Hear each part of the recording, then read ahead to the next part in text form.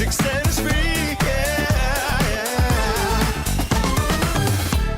I see the loving that you're bringing to me, babe. Oh, move that body, let me give you my all, yeah. Don't you want to be loved? Let me take you to the other side. Hey, yeah, I'll be your lover. Pull your body close to me, yeah. Baby, go out there. Let the music set us free, yeah.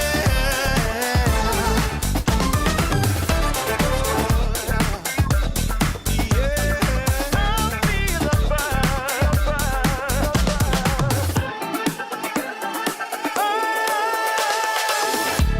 I feel the rhythm that you're playing is so fine. Oh my, the way you're moving's got me in ecstasy. Yeah. Oh no, I can't get enough. When we dance, you know I come alive. Yeah, I'll be your lover. Move your body close to me. Yeah. There ain't no other. Let the music set us free. Yeah. Oh yeah, yeah, yeah, yeah, yeah. 'Cause when we dance, stars light up and flow. Oh yeah, the way we touch, it keeps me coming back for more. Yeah, yeah. Oh, yeah. Ooh, I'll be your lover. Pull your body closer to me, yeah. There ain't no other. Let the music set us free, yeah. I'll be your lover. Pull your body closer to me, oh. There ain't no other. Let the music set us free, yeah. I'll be your lover.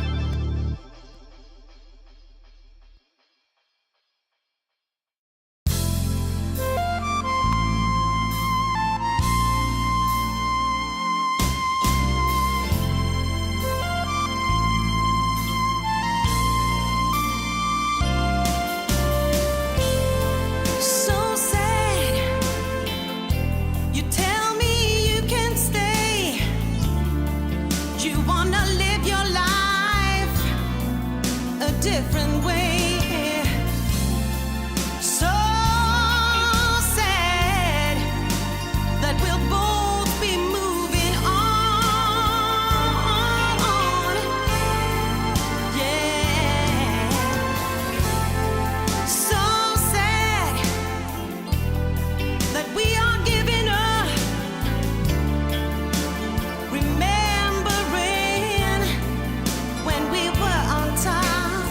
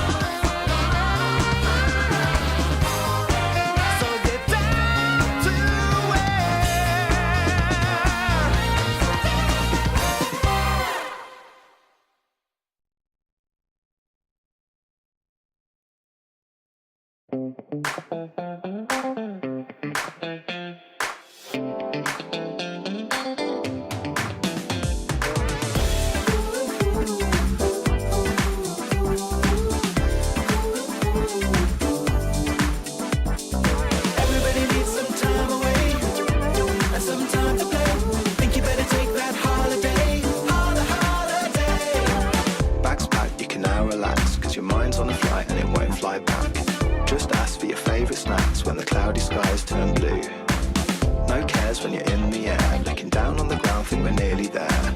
Beach air and freedom air, paradise is waiting for you. Everybody needs some time away and some time to play. Think you better take that holiday, holiday. Everybody needs some time away and some time to play. Think you better take that holiday, holiday. First quench, sun drench, lingering on your skin. Good times, timelines, let the indulgence win. Palm trees, warm breeze, really massage your bones. Hot nights, moonlight, wish you could take them home. Sip sweet, dip deep, repeat. When you stand on the sand and it warms your feet. In this heat you deserve a treat, so take it nice and slow. Carefree in a fantasy, you'll forget your stress for a week or 3. Trust me, when you're in the sea, there's nowhere else to go.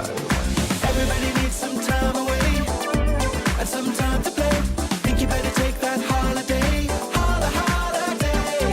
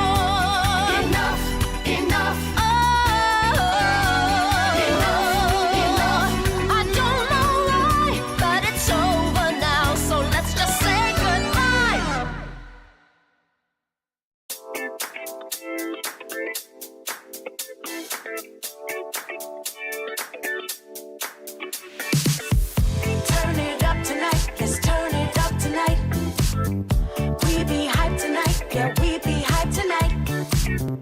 Turn it up tonight. Let's turn it up tonight. We be hype tonight. Yeah, we be hype tonight. Hi, nice to meet you. Are you ready for the bad gal sequel? When the beat's this tough, I turn a little rough. This is not a test, it's a read-through. So, turn it up some. Bassline kicking with the beating of the drum. Bad gal rhythm, yeah, with the disco string run. Ooh, yo, we about to have too much fun, like. Turn it up tonight, let's turn it up tonight. We be hype tonight, yeah, we be hype tonight. Turn it up tonight, let's turn it up tonight. We be hype tonight, yeah, we be hype tonight. Like, hi, nice to see you. When the song comes up, yeah, I feel you. We've been dancing all night, dropping that vibe. TikTok into the sequel. So, turn it up some. Bassline kicking with the beating of the drum. Bad gal rhythm, yeah, with the disco string run. Ooh, yo, we about to have too much fun. Let's bust vibes on a level. Yo, me and my team, we incredible. Let's bust vibes on a level. Yo, me and my team, yo, we special. So let's go, let's start the show. Tonight's the night, yeah. Turn it up. Who's bad, we bad. Who's mad, you mad. Who's bad? Turn it up. Who's bad, we bad. Who's mad, you mad. You mad. Turn it up tonight, let's turn it up tonight. We be hype tonight, yeah, we be hype tonight. Turn it up tonight, let's turn it up tonight. We be hype tonight, yeah, we be hype tonight. Turn it up tonight, let's turn it up tonight. We be hype tonight, yeah, we be hype tonight. Turn it up tonight, let's turn it up tonight. We be hype tonight, yeah, we be hype tonight.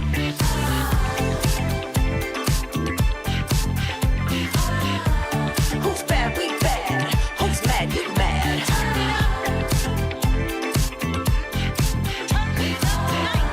Who's bad, we bad. Who's mad, you mad. Turn it up.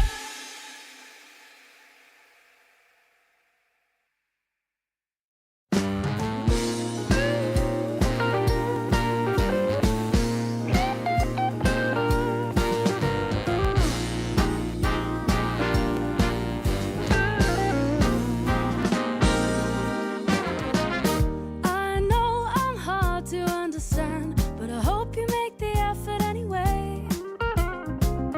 You hold our future in your hands. I hope we make it longer than a day. I can't help showing my emotions. I gotta be a little more discreet. If you feel a fraction of affection, then come and sweep me off of my feet. If we could just solve all this confusion, if we could sort it out, we get through this situation, no more hesitation, focus on what we're about. Don't say sorry for who you are, endless apologies won't get you far. 'Cause I know that you know that we're in love, that we're in love. I don't believe it when you tell me that you think everything's going fine. You sure got a funny way of showing it, so this is where I draw the line. If we could just solve all this confusion, if we could sort it out, we get through the situation, no more hesitation, focus on what we're about. Don't say sorry for who you are, endless apologies won't get you far. 'Cause I know that you know that we're in love, that we're in love.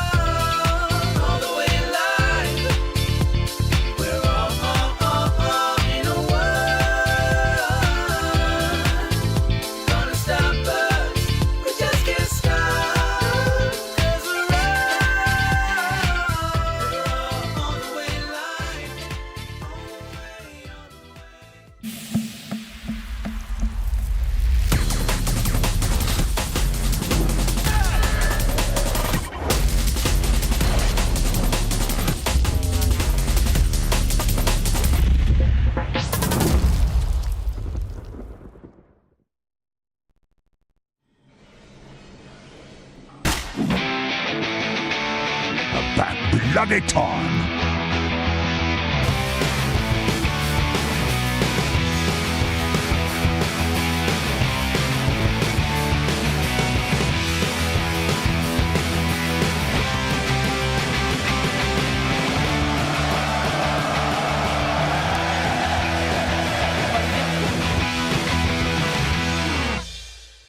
DreamLeague Season 28 is brought to you by DHL and Chex.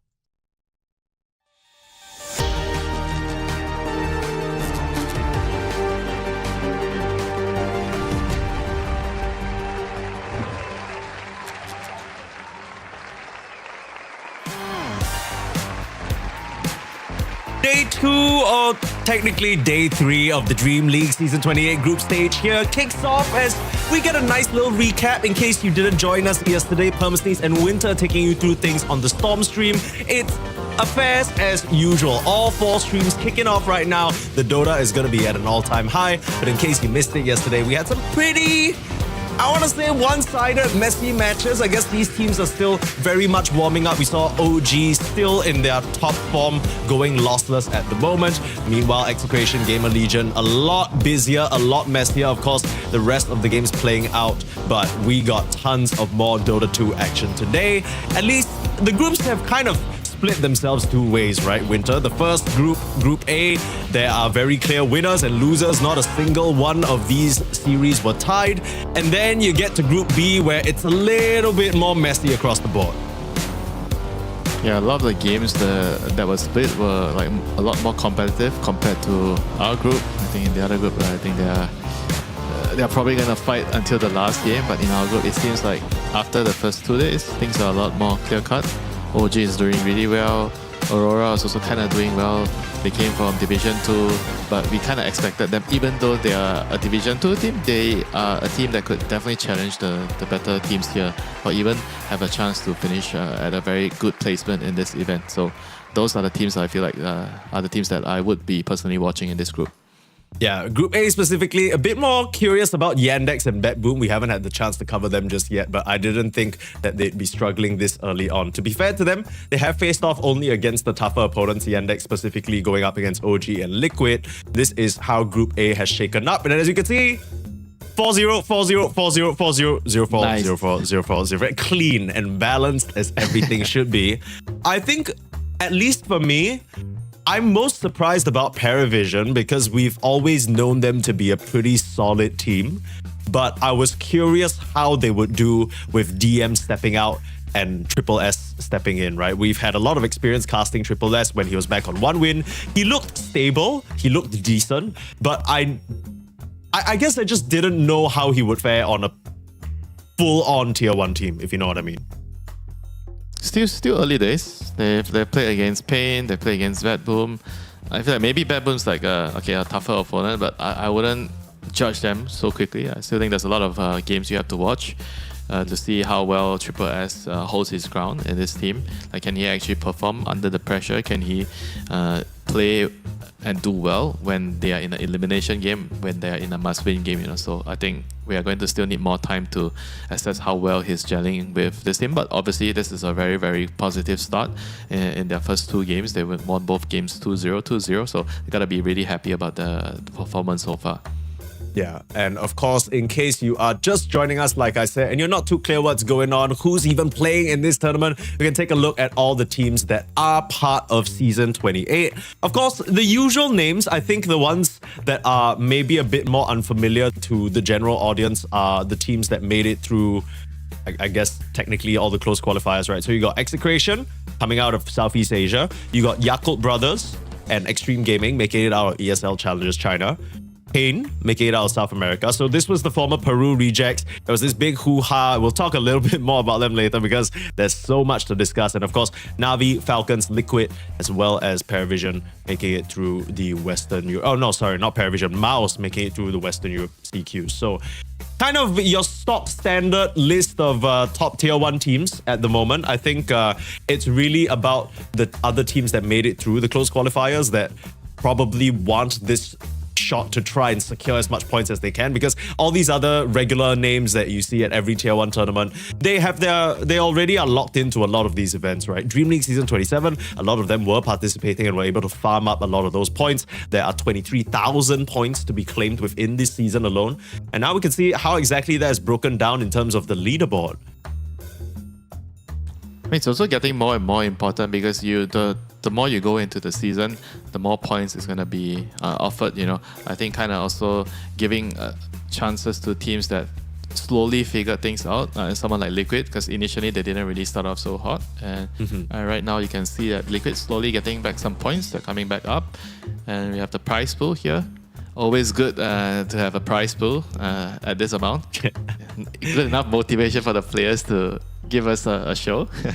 Yeah, actually, I wonder, because at this point we've talked to a lot of different players, and I obviously the prize money is huge, but I think I never hear any of them talk about it anymore. You know what I mean? Like, we're not in the days of those like millions of dollars at TI, but every single DreamLeague is still a milli. And you get first place of that is a good chunk of prize money, and like you already mentioned, the EPT points a lot more important. And I think this is something a lot of people don't necessarily notice, right? The fact that each individual event, the closer we actually get to Riyadh for EWC, it means a lot more. In that way, we kind of normalize, because the last thing you want is a team that peaked early on and then they're kind of like falling off in the end. But because they secured those points early on, they're still going to be in the top 16. But at least it kind of gives the teams that are peaking now, like you said, like Liquid sort of coming back up after what felt like a shaky few months. Everyone was talking about how maybe that experiment is not going to work out. Well, Blitz and the gang proving the haters wrong. But I know one team that is going to have to prove many haters wrong. It's none other than former Peru Rejects, current Pain Gaming, because just within yesterday alone, they've gone through some changes. The P in Pain no longer stands for Parker, it stands for Per Smiling Night. Yeah, very, very unfortunate that he's gonna get benched out, but right now they're gonna have to play with Smiling Light. He's best known for, I think, his role when he was in Obelisk. I remember watching a lot of his games, thinking that, oh, this guy actually looks like a promising up-and-coming player. He's very, very, I feel like, team-based carry. He likes to help his team. He likes to play for his teammates. He's actually a complete opposite of Parker. Parker is, I don't give a shit if you die, as long as I'm farming. So he's a very different type of carry. So I think on paper, it'd probably be easier for the team to play around Smiling Knight, but we'll have to see how the game plays out, because communication, there's the point of, can they communicate together? There's also the thing about synergy, but on paper, it looks like the team would be functioning better with someone like Smiling Knight. Yeah, on paper, but then you think about how Peru Rejects have succeeded up till this point, right? They basically built their team around everyone enable Parker. I don't think I've seen that team successfully win a game when Parker's not having a good game. It's not like Parker has a bad game and then suddenly Dark Mago or Frank are stepping up and carrying, I mean, right? That's the thing, right? When you enable only one person, and if that one person doesn't show up for work or he's late for work, then that's it, You gotta spread out the eggs in all your players. Everybody has the time to shine, so no one is carrying too much load on the team. Yeah, it's been a little bit rough for Pain Gaming. Some might say painful for them, because so far their performances, it feels like they haven't had really the chance to play the Dota 2 that they want, right? Like, we saw them be able to beat out Heroic in multiple instances, get the better of GamerLegion in some of the regional battles. But now that they've come out internationally, it just, maybe the ideas aren't quite holding up. Of course, there'll be a lot on Coach Vintage to try and get things in order. Now, I love that you mentioned Ivala's Smiling Night, because actually his first stint on a major team was back in Thunder Awaken. That was in TI in Seattle. It was kind of random, right? Like some Eastern European kid on a full South American stage. You're just wondering how the hell are they going to communicate? It's kind of a similar situation for Pain now, because you think about Dark Mago, Schofield, these guys were always known to just not really speak English. I'm not really sure what the English level of El Micho and Frank are, but I don't know how they're going to be communicating. At least Smiling Knight has had experience with SA teams before. So at least that's something. Maybe that's what we're going off of. There's a lot of things at play, right? Because like you mentioned, Parker's kind of individual based. Smiling Knight is more team based, but then if you build an entire team around enabling Parker, then now you have one guy who's like, hey, I'm going to play for you. And then Dart will go and Frank are like, what? Wait, what the hell is this? We don't have to sacrifice our lives. We actually have a game. Like, what are we doing? It's a break, it's a holiday from serving Lord Parker, Today they get to be served by Smiling Knight, Let's just see if it works out for them. I mean, I think you just can't really rely on one person every game, It's probably, in the long run, better to just spread the responsibilities. You try to spread evenly, but okay, fine, it's probably hard to be exactly even. It's going to be probably more on to some players, but the point is to try to spread the burden of victory among your players, all your players. So you play as a team instead of just trying to enable one person. I think, personally, I am a bigger fan of running your team in this manner rather than just putting all your eggs onto one player. Even though the player is like so skilled, I still think that it's bad to do that. Yeah, it does feel like a bit of an outdated method, if we're being honest. Maybe you think back to some of the earlier TIs where you had star players like Sumail, like Miracle. It might have worked out back then, but even then, it was the star power of some of the supporting members. Like you think back to sort of Liquid when they were successful, GH with outstanding performances, Matamba Man sort of playing that more supportive role. All of it has to come together in a balance. And I feel like the one criticism about Peru Rejects is that it doesn't really feel very balanced. Maybe Smiling Knight can bring that, but enough about Pain for now. They've had their whole roster shake down, and I'm sure enough people are talking about them. Let's talk about OG, another team very, very favored by the fans, and understandably so, right? You kind of combine the huge fan base of OG as an organization, and then you combine the full force of Filipino pride, bring that all together, and somehow this team still embodies that signature OG magic. We saw bits of that flair and gameplay yesterday. Scam just popping off so hard on his clockwork. It was amazing to watch. But the player that we want to look at actually is Natsumi, because in comparison to Smiling Knight, they are very similar, right? Very team-based carries that work best around enabling the rest of their homies. Yeah, Natsumi also has a very, very different hero pool. He likes to play the not so carry-ish heroes, which kind of helps his team a lot because he's always playing the heroes that can come online quicker, namely his Wind Ranger. I feel like he's probably the first one to popularize the carry Wind Ranger. Everybody started to do it after seeing Natsumi have so much success with it. So he's definitely one of the, I think, the top carry players right now of the meta. Do you think because I think when Falcons were successful, it was always talking about like, look, Skeeter has to eat shit. Skeeter always has to eat shit, and he has to play this enabling carry. And a lot of the times when Falcons weren't successful, people would be pointing at Skeeter and saying like, oh, this guy is so bad. Like he doesn't hold his weight like Amar, like Malrine. But then I think the Dota 2 audience and sort of the pro scene has matured to a certain point where everyone understands Skeeter, he's serving his role within the team. It might not look the flashiest, but his gameplay enables the rest of the cause. Would you say the same about Natsumi, or do you think it's different there? Yeah, they're very similar in terms of how they enable their team. The heroes might be very different, vastly different. I think Skeeter is probably more known for his stunning melee heroes. His Elk, his DKs, and Natsumi is I think he definitely feels like he functions better on range heroes. The Clinks, the Wind Rangers, the Gyro especially. I think those are his probably I would say best heroes at the moment. Mainly his Wind Ranger. I think they are both very similar, even though they have very different hero pools, they enable their team. I think especially their fives, both Skeeter and Natsumi, they really, really enable their five. And if you look at both of their fives, they have very, very greedy position 5 players, So I think they complement their position 5s really well. So this is partly why OG is a team that's doing so well at the moment, because even the supports get enabled by their core players. Teams as well, he gets, I think, especially enabled with the hero pool of Yorpach, because Yorpach likes to play a lot of moving heroes, rotating heroes, Spirit Brothers, Mars Mid, whatever you name it, he can play it.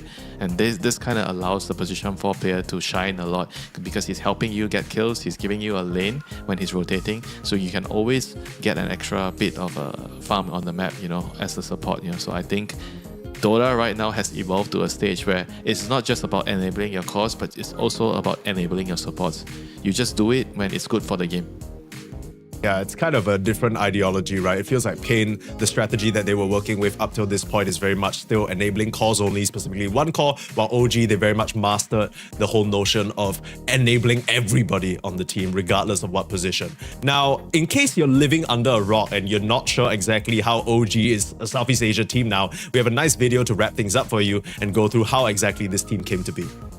OG is one of the most well-known organizations in Dota, and they've worn many hats throughout the years, but never as an SEA team until now. After struggling for quite a while to achieve anything noteworthy, OG went for a Hail Mary a few months ago and picked up the fully Filipino roster of Natsumi, Yopash, Nico, Tims, and Skem. They haven't had that much time together under the OG banner, but it seems to be working out alright for them so far. OG's results have been shockingly consistent, with a 5th place at PGL Wallachia 6, a 5th place at Blast Slam 5, and, you'll never guess it, a 5th place at DreamLeague Season 27. Black cannon shots all over the place. We'll take out 2. Oof. And GG. And recently, a 3rd place at Blast Slam 6. They're pretty much outforced them. Can they finish the engine every time they can? They've got the damage here, Liquid. With the biggest hurdle for the team being breaking through the toughest opposition and going all the way, will DreamLeague Season 28 be the event where OG breaks through, perhaps even achieving a result that would make the OG proud? OG. You're not going to beat. Yeah, I don't know. I'm going to be honest with you. I think after that whole 1.5, 2 year period where OG was experimenting with a Western European lineup, and it just never really hit. The fact that they signed Aureus and then immediately had this traction, immediately had this success, I would dare say, Seb and No-Tail are probably pretty happy about this investment. It's done very well for them, just kind of making the podium at so many events in no time, honestly. And even as Southeast Asia casters and Southeast Asia fans ourselves, Winter, I think back when Aureus first formed, there were signs of a team with potential, but I don't think anyone really thought that they'd make it this far. You know what I mean? It's not even like doubting Southeast Asia, because you know me, I'm all for Southeast Asia. I'm always, people have told me that I'm a little bit biased for Southeast Asia. But, I can accept that. But yeah, I think even watching Aureus in the initial stages, it didn't really... I didn't have my hopes high. Let's just put it that way. So, Winter, I'm going to need to consult your expert analysis, because you've seen so many Southeast Asia teams over the years try their best to break past that barrier and not really quite make it, right? It always felt like we were doomed to that entire, okay, we make it through a close qualifiers and then we get to the main event, then we sort of fumble the bag because our ideas just don't match up. What do you think changed within Aureus, within then to now OG, that lets them compete at this high level? The secret is to send the players abroad. They all came back from other regions. They have learned the traits of the other regions, and now they're back. Even though they are from SCA, but they do not play like an SCA team, I can guarantee you that. They play like a European team. They play efficient Dota. They play fast. They don't just sit back and farm. SCA teams have always been attached with a slogan. They only know how to play the lanes. If they don't win the lanes, they don't know how to play the game. But OG is not that. OG is a team that plays fast from the lanes. They are very, very smart at getting first bloods before the game starts. They're good at the lanes, obviously, still. But they're also really good at moving around the map, navigating which parts of the map to play, which heroes are supposed to play in which areas. They're really good at playing the dead lane. I think they are very efficient in soaking up every single bit of farm on the map. I think this is partly why they are able to play quickly. You get all the farm, you get all the items quicker, even on the supports, and they enable the supports. So everybody has an item, everybody has a way to have an impact in the game. I think this is the main reason why OG is so strong at the moment. We saw that in action yesterday when we were watching their series as well. Scam with such a fast clockwork blink dagger, which seems to be the trend. I think I saw Boxy pick it up in a couple of Team Liquid's game. Yeah, 18 minutes blink dagger clockwork. This is not a hero that farms ever since they nerfed the battery assault as well. So really enabling the support, and maybe I guess at the end of the day it is Scam, right? Regardless of what hero he's playing, he's going to be able to find gold. Now, before we talk a little bit more about OG, you might be wondering, why the hell are we still staring at your faces? Where the hell is the game? Well, There are some network issues that Pain are facing right now that we're giving them some time to work through. So please bear with us while we just kind of run you through a little bit more of the matchup. More about OG though, Winter. So we already talked about, okay, OG, you know, they're playing this level of Dota. They've basically expatriated themselves. Scam and Yo punched the NA, and then Nico was in Mouse for a little bit, sort of like that stack, and then they all came back with their overseas knowledge. But then fast forward to sort of the most recent tournament, they did very well for themselves at the Blast group stage, making it to semifinals directly. And then they kind of lost a very anticlimactic 3-0 to Liquid. Now, to be fair to them, Liquid did end up winning the whole thing. So if you think about it, it's still not too bad, but it kind of felt like they were struggling a lot. What do you think is sort of the one factor or weakness that they have that Liquid were able to exploit? I think Liquid is just a very difficult matchup for OG because OG wants to outpace their opponents. They don't have a lot of scaling sometimes with their lineup. But against Liquid, you can't do that because Liquid is playing faster than you. And at the same time, Liquid maintains the scaling department either on Nisha or on Mickey, you know. So I think that matchup particular is quite difficult for OG to outpace them. I think this would have been a pretty good learning experience. They were probably going to have to figure out how to deal with a team like Liquid. If somebody plays faster than us, what do we do? You know, do we try to go even faster, or do we have to, you know, dial back on our speed? Maybe prioritize a little bit more scaling because we can't play as quickly as them. So we have to try to sit back a little bit, be a little bit more defensive against a team like Liquid. You know, so I think these are things that are very advanced. You know, for OG, like for the Aurea stack before, I think they are at a level where right now the difficulties they will be facing are going to be the very complicated ones, the advanced problems. They have to figure out how to solve this Rubik's Cube at the moment with all these advanced problems. And if they can actually do that, like even then, you know, even though they lost to Liquid 3-0, but they showed a lot of promise getting to where they are, and I think they are only going to get better from here on. Yeah, and that's the hope at least, right? We saw in that video already, they got 5th places at the previous 3 tournaments, and then in Blast, they were able to break past that. So only up from here, maybe this DreamLeague is where they're able to sort of stamp their mark and really put themselves in as one of the top teams at the moment, because I think everybody feels that way. Everybody thinks that they have that potential, and you see it in their gameplay as well. There are just some final bits that need fine-tuning, and then they'll be right there with the big dogs like Liquid. But then let's flip the script a little bit here. We talk a lot about OG, what makes them good. If you're a team like Pain, you've built your entire sort of strategy around Parker, right? Trying to enable this superstar carry player.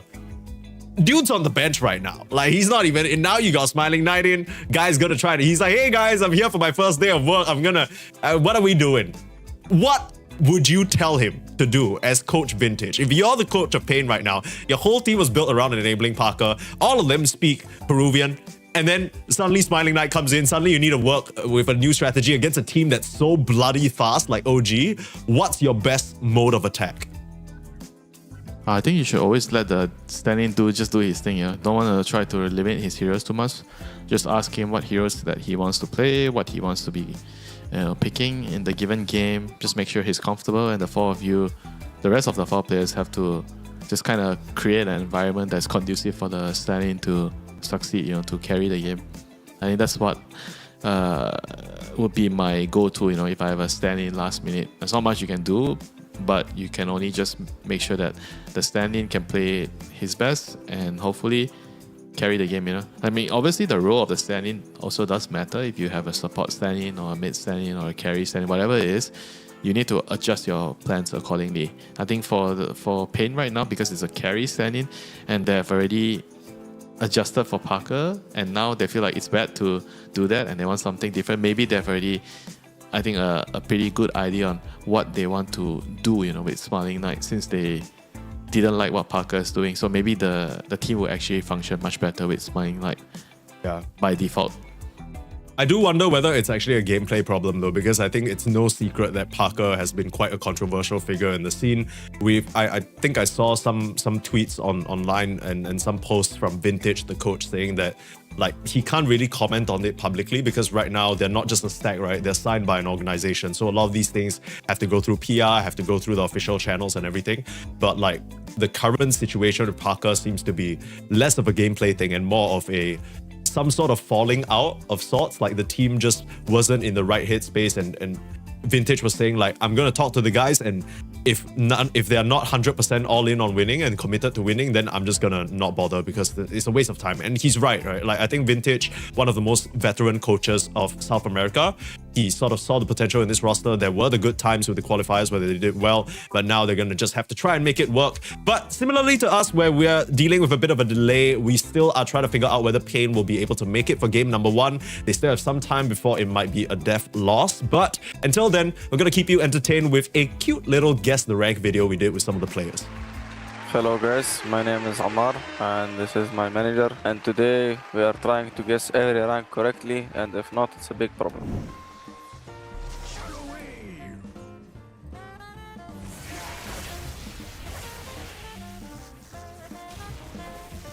Probably dying. Okay, using Grave, nice. Dazzle Void against Razor Abaddon.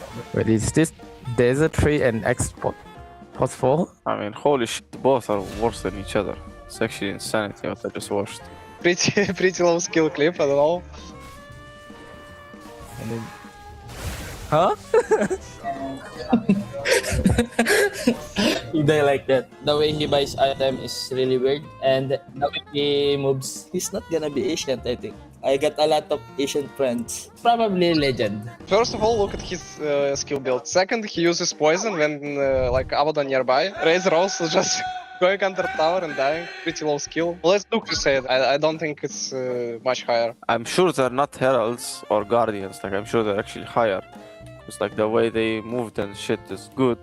But the thing is, the way they skill point and how both Razor and Desert could have killed each other, and they all just kept random until Desert just said, kill me. So I would go with Archon. Razor is like hesitates so much. If you want to kill him, just go for it. And how this Desert die is like, no way. I played with Legend rank before. I would say a Legend rank is more high skill than this. This could be the Crusader. Really? This is how Asian plays? Ancient? No way. Yeah, I mean, I honestly can see it. Both looked like garbage. It's even higher than Legend. Medusa Necromags. I mean, Magnus has a good build. Probably Magnus plus 4. Strafing kind of good, I would say. Staying under ops. RP in 4, cure 2 mines. Beautiful. Whoa, wait, what? It's not really immortal, I think. The way they pick the heroes. That's Archon, 100%. Yeah, I don't think lower ranks would have Dota Plus as much as higher ranks. And when I see 25, 30, and 18, I feel like, especially on Copa and March, I feel like it is higher rank than usual. I mean, it's either Immortal or Divine. I think I would go with Divine. No, let's do then, I don't know, like Legend. If he do the reverse RP, then he must be like Immortal rank confirm, you know. But this is not reverse RP. I think I would say this is Immortal. Okay. Nice one. No, I don't know. This makes no sense. Well, I just gambled on the fact that they just like have Dota Plus because I see no skill in this. Oh, I know what is my mistake now. I forgot to think about what Radiant thinking. So this is a 30k net lead for Dire. I mean, I've never seen someone more unlucky than this actually. Oh, oh my god, so sad for the Jack though. Never mind. It's not really a lost good game. I think they're just really behind that game and they just don't know what to do. I think the hero is okay. It's Immortal. I mean, he could at least press Battle Fury. I mean, it's not so expected that he will fly to creeps. So. Oh, my guess is all like wrong. I don't imagine like what players play. But at least this guy has like a good Titan build, like decent, I would say. Or maybe it could be actually an Divine. I like how Timber tipped him. I don't see anything wrong with what he did. Like, he's so unlucky. The guy is good enough, it's legend. You can't blame the Jack, you know.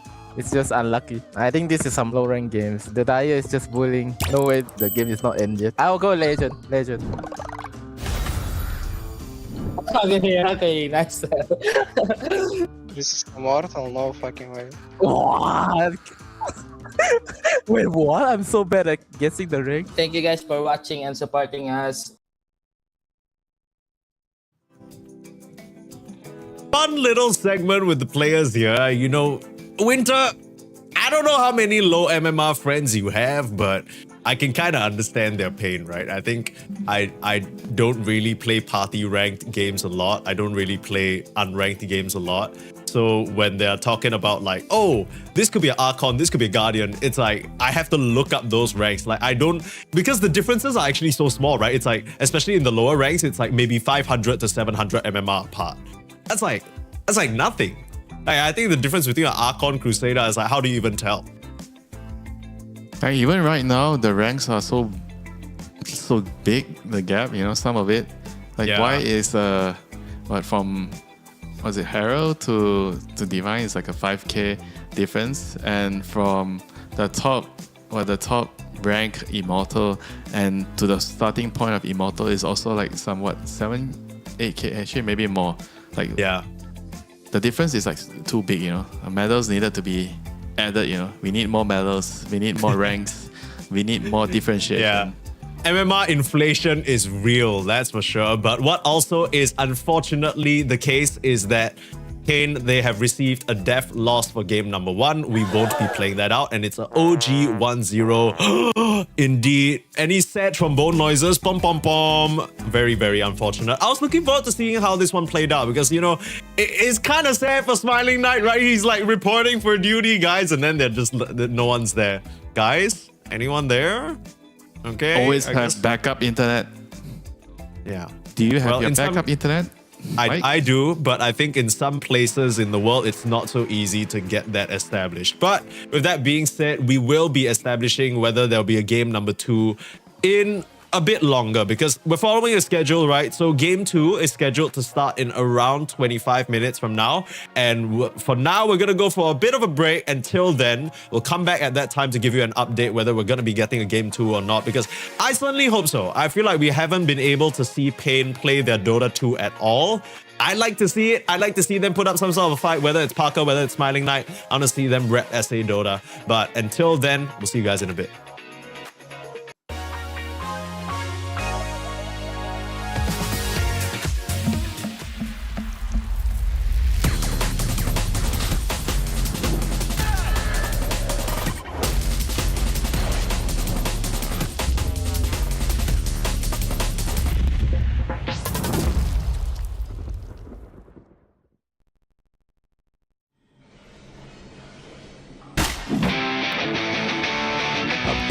Bloody time.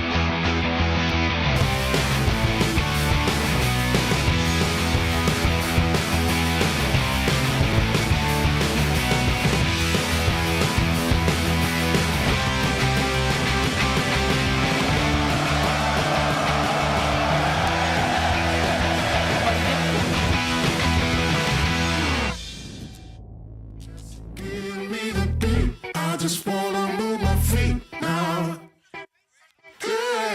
Just give me the beat, that's all I need.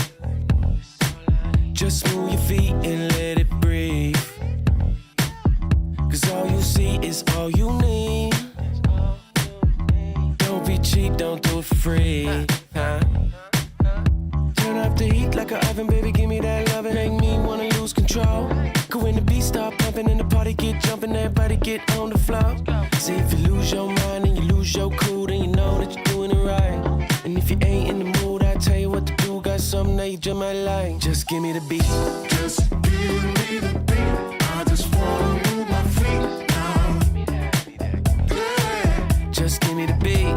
Just give me the beat. I just wanna move my feet now. Yeah. Just give me the beat. I don't wanna step on your toes when I see you moving. I don't wanna let this go unless that's what you're choosing. Everything that I've done is the truth and it's already proven.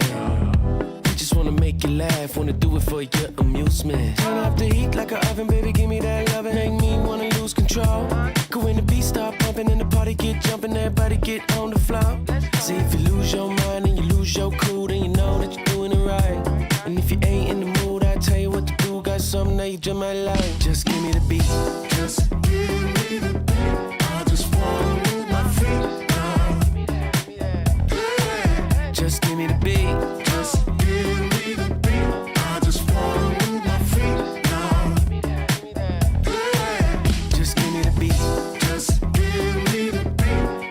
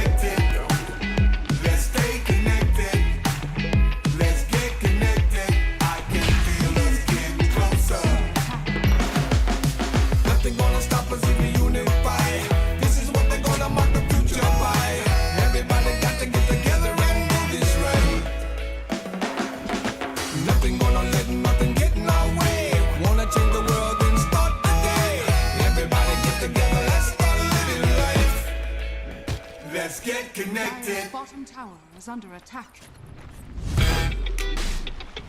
Yeah, feel it, yeah.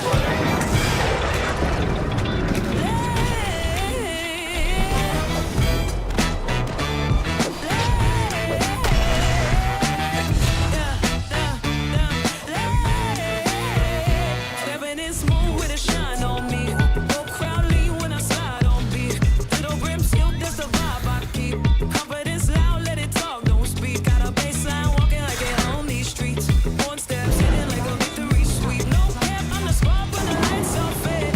Low so bright, make the jealousy shade. Yeah, we go high. Watch how we shine. Turn up the vibe. Whole crew alive.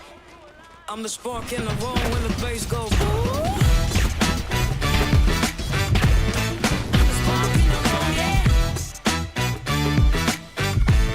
When the bass go boom. Yeah, feel it, yeah.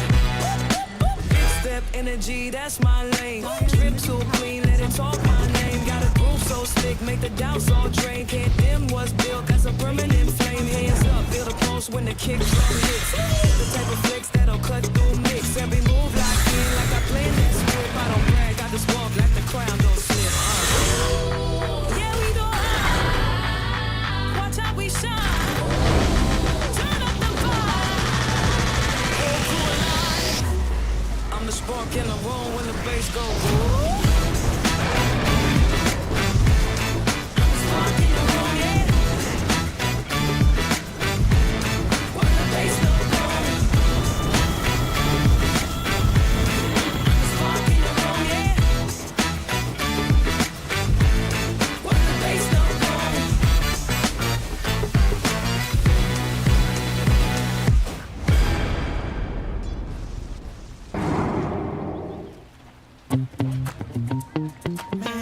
Ooh, did you see that girl? Stop it, man. I saw it first. My Lord. Nah, back off, man. Yeah.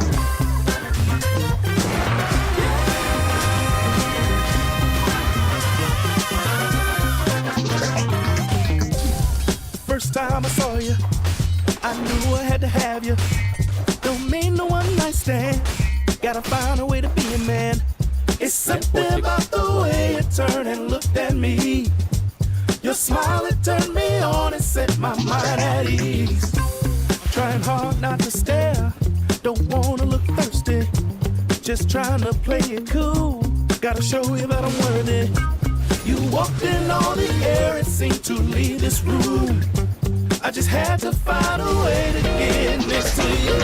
I'm here to testify, give me a chance, I'm satisfied. Captivate your heart and I'll blow your mind. Don't wanna pass me up, cause I'm one of a kind. Eyes out, checking me out, trying to figure out what I'm all about. Wondering if my love will make you scream and shout. If I don't at first, I'm gonna figure it out.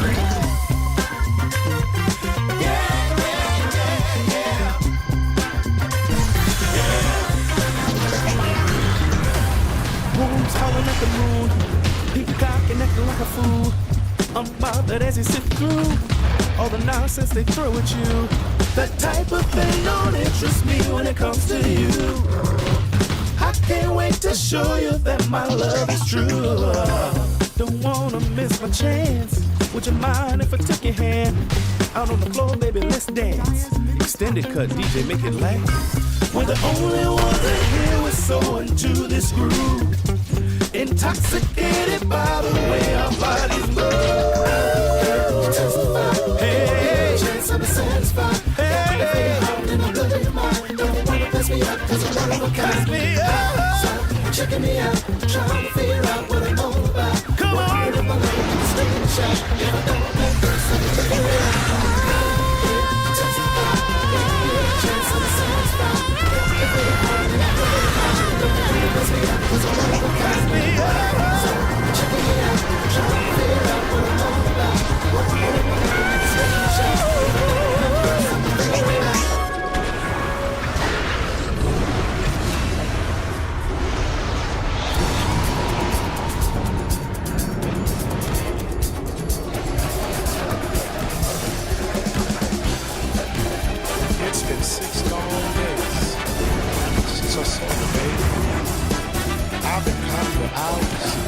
minutes, seconds, until you're back in my arms again.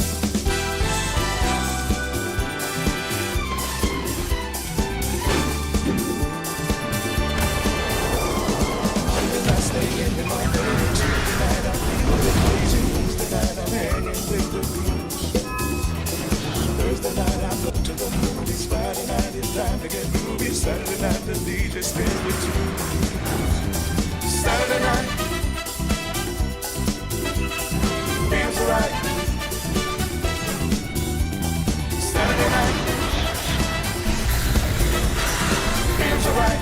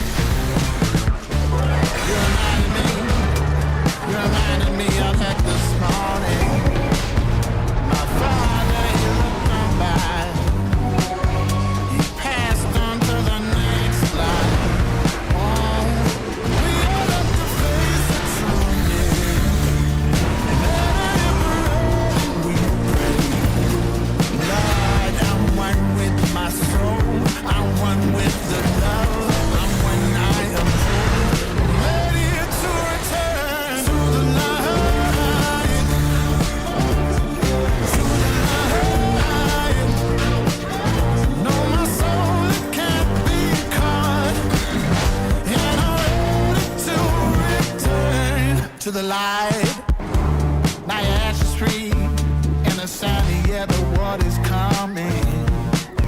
We toast to your life. The wine it spills and you smile. Yeah, you smile. We don't need to face it someday. No matter if we're ready, we pray. Lord, I'm one with my soul.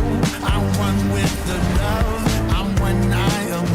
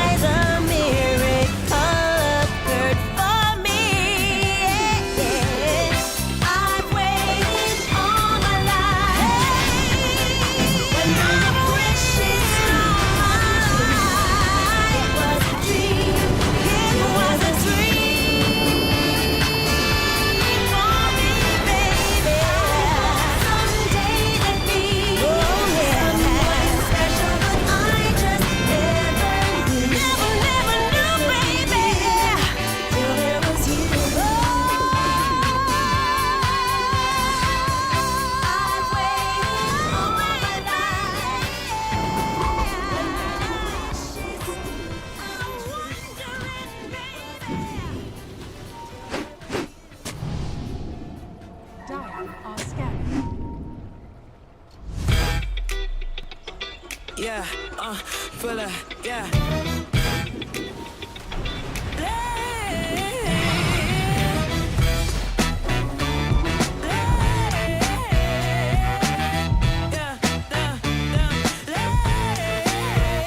Stepping in smooth with a shine on me. Whole crowd lean when I slide on beat. Little rims silk, that's the vibe I keep. Confidence loud, let it talk, don't speak. Got a baseline walking like it on these streets. One step, sitting like a victory sweep. No cap, I'm the squad when the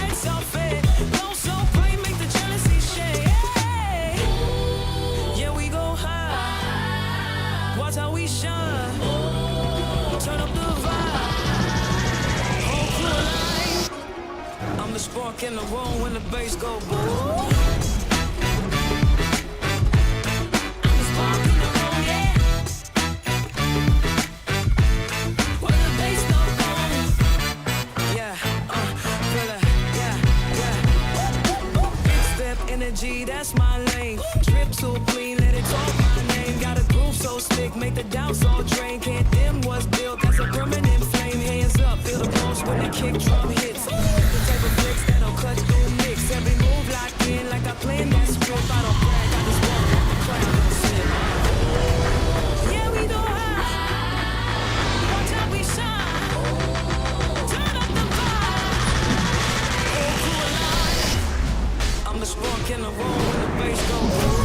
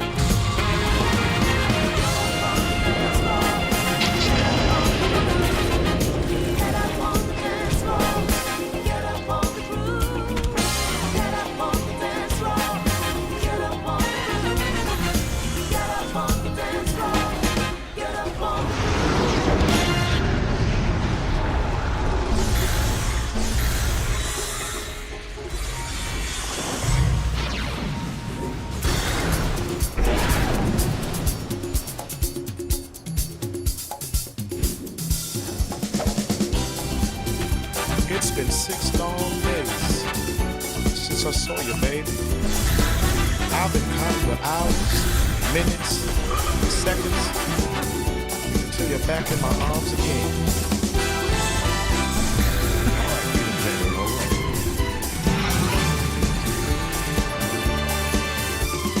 Monday night stay in with my baby. Tuesday night I feel a bit lazy. Wednesday night I'm hanging with the people. Thursday night I go to the movies. Friday night it's time to get movies. Saturday night the DJ spins the tune. Saturday night feels right. Saturday night feels right.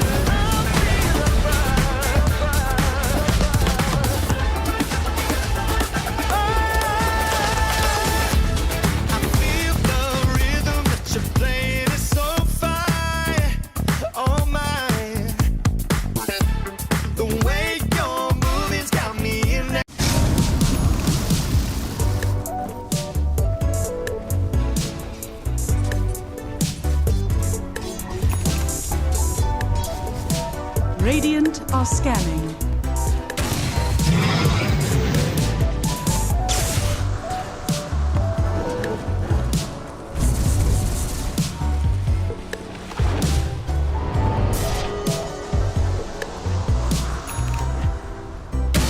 Dire's middle tower is under attack.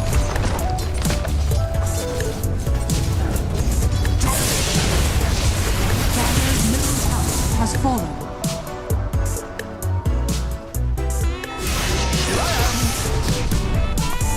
Dire's middle tower is under attack.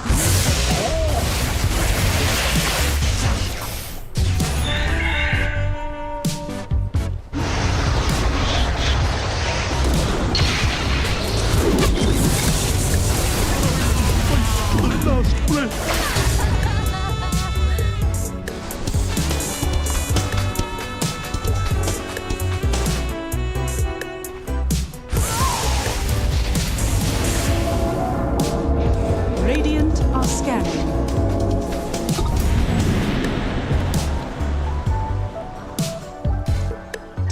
are scanning.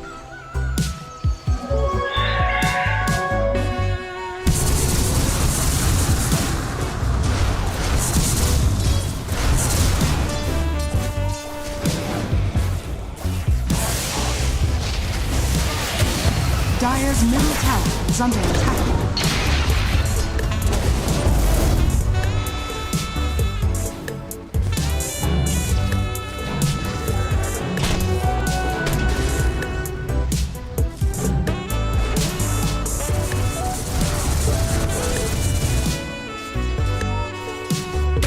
Incoming!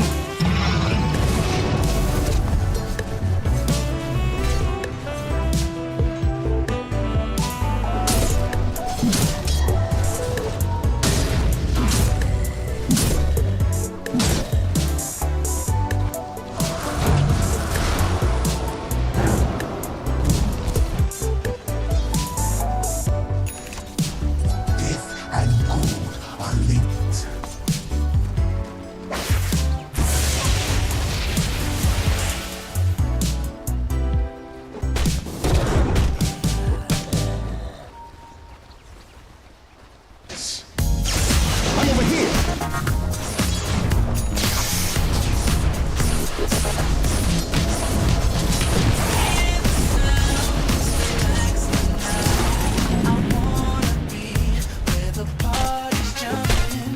Dire are scanning.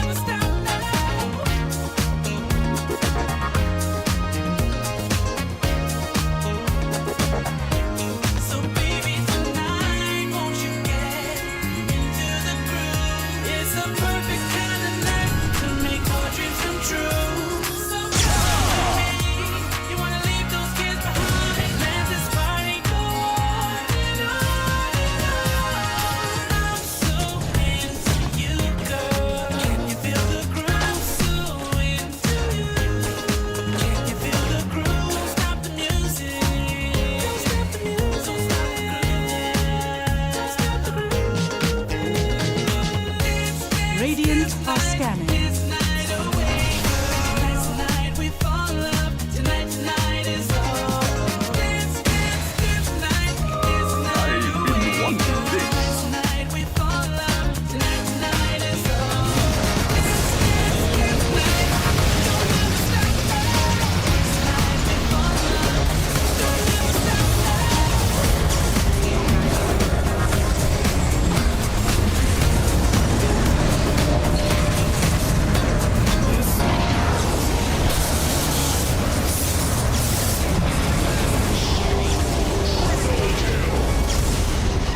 Whoa, what'd I miss?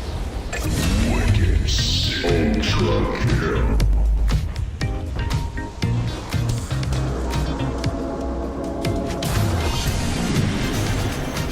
Yes, yes, yes, yes.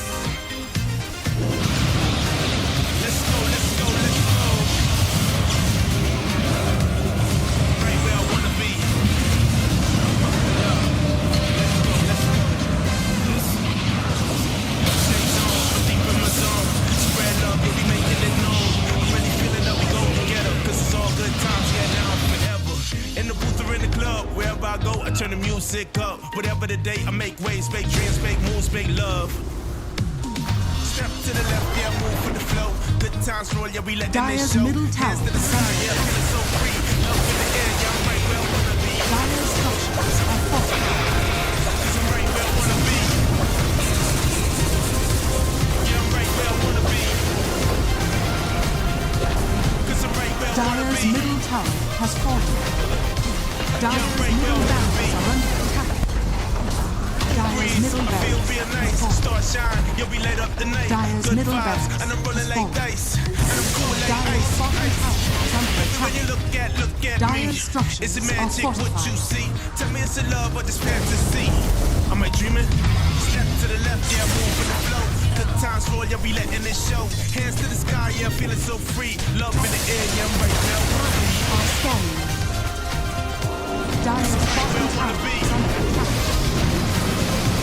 Yeah, I'm right where I wanna be. Cause I'm right where I wanna be. Yeah, I'm right where I wanna be. Yes, yes, yes. Dyer's bottom tower is Right under where I wanna attack. be. Dyer's bottom Yo, tower let's get it.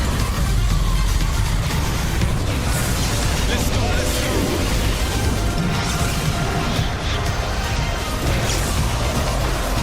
Let's go, let's go. Dyer's middle tower is under attack. Dyer's bottom barracks has fallen. Right where I wanna be. Yeah, I'm right where I wanna be. Cause I'm right where I wanna be. Dyer's bottom barracks are under attack. Yeah, I'm right where I wanna be. Dyer's bottom barracks is falling.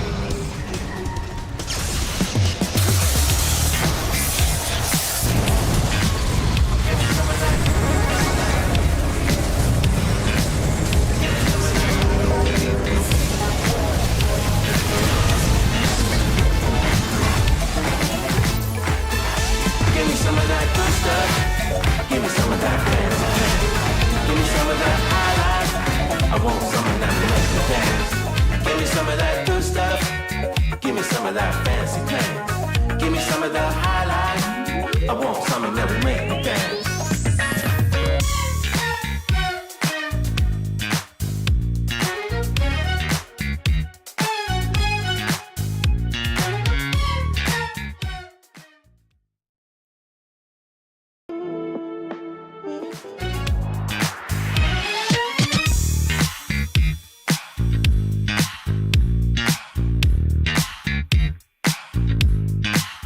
Give me some of that.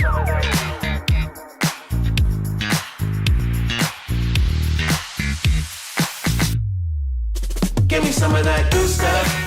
Give me some of that fancy pants. Give me some of that highlight. I want something that will make me dance. Give me some of that good stuff.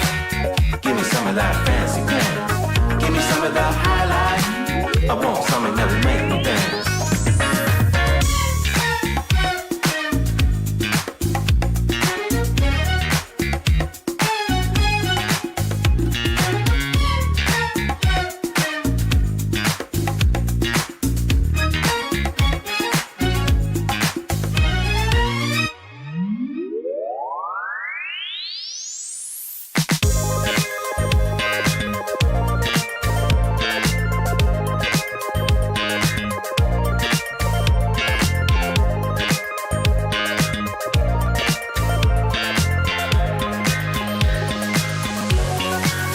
Give me some of that good stuff. Give me some of that fancy pants. Give me some of that highlight. I want something that will make me dance. Give me some of that good stuff. Give me some of that fancy pants. Give me some of the highlight. I want something that will make me dance.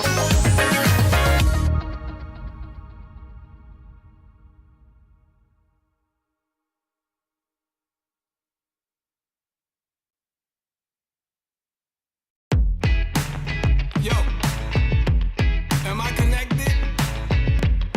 Alright, let's go. 1,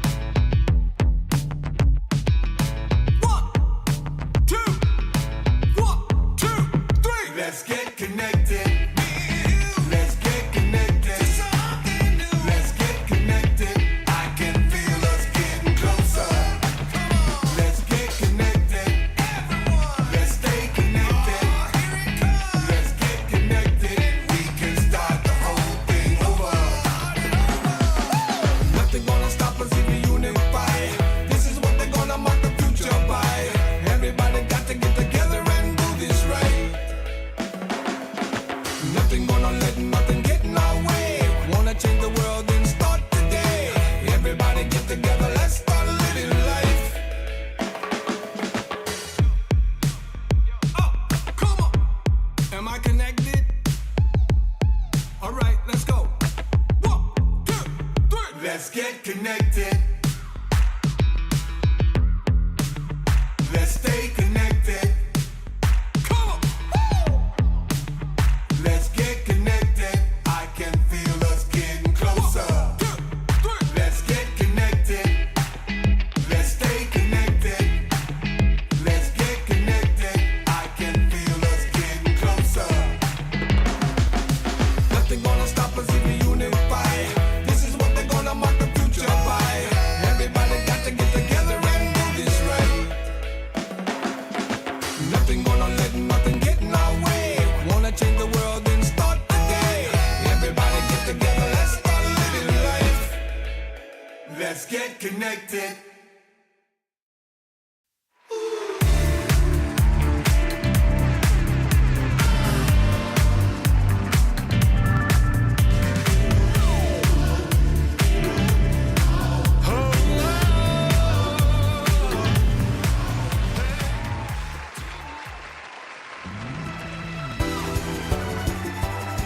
All right, folks, it's time. Believe it or not, after quite a fair few bit of delays, we have ourselves some Dota 2 to be played. Pain versus OG was supposed to start close to 1.5 hours ago at this point, but of course, Pain being held back by some connection issues. Very unfortunate. They weren't able to solve the issues in time and they received a death loss for game 1, which is why OG are currently 1-up in the series. With that being said though, Winter, I think coming into this matchup, especially with the troubles that Pain Gaming have been facing with or without Parker, I think the expectation was that OG were going to pretty handily dispatch them anyway. I think OG are the heavy favorites in this match. Heavy favorites, uber favorites, whatever you want to call it, it's the David against Goliath match right now. Pain Gaming, they're going to have to come up with some interesting strategy against OG. I definitely feel like playing slow is not something that you should do against OG. You have to try to at least, be able to fight in the early game with some sort of aura, contest the tormentors, and you have to be very careful of the pre-game ganks, I like to call the OG pre-game ganks, because they are the best at it, securing first bloods and then changing lane dynamics, as it goes. Yeah. Was there anything that you noticed about the OG early game movements? Because it feels like it's never consistent, right? They switch it up every single time. Do you think they just have a set of plays, like maybe 5 opening strategies? Okay, it's kind of like, I don't know, Counter-Strike or Valorant, right? You think about, okay, we're going to attack the B bomb site this time around. Is it kind of like that for OG? Are there some patterns that you noticed from them? I think you should always plan ahead for your game. You should always do a different opening. Sometimes you can go for the bomb side A, if you go like the offlaner's lane. Like usually the offlaner likes you to do that because it helps him secure his lane and he can block the creeps. But sometimes you also should try to go for 5 heroes on one side to pick apart the enemy team. It's like rock, paper, scissors. You need to know what your opponent's doing and sometimes you can't really tell. So it's based on instinct and it's based on just trying to shuffle things around every time. You don't want to be doing the same thing every time. So I feel like OG is one of the better teams at mixing things up based on, I guess sometimes it's also because of the heroes. Some heroes are better at being aggressive, better at finding first blood, so you definitely want to try to increase your chances of getting a first blood. But it's definitely an interesting subject, at least for me, because most of the teams I see, they don't really have as many varieties as OG. Yeah. Do you think this is something that teams should try and dedicate time to? So like just having a full practice day of like, okay, let's practice how we're opening the games, because this feels like a very, very important aspect, obviously, because it can completely derail the game state or any draft advantage you might have. But it feels like something that not a lot of teams are actively investing effort. Sometimes it kind of feels random, right? It almost feels like sometimes teams just kind of set up some wards. They have some ideas about where they want to plant vision. Maybe you think you're going to get ganked in the mid lane, you plant vision. And that's it. There isn't really any advanced like sort of smoke move it's tactics random or stuff like that. To the untrained eye, but to the trained eye, there might be something more to it. It's very hard to understand certain matchups. Why are they doing this in a specific matchup? You just have to be ready for anything, I think it keeps you on the tiptoe right from the start of the game. You have to be careful with every single move. You're worried about the first bird coming in. A lot of things you have to focus on, in a game of Dota. Even before the creeps start, every bit of information I would recommend against OG. I feel like you should try to go out early and place some vision to anticipate their movements. Either you use a smoke early or you try to risk it and don't smoke, but you get the hero with boots to run out and place an early ward to see what they are doing, you know. I think these are the countermeasures that you can definitely consider doing against OG. It just adds a layer of dynamic that you need to think of even more things, you know, as if it's not enough, you know, in the game. Just get maybe a support or whoever the fastest core is, we get him on some boots, get him on the smoke, plant the ward out, just to at least eliminate some ideas, right? If you don't see anyone on the ward here, you kind of have an idea, okay, if they're not smoked here, they might be moving somewhere else. Yeah, on the map, basically there's like 3 routes of openings that you can do. Either you smoke right away to place wards, or you smoke late, or you smoke somewhere in between, right? Either you have the 1 minute smoke or the more conventional. I think most of the teams are doing the between 40 and 50 second smoke. So you're trying to catch people off guard, or sometimes you just try to split your heroes into 3 groups to secure 2 runes, right? So it's obviously also based on matchup, but overall planting an early ward, I think against OG would be something that will help you decide what to do. Pain Gaming, we've talked about them at length in our pre-show just now while waiting for the first game to happen. In case you're curious again, and in case you're just joining us for the draft, wondering why OG Esports are 1 game up, there was no Dota play. You didn't miss anything. Pain Gaming, unfortunately, missed the cutoff time to make sure they were ready for game 1, though. It's just tech issues on their side. So, unfortunate, unavoidable, and at least now we have a game number 2. Maybe a chance for Pain Gaming to start their day off a bit better than it began. OG prioritizing some interesting heroes here. Beastmaster, Treant, Shadow Fiend. Meanwhile, Pain Gaming taking out 2 of Nico's Comfort and Skem's favorite Chen. So it means the Vipers in the pool. Razor. Wind Ranger's also in the pool. There's so many things in the pool. And this is kind of also like a pseudo block pick, right? Pain doesn't really want to give Wind Ranger towards OG. And OG is not the biggest Viper team. I think the hero is not on their most wanted list, you know. They definitely want something like a Wind Ranger a lot more. Wind Ranger is also really good against Viper, so I think this is a pretty smart and well thought out opening by Pain Gaming. So we'll see how OG decides to respond here. So there are a couple of ways you can respond. If you think that it's going to be a carry Wind Ranger, you could definitely consider like something like a Centaur, Underlord type of hero, the Aura heroes. But if you want to keep things open, then you want to pick a support.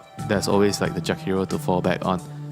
Or something like a Largo. I think Largo can be decent against Wind Ranger because you can dispel the Wind Run, and you can also actually dispel the Entangled damage, right? If you get bonus damage from Entangled and you get licks, you lose all the damage. Yeah. Largo, the constant dispels, really, really annoying stuff. I don't really see OG as much of a Largo team, though. No, to be honest. not much. Yeah, not much. It's kind of weird. You know, the thing with Largo is that when you look at his skill set, no major cooldowns, you would think that he's able to play fast. But I think you were mentioning Winter yesterday, especially on the core position. This hero is absurdly slow. He does nothing but farm for like 20 minutes or some shit. On the core row. But on a support row, I think is a little bit different. He actually enables your mid laner. He's somewhat like a Skyruff or Hoodwing, where you have the buff, like you give extra magic damage, like with the Croak of Genius. So you basically just follow your mid laner around in most cases. I actually feel if you play it like this, it's not exactly a slow pace hero, it's not greedy. But on the core row, I agree. You need to farm so many items on off lane Largo. But if you get there, you're definitely going to have a very good chance of winning the game because he's one of the best scaling offlaners at the moment. This Wind Ranger carry could be an early Smiling Knight pick as well, because we were discussing the whole stand-in situation, right? When you do have a stand-in, sometimes it's best to just let him play the hero that he wants, let him go for something that he's comfortable with, and then build the draft around him. Now, he has brought it out in some of the PGL Wallachia close qualifier games that he was playing recently. So it's not a hero that he's unfamiliar with. And maybe this was their opening strat, right? Okay, first day of Smiling Knight, what are we going to do versus OG? You play carry Wind Ranger, they love their carry Wind Ranger, let's just snatch it away and then we try and sort of figure it out from there. That makes a lot of sense that they ban out the Mars and the Darkseer. Maybe those two are just matchups that, I don't know, maybe Smiling Knight just doesn't feel very comfortable running the Wind Ranger carry. Especially the Mars. If you want Wind Ranger carry, Mars is definitely a hero that you want to remove from the pool immediately. I think that kind of makes sense. And Darkseer, I'm not entirely sure. Maybe they just want to make sure that Nico doesn't get his comfort heroes. I think he's best at. I wouldn't say his Mars is like kind of his best hero. I think Mars is not his top hero. His top heroes are like the greedier heroes, like the Bristleback, Darkseer, Tide, Underlord. Those are Axe. Even those are, I think, they're his A tier hero. So now they're gonna have the Jakiro to follow up with the Centaur. A very, very, I think, well thought out opening. Very nice opening as well for OG. They've already played the Jakiro on both position 4 and 5, depending on which lane he's needed to secure. So I kind of like that flexibility that OG has. I think on some position 5 heroes, it's really good to have this type of flexibility. I think we've seen it a lot from Warlock. Who was it? The European guy. He always goes to offlane on his Warlock. You always tell me about it. Yeah, Kidaro, yeah. It was 50+4 in the previous DreamLeague. They were like rotating lanes non-stop. I think this is a similar level of strategy based off that. You want to make sure that you can win one of the lanes, and it doesn't matter if it's the offlaner. So here we see Pain Gaming.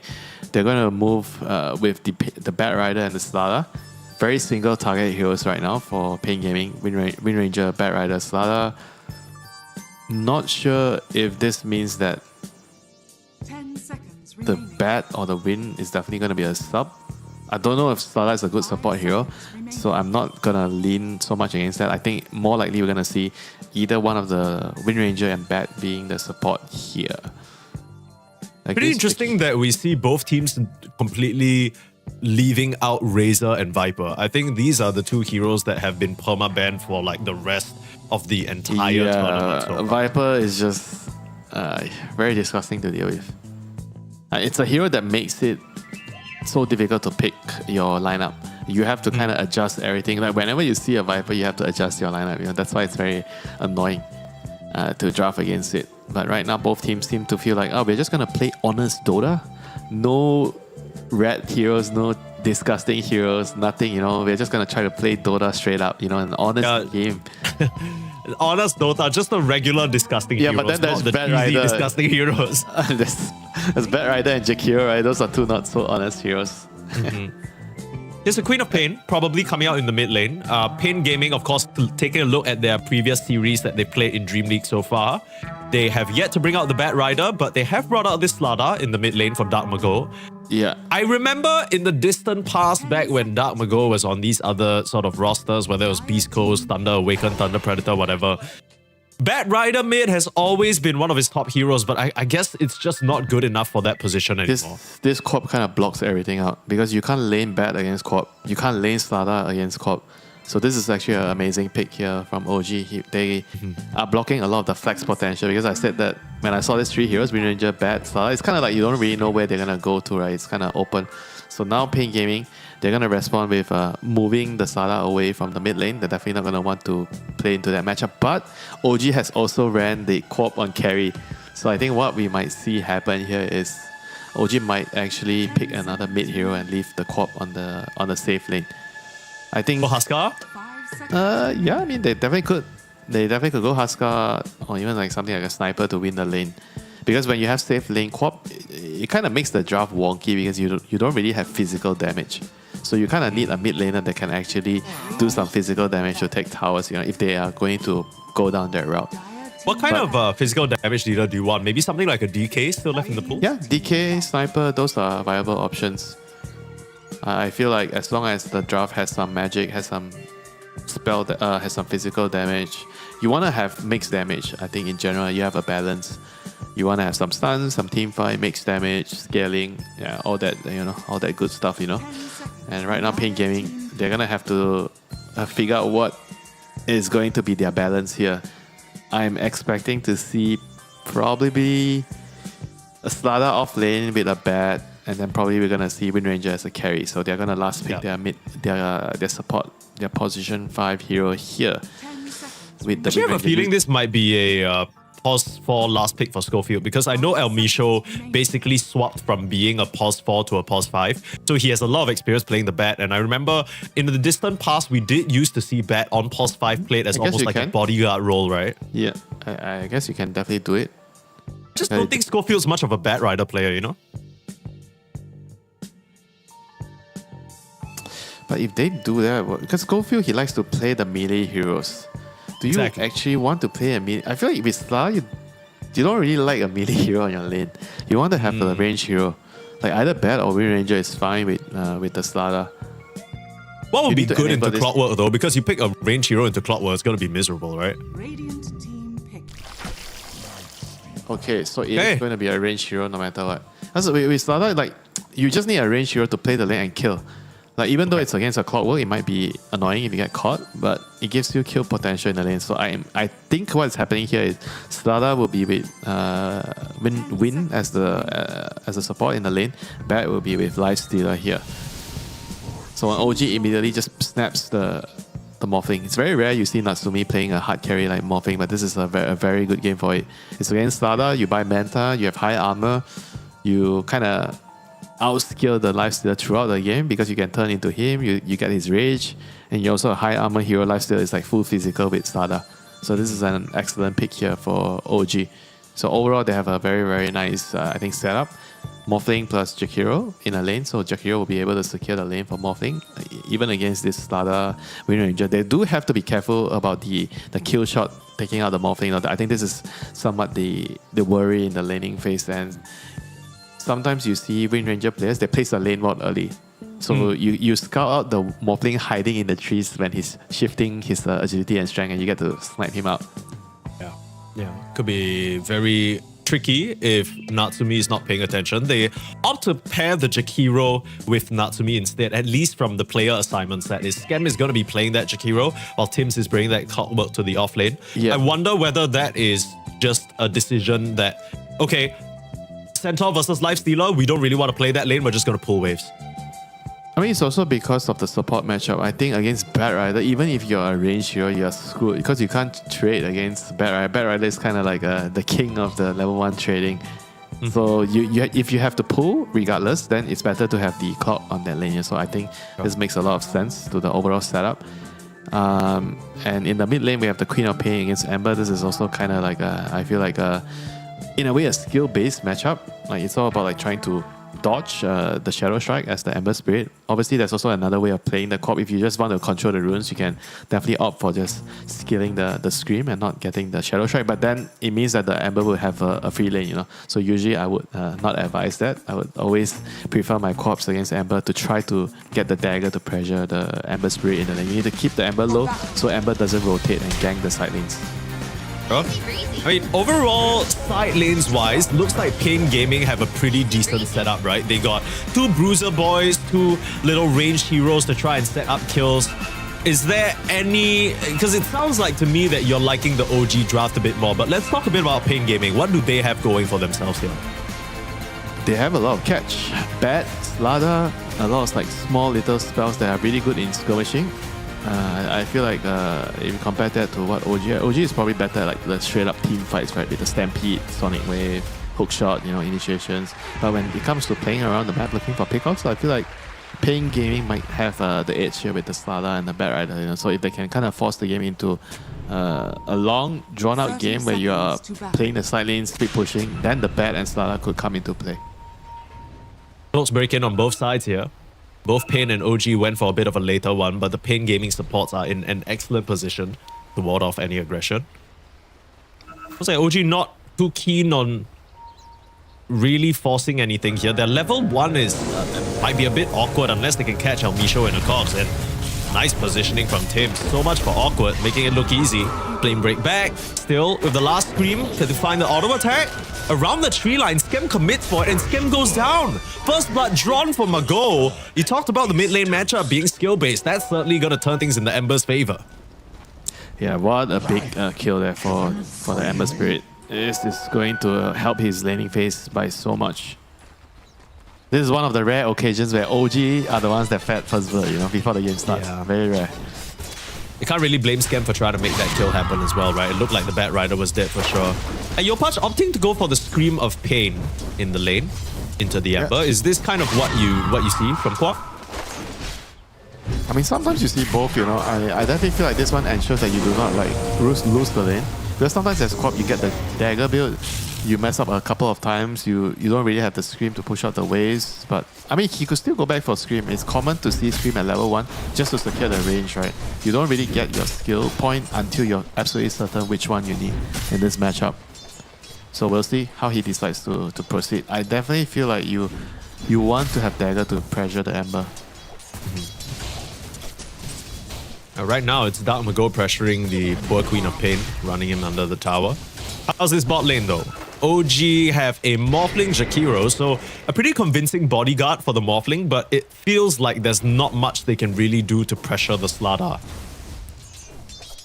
Worst case scenario, he just sprints out, right? He should just be getting his farm fine. It's a pretty strong lane, Slardar, Wind Ranger. Surprised they don't have a lane watcher. I see this quite often. Wind Ranger against Morphling, you have a lane ward to just snipe him. You know. He doesn't have it.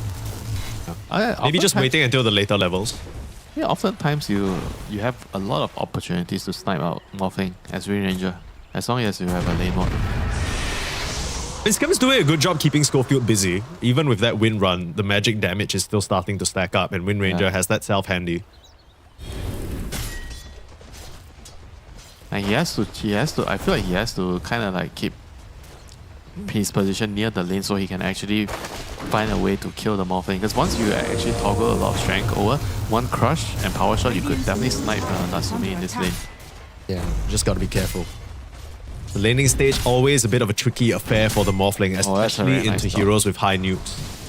Yeah, they dodged the power shot. But, yeah, a small little thing.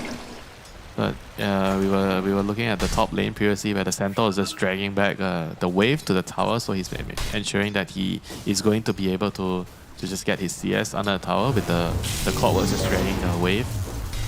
I mean, Lifesteal being slightly ahead is quite normal because this matchup is pretty nice for Lifesteal in the beginning of the lane, the first couple of levels at least, you know. And Centaur, you don't really pressure Lifesteal, but you're good against Lifesteal later because of your item builds and your Stampede being able to allow your team to kite this hero. Lifesteal is very, very susceptible to being kited in these fights. Yopaj is just pump faking these Shadow Strikes non-stop, starting to stack the damage up onto Mago. Even with that first blood advantage, the Ember doing well in terms of the CS, but mostly even. It really isn't an easy matchup for this Ember at all, right? Even though you said it was skill-based. Yeah, you need to have more points in Flame Guard in this lane matchup. Like some lane matchups, you can actually afford to go for more points in the chains, but in this matchup, you need the Flame Guard to withstand the harassment from the dagger. You see him, because of the first blood, he's actually kind of doing a lot better than normally you would expect on an Ember Spirit, and this is definitely very, very good for Pain Gaming so far. So he's going to look to get the 4-minute water run. The 4-minute water run is very, very important in this matchup. You see the two supports already moving over to fight for it. Schofield and Scam rotating over. Which side will each mid laner Mishu pick? is getting bullied away by the Clockwork here. Team's doing a really nice job to ensure that your patch has at least one water rune here. Very, very crucial. Yeah. Oh, didn't get the bump down to the low ground, but Elmisho's still gonna try and commit for the chase. Gotta be careful though, this bat now in a bit of a sticky situation. Like grenade out. Needs to try and find a creative way to kite his he's not getting out of this one, is he? He's trying to waste their time. He has a Lotus coming up soon. Wow. Dark Mago gets the kill first and the deny. Are you serious? Holy okay. Crap. And now Yopaj, he blinked up to the high ground, has it for the blink down back to the low ground, but Elmisho making it happen on the Bat Rider, level 30 for a good reason there. These guys are so damn good at Dota. It's unreal what just happened. Why did Tims continue chasing on there? I thought he was in trouble. He just got baited. I think he just didn't realize that there was also a Lotus. He swapped the Lotus out of his backpack. So he thought it was a sure kill, like an easy chase. Just one parry fire. I think he just forgot about the Lotus being swapped in, you know, and then he just didn't really consider the extra health that the Bat Rider had there, you know. So well played by Omilsho, you know, just baiting Tims in. Yeah, really, really important. I think Bat Rider, so many of these Bat Rider players are masters at playing to the limit, right? That's kind of how the hero works. And when you're able to set up situations like that, that's how you get the early advantage. 3 kills already on the board for Pain Gaming as they're able to work through Scam.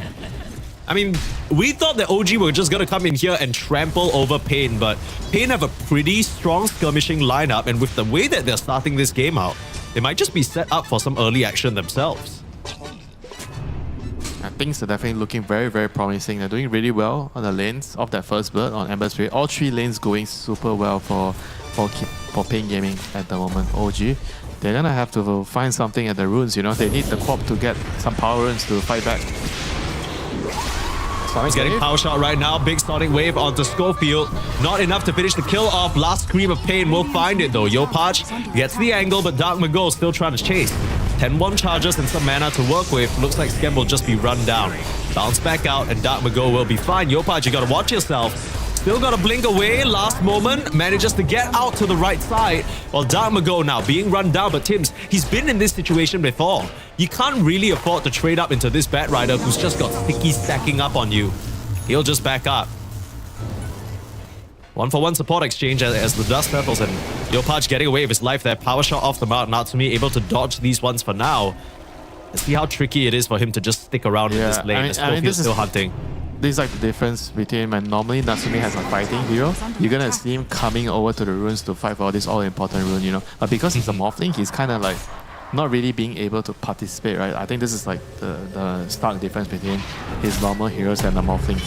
So you're starting to see why OG prioritizes the early game heroes, you know, on Natsumi, like so he can fight for all these runes. And now this game is looking like they're gonna have to, you know, fight it out, you know, in the mid game.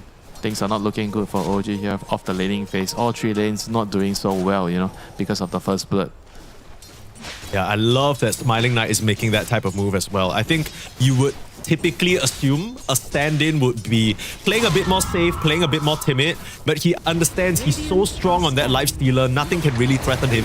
Walks up by himself 1v3 into the Wisdom Shrine and forces TP reactions. Skem, he's gonna get run down here. Not typical that you see a Jakiro being bullied out, but when you pair him with a hero like Morphling, not much that Natsumi can really do to enable his support. And this is kind of one of the missing factors, right? OG, we talked about them as a team. They're so good at helping each other out and getting their heroes online.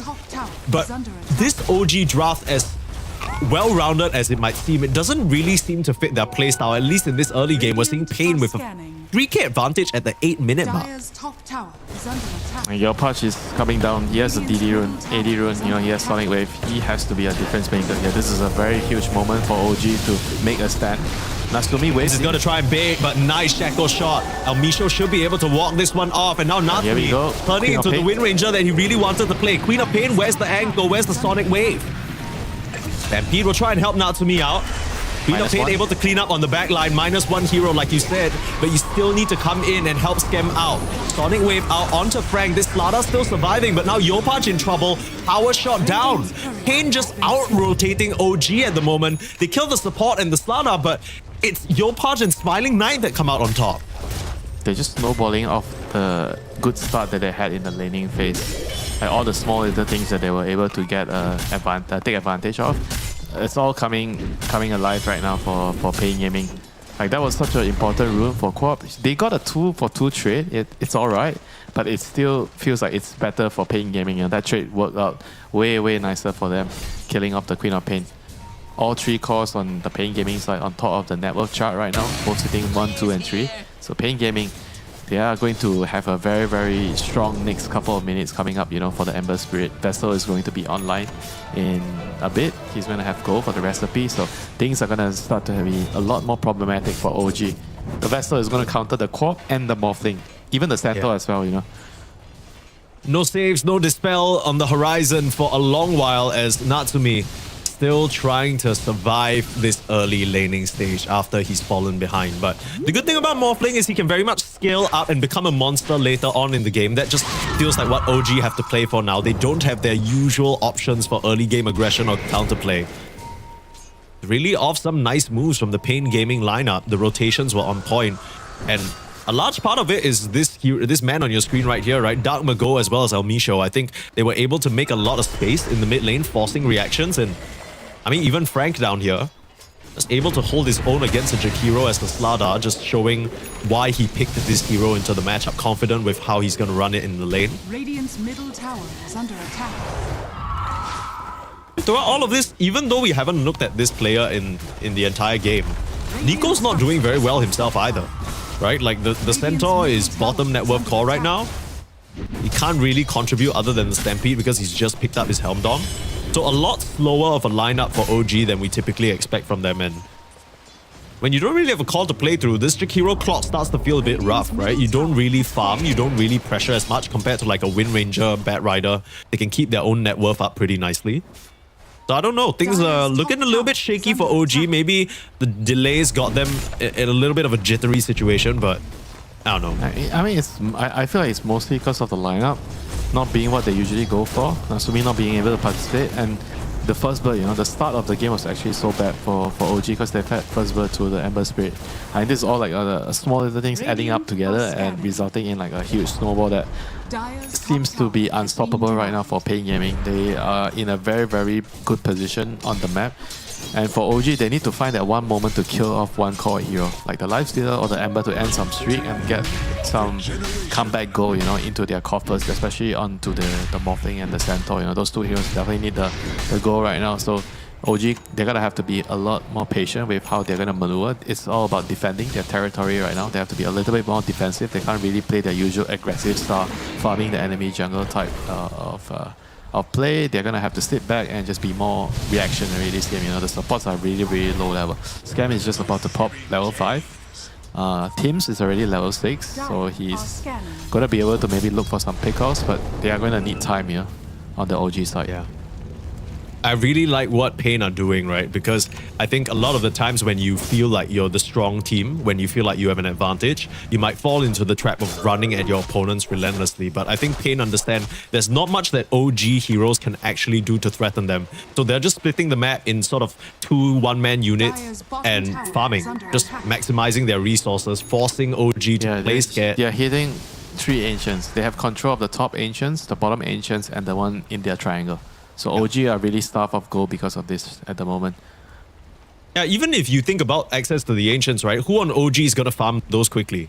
You don't really have that farming capability at the moment. Morph is probably the... I think Centaur, I guess you can also kind of do it, but you just don't have the access right now. Yeah, you don't.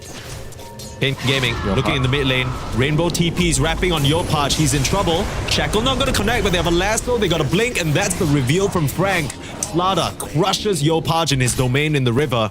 And now they're beelining towards the top lane. Look at the line. Pain, they just want more action, and OG, they have to run. They can't afford to fight right now. Oh, that was a nice try by Frank, trying to use the bash. This is still pretty good for them. The cast animation faster for the Hoof Stomp than the Crush. I still find Nico though. No, the Crush is faster.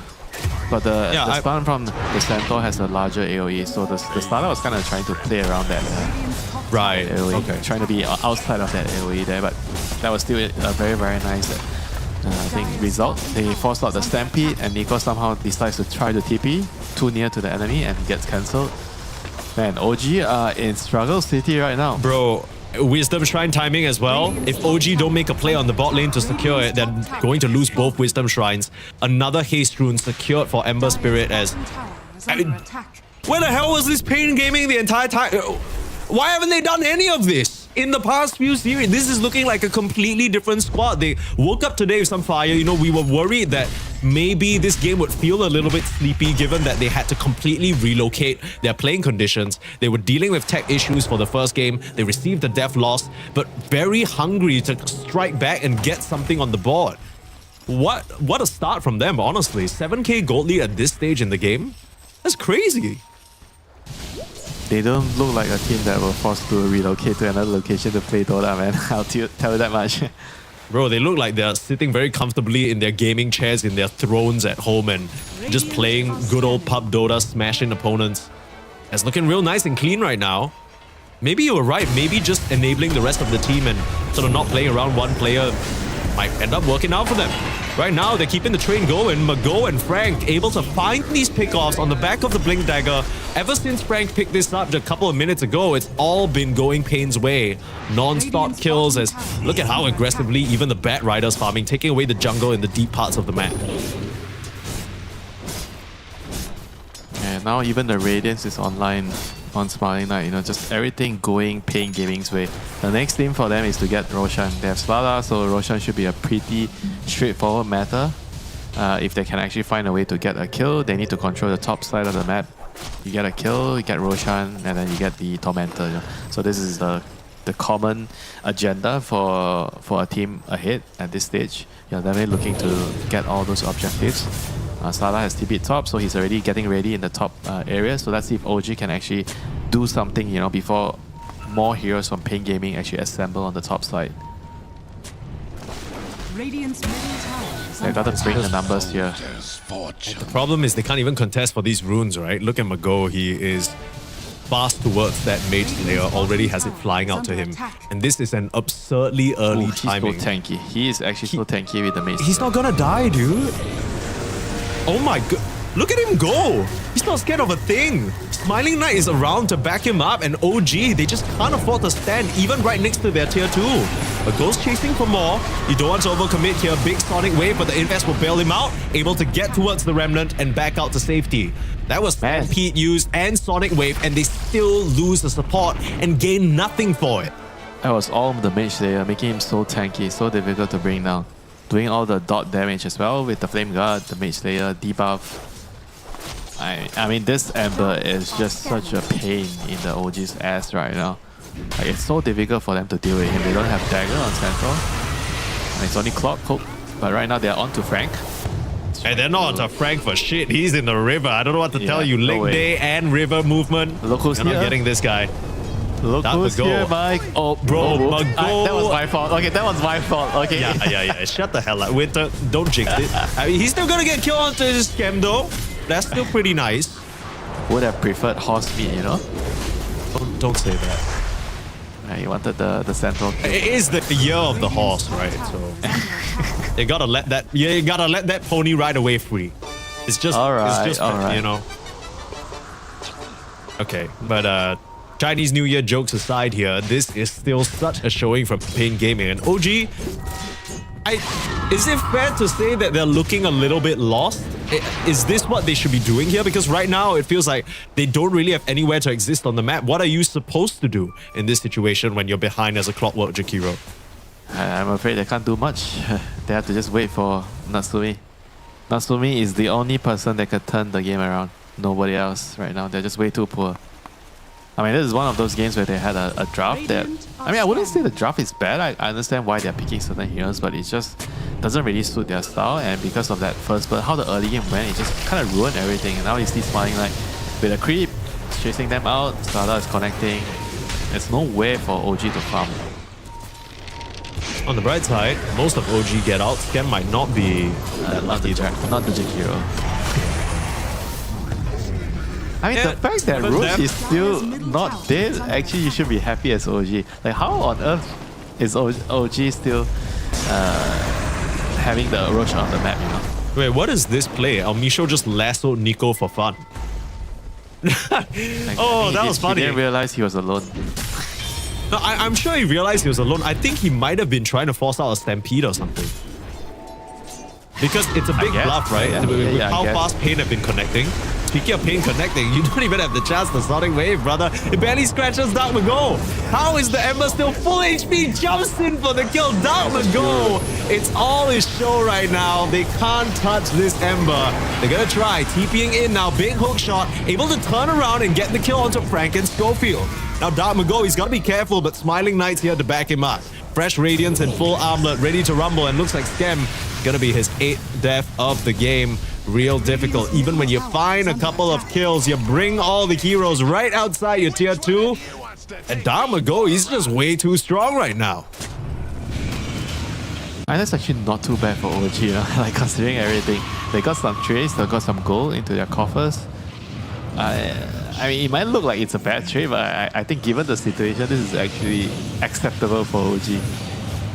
And Dark Mago kind of baited his teammates in here. That was like a very big overextension from the Wind Ranger and the Slada there, giving away their lives, giving away a lot of gold to the OG side, which they really, really need right now. They need an extra influx of gold onto the supports on any hero they can find. And Elmisho pays the price for using his lasso onto the centaur, just trying to bait out the stampede there. He gets punished. Hey, did he go Arsonist? No, he didn't. So the facet is a little bit...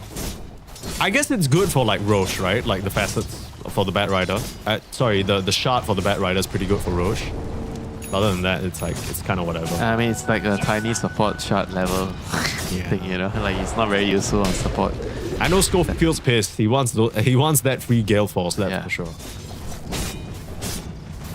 This is why I've been saying you should be able to vote who gets the shot. Oh no, this is a big one. Catch, Mago, he's in trouble. Nice smoke play from OG, catching the Ember Spirit off guard. Finally. Coming a little bit too casually there.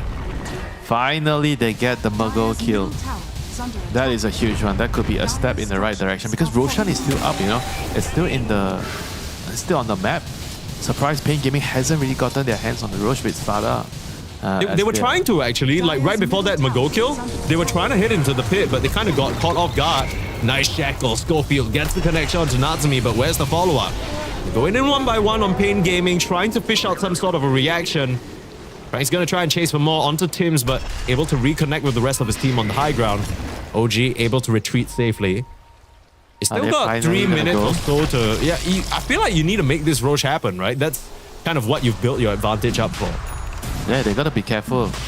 If they allow the Morphling to get more items, now he has Dragon Lance on top of his Manta and Blessing. The Morphling can actually solo carry this game. You have a 9-10k lead, but it's actually... I feel like it's not really that big against Morphling. Like one wrong fight, you mess up one fight, Morphling is gonna carry the game, you know? Especially with his butterfly timing. Butterfly timing is huge this game against Slaughter and Lifestealer. I mean, this is by no means game over, you know, for OG. They have a trump card, you know. This Morphling is their trump card here. He's still 0 death, Natsumi. So he is going to have to play a perfect game for his team to come back here. So Pain Gaming, they need to keep the foot on the gas, keep going for kills like this, and they have to try to just continuously get all the remaining towers off the map. Starting out pretty strong though. Smiling Knight going for this Aghanims. What do you think of this build? Do you think it's what he needs into this Morphling? Because I think Pain Gaming, they're probably very well aware that Natsumi poses the biggest threat to them in this game. I mean, it used to be better when you have the disarm. You know? Nowadays, I think it's still good to allow you to kite, do damage, wait for your rage to come up, cool down. I wouldn't say like it completely negates the Morphling because you don't really care because you have high armor. When he right clicks you, you're still like fine. But it definitely allows him to kite in the fights, you know, get his second rage off. I think that is the crucial thing usually for Lifestealers. You must be able to survive long enough to have your second rage, you know. That's why your Infest will... That's what the Infest is meant to do, you know. It's going to buy you time for that. And now they take off another tier 2 on the map. They need to keep the pressure going. This 12k lead is not really big enough, you know, for them to end the game. They're going to make a smoke, they're going to cross the map, sweep the map, that's what we like to call it. This is big. Nice scan though. Hook shot in onto Mago again, being locked down. Mago able to get force staffed out to safety. Sonic Wave won't clip him and Yopaj goes down. Nice counter response there from Pain Gaming. They were prepared for it the second time round. Oh, Natsumi's caught. TP got cancelled. They found him. Natsumi, he needs to play his way out of this one. A little bit of a strange situation. Frank called good game in the middle of that fight. Did you see that? That's what tripped me up. I was like, wait, what the hell is he talking about? And they're winning the fight. Why did he call good game? Boy, he is trying. He was even talking to the Morphling. He's telling him to stay, not run away or something. No. I think he meant to type sorry for chatting good game, you know, because he's not supposed to do that. An honest mistake there happens to the best of us, but if there's anyone who's calling good game, it might be OG sooner or later with the way that Pain are taking these fights. We'll see it in replay here. It's a good attempt at a second move, but this time Pain are so prepared for it. A clutch jump in from Frank, crush onto 3, stops that Sonic Wave from finishing Mago, and from there the Ember Spirit just cleans up the fight. Yeah, this is the first death of Natsumi. I'm afraid he is not allowed to make any mistakes here, you know. He's gonna... I think this game is very, very difficult right now for OG. I would say they are probably only gonna have less than 10% chance of winning or coming back into this game at this point. I don't know if Gaben's gonna agree with my assessment, but things are looking bleak for OG at the moment. Yeah, win probability is 17% right now for OG, so not really looking the hottest. So Gaben is a lot more generous than me.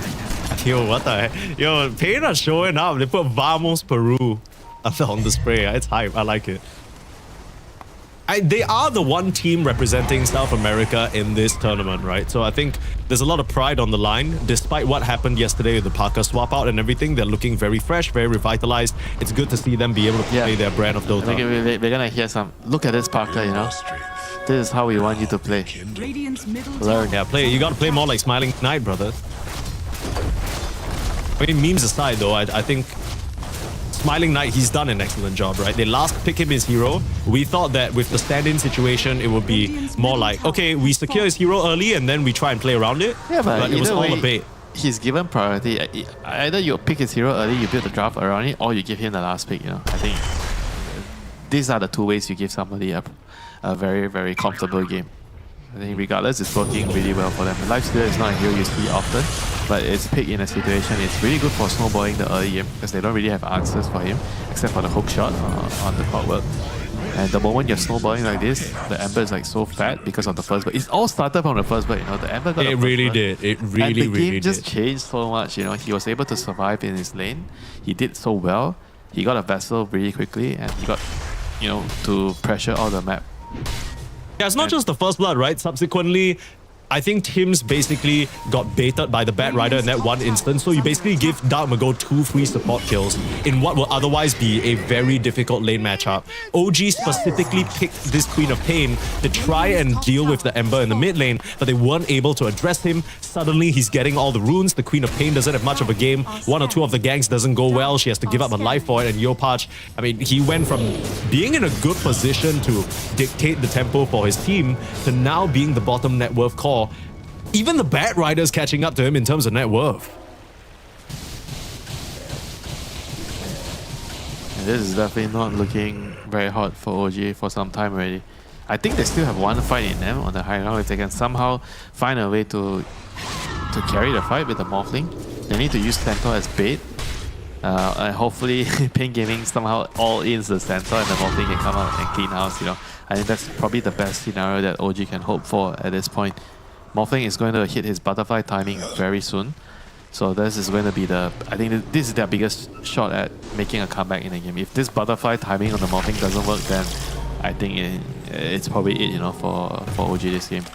Do you think with the butterfly timing, OG should try and head out on the map and look for a fight, or do you think it's a high ground defense? Because I feel like if they're on the high ground, it could get tricky, right? They could get lassoed out, they could get I think it's still beneficial to fight on the high ground because you have the advantage of the vision, you know. But again, you know, the surprise factor of smoking out and try, because the enemy is not going to expect you to come out. You're 17k goal ahead. You think that you have full control of the game, and if the enemy just comes out, you won't expect it. And if they find a good pickoff into Roche, that would be the way that OG can come back into the game. You know? So Pain Gaming, they have to be able to read that when it happens, and job's not done, you know. For Pain Gaming, they still have to steal this game up. Yeah, I mean, can you imagine if somehow OG are able to come back from this position? That would be crazy stuff. And I think a step in the right direction for them, right? Because we were talking about how, at least at Blast Slam against Liquid, they got outpaced and they weren't really able to figure out a solution to that. Pain Gaming are kind of doing the same thing, right? Off the back of these early Ember kills, they opened up the map for themselves into such a strong state that there's not much you can do. Nice lasso, flame rate, pulling past the defender's gate. He can't afford to die, hook shot, everything to try and save him, but it's too late. The power shot will finish the kill onto Tim's. More heroes dropping. I mean, I thought it was just going to be a scam kill. Suddenly, Natsumi's found as well. 55 seconds without your Morphling. They're banging on your tier 3s, Winter. This is just not it for OG. They've been having a very, very, I would say, a disappointing game for their standard. And I think that could have probably well been their last straw, you know. Natsumi dying another time there. I think whenever Natsumi is playing this type of hard carry heroes, it just doesn't bode well with me, you know, when I watch the game. They need him to play the active carry, even though it's a very, very good Morphling game, but it just doesn't suit their style. Yeah, they're getting farmed in their own base right now. There's nothing that OG can do about this. This is over. Well, Pain Gaming, you know, they played a very, very good game. They started the game well with the first blood. This is what OG does to you, you know. They're making OG taste their own medicine. Like, OG is always the team that gets the first blood, upsets the laning equilibrium, you get an advantageous matchup, and then you snowball from there. This is exactly how OG plays against other teams.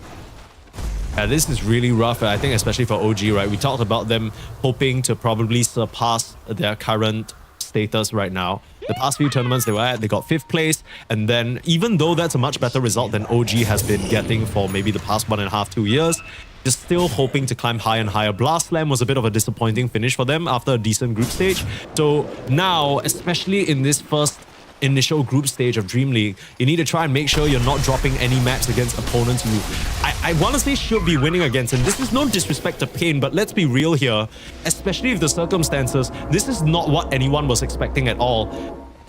Would you say that OG maybe didn't respect their opponents enough? Because I feel like the ways that they're being caught out, it feels a little bit sloppy to me. Or do you think it's just Pain Gaming playing way better than them right now? No, I don't think they disrespected their opponents. They just got caught off guard by the first blood, and everything just snowballed from there because their draft is... I think this is one of the few games where I would say that OG has a draft that is not very suitable for their play style, you know. Because when you're winning a lot, sometimes you tend to fall into the trap where, we can probably win with almost anything, right? Because we're in such good shape, you know. And then ultimately, this is like you're getting pulled back to the ground. Oh, we have to stick to what we are good at, you know. We need Natsumi on the active carry hero. It's not a morphling. Yeah. I think what we've noticed is that Nico, he sort of plays a bit more of a greedier, sometimes more passive role in the early game. Hang on. This might be the final fight of the game. Flow's gonna break. Frank's around the tree. Nice dodge away from both offlaners. Starting the fight. Nico is in a bad spot and a beautiful double shackle. It's a double lasso. Oh, gee, done, man. It's way too clean. Schofield, he's been non-stop with these shackles. The voice line's coming out there feeling good, and even though Natsumi survives this one, I don't know how long more OG are gonna survive in this game. Not for long, Mike. Not for long. Natsumi is alone with the Jakiro here. What can he do with his butterfly timing? I'm afraid not much. He's gonna try. Wave Buybacks coming in. Maybe Pain are gonna overcommit. Big Sonic Wave, but little bit of a maybe disconnect situation. I think one of the players might have crashed. We've seen quite a few instances of this across Dota. I think the most recent one was the Shadow Demon disruption, but back into the team fight. Pain Gaming, they gotta be careful not to overextend though. As long as they can kill Natsumi, they should be fine. He's able to just slide his way back out of trouble despite being disabled. Triple buyback coming out from OG. Pain Gaming, it'll be best if they're able to retreat and not lose a single hero. That's exactly what happens. What discipline, you know? They definitely deserve to win this game. And my god, Pain Gaming just playing on such a high level right now this game. The discipline, the poise, the perfect play from the early game, the planning from the first blood, everything is going Pain Gaming's way this time. Dire are scanning. OG just has nothing left in their tank, you know. They can only hope that Pain Gaming just runs in the next time, fumbles a team fight, and maybe allowing them back into the game, you know. Right now, even the butterfly timing on Morphling is just nothing, you know. He can't really turn the game around. He needs a lot more items. He's going to build an MKB so he can actually deal with the Radiance, the Wind Run, and everything else. But I don't think he's going to have time to finish the MKB. They just ain't got the items, man. They ain't got the gold. I feel like Natsumi is needing to do too much. Like 20k gold donation from someone to have a chance in this game. Okay, maybe not 20k, 15k at least. If the lead is cut into half, I think OG can still fight this game. But as of the situation right now, I'm afraid chances are very, very bleak. We're gonna see that initiation again, and just kind of a complete swing and miss there from Nico. Yeah, I mean, just look at the health shackle bars of the Pain Gaming side. Nobody lost anything. They're only losing health because the Bat Rider is burning his own HP, you know. Yeah. Oh, yeah, this has to be the last one. That's what I said about the previous fight as well, but okay, this could be the last one. Okay. We'll see. This is a big wraparound with Natsumi leading the charge. Went for a Crystallis just to amp up that damage as much as he can. Kind of knows though, look at where Schofield is positioning. He kind of knows something might be up. He's in a great spot to try and break this out. Scans connect though, OG. They have an idea of where the Pain Gaming positioning is. Pain Gaming perched up around this area. Walt's gonna spot Frank perhaps. Around the tree line, Frank. He gets the blink first onto Tim's. Turning into the slaughter, Natsumi trying to do the work, but another shackle. Schofield, he just don't miss. GG is called as the Schofield Wind Ranger shackles them into the dirt. OG, this was not their game at all. And even though they got themselves a def win in game number 1, they probably have to thank their lucky stars that was the case, because Pain Gaming, they woke up ready to play, that's for sure. Yeah, what a game by Pain Gaming. Just from the start of the game, I think the draft was kind of okay as well, kind of nice, and the planning, you know, the way they got the first blood, a bit of luck there getting the first blood, but they were ready for all the shenanigans that OG likes to do, you know, before the game starts, you know. They got their reward, they were able to snowball from their lanes. I think Dark Mongo did an excellent job using the goal from the first blood to turn the game around with the runes and with the matchup against Ocarina of Pain. I think this game kind of is a very, very good example of why you should always stick to your roles on the team. If your team is working with a specific setup, like at least for me, for OG, they always work best when Natsumi is playing on an active hero, and they have to try to play with that setup all the time. You know, even though it might look like, oh, morphing is a very good pick here, but it doesn't feel like they are picking towards what they are good for. You know, they need to use Natsumi to enable Nico, to enable the rest of the team, and this game Natsumi just couldn't do any of that because he's a morphling.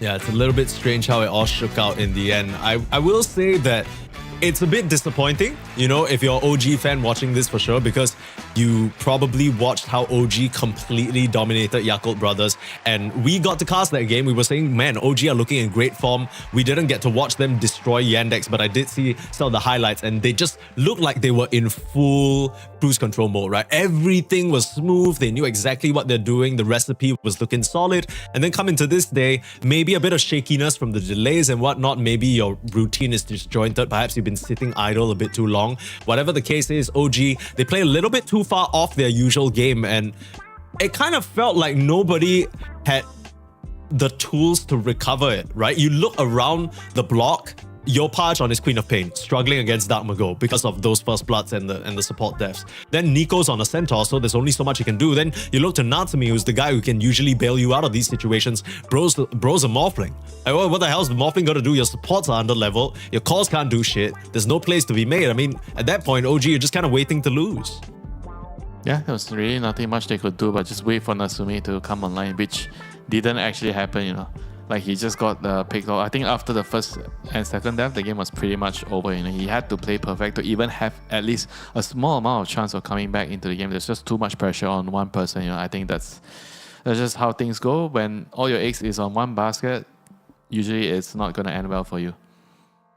Yeah, and we were talking. It's so funny because at the start of the day, we were talking about how, oh, Pain Gaming, their usual style is to put all their eggs into the Parker basket. They never managed to really succeed. But this game, I want to say these are some of the best individual performances I've seen from these players in a long while, right? Dark Mago popping off. I still remember the days where he's on Beast Coast, man. He's playing like his 4 signature heroes, whether it's Bat, Kanka, Ember is one of them, the Mars mid as well. I mean, he has his moments, and I feel like so far on Peru Rejects, especially in the first few games of this tournament so far, he hasn't really had that same shine. It's nice to see Frank sort of still alive and kicking as well, and like tag team up with Schofield. That looks like a lethal combination. And who's still bringing out Pulse 5 Bat Rider?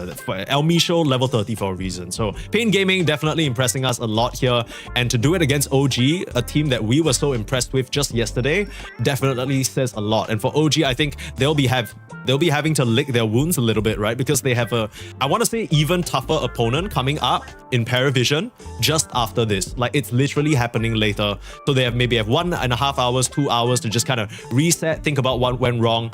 I mean, if you had any sort of words of advice to give to OG, what would you tell them? Is it just kind of stick to the recipe? Is there anything more that you feel like they could have done or changed?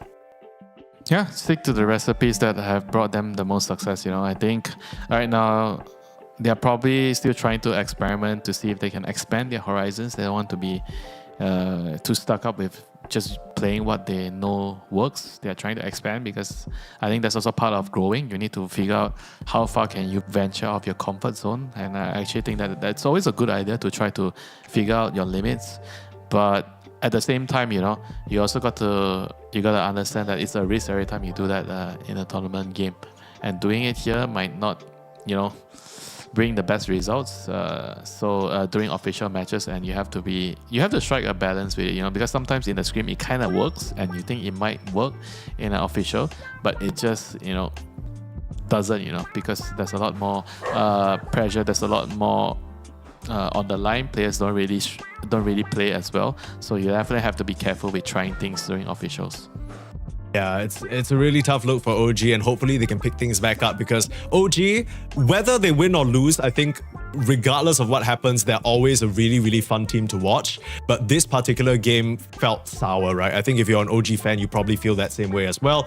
Hopefully in the match against Paravision, we get something a bit more competitive. I'm assuming it'll be the case, maybe just a bit of morning jitters. We were trying to get an interview together with Pain Gaming, but I think with all the logistics of them getting to a new place just to play that game, they're probably busy trying to sort of fix their issues and make sure everything's fine for their next series, so we won't be able to have that. We're going on a short break, but coming up, we have another very exciting match, Tundra versus GamerLegion. That won't be for another 20 minutes, so go grab yourself a snack and come right back, because we might see ourselves another underdog upset.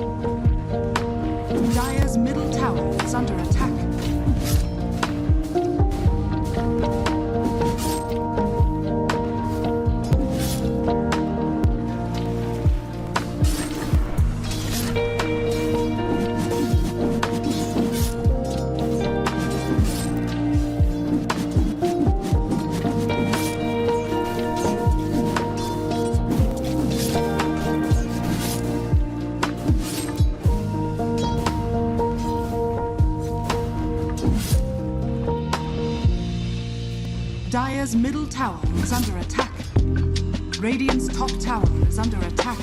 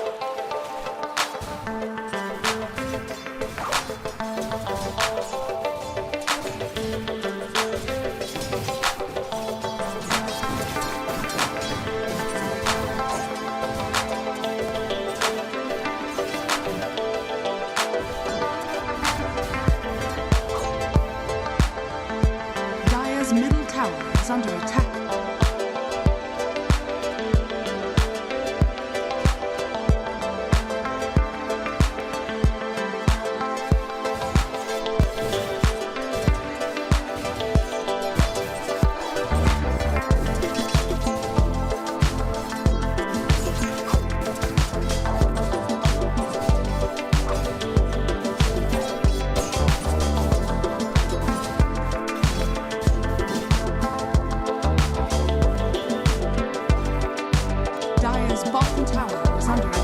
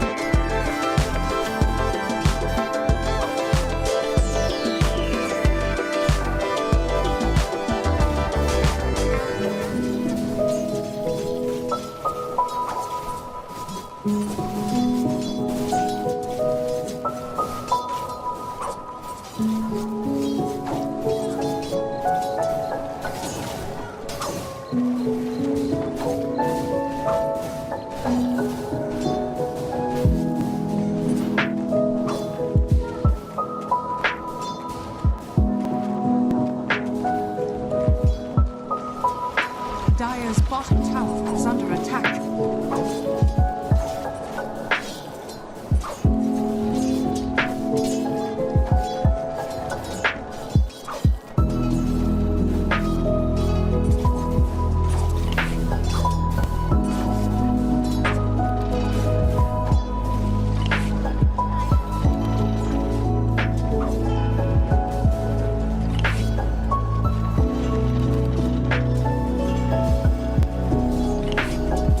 Dire's middle tower is under attack.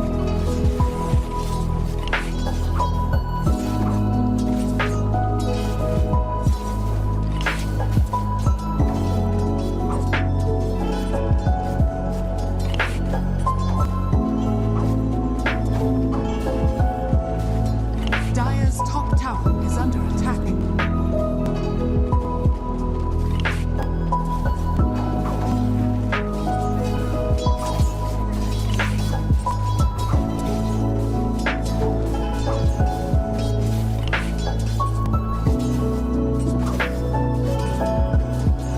Dire's top tower is under attack.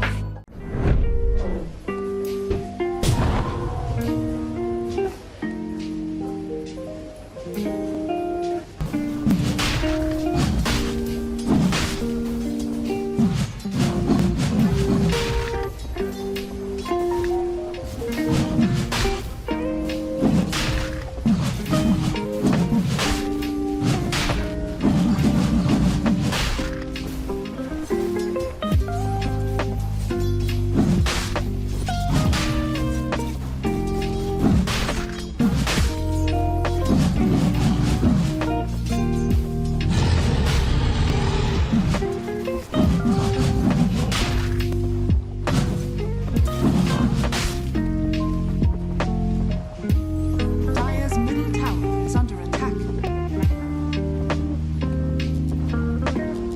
Dream League Season 28 is brought to you by DHL and Chex.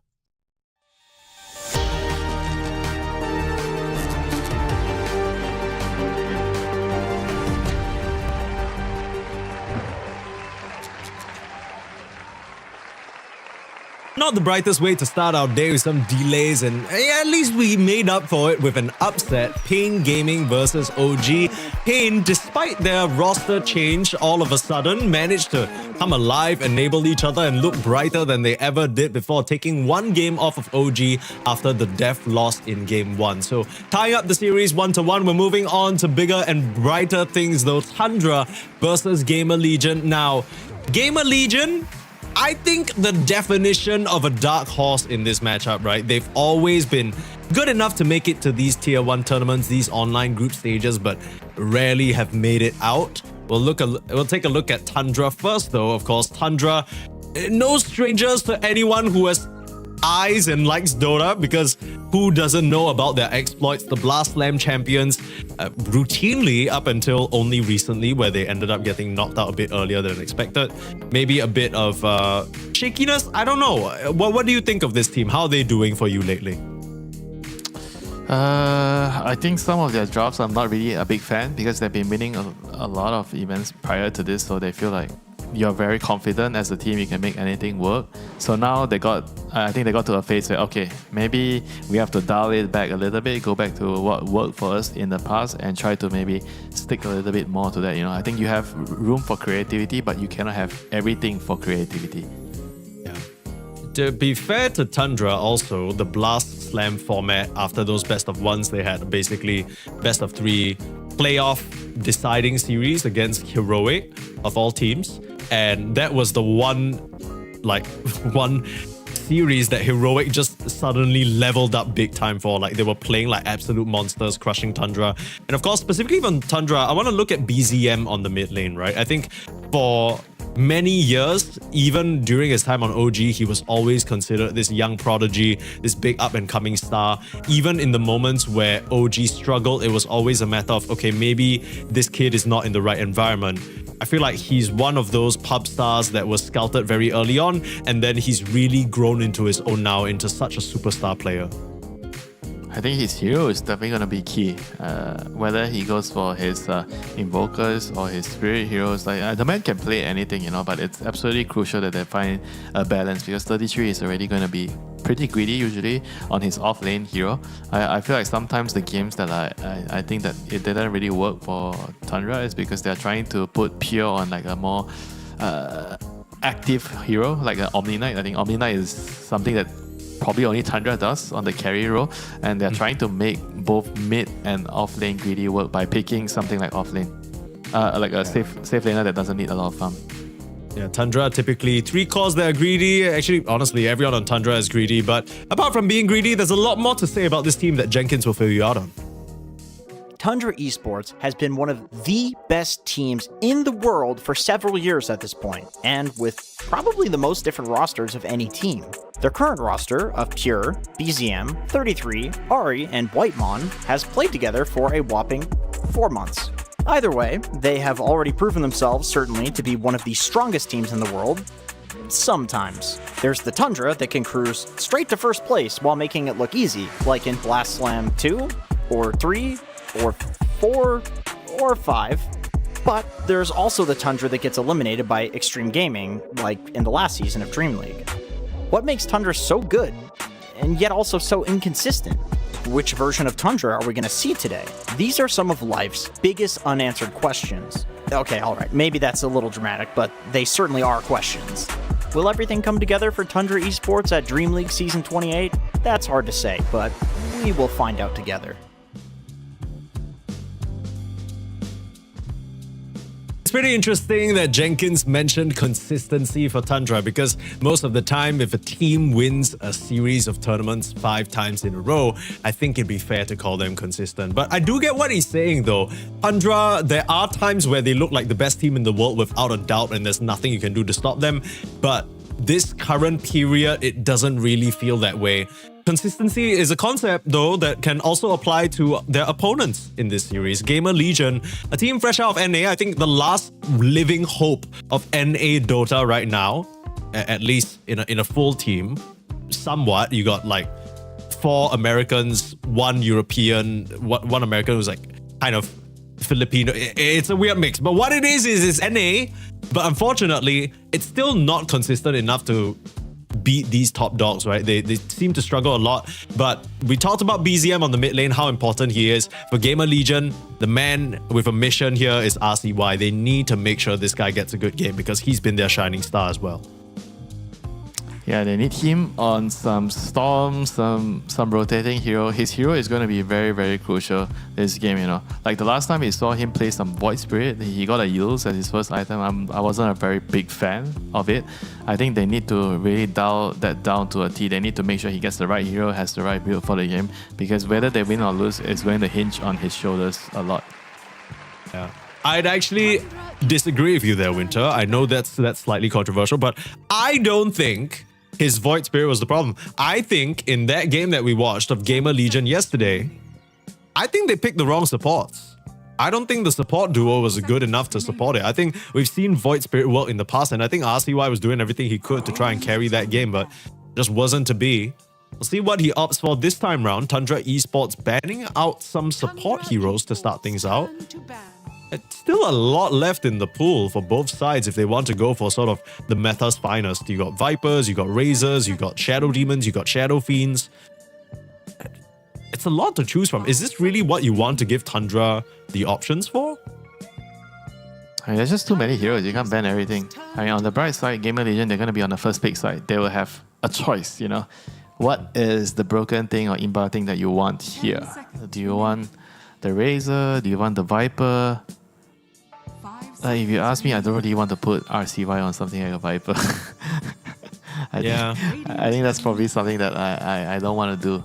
So Bat is going to be removed. So a lot of the heroes that we mentioned are going to be in the pool, and they're just going to go for the stock standard Jakiro first.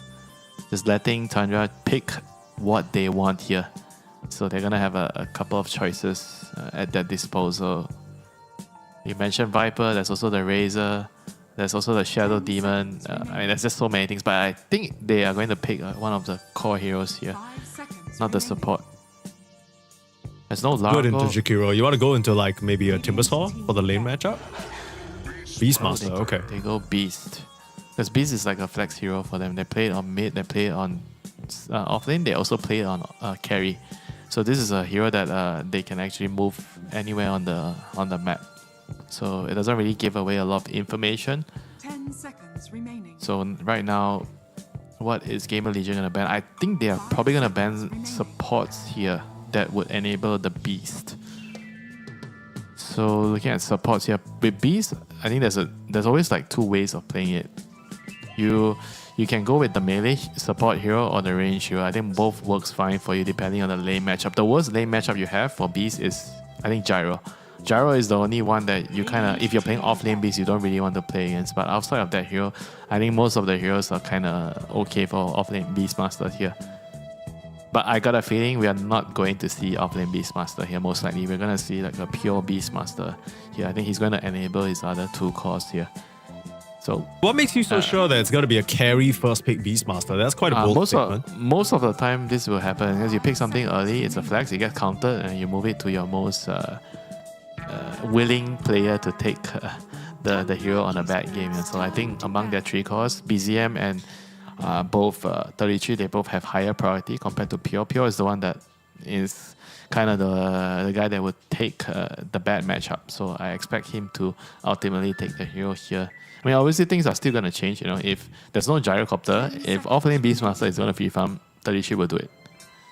Yeah, it's also kind of, I guess if we're referencing the games that they played against Extreme Gaming just yesterday, like 12 hours ago, they did run pure Beastmaster, but they picked it on 16. So that was after they saw Jakiro, Clockwork, and Primal Beast. And they decided, okay, Primal Beast plus whatever support in the offlane, we are happy to try and face that matchup. And they ended up completely steamrolling what ended up being a Viper offlane. So, along with the Clockwork. Shadow Demon coming out. Tundra, I think they have the best Shadow Demon player in the world, in my humble opinion. Ari? Oh yeah, thinking of Saksa. I'm thinking of Saksa and I've missed it. Yeah. I'm thinking of Saksa. I've messed up. Let me correct myself. They had the best Shadow Demon player in the world. Ari's still pretty good. Sorry, Ari. Maybe not quite Saksa level, but it's still pretty good. It works really well with the Beastmaster for stacking purposes, right? I guess it still leaves the option for the Beastmaster to be in the offlane, maybe. Thinking. I expect to see a Gyro here, right? After you see the SD. Gyro is one of the few carries that don't really care about the purge as much. You want a range carry here. Gyro, I mean, I guess Razor's still okay. There's Weaver, there's TA. Those are the heroes that are, I think, better against Shadow Demon. Shadow Melee Demon pick is so annoying because it just minimizes the pool of carries, right? Yeah, precisely. Melee heroes, you just want to get out of the game against SD. 5 seconds remaining. Are there really no melee heroes that can deal with Purge? Okay. I mean, now you're making me think. Okay, let me think. Melee heroes against the Purge. I put your thinking cap on, Winter. That's what we have you here for. Faceless Void. You don't care. There you but go. You care about the disrupt. He's gonna save his teammate in the chrono. It's still annoying. I got one. Anti-mage. He creates illusions of yourself. Not if you spell shield, dummy. Okay. Sure. Yeah. Just click. Yeah. Just click Just E. click it on the right time. Predict the disrupt. Yeah, that's literally. I mean, you're applying the same concept to Shadow Demon saving someone in a phase. Just click it at the right time. What's the big? So These guys are professional here's players. the range hero. It's not a gyro, but it's a Clinks. Clinks is also very good against beasts in the lane. You just take out the boar. So I expect Tundra to move this away from off lane. There's by no means going to be an off lane Beastmaster here. So they're going to pick the other support. And I think they will pick one of the... Oh, they have to decide where the Beastmaster is going to go here though. It's kind of soft decide, not hard decide. But they need to pick another core with a support. What do you want into Klink's Warlock Jakiro? Let's see. 33 hero. I mean, the heroes that are good here are not 33 heroes like Mars, Stada, for example. Those are really good against Klinks. But 33 Beyond like Timbersaw, maybe? I think he's going to play Timber, most likely. So we have the SD Mirana. That's something Tundra really likes to run as a support duo. Yeah. And I think that most likely we're going to see an off lane here. Like, because he knows his lane. There's no point for him to wait for the last pick to pick his hero here. I mean, they have overall last pick, so maybe they're saving it for like the BZM mid matchup. I mean, they should save it for the mid matchup. Okay. But I don't think he wants to play Beast into Klinks. So yeah, he's going to pick his hero. Centaur, so SD Centaur, very good. Whenever you have SD, Centaur and Kanka on offlane becomes very valuable because of the combination. Disrupt into their Torrent and Stun. Does a lot of damage. It's very, very strong in the lane. And you have the Disseminate on the Centaur. Very, very potent in the team fights. So I like this pick a lot. Yeah. I feel like most of the time in the team fights, apart from the Blink Stun, Centaur offers auras and just kind of the consistent small amount of magic damage. But if he's in there and you're trying to focus him down and he has Disseminate, suddenly the damage output from that hero scales so much more, right? You're able to just kind of be a body for the Shadow Demon on the front lines. Stampede is going to go a long way for Tundra right now. GamerLegion, they have very limited lockdown in terms of the Ice Path and the Warlock Rock. And now they're going to get a bit of catch with the Storm Spirit. You said nice. Is it because RCY has this Storm Spirit? Yes, precisely. Okay. He's our SDA representative, you know? Let's go. Regardless of what his flag is right now, I take him as an SDA player, you know? So I'm going to root for his Storm Spirit. Like, we got SDA players on both sides. Bro forgot White Mons from Indonesia or what? Oh no. I forgot. Okay, it's okay. We're one piece. I forgot Saksa, you forgot White. It's fine. We're living in the past a little bit here. Yeah, the Storm is excellent against SD. Whenever you're playing to Shadow Demon, you need a jumper. Like we saw so many games won by SD because the opponents, they don't have a hero to kill the SD in the team fight. So Storm is perfect for that. Let's see if he can actually do this this game. You know, GamerLegion, they're gonna look for a beefcake. You know, they need their own beefcake. Tundra has their beefcake in the center, so now GamerLegion has to find their beefcake. But before that, they have to ban out the Storm counters in the lane. So Huskars remove. There is still Queen of Pain.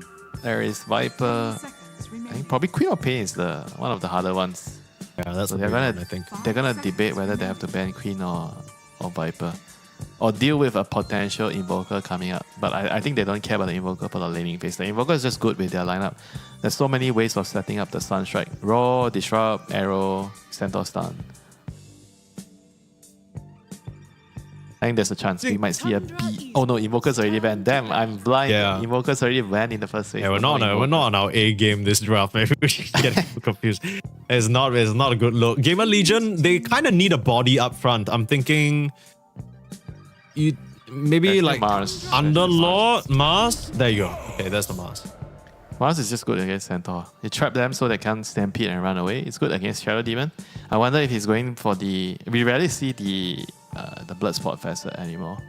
Always. Yeah, I think it's only Amar who continues to take it. Yeah, against Shadow Demon, I think that's value to do it. Against. Okay, quick question. So I'm a bit surprised that Tundra choose to ban the Underlord and Tide over the Mars. Isn't the Mars just outright better team fight to protect all these squishy backliners? But also because he's really... I think his style on the offlane Fade, he's very suitable for playing the Aura bots. I think he prefers to play Aura bots. I think his Mars is not his like A-tier hero. So they decide. So it's kind of like making a player-specific decision instead of I think it's a player-specific ban.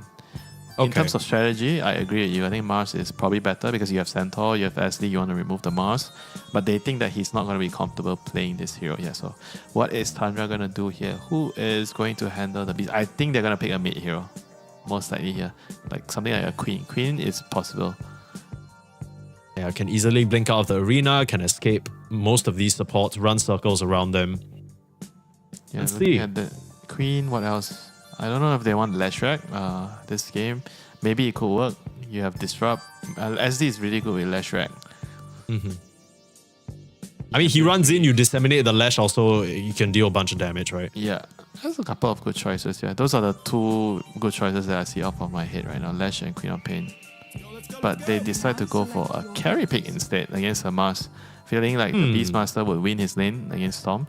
Like generally, I've seen this matchup a few times where the Beastmaster actually can have a good shot at killing off the Storm before Storm gets level 6.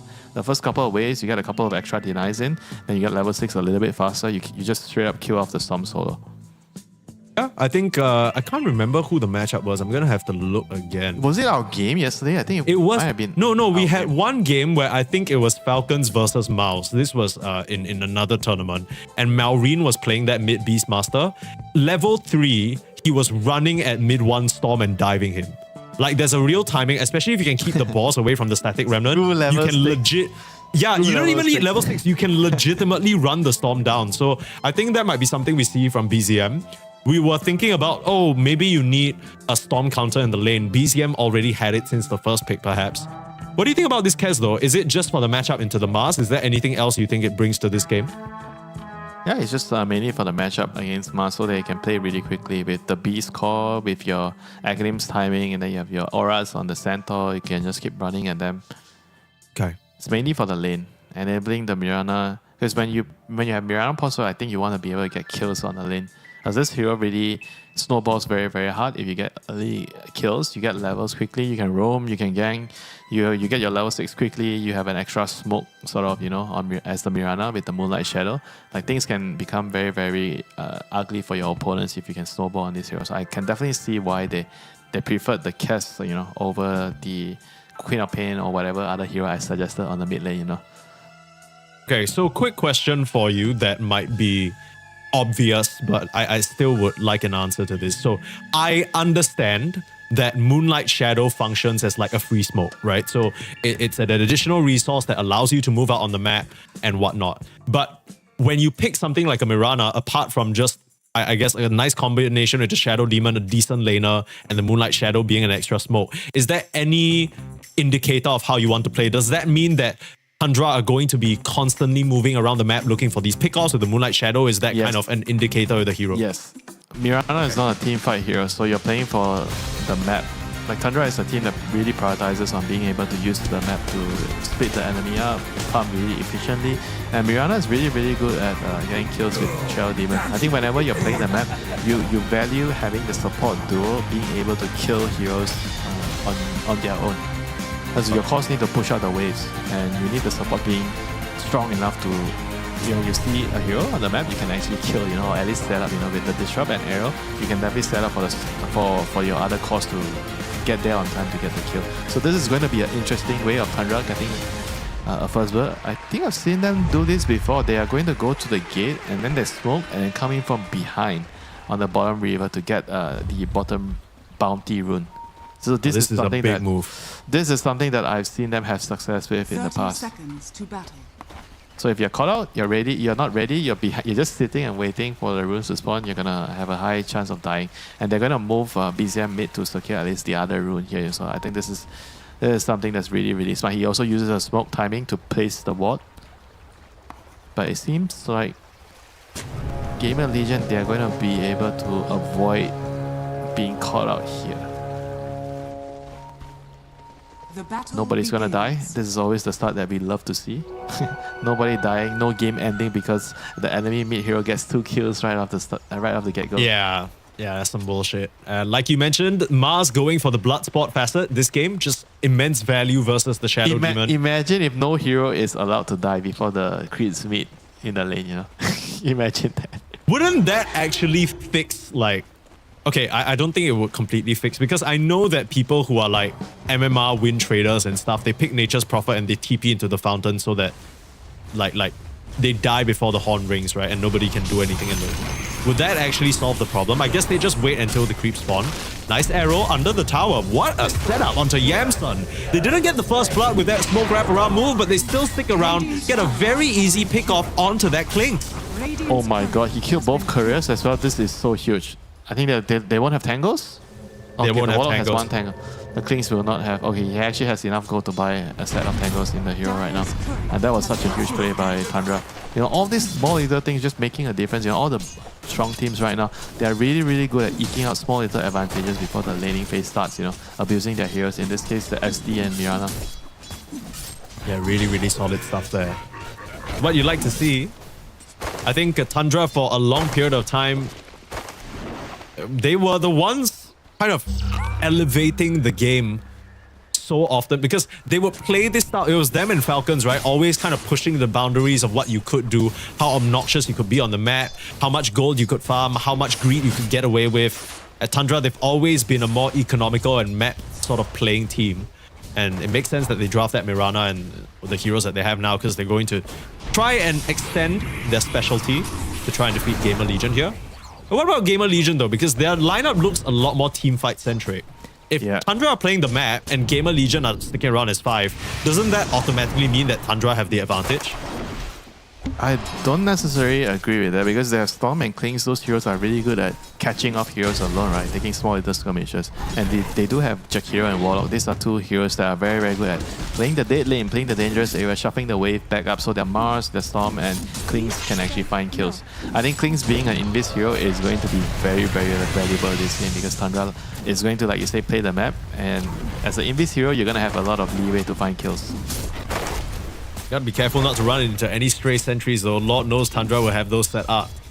Early on, seems like Pure is struggling a little bit. Whitemon was late to the lane because he was busy messing with the GamerLegion safe lane. So because of that, Pure's been taking quite a decent amount of harass. It's cool to see the Kez players pressing their buttons though, because like they're comboing their skills in ways that I can't even comprehend. Like he's just parrying, grappling just to get an even trade. Won't be able to get the Lotus though. This is pretty big, and 33 on the other side gets another kill onto the Clings. Clings is definitely not a hero that, if you die too many times, you can't really recover as well, you know, on this hero. This is getting to a point where Clings could have a lot of problems entering the mid game if he continues to die like this, you know. He's getting a big number, that Lotus difference. Still has a Fairy Fire to work with. Pure goes down. Not respecting the fade damage, trying to dive in for the Bignum kill. Bignum still sticking around, baiting with the Fairy Fire. Tundra suffering losses on these side lanes here, just not getting the Lotuses and getting out-traded in these instances. Yeah, like you said before, the Mirana reaching the lane a little bit late, 1 minute late.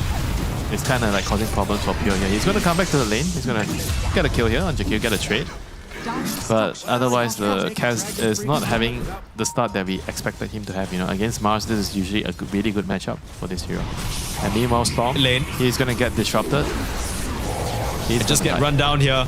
Doesn't really have any options. Ball down by the boss. Someone needs to deal with that little summon. He blows it up, stops the slow. The last auto attack with the axes. BZM will find it. Very nice rotation there from Ari to help him secure the mid lane.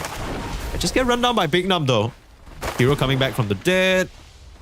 No TP, but disruption in 3. Could be able to turn around, disrupt. Get himself a cheeky bounty while he's at it. Okay. Managed to escape there, so a lot of wasted time now for the Jakiro. And we didn't mention this just yet, but Whitemon actually going for the leaps and bounds facet, so prioritizing that route for the control in the lane. Arrow's gonna connect, last bit of damage, find it onto Fade. They see the Jakiro in the mid and they understand they can make an aggressive move. Good play there from Tundra. He's kind of like is he like the only one is doing this? Or is there someone else doing this? I don't remember many people it was doing him this. again doing this the previous time, but last time it kind of made sense because he had a BZM Invoker to set up Sunstrikes.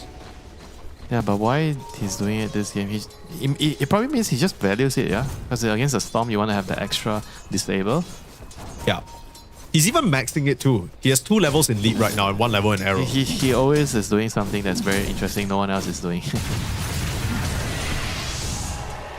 Like maxing leap first on Mirana is definitely not something on the menu for 2026, you know, when I'm talking about Dota. Yeah. But I will say that if Tundra are doing something, it probably means that it worked. Because I think this is a team that does a lot of limit testing and stress testing in like scrims and stuff like that. They're always bringing out new concepts. They're always trying to push the absolute boundaries of what they can get away with. Like whether it's these starting item builds, we were talking about it yesterday as well. They're the ones popularizing this whole Fairy Fire meta. Mid lane 6-minute rune. Whitemon can't really fight up into RCY, and that's going to allow RCY to not only bottle the illusion, but look towards BZM. A raw into an arrow will keep the Storm Spirit at bay, and that's enough to suppress the aggression, but BZM dropping very low because of that, and not getting the rune is a big deal. Yeah, small win for GamerLegion. Forcing them to use the raw, forcing them to rotate, and this is what you want, you know. You want to be able to keep them busy so your side lane cores are going to be able to get levels, especially on the Mars. You just want to get to your level 6 and you start moving around. I think same kind of goes for the Klings. The Klings just wants to, you know, get a couple of more levels and then start to move around the map, you know, like what Natsumi has been doing on the Klings. You want to be active on this hero. Definitely contribute a lot to the early game fights. Storm Spirit is very low though, which means if there's an attempt on the Wisdom here by Tundra, I'm not sure whether he'll be able to help out. It looks like both teams should just be able to secure one apiece. No major aggressive moves being made at this time. Yeah, 33 is level 6 though, so he's definitely having a slightly better time compared to Fate. In terms of net worth, they're both similar, but XP wise, the Centaur has been getting a lot more since he's been left alone. They need to kill the Centaur at some point. You know?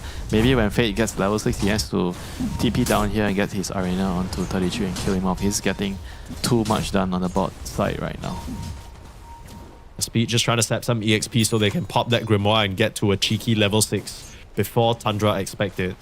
Still ways to go there, 3 charges, not really what's going to get you there. Nice, level 5 should be able to. 200 experience, yeah. So he can pop that level 6 whenever he wants to. Maybe look towards top, maybe look towards mid.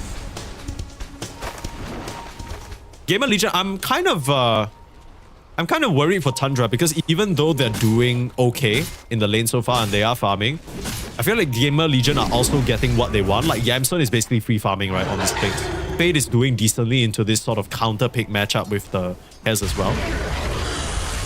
And they're not getting the second rune though, so BZM is going to get the shield. I mean, at the same time, I felt like the reason why Mars is not level 6 is because the Jakiro kind of took a lot of XP from him, you know.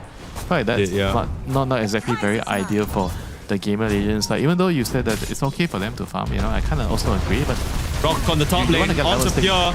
Kez is in trouble and Kez will get killed. Speed using that first golem to great effect.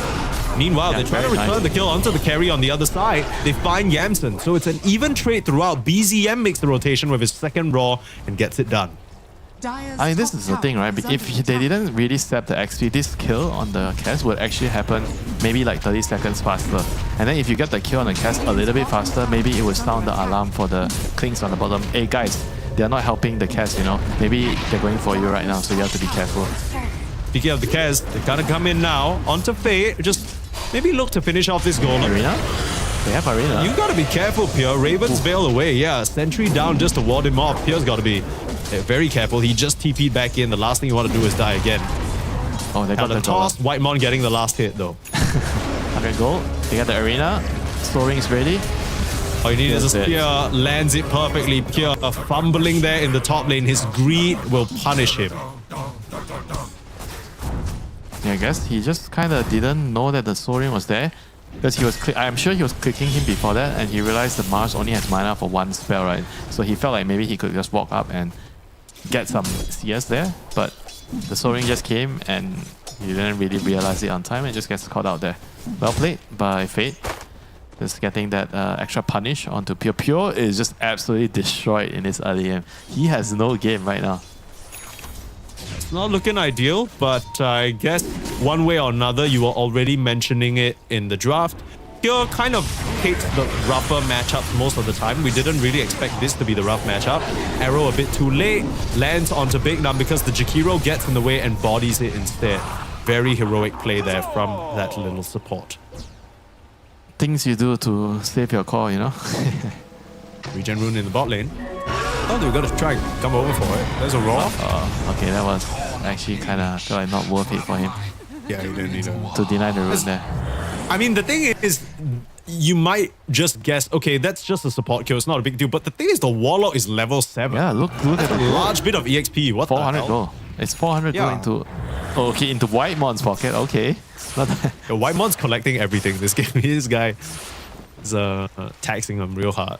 Yeah, I mean, if you're playing Mirana, it's kind of similar to playing Rubik Pause 4. You're gonna get kills. It's true. Yamsun finds himself a target. Pure might just continue to get destroyed here. The one thing is they might not have the vision if he Raven's Veil fast enough. Can't get that ultimate off. That is rough. It took a bit too long to swap to that stance. I think he had it available too. Radiant's middle tower Yeah, it's unfortunate. Just didn't really react quickly enough. But the good news is the Beast and the Centaur, they're both really fat, you know, right now for Tundra, even though Cass is doing really, really poorly at the moment. I mean, the Beast is going to hit his Aghanim's timing fairly soon, I'd say in another 2 minutes, so they have to hunker down, farm a little bit. Let's wait for that Aghanim's to pop up. And maybe try to fight back when you get Aghanims. But at the same time, I'm also thinking that usually when you get Aghanims, it doesn't mean you fight quickly, you know. You also want to get your BKB, you also want to get your Dagger. You know, those are also key items that you want. It's a very greedy mid hero. So you're not exactly a hero that can actually move with your team as much as a spirit hero in the early game. Healing the ward on the high ground. Arrow with the setup. Not able to get the zip off and should be an easy raw into an easy kill. Asked me why I thought he was safe, but ends up going down. And yeah, like you mentioned, it's going to be a free tower. Look at the rest of Tundra. They're gearing up for maybe a go in this bot lane. I mean, 33 is basically, I want to say unkillable here. As long as he has Stampede, I don't think he's going to be killed in the team fight. He knows that the arena is not yet up. He has some time, so he's playing really aggressive. And now he is going to get his Vanguard coming in. And he's very, very difficult to kill. You're going to need, I don't know, at least 3 to 4 heroes to kill him off. At least the arena. Huge commitment if you want to kill off 33, you know. Right now, Aghanims is done on the Beastmaster, and immediately Tundra with the AD rune just wants to get Roche. Like, this is the hero that allows you to get Roche before 15 minutes, you know, on the Dire Sniper. I think it's just either him or Huskar, right? Those are the only two heroes that can actually do that. Yeah, even us. Quick reaction though. Difficult. Hold that thought. GamerLegion, they know this is happening. Arrow's gonna come through Fate. Desperately trying to make it into the pit. We've seen this before. Roche is down. The silence stops Fate from getting the arena off, and he's not able to respond. There's already a second life available for BZM. He's gonna come back if he even dies at all. The Roots catch Yamsun, and Pure, he's on the chase, ready to take revenge for that rough early stage of the game. Pure's gonna keep running on forward. Another arrow. It's gonna be a full team wipe. GamerLegion gets wiped off of the map. That was world class from Tundra right there. You know, he started off with such a brilliant silence, the talent toss by Pure. He's so poor in that world, but somehow he finds such a huge impact there. That was so crucial that he actually stops Fate from getting the arena early. The arena still comes out in the end, but it was late, so they were able to finish off the Roche. The Beastmaster picks up the Roche, and the fight was just basically over after that, you know. They just ran in on the rest of the heroes on the Tundra side. Kaz just walks in, tanks a bunch of damage, gets a good Raptor dance off, and this final arrow onto RC just seals the deal. What a world-class fight right there from Tundra. Just a top-tier execution. Yeah, they're showing why they're one of the best teams in the world. Everything landing really nicely for them. I feel like Whitemon and Ari have been doing such a good job finding the angles. That fight, you know, from the third person point of view, there's so much happening. Heroes are falling left and right. But in the middle of the chaos, they still find a way to sort of sync up that disruption into Arrow, perfectly chain stunning RCY. We were a little bit concerned that maybe there's not enough lockdown for RCY, but if you can get leaps and bounds into disruption arrows like that every single time, I don't think it's going to be a problem. Yeah, I mean, this is why I said that he's not the most comfortable on this hero. I think in this game, he kind of has to buy Dagger first, you know, on the Mars, not the use. I think against Spirit heroes in the mid lane, slippery heroes, you want to get used, but this game against Centaur, you actually need to rush Dagger, you know, on Mars. That fight proved that he needed a Dagger to get the right starting initiation on the Mars, you know, just not really being able to Dagger in to get that instant arena down, costing them hugely, you know, on the GamerLegion side. And now Tundra builds up a 6k gold lead.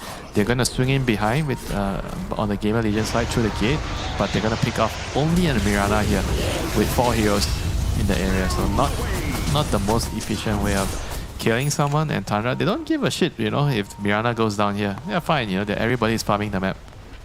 Oh, yeah. I think Whitemon happy to give his life up for the cause. There's a lot more map presence being established by Tundra as a result. There is a nice triangle ward spotting out 33, BCM and Ari moving into this area, stealing away some decent stacks. I mean, GamerLegion, they might be able to actually wrap around now that the rock is coming back up in 5 seconds. Ari's gonna get caught by that. All you need is a spear. Find him in the tree line. Arena out, RCY looking for a target, but the disrupt's too quick, and BCM's on the back line, using his body as a shield for the rest of his team. Ari will be A-OK, and Fade gets shot down as well. Another initiation gone completely wrong as Tundra completely bowl over GamerLegion. They were not ready, you know. They don't have enough heroes in the area. Klinks wasn't there. Storm kind of TP in late when they had the catch on the Mars. I think this is the main reason why Tundra felt like GamerLegion can't really win with this hero. You know? They're not as good on Mars. You can see in all those execution in the team fights, they're just not really coordinating as well. I mean, you see this arena, the stun was already over, you know, when they actually jump in with the storm, so they couldn't really follow it up with the vortex there. So the disrupt came. Ari was able to save himself, so wasted arena, wasted spear, and your team is just stuck in a horrible situation. It should have been a clean pick-off on the Shadow Demon, but it turned out to be such a huge disaster because of the lack of coordination. It's so weird because you got a Warlock Rock, you got an Arena, you got Macro Pyre Ice Path, but you're losing the team fight just because the spells are not connecting in a meaningful way. The way that Fate started that fight looked pretty promising, but it almost felt like the rest of the team was hesitating. He definitely went too early there because the Storm. And RCY's dead again. The Storm was TPing into the fight. That was like he was nowhere near the fight when he actually initiated. I think you could tell, you know, some of the offlane players, they're just not really as good on the initiating hero. Initiation is a very, very difficult thing to do correctly in top tier Dota, and some of the offlaners, they're just better at the aura heroes because they just can't play, or they're just not as confident playing the initiating heroes, you know. I think for Fate, I think he's very clearly uncomfortable with this sort of hero. He's better at the Underlord type of heroes, as we can see why Tundra decided to ban those heroes in the last phase here, over the Mars. Studying their opponents and knowing their patterns well, that is one of the recipes for success here, and Tundra employing that greatly. Here, he had himself a really rough start to the game. Fate's Mars didn't even look that bad in the laning stage, right? He was having a swallow time. So the man and his mechanics, not the problem. It's just now that we're getting into these messier team fights where maybe he's got a lot more problems to deal with. Because yes, he punished Pure, but the rest of his team was falling all around the map. To the Beastmaster, to the Centaur. They just couldn't really stop the rest of the heroes. And right now, he's behind. Gonna get chopped down. Ari will get that kill. Dude, everyone is stealing kills from Pure this game. It's rough. So I guess we know who's the real support on this team. It's Pure. It's not Whitemon, it's not Ari, it's Pure. Ladies and gentlemen, he's the true support of the team. He's got 5 kills. Not too bad. Whitemon's got 3. Yeah, but in Ari's got terms 5. of priority in the draft, in terms of kills, getting kills in the game, he's definitely not getting any, you know. Yeah, that's true. I mean, they did last pick his Kez. 33? Yeah. Being looked at right now. Here's RCI with the initiation. A good bit of damage. Nice Wildwing Ripper, Hurricane away. Crimson Guard gonna come up, storms off the mark though, and 33 will drop. Nothing much that the rest of Tundra can do to help him, but they might be looking for a return pickoff. Yamson showing in the wave will just get roared and arrowed up for free. Can't get away from the damage, and Mirana looking for more. RCY still fishing as well. Both teams just kind of reassessing the situation. I don't think there's much more to be found from this for Tundra. Middle tower is under attack. Yeah, they're going to find a BKB on the caster. He's been farming all the way when the fight was happening on top. Now he's going to TP back, collect his recipe. So Tundra still being able to find something out of this fight, even though it's an even trade. Sentinel for Clinks. So they are going to be able to fight with the cast in the next engagement. He's not going to have to worry about all the spell damage, the arena. Dire's middle tower is under 20-minute attack. rune, so Tormentor is going to spawn. It's an Invis rune on the bot lane, not a very meaningful rune here for either side. So the Tormentor is going to be the next important contention. No rock on speed, so it probably means GamerLegion is not going to be able to contest him. It's all about Tundra playing the map more efficiently. Not only are they doing that, they're also getting the better of GamerLegion right now in these team fights, which is really rough. Tundra looked to be going for a bit of a hunt before committing for the Tormentor, was trying to catch anyone they can. I was like, it's pure. Just fight. Holy crap, how? Where the hell did that Jakiro go? One nuke, one slash, he's dead. Yeah, sometimes I watch this Cass hero, I'm like, why the hell did they introduce this guy into the game? And I don't. It's fun. People play Dota to have fun, Mike. Under attack. Dire are scanning. No, Do you have fun playing Dota with them? No. It's in point. Okay, if I'm playing with you, maybe not so much, you know, but we have played together. You don't even have that excuse. Yamson deals away the Wisdom Shrine.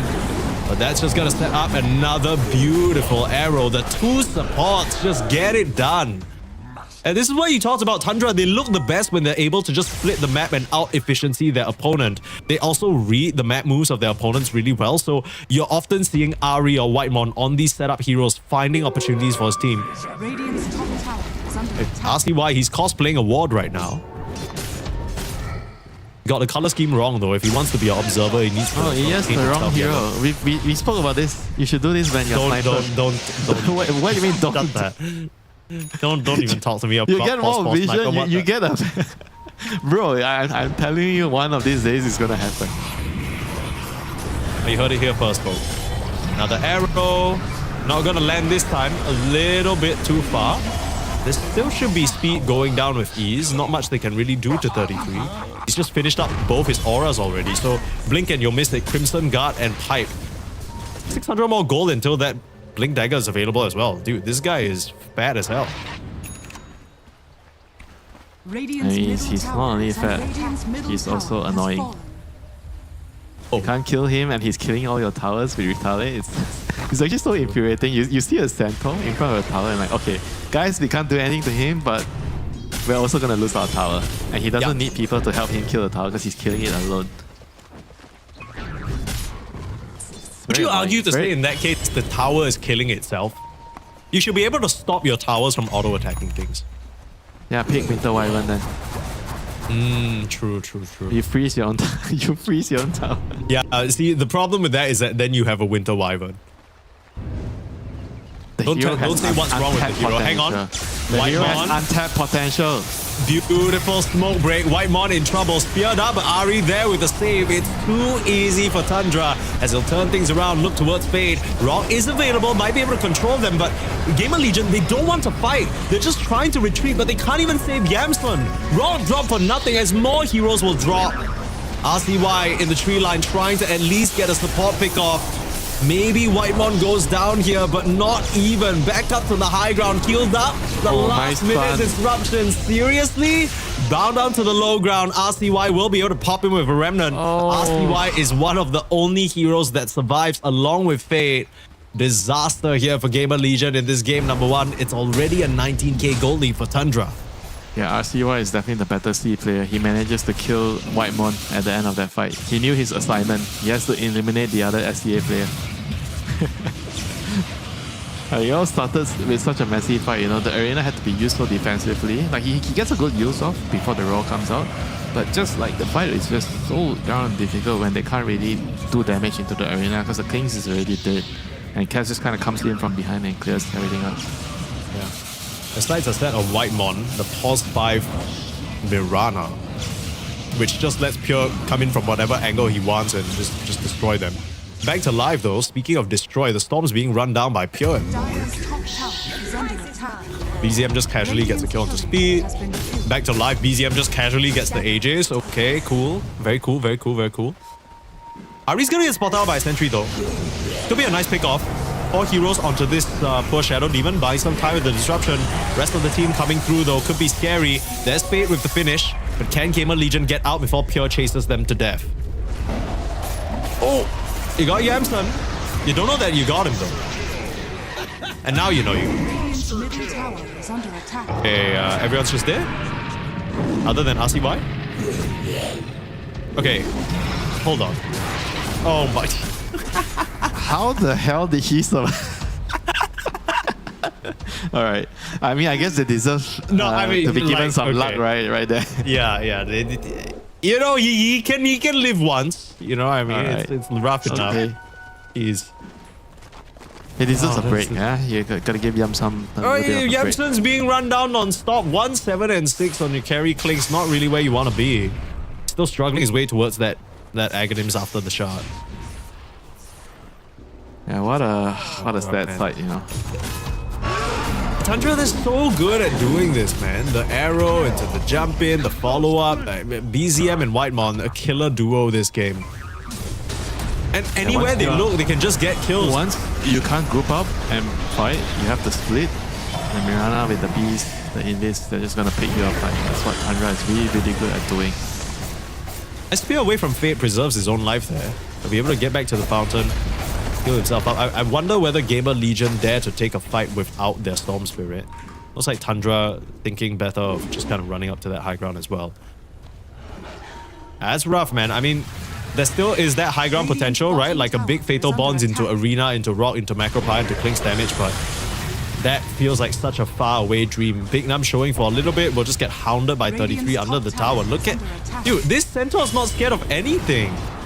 Another arrow lands. A random arrow. Casual.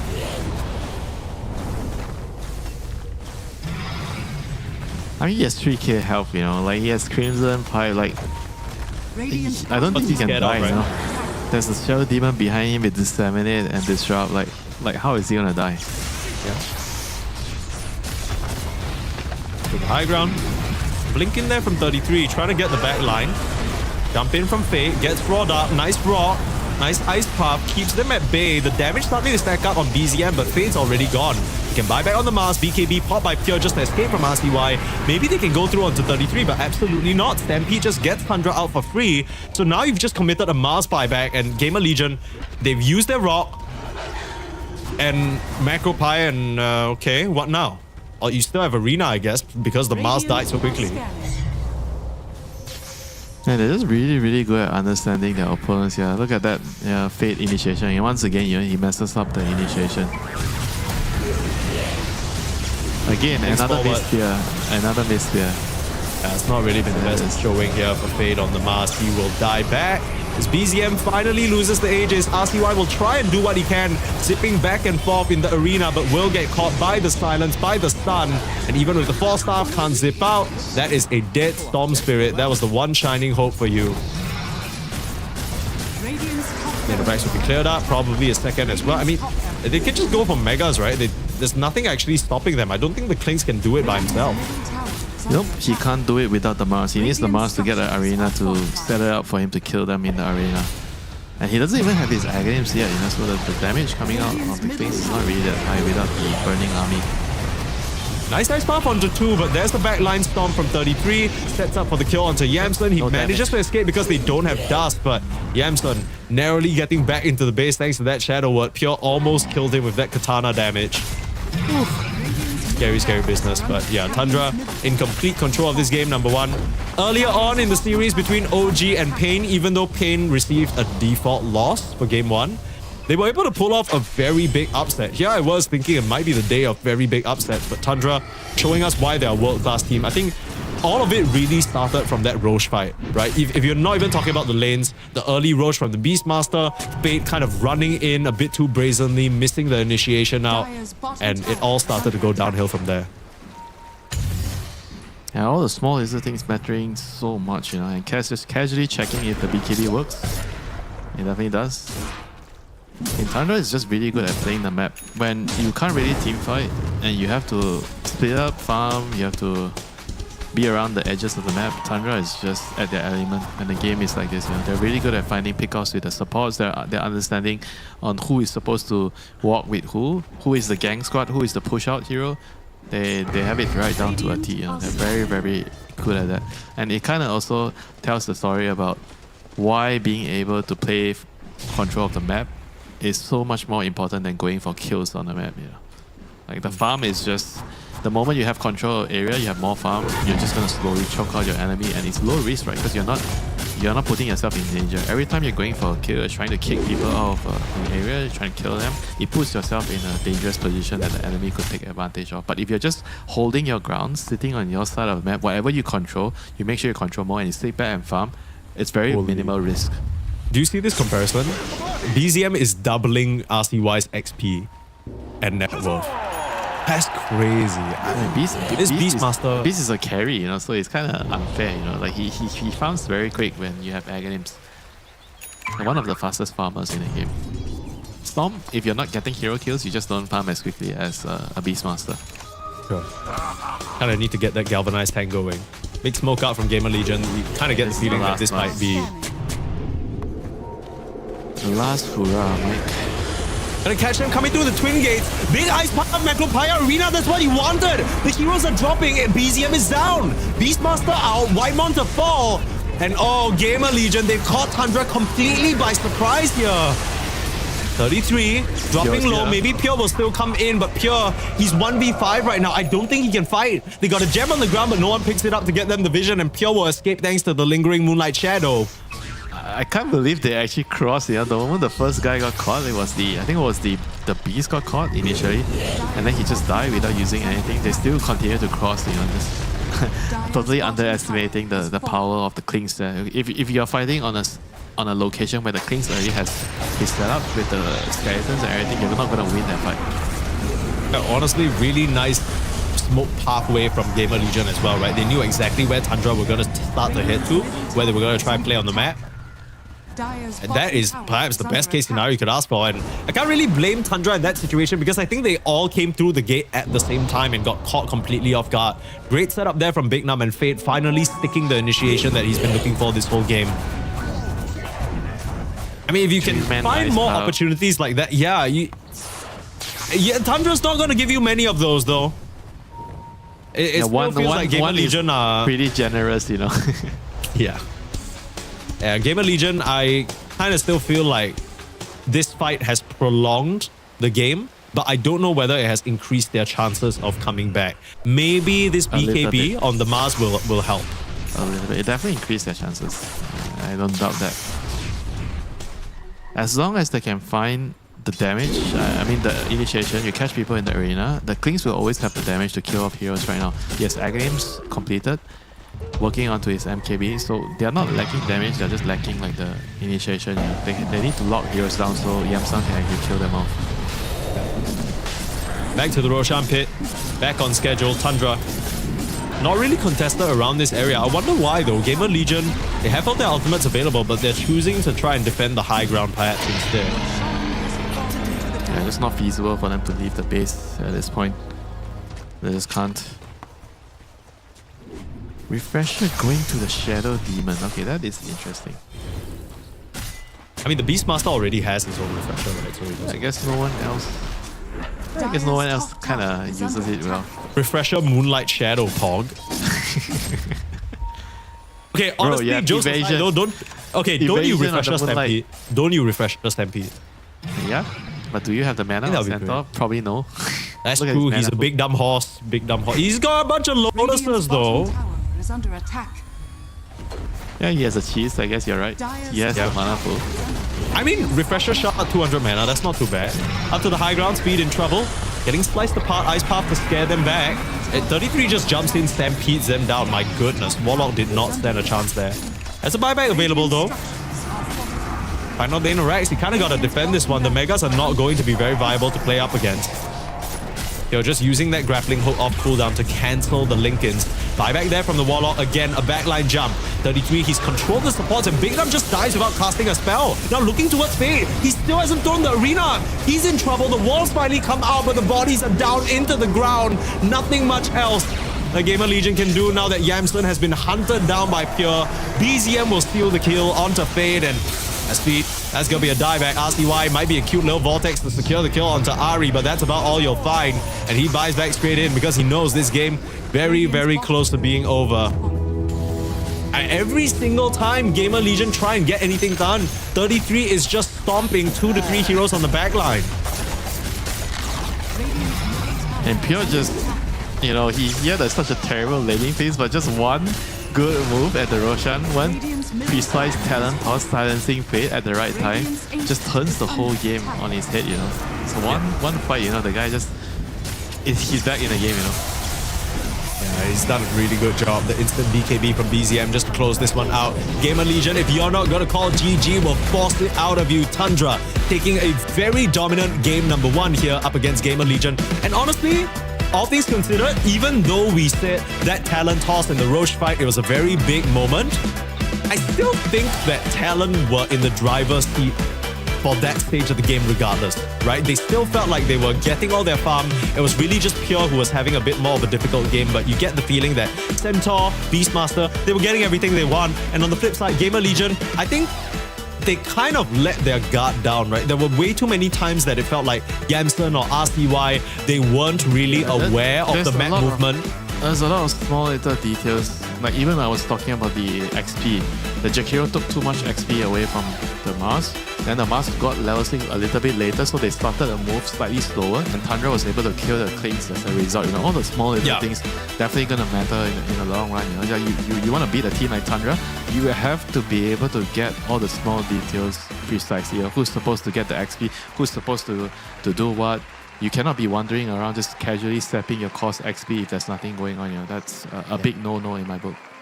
Yeah, GamerLegion already taking 2 losses, first to Na'Vi, then to Execration yesterday. We saw them put up a decent fight into Execration, and then they kind of had a game where they were in the driver's seat that they ended up throwing, right? It was a really rough way to end that series for them. But coming into this second day, not necessarily shaping up either. It doesn't feel like they're the sharpest that they've been or that we've seen them. Hopefully they can continue to sharpen up though, because we'll have game 2 for you after a short break.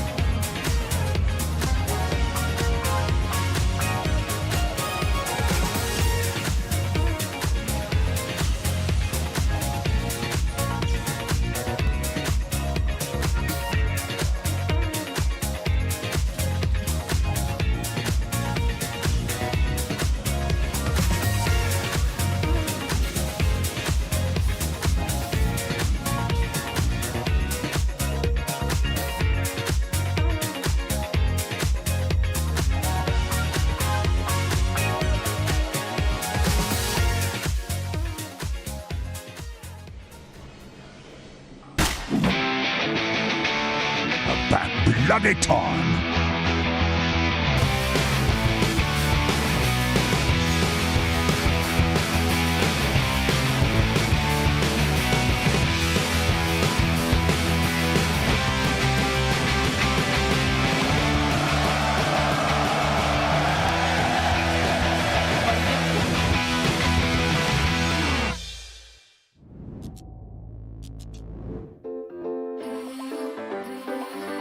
Come on, let's go.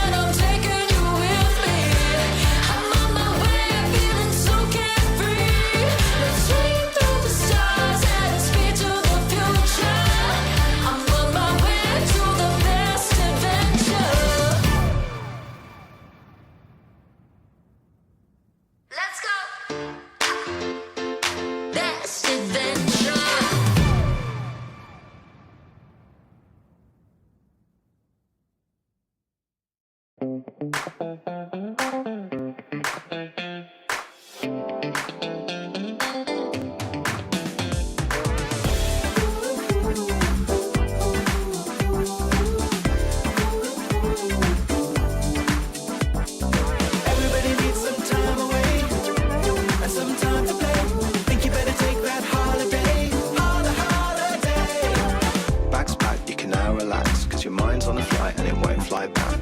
Just ask for your favourite snacks when the cloudy skies turn blue. No cares when you're in the air, looking down on the ground, think we're nearly there. Beach air and freedom air, paradise is waiting for you. Everybody needs some time away and some time to play. Think you better take that holiday, holiday.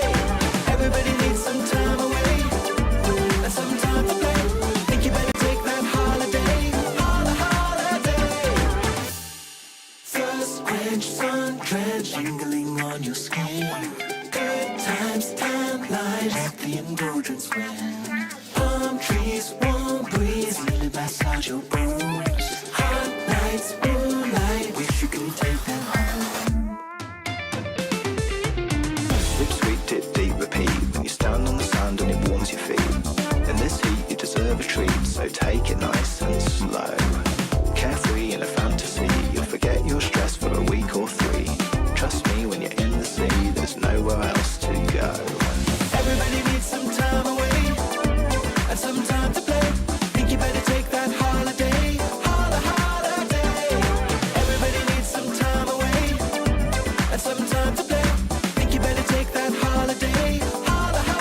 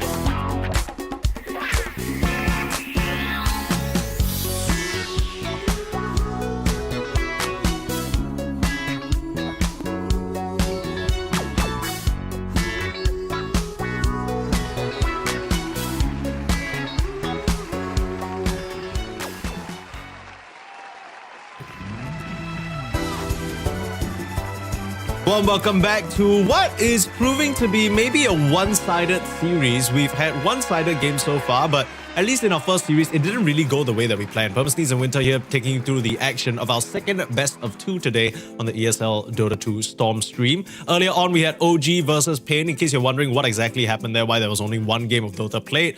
Pain received a death loss because of network conditions, unfortunately. But they came back with a vengeance in Game 2, smashed OG to smithereens. Now OG licking their wounds, getting ready for Paravision later on in the night. But the night is still young and we're still caught up with Tundra versus GamerLegion. Although this matchup, it's looking a little bit more clear-cut. I think Game 1 was a very clear representation that Tundra are just a class above GamerLegion, at least what we saw from them in game number 1. 10 seconds remaining. Tundra Esports turn to ban. Tundra Esports turn to ban. Yeah, They need to find a way to come. Going to start things off again with the support bans. And yeah, I mean, I think Winter, did you have anything to add about the whole Tundra GamerLegion dynamic there? Because at the moment, if it ain't broke, don't fix it, right? For Tundra, what do GamerLegion need to do to step up? Yeah, they kind of have to, I feel like, draft a little bit more supports that can fight at the runes, you know, because last game they had Warlock and Jakiro. I know it's not the first time they pick like double range supports, but when you don't have like a melee body in the runes, I think it's always gonna be hard for you to contest the runes.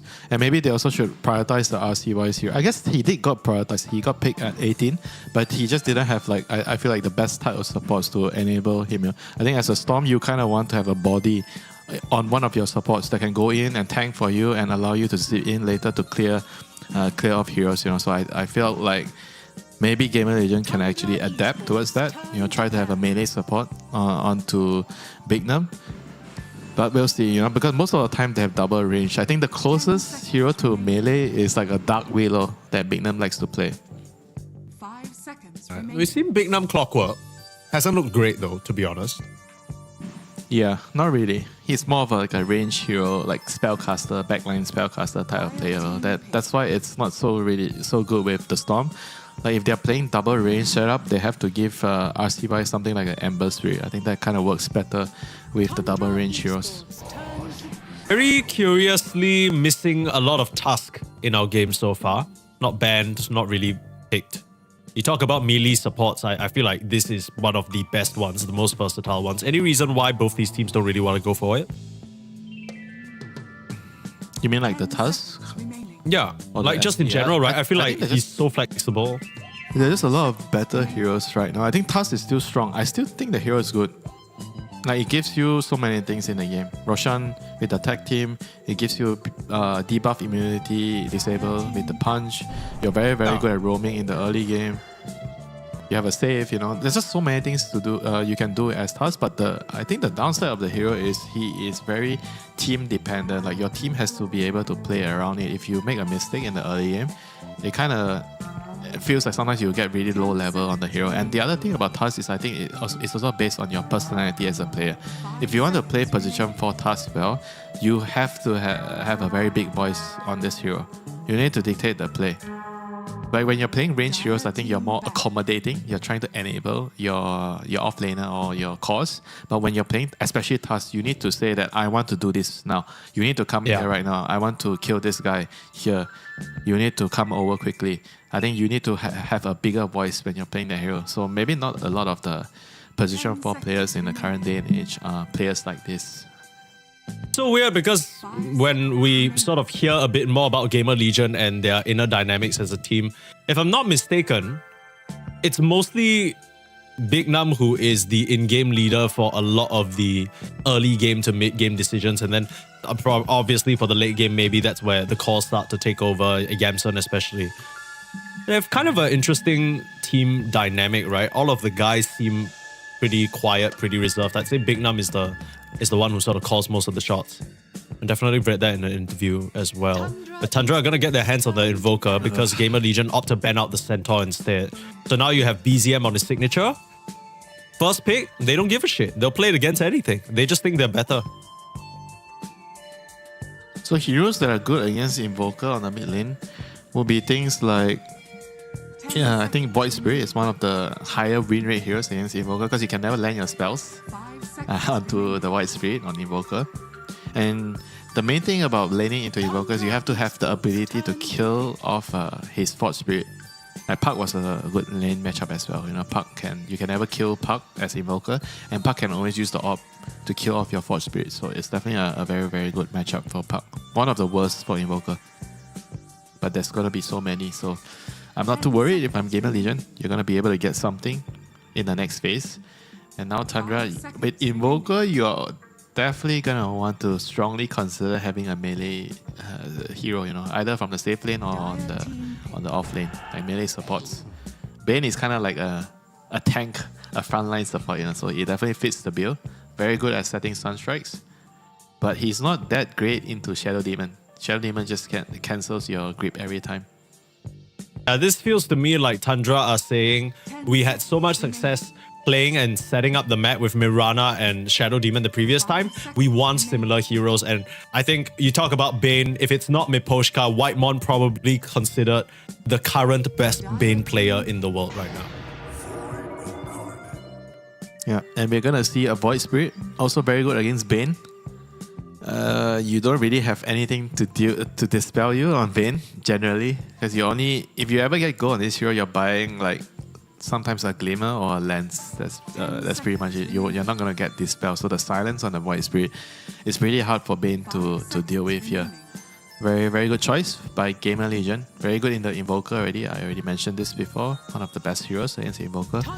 And now, are they going to go for the range hero? Yeah, with Void Spirit, you can kind of go double range. I think GamerLegion's best setup is always with like an Ember or Void Spirit type of hero that would allow this double range, because they like double range heroes. So they need this sort of mid laners to enable it. Warlock and SD, you have a lot of team fight, a lot of saves, a lot of damage through the two supports. So you need a front line mid hero to be able to protect the Warlock and the SD in the team fights. So Tundra now, they gotta.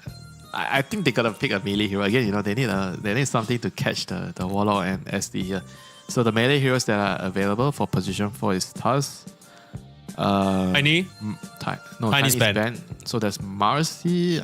I mean, I know he likes to play Marcy on Ahri, but I don't really know if it's that great of a game. It's pretty bad into SD. So they go for the Doom first. But Doom kind of likes the range hero on his lane. He wants to be enabled. Yeah, I wouldn't be surprised to see them go double range here, to be honest with you. Yeah. Like Ahri... Hoodwink, probably. Yeah, Hoodwink is a big Ahri hero, right? 10 seconds remaining. They were experimenting quite a bit with Kotal recently. I just don't like the double range with Invoker. I think with Invoker, you need a melee hero to roam and stabilize the early game. I think that's why they were taking some time to figure this out, whether it's to their best interest to have a melee hero or a range support here. You know, it's a very crucial pick here for Tundra. Okay, so they go for the Marcy still. I mean, I did suggest it, but I kind of don't really like it because it's against SD. SD is kind of annoying for Marcy to play against. The Disrupt and then the Purge, you can't really move. But then it kind of fits the way they have to play the game. They need something to bodyguard and protect the Invoker in the team fights. In the runes especially, you need to be able to fight for the runes with your Force Spirit. So Marcy is one of the better heroes at doing that. I mean, in the lane, they're going to have this double melee lane against whatever the Warlock is going to be pairing up with, you know. So against Warlock, I think it's generally a good idea to have two melees. You pull the wave, you're not really fighting the lane directly, so you're just trying to avoid.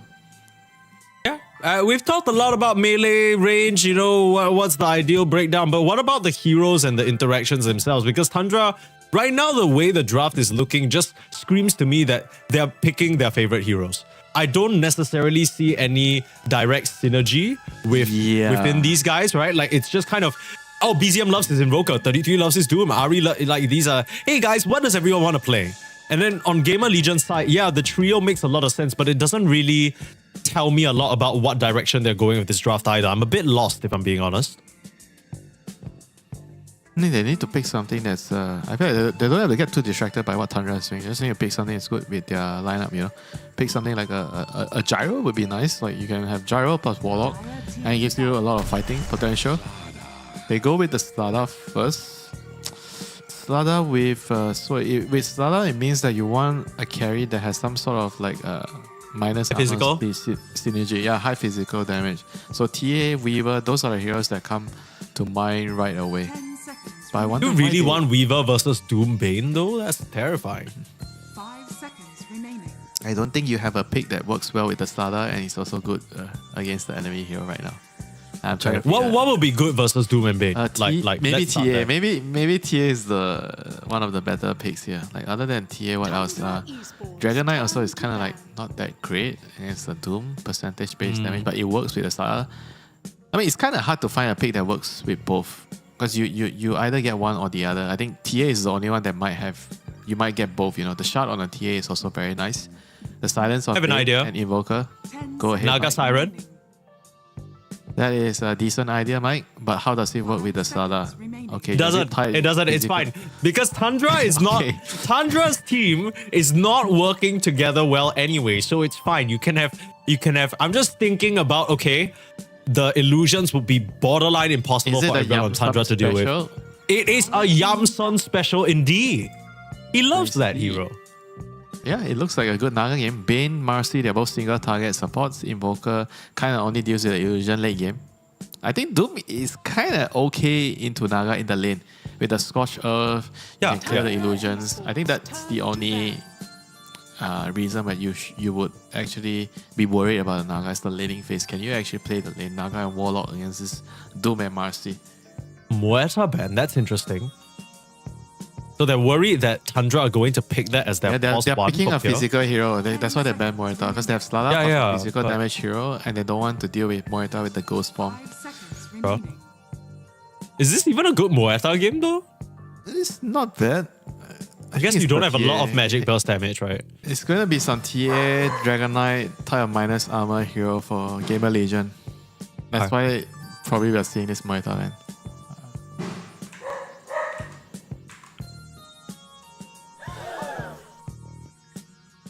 Just ban the Clinks. Dire team pick. Trying to look at what else. Yamson doesn't play a lot of TA, but when he does play TA, he does very, very well. He has 29 games with a 75% win rate. Pretty solid. 10 seconds remaining. Still think the Naga could be hype. And the other one is just Kes. Yeah, but then Kes eats a Doom, he's cooked, right? What do you do if you... There's the TA.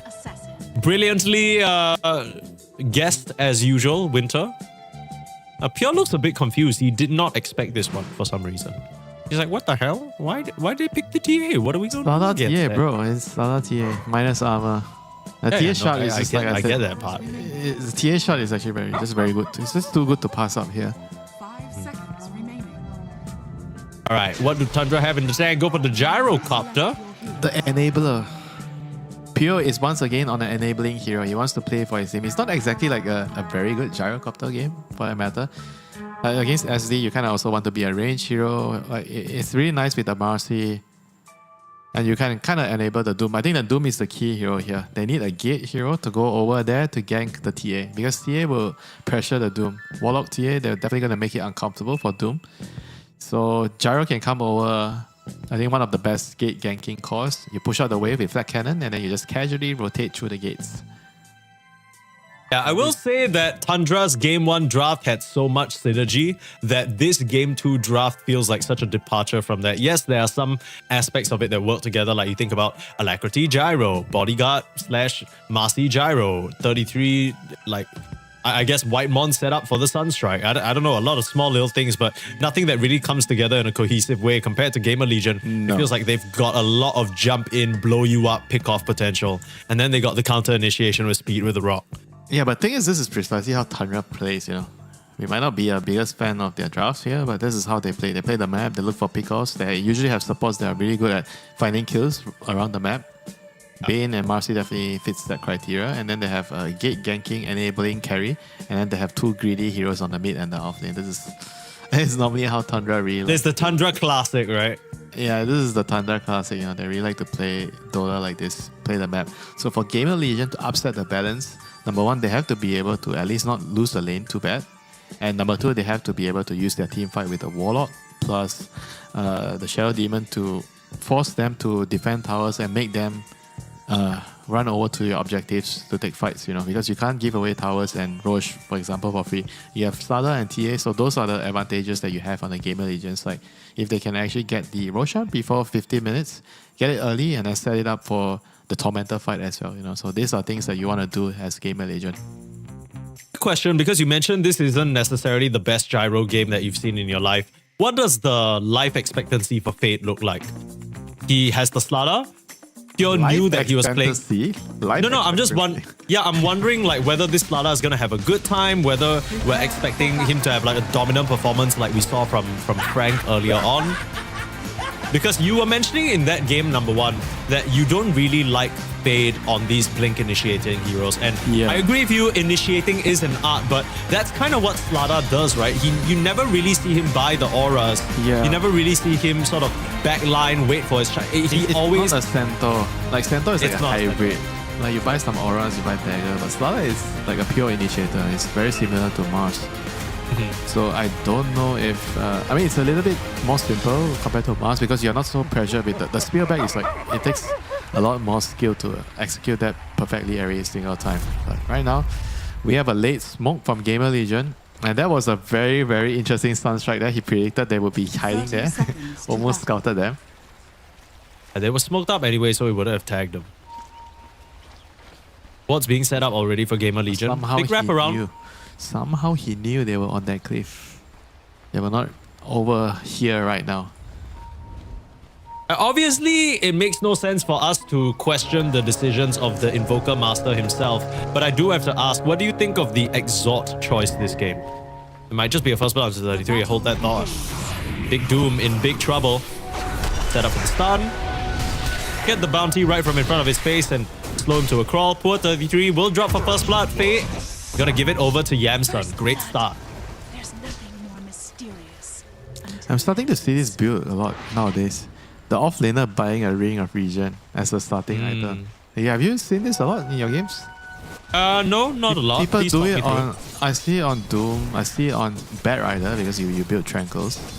And you want to get the Bongo Boots, Boots of Bearing quickly. So it seems like this is starting to be a trend, or it's starting to be a thing, you know. Because Boots of Bearing is a strong item, people are rushing it. We saw it from what, Na'Vi? Was it Na'Vi did it with their mid Bristol back the other day? Yes. I recall seeing it one time. Yeah, Na'Vi be doing shit though. Na'Vi be doing a whole lot of shit. I don't know if it's so imbalanced that we have to do it, but we'll see. You know, still early days. Yeah. Anyway, I was asking about the Exhort Invoker thing. Because I feel like, especially no worries. I figured it sounded like you wanted to talk about that Ring of Regen bit, but Exhort Invoker, we've seen some previous invokers go for like the Mind of Tornaris, right? Play for the sort of Aghanim upgrade tornado. That's nice for that one. This one is because of the they kill Pure once again, eating shit in a lane. I think it's mainly for the stun strike because you have a lot of setup with Bane, with Marcy, stun. Doom, I'm not sure. You can do it if you buy a dagger and you get the Centaur Storm, but we don't really see Doom players do that anymore nowadays. Yeah, maybe you go for the Croaker instead. Not really sure how Pure went down there. Looks like he just took way too much harass. Yeah, probably. But this game, the Doom, there's a lot of value in the ice armor because there's more physical than Slada and TA. But bot lane, we see another disrupt. Pure, he can't afford to die again here. Oh my god, that was close. What a stun strike there from BZM. That was so good. I don't need setup for stun strike, guys. That's what I'm saying. Like, the thing is, regardless of what Invoker facet BZM goes, he will be landing those stun strikes. I think what I'm trying to get at is, right now with this facet, you basically are investing in like a later game cataclysm of sorts, right? But I don't see like a Ravage or Arena or like 2-3 man stuns or stuff like that might set up for it. But maybe BZM will show me something new. Ari is going to show you. Marcy can actually initiate and land multiple heroes with the rebound. Hell yeah. Make it happen. I'd love to see it. But now Ari not really showing me anything. Ari's actually showing these dire creeps on a tour right behind the tower. Whitemon dropping in the bot lane again. Big Num and Faye doing a great job tag teaming up, and it seems like this offlane Slada is pretty good at securing some of these kills. the power of the SD. I think SD, like I think in the previous game I mentioned Kanka and Centaur with SD. I think Slada is the same thing.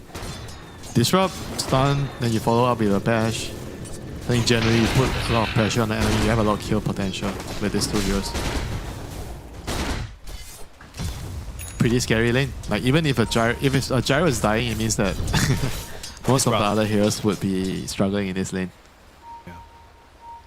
So you're talking about Gyro being an enabling hero for Tundra. So are they hoping to see Pure move around the map early on? Because right now I think he has his hands full dealing with Fate and Bignum. I don't know where he can go. Yeah, he also doesn't have the afterburner faster, so he's actually getting run down in this lane. They're not gonna land this Sunstrike, not needed. Bane's just gonna finish off the kill. So you were saying that he has to, no matter what, he has to move, even if he's having a hard time. Like 33 is gonna get a trade at top, he's gonna be happy. Ari is like, thank you 33 for giving me solo XP. I know you didn't choose it, but I'm still gonna thank you. Yeah. Every a lot of action happening on the side lanes, honestly. These two teams just butting heads at each other non-stop. Kind of what you expect given the heroes that are available. Yeah, not to mention the Sunstrike kind of encourages a lot of tussling happening on the side lane. The crush, another kill. Bro, it's so easy. Every time you walk into range of Bignum, you're just dead on Pure. Oh, this How many deaths is this? Is he two deaths? Okay, 2 deaths. Like he's very good on the net CS department, 21 and 8 compared to Slada is 9 and 2. Like he's just dying in the lane. Okay, well he is getting some return kills as well, so it's not the end of the world here for him here. We'll see whether Pierre is able to recover. In the previous game, even on Kez, where he was basically getting absolutely dog shit on, he still managed to come out on top in the end, net worth-wise and kills-wise. Yeah, somehow Invoker has 13 denies. It's not every game you see kind of Invoker having so many denies. Like, this is a hero that you actually lose out on the CS battle by quite a bit. Invoker is not a lane winner, Let's just put it that way. In the hands of BZM, it can be anything he wants, I think. The fact that he's doing this well is... it's just gonna impact the game a lot. He gets his mana regen items quickly. He has double nose, he has 1 kill. All these items matter a lot on the Invoker if you get it early. It seems like he's going for that Meteor Hammer build again. Has a crown, has a robe of the Magi. It's the best build for Invoker right now. Seems that way. Midas is the old-fashioned version of it. Right now, you just power farm up. You can damage towers as well if you get close to that. 6-minute rune, not super important for both these mid laners, but bot lane is where Tundra choose to make the play. Looking towards Fate, good Guardian sprint away, last few bits of damage. Can they find this pesky little Slada? Pretty quick though. Okay, nighttime vision, Whitemon stabs his brains out. Dire's top tower is under attack. And you're starting to see, like, because of this facet, he's not fast on the gyro. He can't really chase like Slada. So he has better time in the mid game later, more damage with the cooldown. But right now he's relying on his supports a lot more on the gyro. Talking about a Pure rotating through the twin gates, but good early rotation here from Ari, and he's still sticking around to try and potentially punish. Pulling Fade back in. He's still got a disruption to work with just to keep the gyro at bay. Look at Whitemon. He's right behind them stepping up. Forcing a TP out from speed, trying to put the rocket barrage out, but the illusions are tanking quite a bit. Yo, he's dropping low and he has to be so careful. Going to get run down and crushed by Fate. A Shadow Word last auto attack. The dispose actually gets Fate out to safety. Ari jumping over gets the last touch. Oh, they needed to get that kill. Shadow Word not enough to keep him alive. That is very unfortunate. Very, very unfortunate. Try for sneaky play here. Will sleep, but speed is right there to greet him. And Whitemon might just be forced to TP on out of here. Oh, the tree line. Catch him. Mana for very good sleep transfer by speed there. But do they have the damage? These two supports, they have no man. It's gonna body block him. Looking at a bit of that replay of the fight though, as Pure, tries to kite his way into the tree line, but the Shadow Word keeping Fate alive just long enough for him to secure that kill.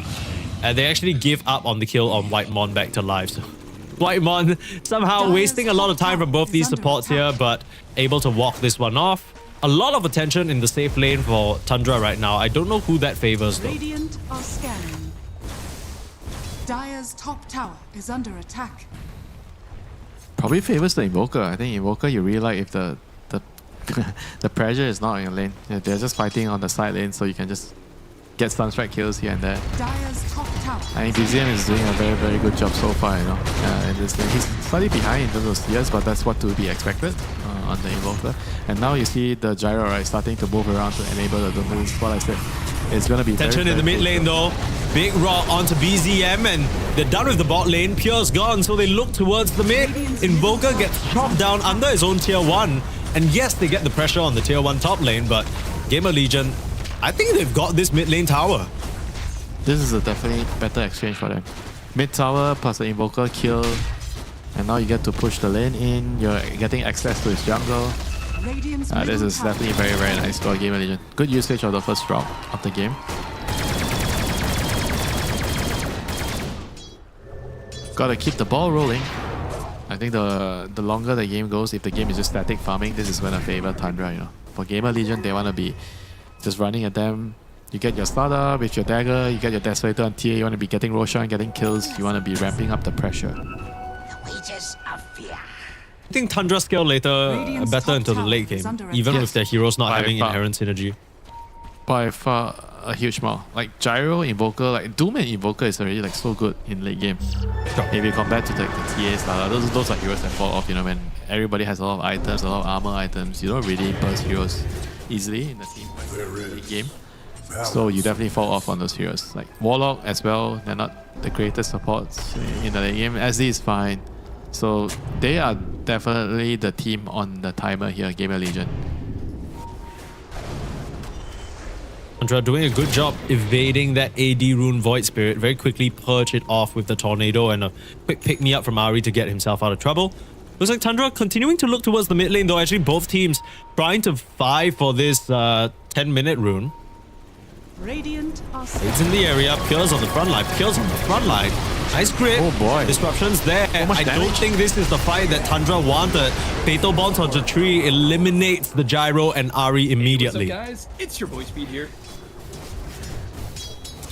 And that was, I guess, like a huge oversight for Tundra. That's totally underestimating the Warlock Fatal Bonds. They knew that he doesn't have Rock, so they felt like maybe they could contest the runes, but the 3-man Fatal Bonds, you know, just costing them dearly there. Gyro dying again. Just controlling runes and casually just dying.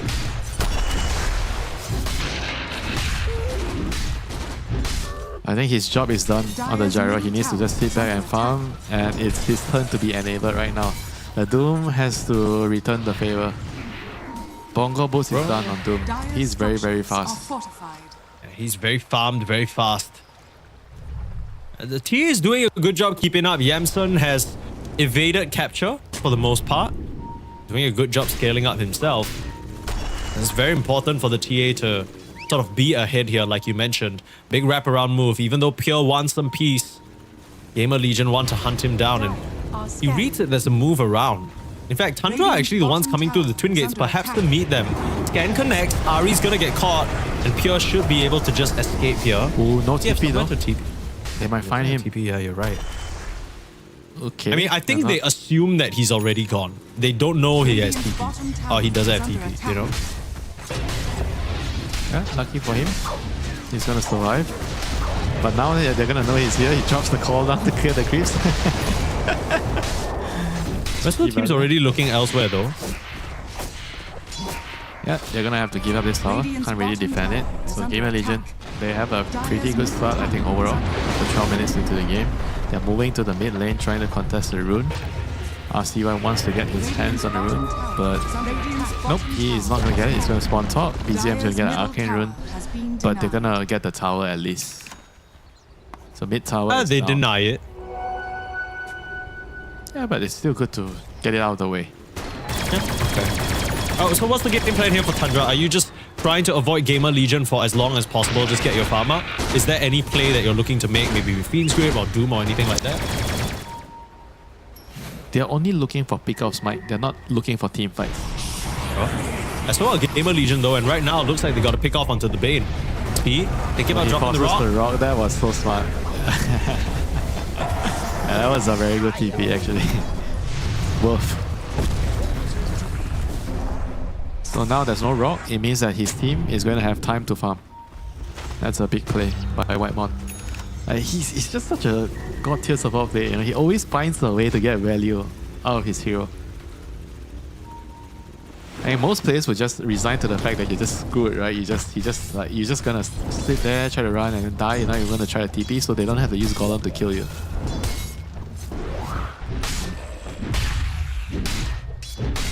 He's in their minds, man. Even when he's dying, he's outplaying them. Yeah, you gotta always be locked in, you know. Even when it looks like it's certain death for you, there is always something you can still do. Except in the many cases where we're casting a game and one team is behind, in that case, Winter, according to you, there's usually nothing they can do. Okay, many such cases, but yeah. Radiant's top tower. Okay, Tundra on the prowl. 33 is finally coming into the game. He's here to repay the Gyro's endeavors for enabling his game. Set out in the mid lane. RCY slept first. The rest of the team connecting over. Nice pick me up. Doom's there. Oh, they're not even able to get the disruption. Big Nam, I think he realizes, and they'll even Fiend's Grip for that final kill on the Shadow Demon to make sure he doesn't escape. Rough. They stole away the Shrine of Wisdom while this was happening though. BZM's all the way on the right side, getting that EXP, and they still have the Shrine for... How are they getting everything? Like how are they getting... Where is GamerLegion right now? Where are the heroes? Why are they all three on top? Hugging each other. They're not taking smoke play to fight for the Shrine because they don't have a dagger on Starter. But if you don't have a dagger on Starter, the next best thing you can do is at least defend your own Shrine. Yeah.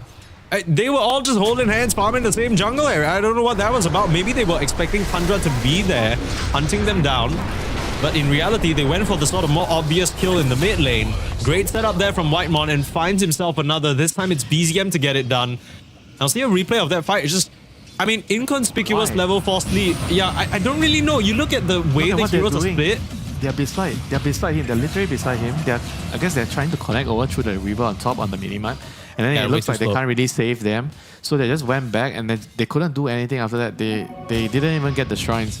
So it tells me that they are not exactly having a concrete plan on what they had to do around 30 minutes. So they end up doing nothing. They lose their heroes on the mid lane and they couldn't even defend their shrine. I mean, the thing is, Yamson is farming fine, but I think Yamson farming fine isn't enough for you to secure this game with how much map you're losing. Whitemon will get caught. That's a good start.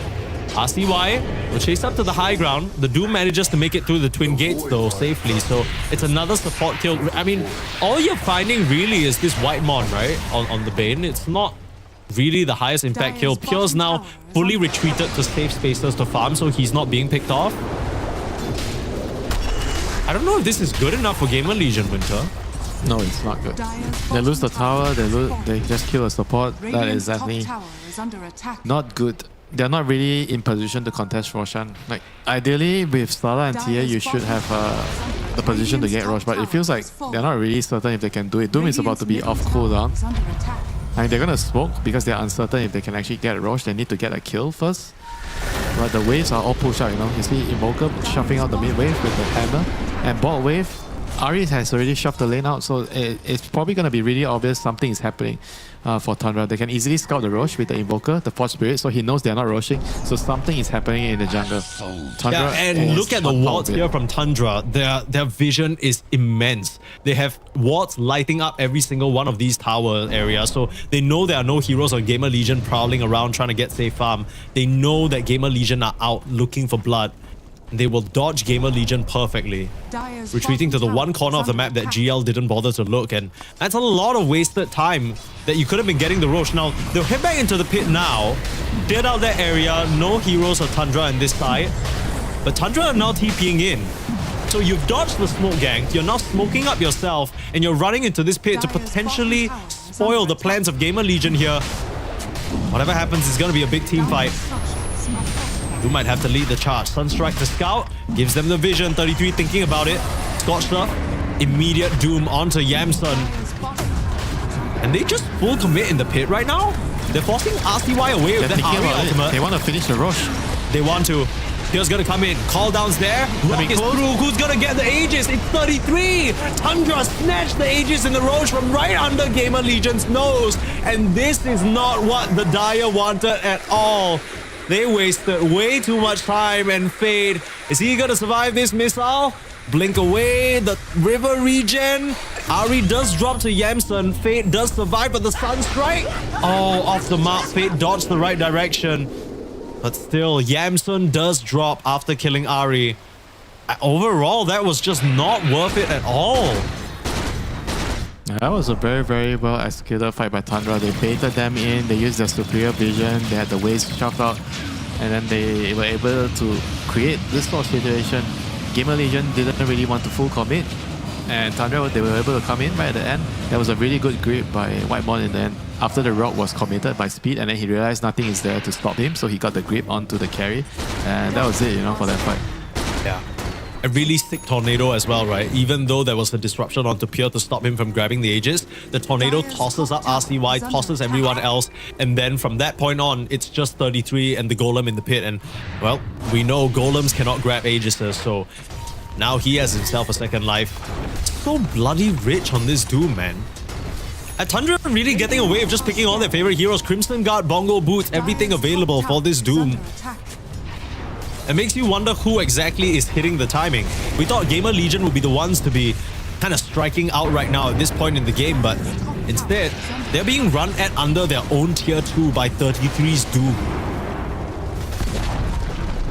And the 5-man lineup is not able to 5-man anymore on the GamerLegion side. They are unable to contest, and if they have to split up to farm, they are always running the risk to getting caught up by this Bane. You know? But good luck doing it during the night time. But on the bright side, daytime is approaching. 20 minutes is going to be there. Tormentor is going to spawn. Not sure if GamerLegion has the ability to contest, so I don't know if it's going to happen. They're probably going to just be happy farming and just trying to get another item on the TA, but I don't know if that's enough for them to get somewhere in this game. You know? Well, this is a nice play here by Tundra. They are faking that they're going back, and then all of a sudden they come. Oh no, he messed up the grip. Okay, a little bit of rare miscommunication there. Grip came through from Whitemon, but Invoker tornadoes that same target. Happens to the best of us. They missed out on a kill onto RCY because of it, but they forced a response there from GamerLegion all the way back. So now it's 20 minutes. They forced GamerLegion into their own tier 3 area, which means they can just very easily go for the Tormentor. GamerLegion want to contest though. They're streamlining through the river. Oh, Tundra is not hitting Roche. Tormentor, they're smoking up. They're getting ready for the fight. Is GamerLegion going to expect this scan? Radiant scan? Get on the front line. See the slaughter. Don't really want to commit the Doom onto him though. Homing missile just to trace him. Meanwhile, backline RCY's found Whitemon. Big Rock onto 2, but no real damage coming through. Gamstone just can't connect in the fight. Fade's been gunned down. And now you got yourself a Doom on the TA. She's not getting out of this one. Yeah, I think this is very, very good execution there by Tundra once again. Like GamerLegion definitely not expecting that. They're expecting Tundra to be on top of the high ground, hitting the Tormentor, and they want to kind of pounce into to get kills and to maybe steal the Tormentor. But Tundra just a step ahead once again. You know, they are thinking far ahead. They are ready for the move from GamerLegion, and they responded perfectly. Yeah. I will say the counterplay was pretty nice from RCY, right? He jumps into the backline, eliminates Whitemon completely. Sure, there was no grip, but the Bane would have been really annoying to deal with in the fights. But Tundra, just using their vision advantage and using their sort of item advantage, they can throw the body of 33 in without much real concern.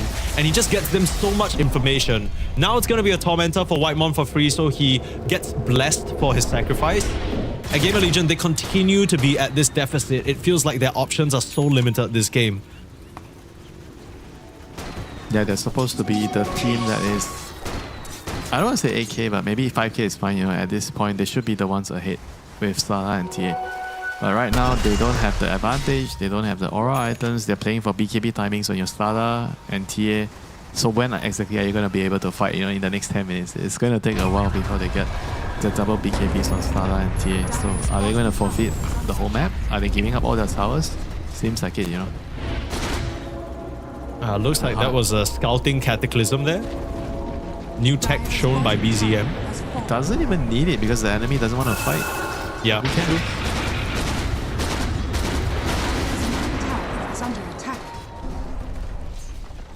BZM Invoker is such a treat to watch, man.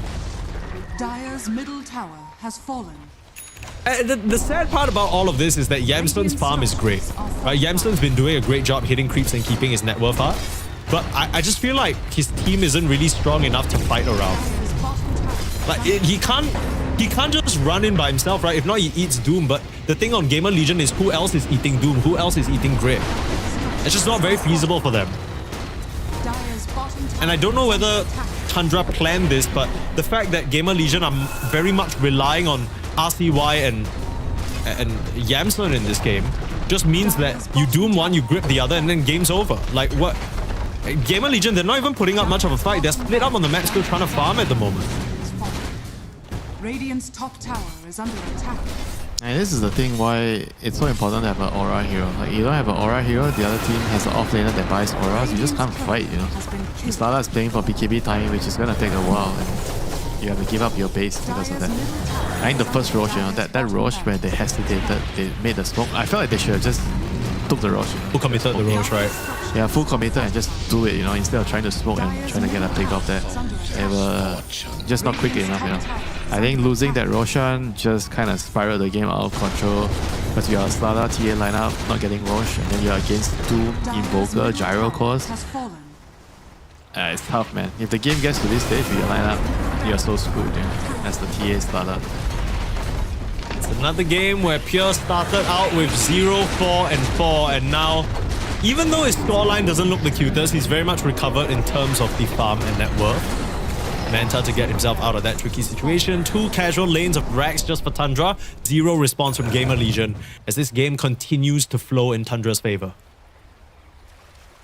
Yeah, Pure is really doing his role in this team very well. Like he's the guy that enables his other players. He's been just eating a ton of shit, but at the same time, because he's poor in the early game, but he's still able to come back in the game somehow. You know, he's finding impact, he's tanking for his team. And it's such a treat to watch when your carry player understands how to play to enable your team. Yeah. Really, really cool stuff. Yeah, I mean, I wish the games I play on a daily basis, I have a core that enables the supports, you know. It's just one of those things, right? I think the best players in the world are no longer sort of treating the game as this 1v5, 1v9 mentality. Speaking of 1v9, Whitemon gets ganged up upon here.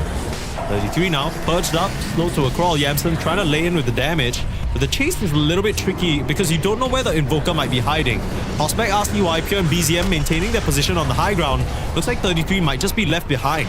Still purging himself. He's gonna lose Gem though. Okay. That's a big pickup.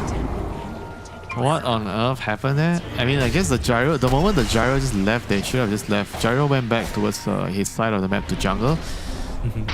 I guess Tundra got a little bit cocky and just didn't really think that they would die there, so they stayed with the Doom, but pays a huge price, you know. So suddenly, GamerLegion, they've been given a line of life here by Tundra after that mistake.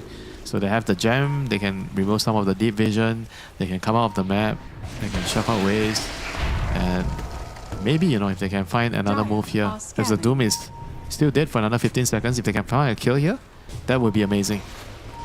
And just start the hemorrhaging, right? Stagger the death timers. Looks like they found someone.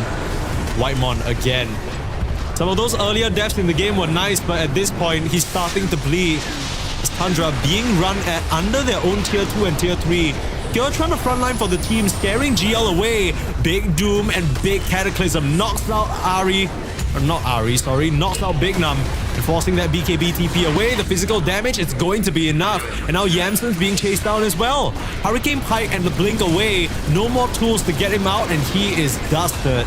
Really, really nice response there from Tundra as GamerLegion. You can understand why they made that move, right? They were so desperate. They wanted to kind of pull things back into their favor, but they end up giving up their lives in front of Tundra's base. What a cataclysm. Like, he landed like a 2-man cataclysm right there without setup. Zero There's setup, like no stuns, nothing. He just landed there. What on earth was that? Yeah, that was so cool. And no one really does it quite like BZM Invoker, but because it's early on in the game, GamerLegion's death timers are pretty short. You're gonna get the Slada back in 5 seconds, maybe able to put up some sort of a defense with the Fatal Bonds here. Summon some Gyro Illusions of your own. But I think Tundra, you gotta be a bit more careful with Ahri and Whitemon's positioning, right? Not something you say very often because these guys are usually really sharp with where they stand. But I feel like these few engagements and the way these initiations have started, RCY's been able to just find the catch onto Whitemon, and like you said, the Bane doesn't build anything to itemize against the silence. So once he's silenced, he's just dead. Gotta be able to find him first, you know? Not easy to find the Bane at this phase of the game when the Doom is just up front, being such a big body, you know, and including the Marcy, they can initiate, they just jump in first. So I think Whitemon has a lot of bodyguards in the team fight to make sure he's safe. Yeah, but you know Whitemon, he's the type of guy to walk up first and try and set something up. He's an initiative-taking player. Maybe just need to chill a little bit and let his bodies do the bodying. Yeah, he's not afraid to go first, you know. That's what I like about him. Alright, GamerLegion grouping up now. Aegis claimed for Tundra and they got the gem back, so they are able to clear out a lot of this TA vision, which is why they're sort of playing specifically in the areas that they know have been dewarded.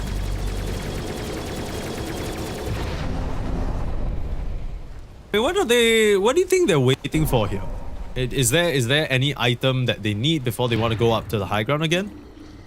Maybe the Master BKB? I don't know. I don't think they need to wait for that, but sure, you know, there's some time. Gyro just picked up his butterfly, so Pure is ready to siege. I don't necessarily think that this BKB or Marcy will be too important, truthfully. Don't let Ahri hear you say that. Why? Man, he doesn't mind, you know? Like the fact that you have the luxury to buy a BKB on a support is already so good. That's true.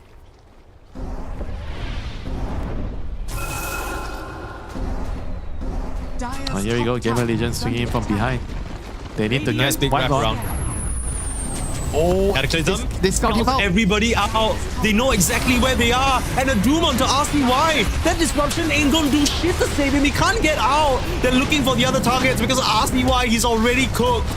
Golem onto like nothing, just a couple of illusions, and Pure continues chasing forward. So RCY goes down, Speed hiding around the trees, nowhere to run though, and Ahri will find Fate, retreats out. Yamson's the only survivor, he has the Hurricane Pike and TP out. All of his allies have died and GG is called. They're out of here. GamerLegion not the happiest about the way this game went down, and understandably so. You can see the cameras immediately off. I can't imagine they're feeling the best about the way that shook down. And Tundra, another day in the office for the boys in black. Just getting it done. No smiles, no emotions. Business as usual. Man, BZM is just so freaking good, right? And he just had the reaction time to just understood that something is coming, then he uses the Cataclysm when the gank was coming in, scouts their position, and GamerLegion felt like, oh my god, it's so awkward, they see us, and then they didn't know what to do, they split up, and they got picked off, you know. Man, this BZM Invoker is just something else. Yeah, that's why it got banned in that first game, but let it through in game number 2, and Tundra Esports will bring the heat right to you. That's exactly what happens. GamerLegion don't stand much of a chance in this game. They put together a draft that I think makes sense on paper, but it goes back to what you were saying. I feel like this double range support situation they have going on for themselves, I don't know whether it's really working for them. Yeah, I feel like this game, it might be okay as long as they made better decisions in the game. I felt like the Roshan was a key moment in the game where you have Stada and Tia, you have to try and get it, you know. They were so scared. I felt like they had an opening. They had a pretty clear opening. They could have tried to go for the Roshan there. But instead, they just backed away. They chose to smoke. And then Tundra just outplayed them by not getting picked off. They used the Spot Spirit to scout out the Roshan. They know that GamerLegion is not hitting Rosh, and they push out all the waves. And then what? And then it felt so weird for GamerLegion. They went back to do it. And then somehow 33 steals the A gaze because they were given enough time. GamerLegion didn't finish the rush fast enough, and everything just got ruined. After that, like the first Roshan was so crucial for them. TA starter lineup. There's no way you can allow this to happen against an Invoker Doom. Like how can this happen? I mean, this is one of those like outclass moments, right? Where you're playing Invoker versus Void Spirit, and the Invokers like doing way better on the CS than you expected. BZM's finding a lot of impact. These silent kills, I'll be honest with you, I don't even think like, you were saying Invoker makes sense. I don't even think this is a lot of setup. Whenever you think Invoker Sunstrike game, you're thinking maybe someone with a stun, maybe someone with a root. They have Dispose and Sleep. These are two very dynamic movement spells that don't make for the easiest aiming of the Sunstrike, but BZM still gets it done. At GamerLegion, they did have some moments where it looked pretty decent, right? As soon as they got the Blink Dagger on Fate, they were running around the map with RCY, finding one or two pickoffs here and there. There was this fight as well that looked pretty decent for them. At Tundra, overestimating and kind of sending Pure to the front lines a lot for the early game. But that seems to be the Tundra recipe for success. They just kind of don't mind sacking Pure because they believe in his abilities to come back. And this was the very important Roche fight you were talking about. Everything started going downhill from here. Yeah, after this point, the game was, I would say, effectively over because of the lineup. As you have this Lala TA not getting the first Roche, the Doom Invoker just getting to the point where they are going to be very, very hard to counter in the mid-late game. Because GamerLegion, if you don't have Aegis, you're not really fighting the team fights. You have a Slala which doesn't have auras, you're playing into a Doom which has Crimson Guard, so Crimson Guard already nullifies your TA and Slala damage. So what can you do, your Warlock and SD, if you can't take a team fight with Slala TA, they're just pushing out waves. Nothing is happening. And then what are you delaying the game for? You're not even gonna win when it gets to ultra late game. So the game just felt on a nice edge, I think in the early game they did a lot of good things. They got a lot of the towers with the rocks, but after that, I think they needed to take more chances, And there was also a point in the game where they didn't do anything when it was at minute 14, they just gave up the shrine because they were waiting for Fate to get dagger. I also didn't really particularly like that moment. I felt like they could have still done something even if the Slala didn't have dagger. You have Rock, you have SD Purge, you should try to defend your areas, They're giving up territories for free, to Tundra, and I feel like that should not have happened in this game. And the map control felt very strangely lacking from GamerLegion. I feel like most of the time when you have a TA, the trap should give you a lot of information about where you can go, what pickoffs you can have. But yeah, I mean, overall, I think really well played from Tundra. It's nice to see them sort of come back into form. This is a matchup that we expect them to win. There were some ties that they had yesterday. And waiting to sort of hop in and tell us more about it for a quick interview with Ari. We're just making sure he's getting ready. But yeah, I think overall, Tundra, do you think maybe there's more that GamerLegion should have done in the draft to punish them? Because they were just literally picking their favorite heroes. I feel like the draft was fine though. Like, they had a pretty sensible draft. Invoker was early pick, they picked Void Spirit against it, and then they followed up with heroes that they were always accustomed to play, So I don't think the draft was the issue here for GamerLegion. It's just the play. Yeah. Well, it's just the play, and someone we need to congratulate about his wonderful play is none other than Mr. Ari. Hello, can you hear us, sir? Yeah, all good. Amazing. Thank you so much for joining us, and of course, congratulations. First question I gotta ask you, this is the big elephant in the room, of course. You guys won so many slams, you guys were owning it up big time, and then recently, the recent slam, it didn't really go your way. Maybe you could argue that the first day of DreamLeague group stage was a little shakier than the usual Tundra we expect. Is there sort of something going on? Are there some issues that you guys are working through right now? What's the vibe at the moment? Yeah, it was pretty strange. We went 7-1 in group stage in Blast, and then it felt like almost overnight we suddenly just lost all of our form and weren't playing the way we always did and did the day before. And then that actually resulted in like maybe a week or two where we're in like a kind of a slump, I'd say, like pretty bad form for us. And we've just been working to fix it since. So yeah, I really don't know why it went that way. It was pretty sudden, but I'd say we're coming out the end of it right now. Like, we've been working over the last week or two, and I feel like we're getting back into shape quite well. But yeah, it was pretty strange to be in such bad form for a while. And do you think part of the issues that the team is facing is sometimes being at a point where they have to decide whether you have to play a range hero and melee hero? Because we feel like sometimes the position for being a melee and range kind of impacts the game a lot. I mean, I'm not sure about if like melee ranged is the right differentiating factor. It usually comes down more to like catch or team fight or a good lane. I feel like these things are things that matter.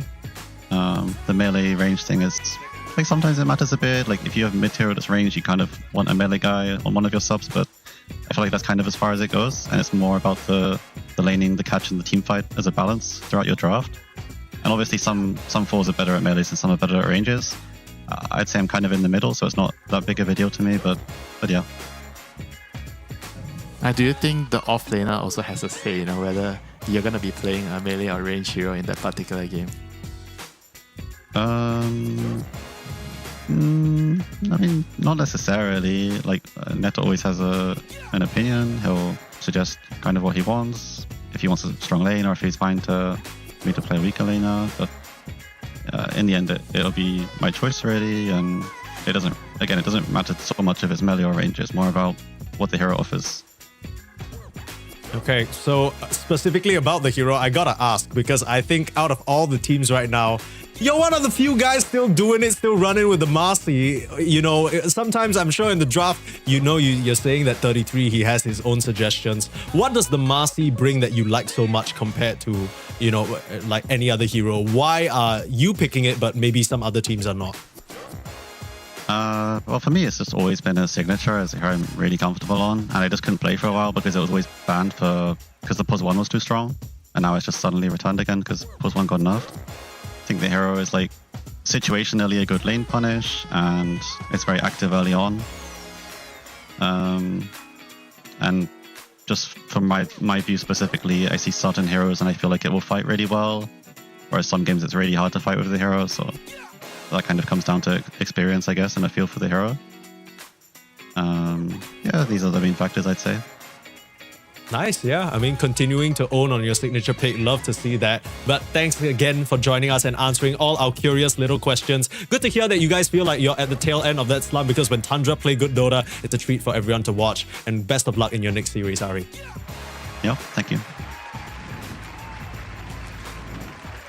Very, very polite and polished young gentleman with his very reserved answer. Didn't want to give anything away, It's also funny to hear that even though 33 is obviously the captain of the team and the boss and everything, Ari still gets, like, in a way, the final say of what he would want or what he feels most comfortable with. I think that's like the ideal team environment, right? When everyone trusts each other to make the right hero call, you're not kind of giving each other shit like, oh, you should have picked this, you should have picked that, because then that starts to lead into all this mistrust and everything. Winter, what do you think? I was kind of hoping that he would actually say, oh, 33 is the one telling me, oh, you need to play this hero this game because I need this hero. You were really fishing for that answer. You were trying to get him to say that shit. I was like, I don't know if that's the case, bro. Well, at least I tried, Yeah, indeed you did. And, GamerLegion did try, but unfortunately did not succeed to secure a win here against Tundra. It's Tundra back to business as usual. But speaking of business as usual, Pain Gaming, hopefully no more issues for them, as they will be the players in our next series up against BetBoom. It's going to be none other than Gareth and the Cause taking you through that action. So we'll be back after a short break. See you guys then.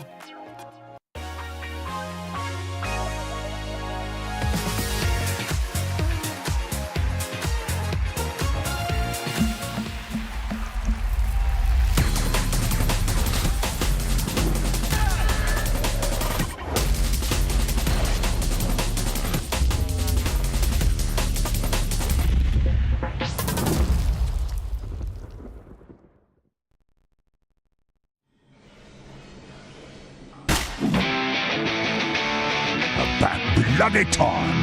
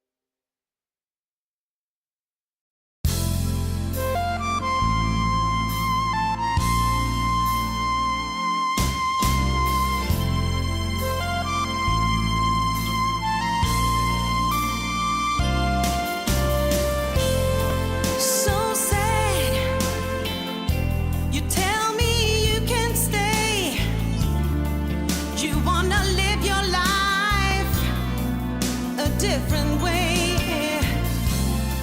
So sad that we'll both be moving on. Yeah. So sad that we are giving up. Remembering when we were on top. So sad, so sad. Things have come to an end.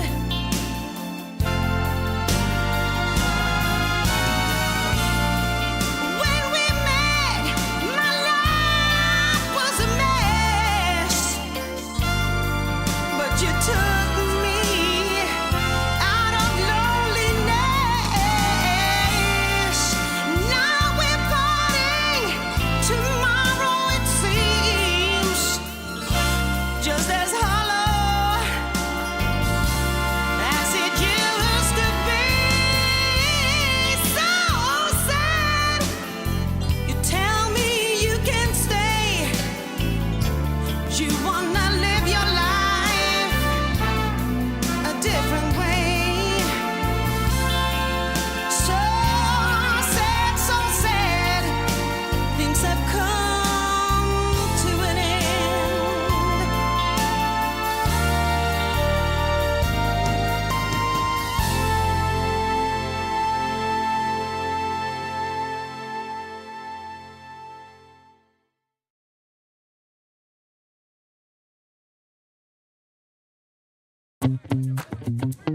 Man, ooh, did you see that girl? No, stop it, man. I saw it first. My lord. Nah, back off, man.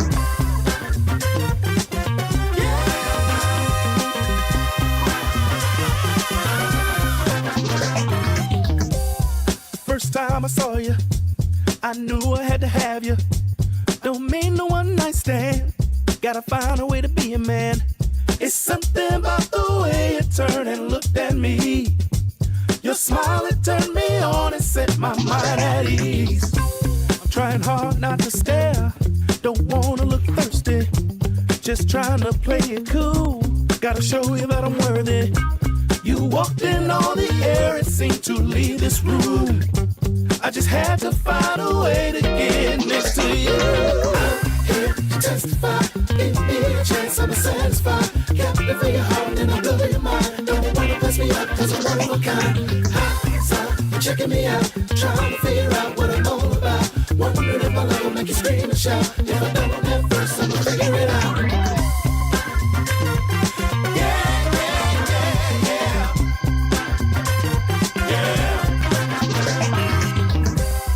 Wolves howling at the moon, peacock and acting like a fool. Unbothered as you sit through all the nonsense they throw at you. That type of thing don't interest me when it comes to you. I can't wait to show you that my love is true. Don't wanna miss my chance. Would you mind if I took your hand? Out on the floor, baby, let's dance. Extended cut, DJ, make it last. We're the only ones in here, we're so into this groove. Intoxicated by the way our bodies move. Hey, chance I'm satisfied. Hey, and I'll blow your mind. Don't wanna pass me up, cause I'm one of a kind. So, you're checking me out, trying to figure out what I'm all about. Come on, if my love will make you scream and shout. If I don't at first, I'm gonna figure it out. Hey, testify, chance I'm satisfied. Captivate your heart and I'll blow your mind. Don't wanna pass me up, cause I'm one of a kind. So, you're checking me out, trying to figure out what I'm all about. Wondering if my love will make you scream and shout. If I don't at first, I'm gonna figure it out.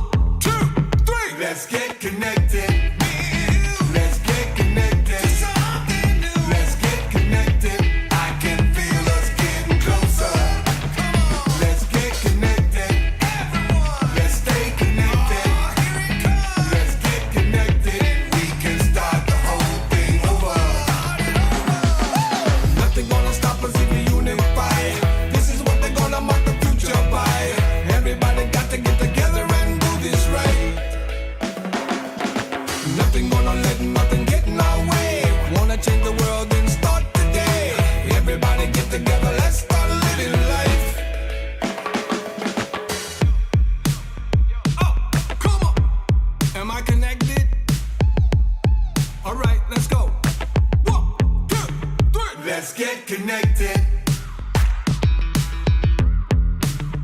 Let's stay connected. Come on. Let's get connected. I can feel us getting closer. Let's get connected. Let's stay connected. Let's get connected. I can feel us getting closer. Nothing gonna stop us if we unify. This is what they're gonna mark the future by. Everybody got to get together and do this right. Nothing gonna let nothing get in our way. Wanna change the world, then start today. Everybody get together, let's start living life. Let's get connected.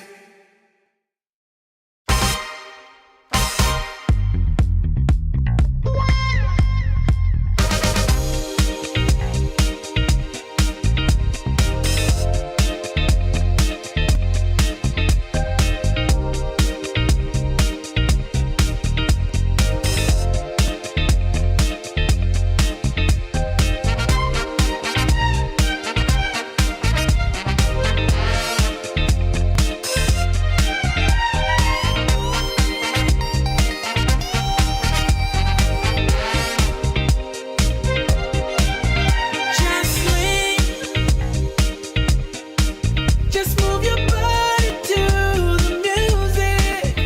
Just lean. Just let the music take control of you. Just lean. Just move your body to the music. Just lean. Just let the music take control. Just let the music do its thing. Loving you is such an easy thing to do. Girl, I just wonder why it took so very long. Something goes off in my mind every time I feel you close. Like a star to spark that you just can't control. The sparks begin to fly. I feel like I'm on a high. I just can't describe. Girl, you know that it's so easy to love you. I just can't turn it off. That's what I really dream of. Bring your body close to mine. Just lean. Just move your body to the music. Just lean. Let the music take. Just let the music take control of you. Just lean. Just move your body to the music. Just lean. Just let the music take control. Just let the music do its thing.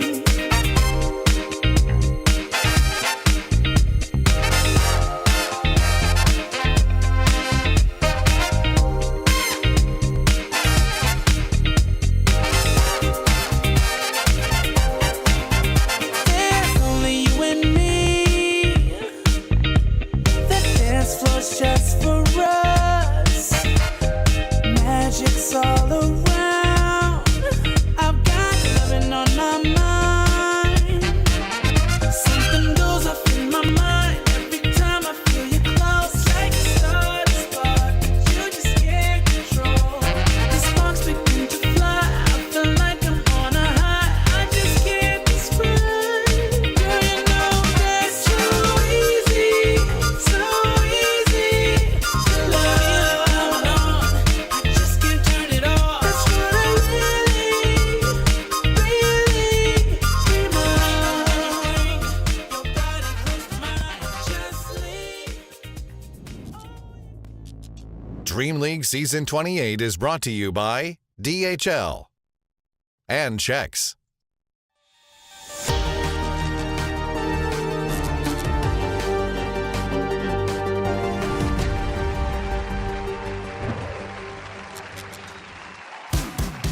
Welcome back, everybody. Dream League Season 28 continuing here with another couple of two-game series as we get into the nitty-gritty Lacoste. It's time to start getting some W's under your belt. Yeah, most definitely. I mean, we had some very interesting ones. We also had some internet issues. We also had a little bit of drama coming up as well. We were trying to hype it up yesterday, how he might be the Weapon X, potentially playing for Pain Gaming. But seems like, as his coach said, that Parker is not going to be playing with them because there's some attitude issues that they haven't been able to resolve. Yeah, you're saying, he, him, he is not him, he is not he. Parker has departed, he's left the building, unfortunately. But yeah, Pain up against the BB team. Our first series up for us, the third series of the day here on the C stream. I can't remember, we're on Storm? Ember? Yeah. Storm. Very good. And yeah, the thing is though, Pain, they lost their first couple of series. This whole debacle. I don't know. Parker is just I don't know. The story keeps writing itself. Every time Parker shows up, there's another little breadcrumb in the trail of drama and disaster. It's been good. I gotta say, it's been good 2 weeks. They had it very good. Like, this is more than I expected them maybe to stay together. There's an issue. Seems like they fixed the issue because they did win a game earlier today against OG, Smiling Knight. He's gonna be the one standing in for the rest of the tournament.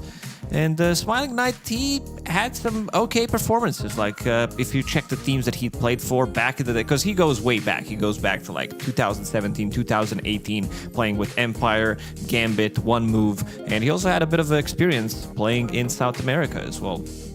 I went over and played with Thunder Awaken, right? With that little mixed team over in South America. Not massive results, but definitely showed up and showed that he was a player on the main stage. For sure. But yeah, I don't know, man. I've watched Parker since SADPC, and what was that, 4 years ago? It's a while ago now. And watching this kid just pull out, immaculate performances, incredible performances. And we've seen him develop and get better and more skilled and carry games and 1v9. But yeah, apparently there are some issues with his behavior. Let's put it that way. He's been put on the naughty step again, and I don't think you can go to the naughty step more than 3 or 4 times before you just get put in Dota jail. That's it. You're done now. Yeah, he's been sent to the corner again, and this might be the last one. We'll have to see. But yeah, individually, he's very good. Like, I remember when he was playing for Heroic, that one Wallachia that they did win, one of the best overall solo performances that I've seen that a player can actually make in a game. It was just ridiculous to watch him, how good he is, how mechanically skilled he is, decision making. I remember him buying gem. He was playing some Carry Monkey King, buying gem as his second item, diffusal into gem, and then to just run at people, which I've actually never seen before. Yeah, but he's not here. He's not here. He's not here. Okay, so no gem. No gem as the second item coming out from Smiling Knight for sure. No crazy chaos. But yeah, you're right. They took a game off OG. They did forfeit their first game in that series. They lost a couple against Aurora and Paravision, which was expected. They default lost game 1 against OG because of internet problems. I don't know, Parker's revenge. He went and cut some cables or something. I don't know what's going on there. But then they came back and they stomped OG. It was a pretty dominant performance for them. So hoping more good stuff to come from Pain and the boys. But they're up against the BB team. And I think we have... we've had conversations about them in the past, right? This was a star-studded roster when it was formed, and they've kind of gone downhill, and then they had a peak, and they came back, and oh my god, they're winning a tournament. They've come second in everything else, and now I'm not sure where to put these guys anymore. But hard to tell, I would say. Yeah, but we've got a video to take a deeper look at it. BetBoom team has become one of the most recognizable names in Eastern European Dota in the past few years, but they haven't yet achieved the success that they're hoping for. The roster of BetBoom hasn't been the most stable either, with the new players rotating in and out of the team. The latest change to the team was replacing Pure with Kiritich as their new carry a few months ago, joining GPK, Miero, Save, and Kataomi. The current version of the team has been struggling with exactly the same problem that BetBoom has faced for years, just barely missing out on trophies. Throughout the past 3 years, BetBoom achieved countless top 5 placements and only 3 tournament wins in 3 years. If the last season of DreamLeague is anything to go by, the problem might have only gotten bigger with an unfortunate top 16 placement. So what's going wrong? And how do they fix it? I don't know. And seemingly BetBoom doesn't either. Hopefully they can figure things out for DreamLeague Season 28. If not, maybe they'll be happy with another top 5 for the collection. But something tells me that's probably not the case.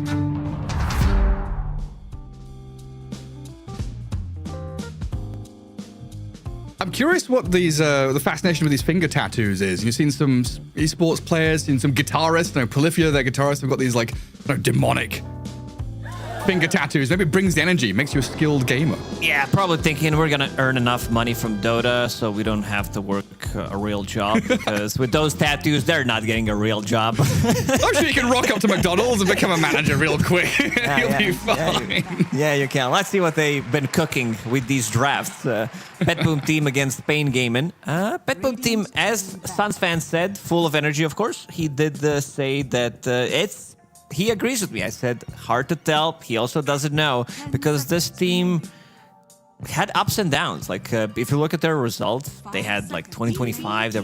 They got second place at Fisher Playground. They managed to win one of the Valakias as well. Not the same roster, but most of the players are the same. So, yeah, swapping things around. And BetBoom team, they get their hands on Treant Protector. Kataomi, I believe he was the one that was actually playing a lot of Treant Protector back in the days as well. He was the one playing it from position 4. Now he's playing 5. So still, the hero is insanely good. I don't know how much you've seen coming out from this hero, Gary, but it is nuts. It's usually banned. I think I've cast one game of Treant in the past 6 months or something, because he's just banned every game. But yeah, he's an incredible force. And you're right, Katomi, known for his Winter Wyvern, Treant Protector back in the day. 2 of his signature heroes for sure. A scary prospect to just hand it over there. But they've picked up a Phoenix for themselves to burn down the trees. You kind of got this team fight versus team fight, heal versus heal already set up. Seeing Treant Protector and Phoenix, it brings back a lot of memories back from the old days when these two were paired up together. You get disarmed, can't hit the egg, can pretty much win you the team fight alone. But a lot of team fight coming out from these two as well. We'll see what they're going to be pairing them up with. And Pain Gaming, removing Wind Ranger, removing Abaddon. Both of these heroes are kind of good at killing the egg. If this is going to be like carry Wind Ranger, sure, you can't focus fire it, but you have the Ranger building into like Dragonlance. Maybe you get Vast as well. And now Clockwork. Clockwork Phoenix, very strong, very aggressive support duo that can make a lot of stuff happen around the map, especially if they're paired up together, playing with their mid laner. So we'll see what the mid laner for Pain Gaming is going to be. But BetBoom team, I think they're going for more stable stuff, like Treant Protector Razor if you're playing against that lane, and also potentially stealing away Razor from Pain Gaming so that they can have Clockwork and Razor. This is a lane that, let's be honest, you're not winning this lane if these two heroes are playing together. It's a wild lane, isn't it? I mean, there's already, like, we dropped quickly into this draft. There's, like, so much to look at here, because Treant and Razor usually first phase bans, usually out of here in the draft. Viper is still out there as well, who we've seen a lot of bans on, and he's currently 0-9 at this tournament, so we might not see too much Viper anymore. Potentially figured out as he went from first phase ban. I knew that this hero is overrated, especially after the nerfs. It is very difficult hero to play, and everybody's kind of falling into this trap where they want to build all these items. There's been different item builds where, like, some mid laners, even from the off lane, people getting bongo boots. I think it was Navi who was playing it a couple of tournaments ago. Playing it with bongo boots straight away so that you can actually play the game, because this hero is so bad at moving. Then you had like these boots of travel, the Aghanim Scepter build, not putting points in the queue as well, then losing the matchups that you should be winning. Then we saw plural players, these professional e-gamers, putting like a couple of points, 2 points in the queue just to be able to win the lane, but they also, basically Thompson's fault. That's all I'm saying. Fault. It's all his fault. And this is the second time we're going to see Treant at DreamLeague. So he's been in Pixel bans 44 out of 45 games. I guess this is now 45 out of 46. So he was let through and ignored once, picked once and won once. So he's 100% win rate so far. We'll see if this is the second one, or if it takes him to forced 50-50 might be in effect. Probably not. this hero is just insane. Like as an offlaner that has to play against this hero from time to time, it's straight up not fun. Like you think, oh, we are actually gonna be able to get the kill, but if this is gonna be Treant Protector Razor in the lane, like the turnaround potential is through the roofs. Putting living armor, getting leech seed, getting extra bit of heal, and then Razor stealing your damage. It might look like you're winning, but it's just an agony to play against this lane. And also something to point out, BetBoom picking up Muerta. This hero hasn't really changed much. Kind of forgotten hero, I would say. People are still digging deep. There's a little bit of an issue with like position 4s, which can actually be played. Some of them got nerfed, of course, but Muerta, she's still up there. We saw a very good performance yesterday when Crit played it, kind of becoming another carry.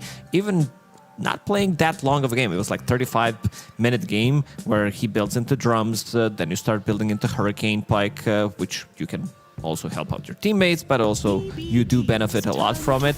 Maybe lacking a little bit of control on side of BetBoom team, so I would prefer if this Razor goes to the side lane, either off lane or safe lane, and then they have some kind of a stun, something that Miero is going to be playing, or some active hero for GPK. Right, yeah. I mean, Ember Spirit's out there still, right? A very popular hero, and we're looking at a Pain Gaming lineup that has basically no stuns. Clockwork is the entire arsenal of disables that they've got for themselves. Puck also fitting that role pretty nicely there. You are just uncatchable from that mid lane, giving you tons of control now. So what you're saying is that Clockwork is not going to be shutting down this Puck? I don't think so. Why? On his own. I was just being sarcastic, Gary. No, I don't think it's possible. I was waiting for the punchline there. No, you're factual. Yeah, correct. Yeah, so, GPK, the best Puck player in the world, period. Okay. This guy is Nisha? way too good. Yeah. I give it to GPK. Okay. Nisha is, I would say, the best player, back to being the best player in the world right now, but GPK on Puck is just a different beast. So, especially in a game where he doesn't need to be afraid of anything. As 18-pick Puck in an already developed draft where you see some good options. Yeah, nice grab for them. And then coming back to the Viper, right? The Viper here, it almost felt forced from Pain Gaming because you've picked a Bristleback and you've left Viper open and you don't want to play. I think you need to shift this Viper to side. Maybe try thinking about a Dragon Knight that can be put in the mid lane, which gives you stun. But then again, you're playing against Razor. You have no saves whatsoever. Nobody can save you once you get the link off. So maybe start thinking about some Void Spirits along the lines. This is something that can potentially work. I think they need to shift this Viper because Bristleback, Viper, it's a very slow lineup. They need a playmaking hero on Pain. It's been a little while since I've seen Dark Margot play, but my mind always goes to Tiny. Dark Margot Tiny. Yeah, Dark Margot Tiny. It's like Tiny, Ember Spirit, and Mars were the big three I remember him playing, but of course he's expanded his hero pool a little bit since then, I'm sure. In theory, it works well against Puck because of the stun, the toss, of course, but you're also not going to be winning that matchup. And I'd say on paper, looks good. Razor, he goes in, Avalanche, toss him out. Good against Puck in general so that you have some kind of a catch. They have some options, but I think Pain Gaming's draft already looks wonky. Not the biggest fan of Bristle plus Viper combo. And then you also have Phoenix. When you look at it, they don't have any egg protection. Like, there's nothing. Nobody can actually stop them from hitting the egg. You just picked all the heroes that spit on people. There's that respects the Parker.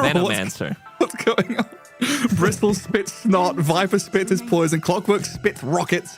Phoenix spits fiery spirits, I guess. Fire spits, yeah. Fire spits, there we go. Looks like BetBoom just banning out the carries for now. Morphling out, so this is expecting offlane Bristle, mid Viper, TA and Morph. Two kind of late game Smiling Knight heroes do get removed.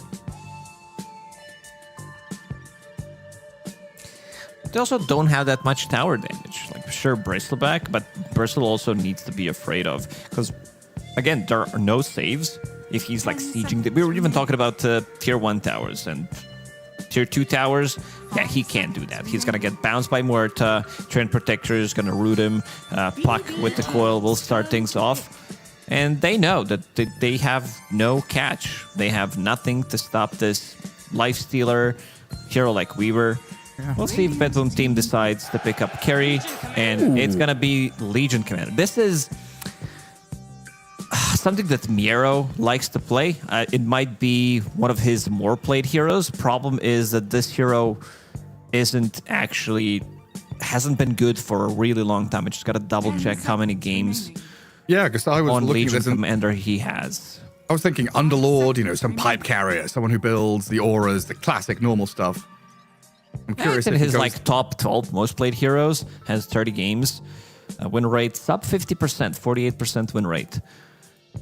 But good ways of dispelling. You said there's a lot of things that are going to be spitting out. Fire Spirits, good way of hitting the egg, of course, with Legion Commander and Bristleback, Viper. Pretty much you can dispel everything except for Viper Strike.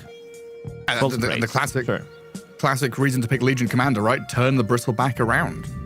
Make him face you with the duel. Ooh, a Deucer. Gary, I don't know what the strike core...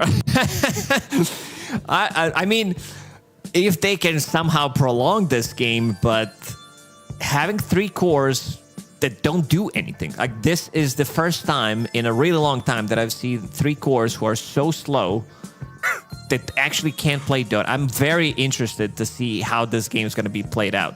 I'm looking at the Bristleback, seeing Red Facet, Caustic Bat on Viper, Venomous Volley. I don't know. Good luck, Schofield. Schofield, you have to have, Schofield, what he's going to try to do is go in, get a kill, cook something up, and then maybe they can get a return kill. So in this game, I feel like Clockwork is going to have the most deaths. We can see the man on screen. He's very excited what he has to do in this game to be able to potentially win it. But if someone can make it work, back when he was playing on Heroic, the way he was playing Clockwork, you would see him roaming around level 3, 6.5 minutes in, maybe like level 2, doing absolutely nothing. Then suddenly he picks up the rune, maybe steals the enemy rune, then they get 2 runes, he gets a kill, he gets another kill, suddenly he's level 6 at like 8 minutes. Now he's very good at it, but we'll see if he can replicate some of those performances. It feels like he's going to have to. Like, to be fair, Pain Gaming here, they've got some decent ways at keeping people around the egg with cogs and the slows. They've got this they've got a ton of slows, right? If they're on someone and chasing them, it could look pretty good, but getting to those positions is hard when you don't have that guaranteed lockdown. You are really relying on Schofield and in large part the hook shot from his level 6. So we're both kind of leaning here towards BB Team. The fact they've got these 2 very high priority heroes in the Treant, the Razor. This Muerta, Puck, also pretty good picks at the stage of the draft. They were grabbed. And then, Miero, you talked about it. If you ask who's going to pick Legion Commander this tournament, I think everyone would be like, yeah, Miero's the one to do it. Probably. I could see Amar maybe trying to play this hero, because Amar played Pango as well yesterday. I was thinking maybe because Clockwork, he needs to do so much this game that he might potentially go for the hookup facet. It's actually the name of the facet, which it reduces the cooldown and mana cost by 75% if you hit your ally. And if you need to hit multiple hooks, because you're pretty much the only stun in the team, big brain thinking, Gary, I'm telling you. Yeah, Phoenix dives in, you hook onto the Phoenix, go through a bunch of enemy heroes, right? Just land that stun with your body. We'll see what they get done. First up is laning stage, right? We've been kind of eyeing this game up in terms of mid-game team fights, how things are being approached. Even before the laning stage, though, Scopio's going to get blasted down to about 30% of his resources. While GPK misses out on the click battle against Frank. Still going to end up with 2 bounty runes per team. But yeah, double melee offlane, Clock, Bristleback into a Treant Razor. That seems hard. He has nauseatingly hard. Yes, so they are going to try to pull the second wave. Katomi already knows he did use Blood Grenade in that engagement when they try to First Blood Clockwork, but he also does have Boost of Speed. Not sure if he can stop the pull from going off. Schofield doesn't have that much HP to work with. Hey, This top lane, it's going to be a disaster. So you also have Clockwork as your position 4, which means that he can't really stack the triangle as effectively as a range position 4. He might get a career here, Schofield. That's how you start that. This is it. This is what you need. Well, master plan.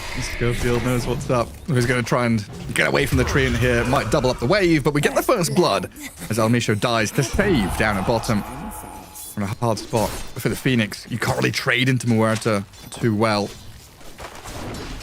That leaves the Medusa all alone.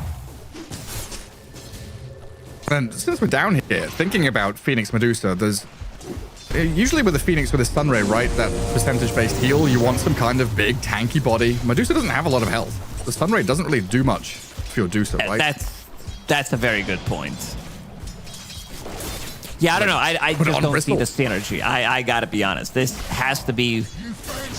not trying to sugarcoat it, but this has to be one of the worst drafts that I've seen in a while. What would that sound like if you did sugarcoat it? It's garbanzo. It's actually really, really bad. It's... I don't know. At one point, this lineup becomes unplayable, in my opinion. I think we've all been in a game where you rely so much on one guy, and like Medusa, she wants to farm, Viper wants to farm, Bristle, he wants to do the same thing, and then you start losing access to certain areas of the map, you lose your towers, and you feel like the game's over. It's just like the feeling, get me out of this game. This is how I think they're going to be feeling 15 minutes from now on. Yeah, so you're kind of reliant on any momentum that you can get. The timing for them, that kind of class, or Frank dead to this Razor. Under the tower, one more hit. Yeah, Kiritich will take it. And Medusa, has got this really strong 20 to 25 minute timing. But that comes after the Tormentor, after the Roshan, really, it feels like. That BetBoom are going to be able to try and grab those objectives first. But if Pain can maybe come out laning stage strong, they just keep swinging. I don't think you can put any brakes on this train for Pain. Already, BB team looking pretty good across all three of their cores. Dead. There he is. That plasma field's going to come out and finish him off. Didn't even get the Lotus either. That's handed over to Kiritich too. So what is this? 15 last hits apiece on the dire cores. Viper's doing fine. Medusa's doing okay, but there's Bristlebag. Yeah, I mean, we've talked to death now. Just does not have a lane. Might be jungle Bristle time soon.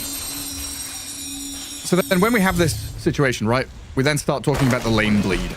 If top lane is bleeding, where does that blood start to flow? And can Viper stem it? Do we then have Viper getting run at by a Treant and a Muerta? Do we start playing bottom into the Medusa? I think once Viper gets this boost of travel, because he's CSing nicely, there's nothing like Puck can do to stop you from CSing, especially if you go for this 0-2-2-0, like 4-4 type of a build on Viper, where you're just maximizing your farm, and then you get to bots, maybe you can get some return kills, but things are very difficult. Like with this type of a lineup, you can't make a play. You're very reactionary, you're waiting for enemy to make a move, so then you can make a counter move. Unless you're trying to smoke up, maybe get something done with your Clockwork, who is still level 2, still playing behind enemy lines, trying to pull the creep wave to his Bristleback, because Bristleback's also the one who's struggling. Well done by Kataomi there. Drag it into large camp so they don't take the full wave across. Somehow Schofield has recovered this and taken the wave anyway. Only one melee creep wanted to fight Centaurs. And it does leave Frank kind of open again. And drop him to half, but no chance to kill him this time. What's GPK doing? GPK's stealing and clearing some camps and stacks, it looked like. He dipped over to the Radiant Ancients and cleared the medium camp over there.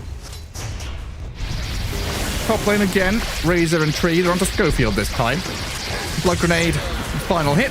Kiritich on the killing spree. A 3-0-0 Razor in a good Razor game as well, right? We've yet to talk about Razor versus Medusa matchup. This is so scary for Pain. Every stage of the game is like challenges and dangers. Yeah, most likely he's going to be the one forcing out Medusa ulti with the static link in a lot of these situations.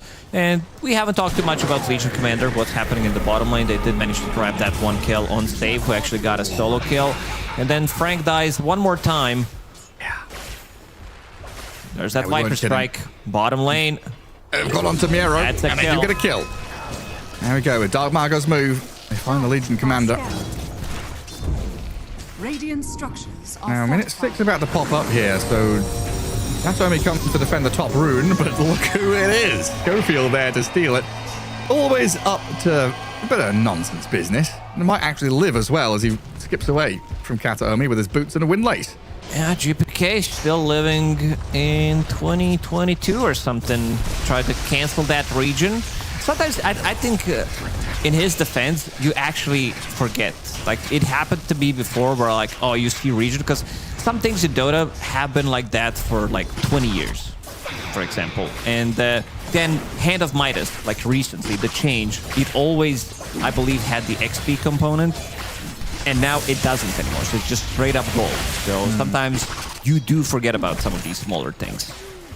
Especially when, you know, you kind of do the research. It's like, okay, at this point in the game, I should, you know, Midas the range creep because it got more XP, or I should do it on the Centaur and the large camp. Yes. Now it's just like, whatever.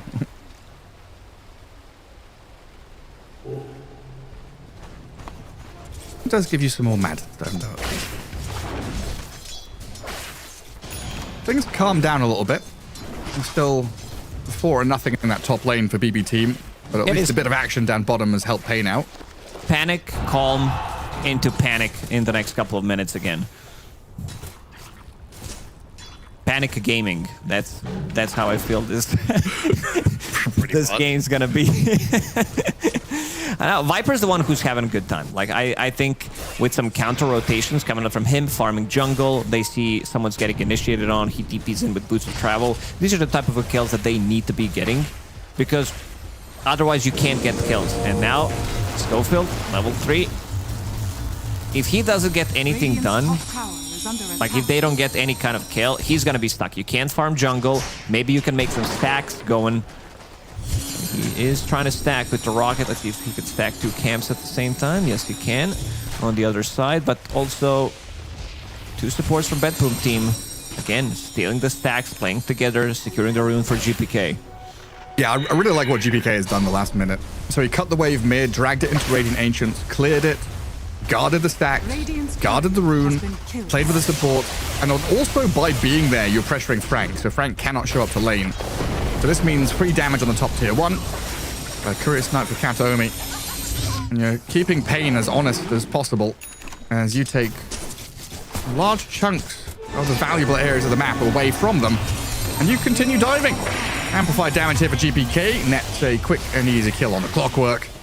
And then should be a tier 1 take as well. Only 3 deaths so far on him. We did say that he's gonna end up having the most deaths on the team. We'll see in the end if we're gonna be correct. I like how...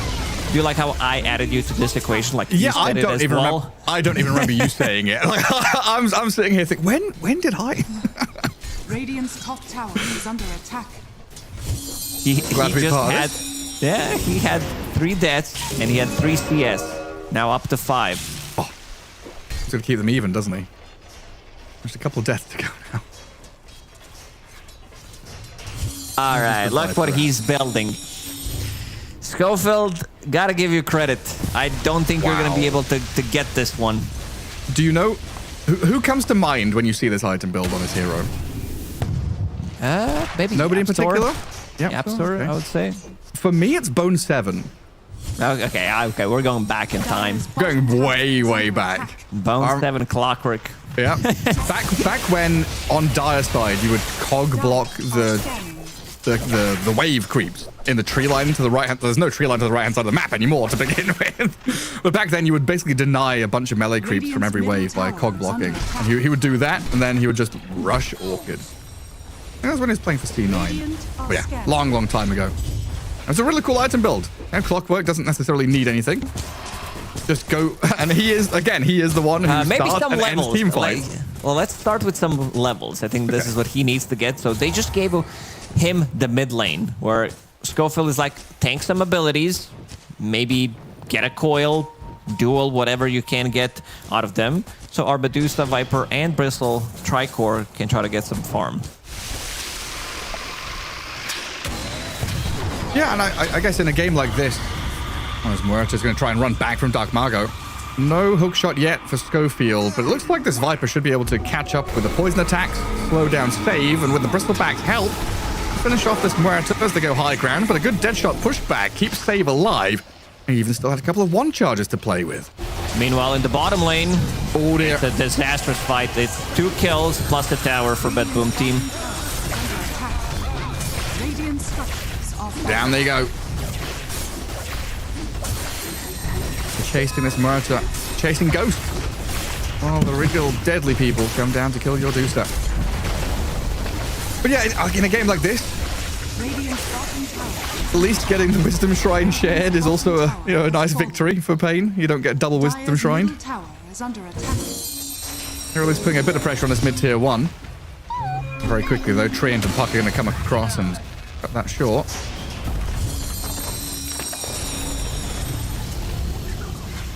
It's just a non-stop battle, really, to see the angle the Pain has to come from to accomplish what they need. Right now, it is group up around Dark Margot. Try and play with this Phoenix Supernova, but BetBoom going to get straight onto the Schofield Clockwork, zap him down simply, and as Phoenix dives across GPK and Katomi, putting a good amount of damage on them. GPK even gets the tower deny. So. Oh, yeah. Another death for Skosko. 0-4-4. He bought some items, though. By 0, did I say 4-4? It's a 0-4-0. 0-4 for Schofield.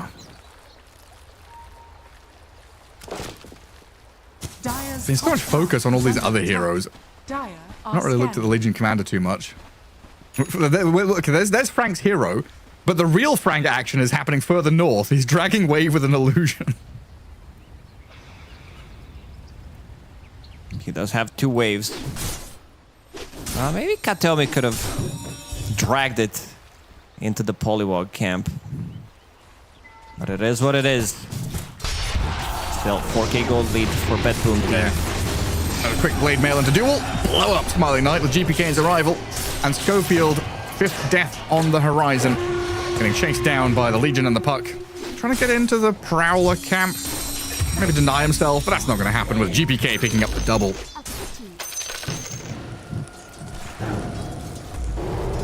So fresh off the back of the blade mail purchase, Legion straight in there with a dual victory.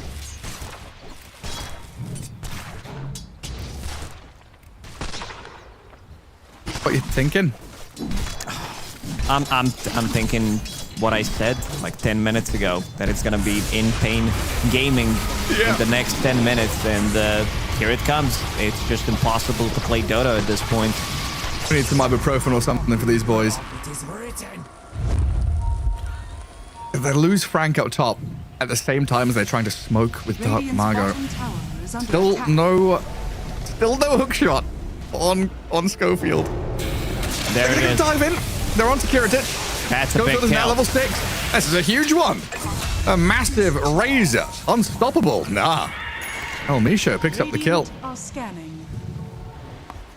All right, Viper's close to his pipe. That's gonna tank them up, but as you said, there isn't too much synergy between their heroes, what they want to do, how they're going to be protecting each other. This Sunray, this pipe with Medusa on the team, not the best value. And GPK, he's already popping off. He is involved in half of the kills, has Arcane Rune, Witchblade, very close to his Blink Dagger on top of that. I think it's all about buying time. If Schofield can go in, maybe die again, they get a trade kill, he's fine with that. Radiant's middle tower. Right now, it's all about the little things for Pain.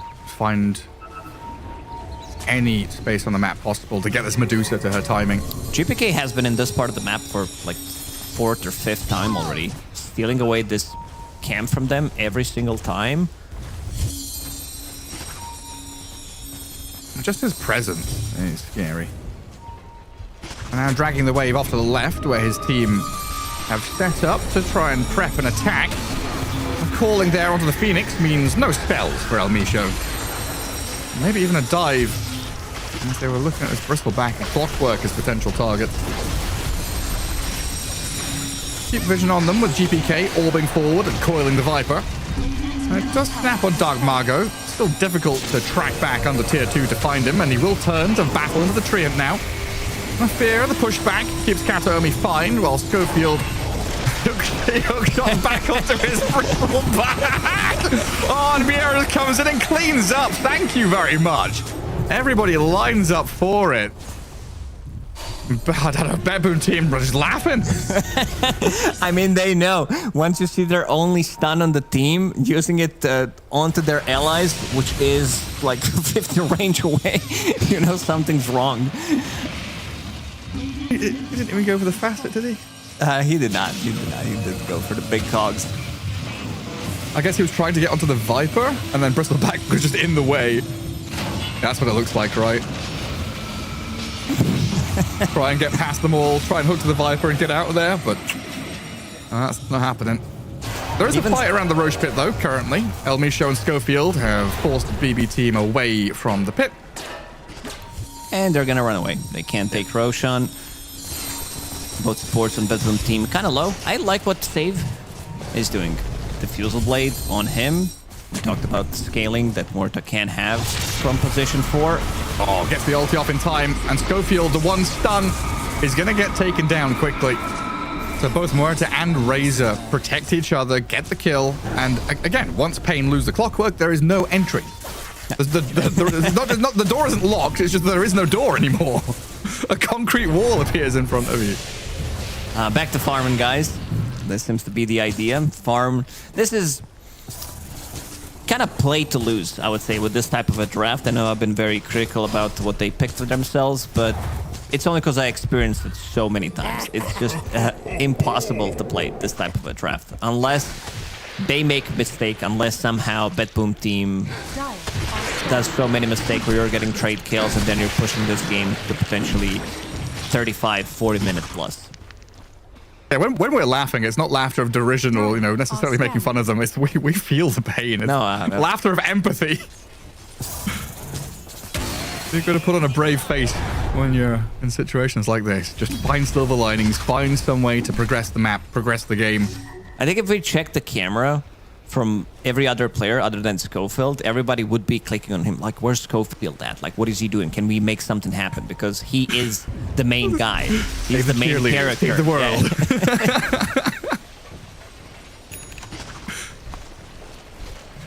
What show? Was that Supernatural? No. It's not Lost. Haven't watched that one. What was it called? The one where they've all got superpowers. Do I have time to Google? Save the cheer. Heroes. That's what it's called. Heroes. You never watched that? No. I only watch good TV shows. But you've heard the phrase, right? Save the cheerleader, save the world? No? Yeah, I heard it a couple of seconds ago. Oh, very good. I'm pretty sure it was basically a bunch of teenage superheroes, right? They're all basically X-Men with funny superpowers and trying to figure out love. Back into Dota. We'll see if Schofield is able to save his team from a pretty rough position. They've got vision over on the Treant. Gets off the overgrowth, but he's going to get pummeled here by the Viper and the Clockwork inside the cogs. And this is just before the Tormentor, so GPK and Miero deciding they don't want to give up this area for free. They'll come in with a duel onto the Viper. That's a lot of damage on Miero, though, from his Bristleback, and they've not finished off the Viper either. Now, Stave's in a bit of danger. GPK and Kiritich trying to decide if they want to go in or out. They'll turn the fight into Frank, but his Bristleback, he's tanky. With a Blade Mail, Strength Tread, he gets through the majority of the damage, while Dark Margot does finally get picked off, but Schofield is back in onto Kiritich. A triple kill for Razor is up, he's staying alive. Oh, he turns. He gets the takedown, and El Micho nearly finds Frank, but he just misses. The Quill Sprays won't have long enough reach, but he'll get taken out by GPK in a massive chaotic fight. Pain, they looked like they had a chance. It looked until Razor started to proc his Storm Surge with Eye of the Storm up and running, plus the Mjolnir proc, plus the Steering Signet, which actually procs it as well. So the turnaround play is definitely there. Kataomi, he's going to be dying in first. Schofield gonna use hook shot. So they had that stun saved up for later. And it's a bit of a longer fight. And then GPK shows up with the shield rune. He did not win the duel, going for the tankiest target. Maybe next time he is going to be thinking whether he wants to duel him or if he's going to be going for Bristleback instead. And then you see Kiritich. Once he joins the fight, that's where it kicks off. But then even then, he gets really low. Smiling Knight just out of mana completely. The hook shot looked like maybe it would get the kill, but then he just turns and takes them all out. And back in live, we've got a dual victory. Save with Miero, found Dark Mago. Schofield is also going to get punched by GPK.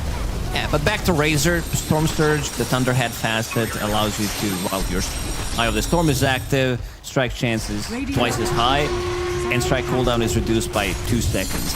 It is insane how many times you can proc it and how much damage you're actually returning. Schofield, 9 deaths. Almost there. Where is there? where are we going? I think I mentioned 10 deaths. Fair enough. And he's gonna have the most deaths on the team. 9. Second worst is Frank with 0 and 5. Dire's top tower is under attack. Radiant are Honestly, scanning. Frank has recovered this Bristleback. Don't look at his net worth. That's still not great. But his impact in that last fight, he tanked up a ton of stuff. Gave a bit of space to that Medusa, but it just wasn't quite enough. A lot of very tight moments in that fight as well. I'm thinking about even the opening duel. The Viper was about 150 health away from dying. Just one Razor spell would have done the job. We're in the here and now. Minute 23. 5 to 23. Pain still trying to find that nice groove to put the Medusa in and slide her towards objectives. A tier 1 top still being alive and having living armor spammed on it is a little bit annoying for Pain. Dire are scanning. Don't get to play that ideal map setup where Medusa's tucked away, farming ancients. You've got 3 players playing up top into jungle. They will have to try and find a home somewhere else. Whereas BetBoom team are playing 3 lanes plus jungle. So much efficiency. I've been thinking, Gary, why is living armor still called armor? Because it doesn't give any armor. It should be like living shield or something. Living robes? That works. Anything. Yeah. Misleading name. It is, yeah. Just like Doom was very misleading. The hero with his armor. Because the hero model had tons of armor. He's got plate mail, he's got a helmet, and then he had negative 0.5 armor value. Back in the days, yeah. Oh, can't have stuff like that. Clockwork. Schofield, you cheeky devil, was thinking about it. But he's gonna die. There's number 10. And a dual win as well. Dire's top tower has fallen. Yeah, I think for the rest of the game, we just have Clockwork Cam, right? you were talking about it earlier. We should have just watched Schofield the entire match. He's almost there. He's first goal achieved, first to 10 deaths, and then his big item reveal, Orchid. Look at GPK. He already has Yule Scepter, so that's not going to be as effective. It's kind of okay-ish against Legion Commander, but Legion Commander is going to have Aghanim Scepter and 700 gold, so we'll be having that debuff immunity. So that's also not going to be as good. But this whole time you've been saying, we're almost there, we're getting there. Is this one of those Saga cards in Magic the Gathering where Clockwork die 10 times in stage 1, stage 2 is get Orchid, stage 3 is what? Win the game? Call GG. I think BetBoom team is ready to close this one out. Look, got 5 soul rings on the field. I'm curious if Soul Ring and Soul Ring are related. They must be. Having the last name Ring, it's not that popular, is it? No, not really. Not sure if that's the last name. Like, we need to see the family tree of Ring family. Radiant's top tower is under attack. Dire's bottom tower is under Rings of attack. protection and health, they're long lost cousins. Radiant's top tower Where's this smoke going? All the way around. Doesn't see too much down south. There's GPK that finds Schofield, and Kataomi spots the Phoenix. Gets the overgrowth mid-dive, it looks like. And Miera's going to come across with a Blade Mail duel to pick up another kill. So we're up to 80 bonus damage on her now. Schofield is now 130 gold away from his Orchid.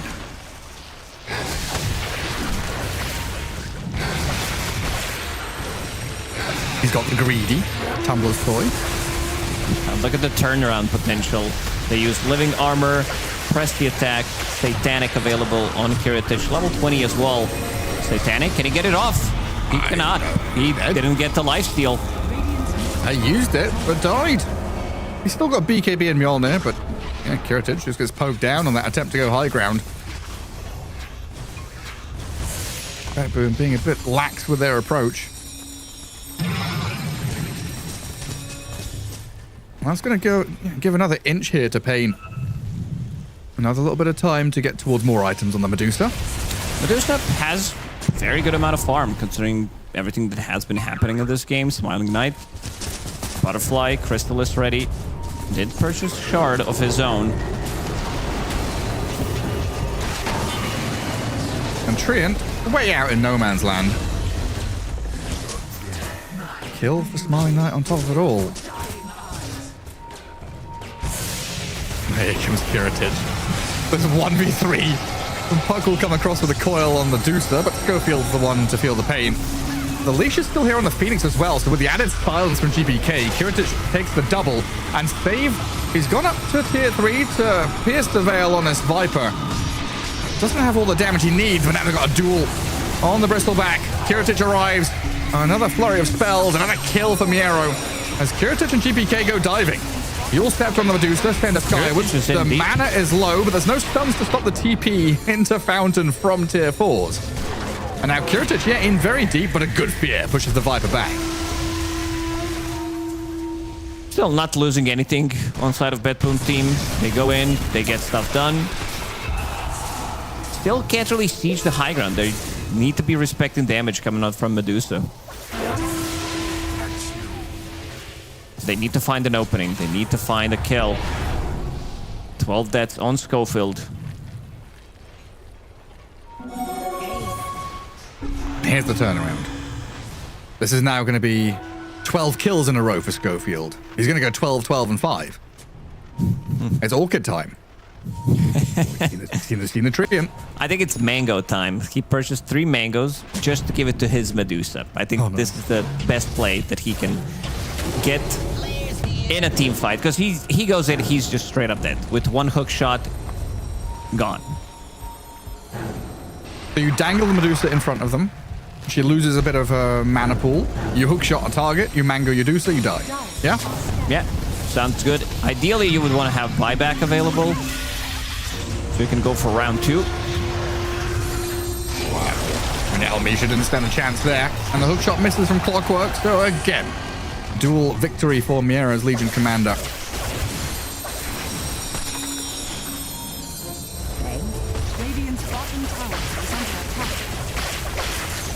Just an awful lot of control here for BetBoom team. They have so much Legion.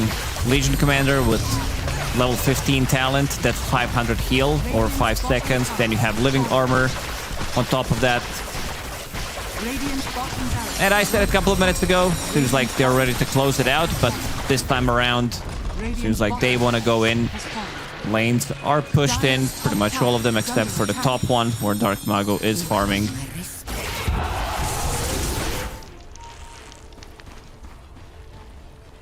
Farming for a Ghost Scepter. Ghost Scepter is one of those items that, like, it's like you're buying it to have impact in a losing game. You're buying it to survive and not die, rather than buying an item to go and win. It feels like most of the time. Yeah, it's more of a support item where you're protecting yourself against getting one shot in a fight from this heavy physical damage cores that enemies have. But he wants to go in, try to survive a little bit longer with the Ghost Scepter. I think Hurricane Pike is also a decent option. With this type of item build, you're not scaling. This Crimson Pipe, sure, you're tanky enough, but at one point, you're gonna die to Blade Mail Duel. And if you don't get those auras off, you're losing quite a lot. And here it comes. Yeah. He's not tanky. Like Razor with Static Link, he dies in 2 seconds. Yeah. Yeah, exactly. Look at these two big items that BetBoom just picked up. Butterfly and Shiva's Guard from GPK. GPK not dying a single time. 1v4. 1v4. Walks up high ground. Doesn't give a fuck. Yeah. What are you gonna do? What are you gonna do? Just let the Razor run over you. Kill your Frank Crystal back. And now Miero's in with a duel on the Deucer. They found a catch on the Smiling Knight. Come in with GPK and save. But Miero has died. They're able to take down the Legion Commander and give up Schofield to keep the Medusa alive. 30 damage to Medusa. Yeah. It's not nothing. If this was a real game with 30 extra damage on Medusa with Daedalus, it is a lot. It's 30% on that as well. Maybe you can get it one more time, but this is something that maybe we can theory craft potentially for that last game. GPK, he's in. Buyback from Schofield. Wants that 15 death. Wants to be as annoying as he possibly can. But yeah, we were talking about the Razor, right? Static Link against Medusa with a split shot. Every bit of damage you drain and steal away is massive. Equally true the other way around. The efficiency from damage points on Medusa is pretty damn nice with split shot. Just ramping it all up. Maybe this is the time. Get Medusa out there. Go and do some stuff. You've lost 2 lanes of barracks. You just play down mid. You've only got 1 lane to care about now. Can't really go and contest Tormentor or anything, though. And you don't have a great lineup for stealing Roshan. Like, the more we talk about, the more we watch this Pain draft, what are they good at doing? Medusa's good at stalling. That's about it. Like these heroes, they don't play the map well. Not really comeback heroes. You can't play aggressive. Not strong laners. There's a lot of flaws in this draft. Let's be real. Yeah.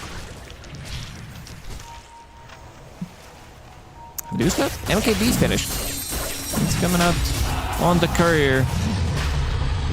Butterfly, Daedalus, MKB. It's a lot of damage that she's dishing out. If she can stand the ground, maybe like get a kill on Legion Commander who jumps in, doesn't win the duel, and then play from there. Problem is GPK, he does so much. This insane amount of magic damage. I like the Parasma Shiva's build, and they also have Mjolnir on Razor. Break. They see the Medusa first. They go in, blink duel. They're trying to bring down Smiling Knight first. The winner is there. Miero takes the carry out of the game, and Kiritich will focus Dark Margo down. Elmisho's egg landed, but a Yule stepped into the sky mid-dive as Frank is being pummeled and planting the field and out of the game. Elmisho dies. Frank is gone. 5-man wipe is there. Felt like the last chance for Pain, and yeah, GG called. We were saying one of the best spots they can be in is that they can hold their ground and use Medusa as a turret, spit things on the ground, spit at their opponents, but BetBoom team, they shut them up. Never really happened. I mean, this one is easily fixed. Like, you could see how much they were struggling, and Miero. No, actually, Kataomi's gonna treat himself with some chocolate milk after that victory in game number 1. Oh, I heckin' love chalky milk. Oh, I love chalky milk. I don't know, there's a meme that the Thomas the Tank Engine one, right? Always comes to mind. I heckin' love chalky milk. I don't know what was in that mug, but I am also a large beverage receptacle enjoyer. I like having a big glass of water, a big glass of chocolate milk, whatever. But yeah, 8-39. When we're talking about chocolate milk, you know that the game wasn't particularly interesting. No, the very difficult Razor draft to drinks pilot. their chocolate milk. It's like they managed to kill 2 cores on BetBoom team. Schofield ended up the game with 15 deaths. They had 8 kills total on Pain Gaming. You do the math, Gary. Oh no, I was busy watching myself drink water on camera. I have no idea what numbers you just said. It's hard. They need to fix the draft. Like 3 cores that couldn't actually play Dota. They're just farming until you lose. And then you have BetBoom team with Razor plus Treant Protector. I don't think we've seen this combination at all. This is the second time we're seeing Treant Protector at the DreamLeague Season 28. This combination is just way too powerful. It's an insta-loss. You can't really play into this lane. Yeah, it's just super, super nasty stuff. 2 of the biggest meta heroes that we've got out there right now. So back to the drawing board for Pain. BetBoom team, another day in the office. It felt like a super smooth one for them. So we'll find out what happens next. Game 2 is coming your way after the break.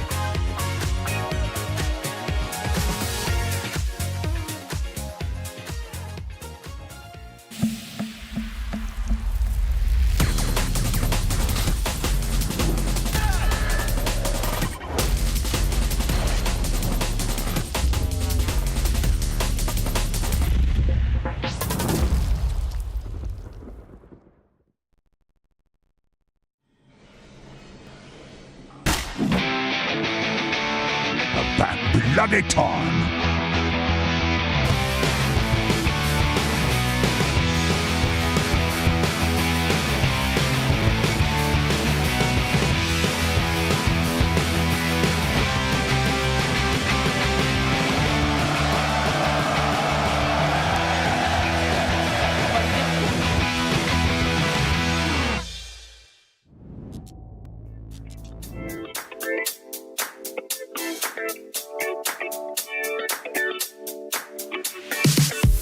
Turn it up tonight, let's turn it up tonight. We be hyped tonight, yeah, we be hyped tonight. Turn it up tonight, let's turn it up tonight. We be hyped tonight, yeah, we be hyped tonight. Hi, nice to meet you. Are you ready for the bad girl sequel? When the beat's this tough, I turn a little rough. This is not a test, it's a read-through. So, turn it up some. Bassline kicking with the beat and of the drum. Bad girl rhythm, yeah, with the disco string run. Ooh, yo, we about to have too much fun. Like, turn it up tonight, let's turn it up tonight. We be hyped tonight, yeah, we be hyped tonight. Turn it up tonight, let's turn it up tonight. We be hyped tonight, yeah, we be hyped tonight. Like, hi, nice to see you. When the sun comes up, yeah, I feel you. We've been dancing all night, dropping that vibe. TikTok into the sequel. So, turn it up some. Bassline kicking with the beat and of the drum. Bad girl rhythm, yeah, with the disco string run. Ooh, yo, we about to have too much fun. Let's bust vibes on a level. Yo, me and my team, we incredible. Let's bust vibes on a level. Yo, me and my team, yo, we special. So let's go, let's start the show. Tonight's the night, yeah. Turn it up. Who's bad, we bad. Who's mad, you mad. Who's bad? Turn it up. Who's bad, we bad. Who's mad, you mad. You mad. Turn it up tonight, let's turn it up tonight. We be hyped tonight, yeah, we be hyped tonight.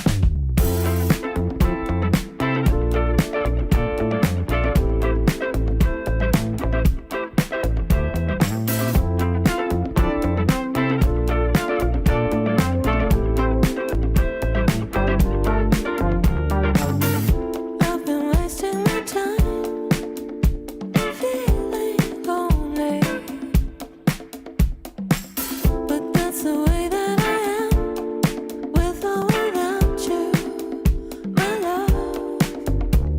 Every morning when I wake up, I wonder why nothing feels the way it used to feel. But I know that everything changes. Sunlight turns into night. Everything's changes. Waiting for you tonight, baby. For you tonight, maybe.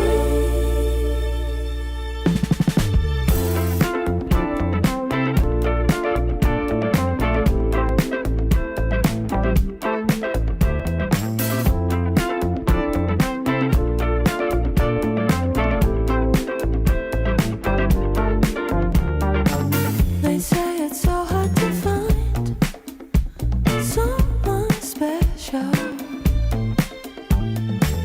who will keep spinning around with or without us, my love. Every morning when I wake up, I wonder why nothing feels the way it used to feel. But I know that everything changes. Sunlight turns into night.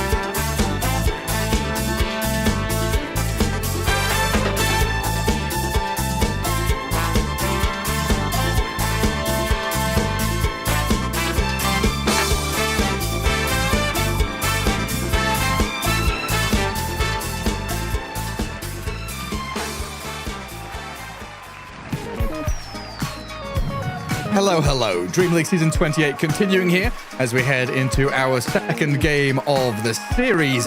It wasn't a super entertaining, action-packed first game. It was a rollover, right? Pain, their draft just didn't start.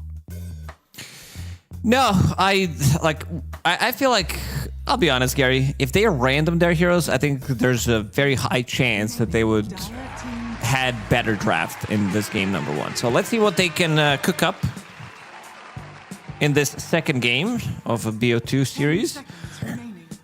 Because this previous one was not playable. Like, you could not actually play the game.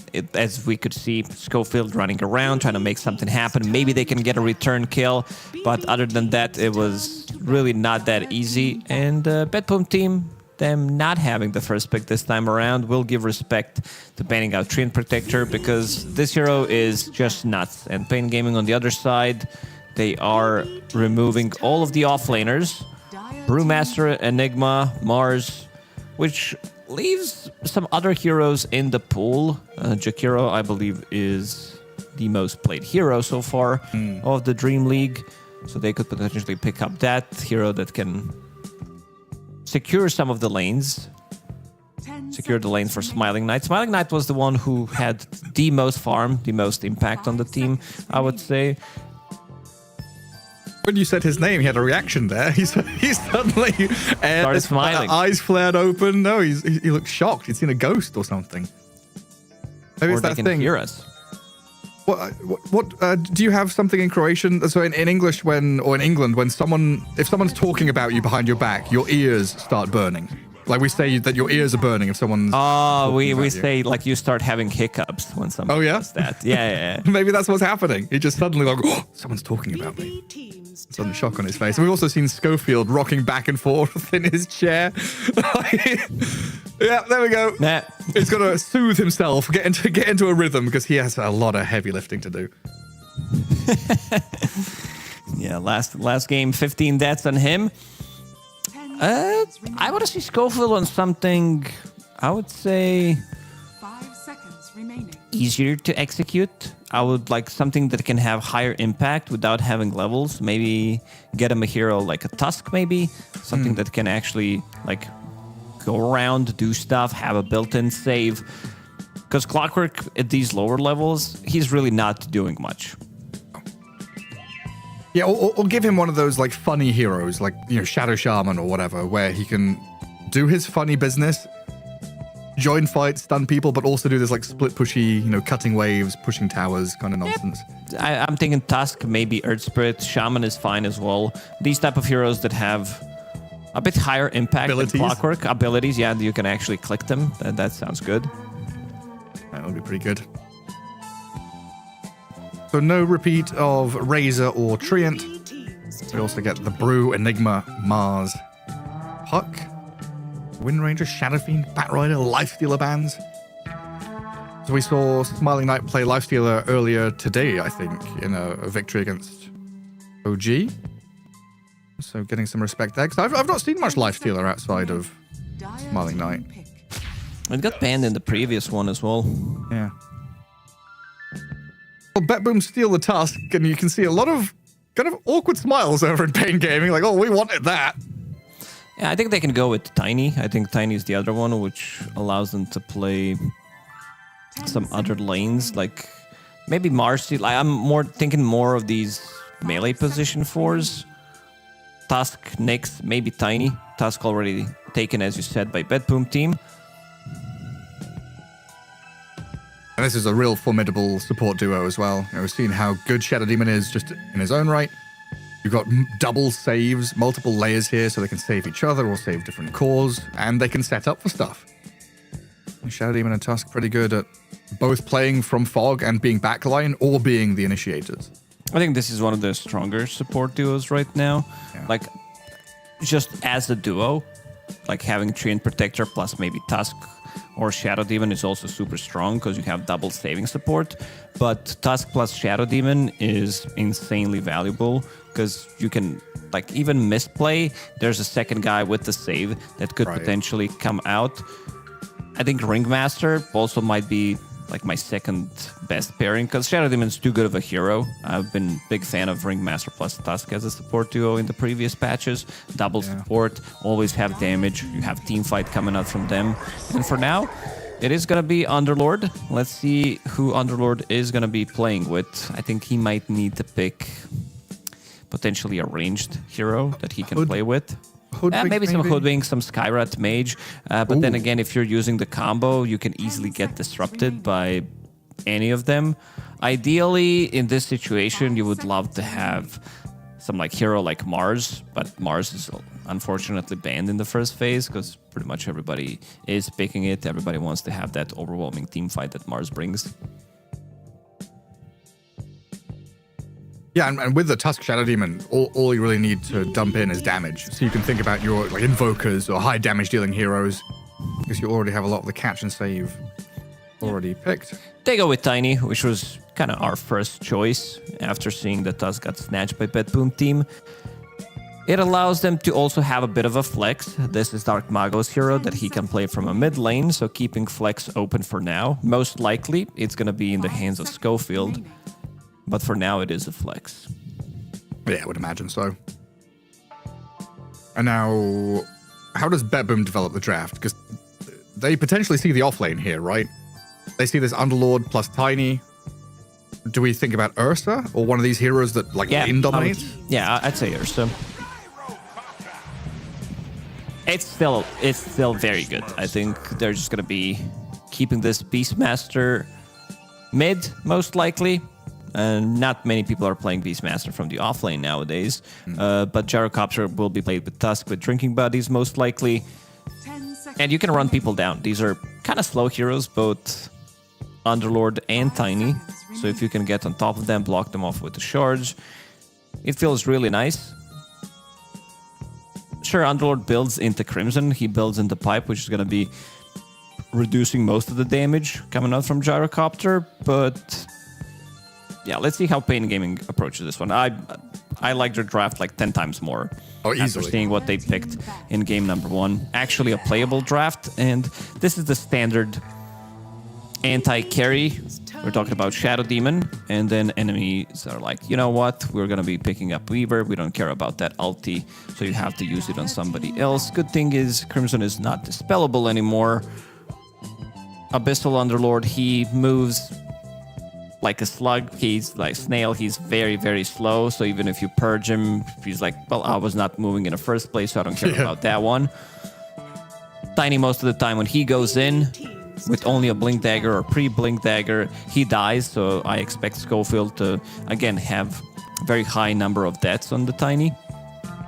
Way more impact this game. If he's able to toss people back into Jakiro or toss them on a Shikuchi Weaver, that's pretty nice.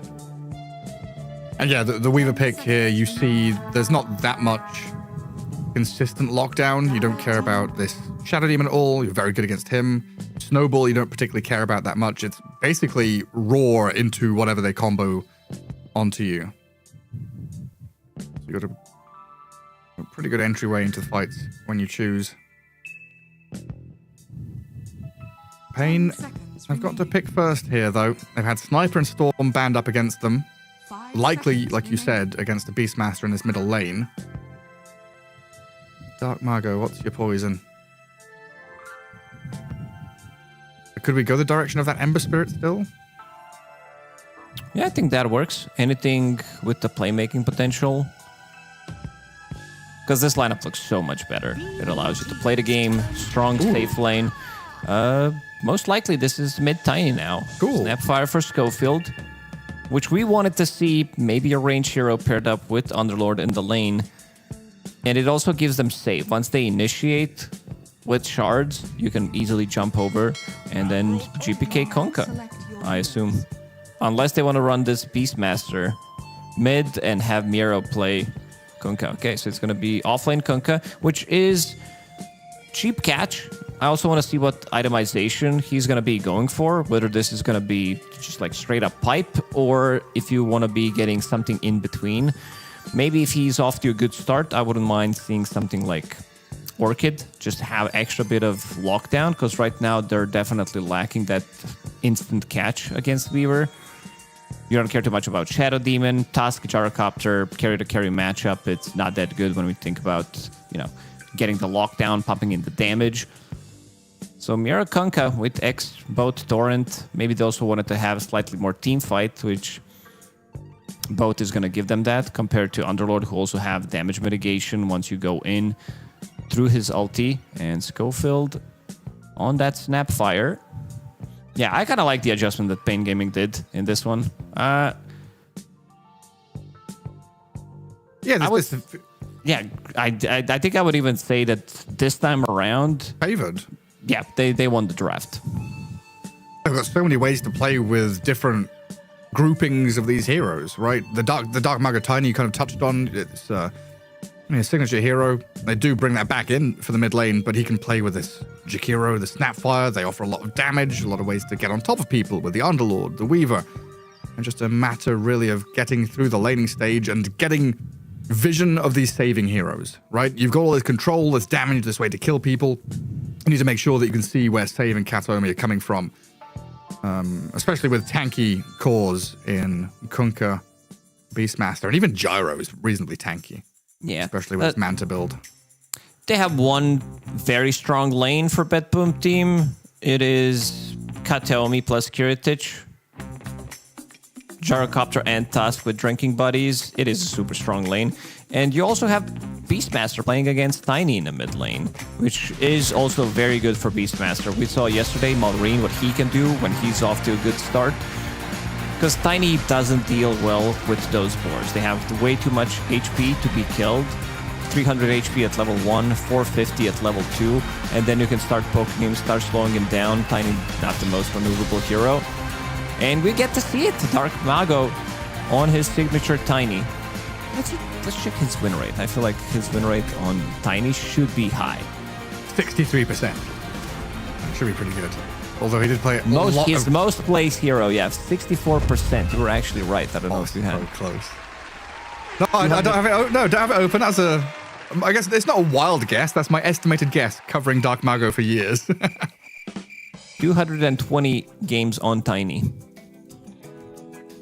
That's pretty good. All right, this was the fella who was just stomping SA DPC for a good 2 years, right? With his mid Tiny, mid Mars. Back in the day when he was playing up against Chris Luck all the time. It was Dark Mago versus Chris Luck mid, and we'd have like Snapfire versus Sand King or some crazy business like that. Dark Mago Tiny against the Chris Luck Mars. Yeah, what happened to Chris Luck? I'm not sure. Haven't seen him in years now. I think he joined the team and then it wasn't as good as it was before. There was that whole... It was just not clicking. There was the whole Beast Coast EG like split and merger, and he went to EG, right? And then kind of disappeared? Because then everyone from EG went to like Heroic and had the next shift of SA Dota. Ah man, I can't take Schofield seriously. Like, what is this? Check his quick buy. There's no way, literally no way that he can get away with this. He's got a halberd queued up. Oh, incredible. Well, a disruption into torrent play and a deny on the bounty rune. Save.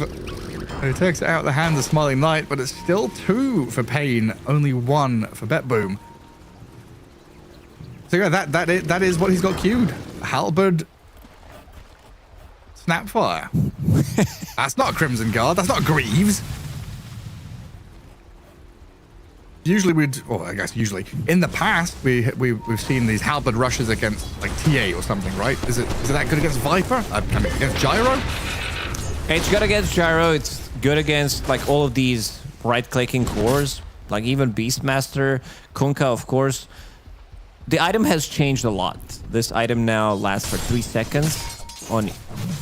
Doesn't matter if you're melee or range. Before it was like 4.5, and now it lasts for 3 seconds.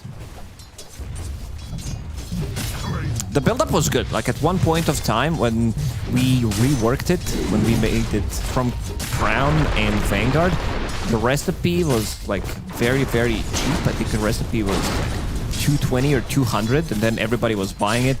Offlane thanking was just rushing that item, and then you could disassemble it, get stuff out of it, get the crown. At the time, crown was also part of Shiva's. I just gotta say, Shiva, we gotta change Shiva's right now. Like, it's actually the worst looking item in the game. I'm talking about the build-up of Shiva's with circlet, with chainmail. Yeah. And Ring of Hell. It's just not working out. I don't know. Something's just off whenever I see it.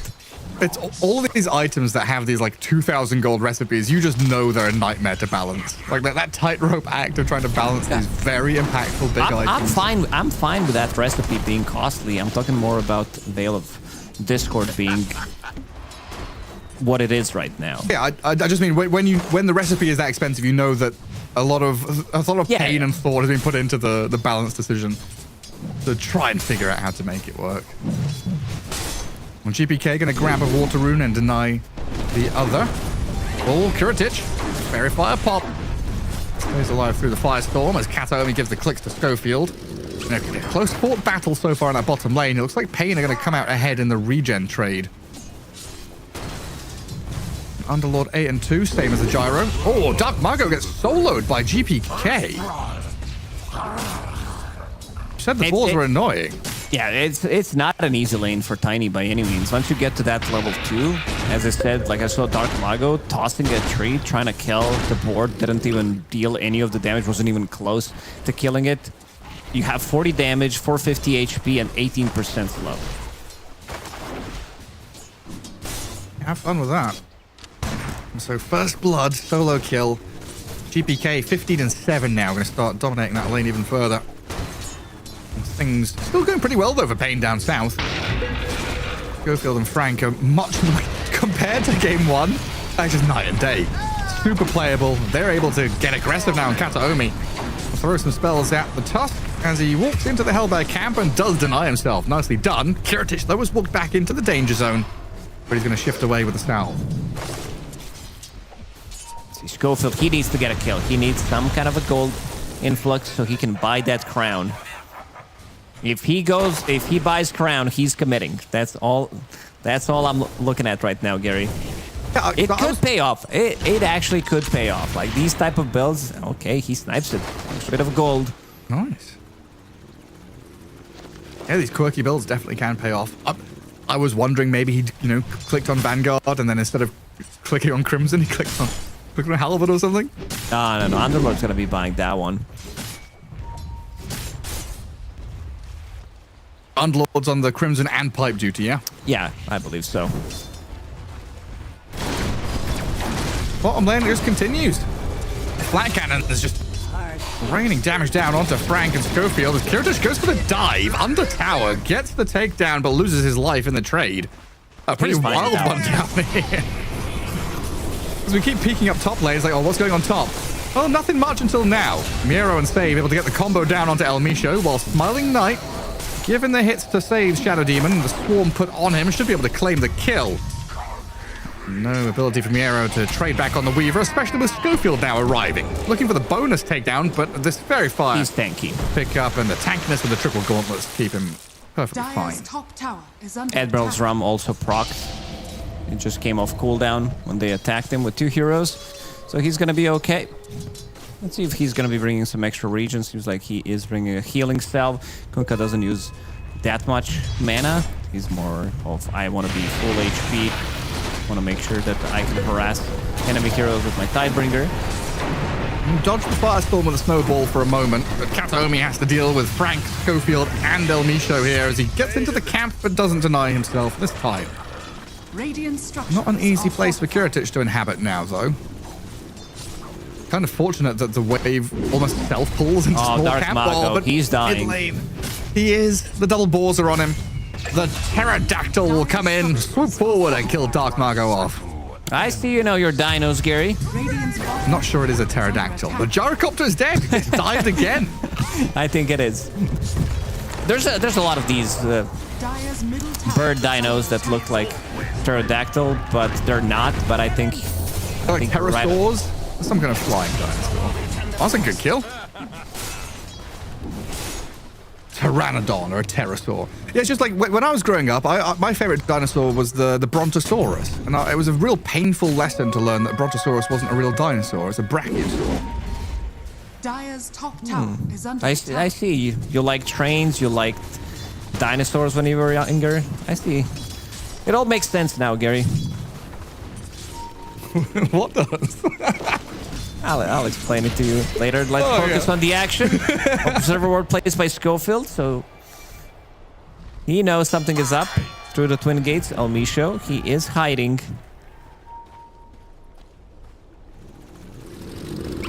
They tucked away. Radiant Kiritich are going to pull scanning. a Dire small are camp by scanning. himself. Katomi is still trying to figure out where he wants to be, as both teams eye up the Wisdom Shrines. And both position 4s will get it. They've shut down this gyro tremendously well. Miero and Save, though, and given the treatment to Smiling Knight. Apparently, this Weaver just cannot survive when he's getting comboed down, and El Misho's stuck between the trees and the illusions from disruption. Finally manages to break free, but the damage just keeps on coming. Oh, what a play. Like, using Disseminate on Tamiro, who's already super tanky, had a big stick as well, and does have a healing salve. Like, they overextended. I was watching them play earlier where he hits them with the torrents as well. 2-0 and 2 already on Kunkka. Dire's top Did not tower expect this is good of a under start attack. on Kunkka, and he is going to be rushing pipe this time around. So will be tanky enough. Most of the damage that they do have is magical, so it does make sense to have it as fast as possible. Completely mitigates what Tiny wants to do. And speaking of that, Tiny getting roared. Yeah, super low health. Snowball's going to drag them forward to take out Dark Margot. GPK on a killing spree Are scanning. as they put even more pressure on this mid-tier 1. Dire's middle tower is Forcing under reactions out of Pain as well, with Weaver and Jakiro both coming in here. Does give Radiant's Kiritich the bottom ability now, though, to sniff out danger and attack. Dire's top tower TP is away under from attack. Schofield. This is level 7 Kunkka, level 7.5 against a Weaver who's 5. Not much Smiling Knight can do that to lane head on into him. The Pain do net themselves that first tower of the game. Tier 1 bottom gone, so less map space here for Kiritich in particular. They'll try and fight their way back into the space, as Frank is left kind of wide open here by his team. Some very good shards. Firestorms on 3 of them with a Pit of Malice, and the cookie over the top gives a bit of a gap for Frank, but Kataomi's Snowball and GPK's active. Another Beastmaster that is out of control. 4 kills already. Schofield. He's bringing something on the courier. It is mana boost. He changed his mind. No. I don't think we're going to be seeing the item, Gary. Dire's top tower is upsetting. under attack. Is he going to queue it again after, maybe? Maybe. It's too late. Like he has items like he's playing core. Orchid on Clockwork. Vanguard / Heaven's Halberd from position 4 Snapfire. These items, you want to hit the right timings with those. Dark Mago. His runes are getting camped. Tiny, one of those mids that relies so heavily on getting the runes. But he also can't do that, even if there's no supports. Like this time around, Miero came to the mid lane, making sure that GPK is going to be picking up the rune. Yeah, very clean from BB team. Tiny needs it. Tiny definitely needs it. But then again, you have Beastmaster who can send boars on the other side, maybe get a deny, or just slow him down, because Tiny already died 3 times. His Blink Dagger is heavily delayed. Yeah, and in comparison, Beastmaster is, what, 1,800, 1,700 away from Aghanim Scepter? We'll come back to this in a moment, because there is a fight up top with the Fiend's Gate, putting the Underlord in good position, but GPK is there. Raw kind of counteracted, though, by the time lapse. Torrent thrown by Miero, but they've not finished anyone off. Now GPK stuck in the middle, surrounded by Pain heroes on all sides, still trying to fight, basically 1v5, staying alive, but the kisses come in, finish him off. Schofield picks up the kill on GPK, but the Snowball Gyrocopter sent forward. It brings the damage, but Dark Margot's Avalanche stops them in their tracks. Absolute chaos, utter destruction as Kataomi and Miero are left here to deal with Dark Mago. A 1 versus 2, but I'm not sure either side wants to continue this fight. With the torrent missing, they need Save now to come in to help out. Another round of spells should be able to finish off this Tiny in short order, but not before he gives a go at Kataomi. Oh, Miero, he was looking for an angle with Tidebringer, but Tidebringer AoE got reduced by 175, I think, total, a couple of patches ago. You can definitely feel it as a Kunkka player. I would also gone for that play, but would miss it because it's just so much smaller. And you can see GPK how much he can tank in this one. He has Arcane Runes, so those axes are going to be flying out more frequently. And then the boat comes right on top of him, makes him super tanky, delaying that damage, which allows him to cast a couple more rounds of spells. Like you see at this point, plus the pipe on top of that, because this is a 10-minute pipe that is going to be happening. By pipe, I mean the Ash Legion that came through. I was a bit overzealous, but he also almost has pipe. I was just looking at it. Needs a recipe. Needs 700 gold. Maybe I just cursed him, Gary. I think you might have, yeah. It just dies on his way towards the pipe. But while that was happening, GPK managed to clear out a tremendous amount of stacks over on that Radiant Side jungle. So he is now but 400 gold away from the Aghanim Scepter. So should have that in about a minute or so once he's cleared out a few more caps. It still feels like the big story is Curatage, you know, that real nasty laning stage, super scrappy into Pain's off lane, is slowly starting to recover. You know, Gyrocopter is now actually ahead of the Weaver. Yeah, Weaver died 2 times. I'd say these are unnecessary deaths. Playing into Kunkka Shadow Demon, there isn't that much control. Unless you play aggressive at early levels like he did, getting disrupted into Torrent combo, getting X-Mark. And now Miero is in such a good spot. Level 10 already. Pipe about to be finished.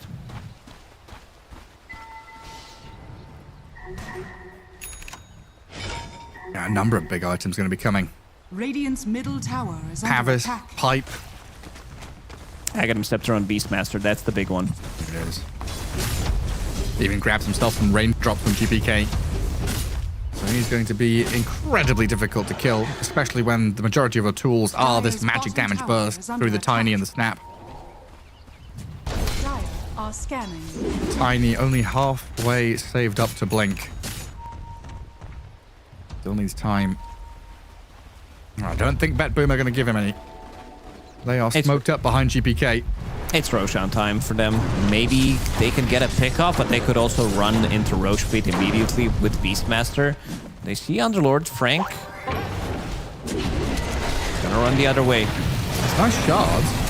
Actually trapped Schofield there, but it feels a little too deep here for Kataomi to go chasing. Instead, they try and attempt the Ancient's Take, but this avalanche of the kisses onto Kataomi and Miero. Tremendous damage to blow up the tusk. Meanwhile, Frank has been finished off by GPK and Curatage, and they've kept Miero alive even inside the Pit of Malice. Well, Shredder earns the more damage out of the Jakiro, able to take the Kunkka down, but Dark Mago has now been left exposed. Overshowed his hand, and Schofield getting hunted by GPK. Just a touch of Disable or Slow could do the job here, but save isn't quite close enough. It's too much tankiness. They have both. They have 2 Ash Legion shields, plus they have Pipe on Kunkka. And survivability coming out from Beastmaster. So the fight doesn't look too bad. They're going to be stealing some of these stacks immediately. And then they have to use everything, trying to grab the kill. Like, the team fight execution isn't bad. Like, the Kisses, Macropyre, Pit of Malice, everything on top of them. Sure, Kataomi dies, but look at how tanky Miero is. Just keep lasting and lasting.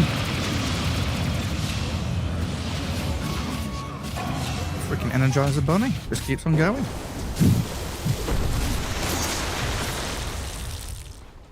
They come in, swoop forward, steal your stack, kill off a few heroes, and back up. And we are entering that period now, like you were saying. It's, you know, Roshan thinking about Tormentor time. Would not be surprised to see BetBoom try and get some vision down around that Tormentor area, because that is ideally where you want to be playing.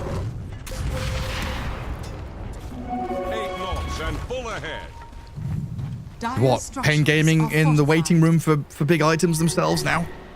Weaver wants to try and finish off the Desolator, which is another 800 gold away. This Crimson Guard, after the pipe for Frank, is obviously quite distant. They're probably going to wait it out, wait until they have Desto and Weaver, and Tiny with a Blink Dagger. Force Staff completed on Snapfire, so some items are going Pain Gaming's way. Top tower is under attack. Pipe is the big one, like having Atrophy Aura, reducing their right-click damage. A lot of right-click damage actually coming out from BetBoom team. And then you also have Pipe plus the Crimson that is coming out. Still needs a couple of minutes to finish it off. And this is the type of a play that BetBoom wanted to have in that triangle fight, but Pain Gaming did bring the numbers. So Roshan will be killed slightly later than expected, considering that it is Beastmaster, who was off to a good start, having like 13-14 minute Aghanim Scepter, immediately smoking up, trying to get something done. And Beastmaster will be holding that Aegis. Also have in mind, these are the fights where Kiritich is not joining. He does not want to fully commit, and it's one of those few times where he's actually getting Aghanim Scepter. Oh, like this is a build that we haven't seen too much of recently. Roar in the mid lane. Wow. Quick and easy. The hate for Schofield. Quickly dispatched the Snapfire. Dyer's So middle yeah, tower Gyro, has fallen. I'm pretty sure he had the other build queued up for a little bit, right? The Manta style with... I believe so. The stats build. Yeah, curious. Maybe just thinking that if he does get tossed back or held in the pit, chain stunned and starting to get burst down, at least the side gunner's going to be able to keep him alive. Still is a good efficient item, that side gunner. And GPK. Manta is also very good against Pit of Malice, against the Swarm. Moving some of the stuff from Jakiro. But a Don't catch get from in. the arrow. A Pit of Malice going to stop the snowball stay for a moment, but it's still there from Kataomi. And GPK, they've hunted Dark Mago with Kiritich in the back lines, taking out the Tiny. No second round of fighting. Well, Kataomi backing up away from this Weaver. The Desto attack damage, the Shikuchi forward does get the kill. So Kunkka tusked down, but they've lost pretty much everybody else. GPK still going. Kiritich starts to get focused by Smiling Knight, but now a home missile is on him. Dangerous times for this Weaver as he Shikuchi's away to the right-hand side. Schofield's there with a cookie. Could help out. And they've got reveal on Smiling Knight now. Shikuchi in a second to get a bit of distance. They bubble up GPK. Saving Kiritich giving chase, so Schofield's going to be the one to die. Saves his carry, but gives away his own life.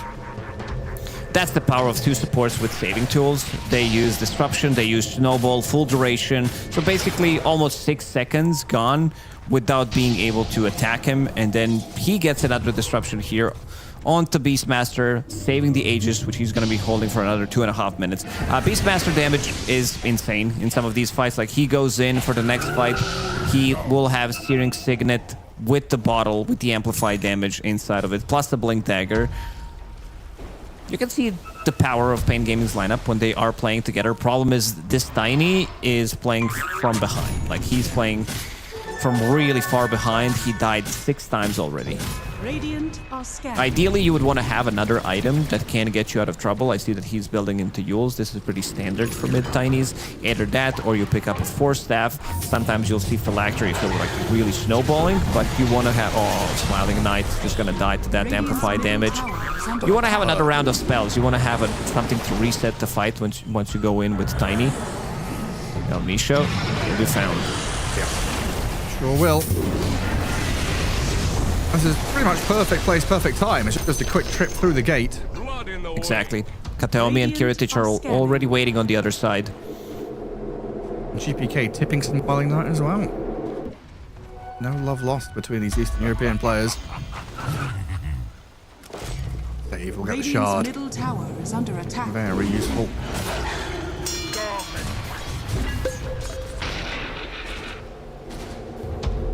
The ability to put this demonic cleanse, disseminate on a Beastmaster who just runs into the middle of enemies. This is real scary stuff.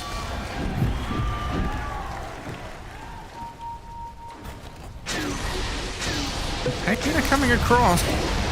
That's a good connection with a Scatterblast into Kisses. Snowball, not going to help them. Kiritich and Kataomi, both dead. Dyer's middle tower is under attack. Not too bad. 2 kills. BetBoom, they've been giving away some of the kills unnecessarily. And I'm also looking at Smiling Knight. He does have Deso. He does have Sharp probably coming out soonish. And then you have Defiant Shell with Fast, which means you're going to be attacking quite a lot. You go through Shikuchi, with Shikuchi through someone, then Aghanim Shard, and then they attack you, so you have Defiant Shell attacking them. It's going to be a lot of right-click damage coming out. It sure is. It just feels like it's always a matter of can he find the Shadow Demon? Does he have vision of the SD or the Tusk? So there's still a task for Schofield and El Misho to keep the vision up. But it's kind of hard when you look at the mini-map and there are like 7 Radiant Sentries just scattered around bottom jungle, Dire Ancients. Vision has been game yeah. for BetBoom team.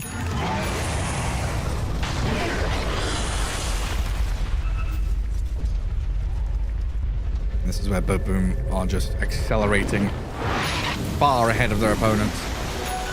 Tiny and Weaver dragging their feet behind sub 10k net worth while Kunkka, Gyro, Beastmaster race up to the top. Pain really can excel with the surprise factor though. A blink initiation from Tiny, a toss back, kisses, Macropire. There's a lot of ways to catch someone off guard and kill them quickly. They get a sneaky smoke into some vision. I could see them winning some team fights. Amplified damage on Weaver.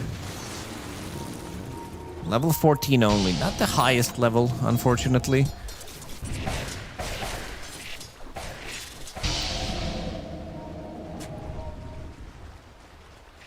Dire's middle tower is under attack.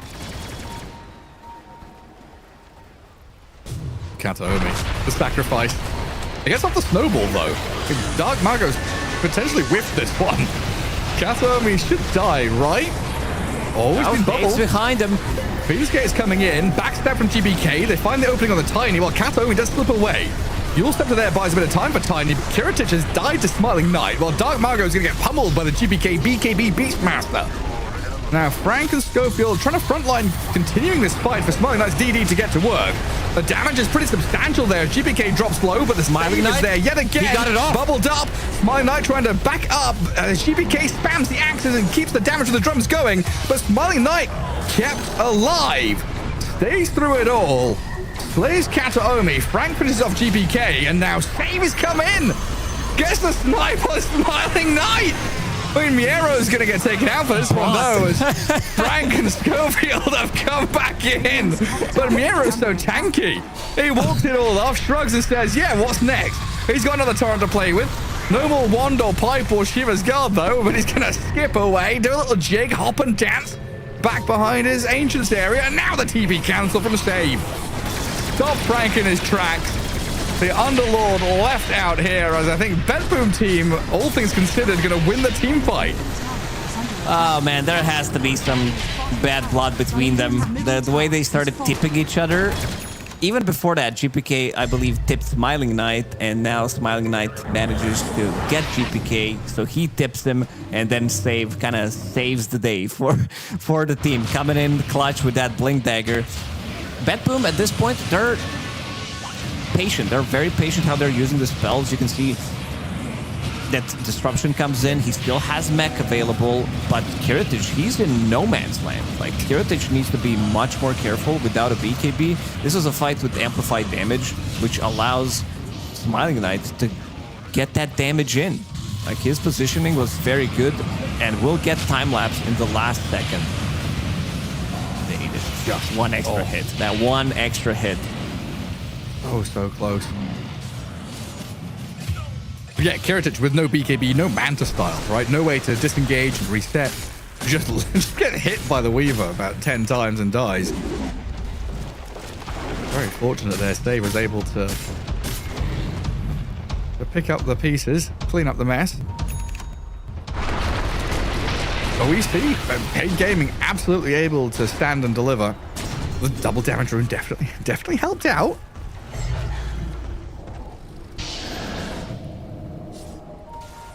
Maybe GPK has got to reconsider his target.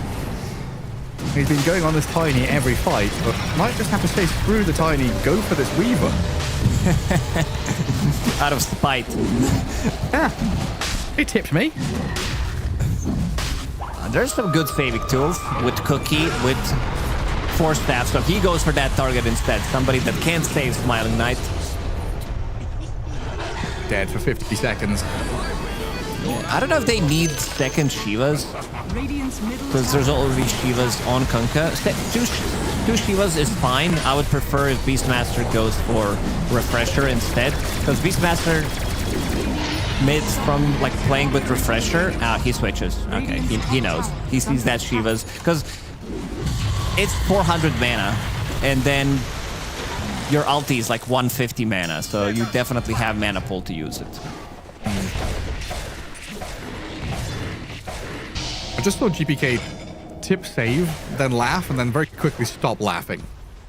He misclicked. He was trying to tip Smiling Knight. Yeah.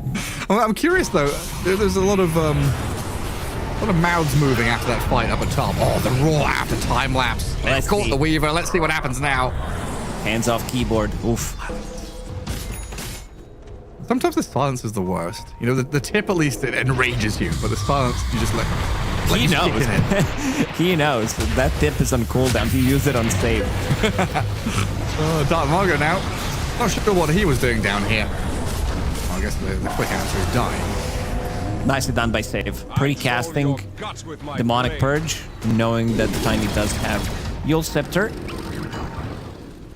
Once you're in the air, you cannot be targeted anymore. That was the recent change. Yeah.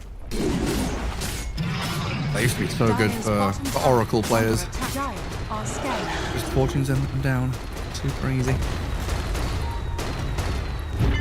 But honestly, what I think happened there was after that fight with all the tips in the bot, you know, I think Save had a word like GPK, you know, let's not take it out on the enemies. How about we tip teammates, you know, PMA? And GPK just tipping Save whenever he can, like, there. You can take my tip, Save.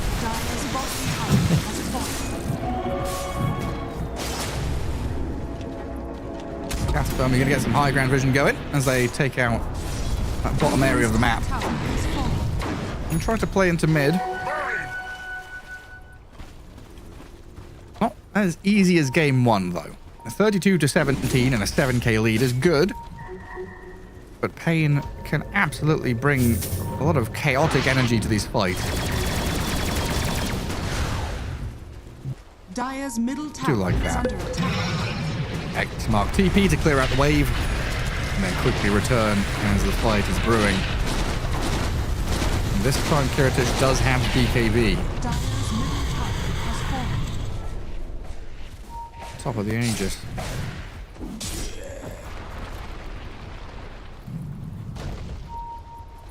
We're quietly through the jungle. And Pain know they need to play on division, and they've only got observer boards in that northern part of the map. They see nothing where they've just drawn in their own ancients. BetBoom, they're ready to go for the high ground. Let's see how they approach it, because there's a lot of magic damage to GPK instantly in. Right on this Underlord. They put Lotus Orb on him. Try to save him up. Snowball dragged all the way out of the base. Frank. The Pit of Malice down. He does root up a bunch of them, but the damage comes through quickly from Kiritich now. No buyback on this Underlord either. They'll kill the banner, but it's going to be an uphill battle defending this base.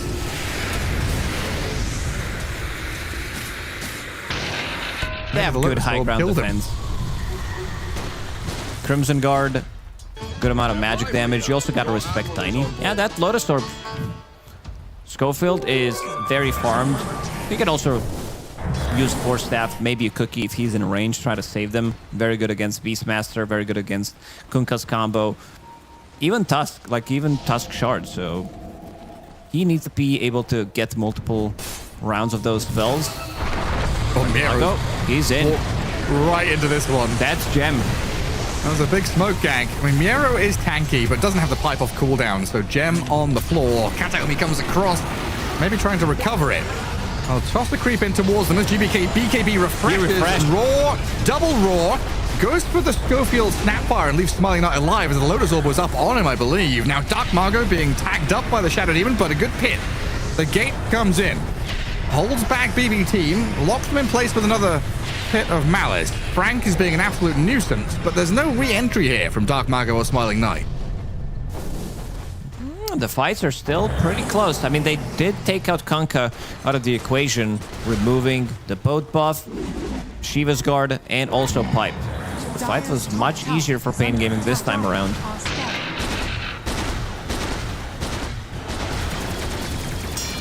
Signs of life from them. I'm not gonna lie, it still feels a little weird that Pain Gaming isn't a full Brazilian team. It's still like in my head. Yeah, back in the days. Yeah. Tavo and the crew.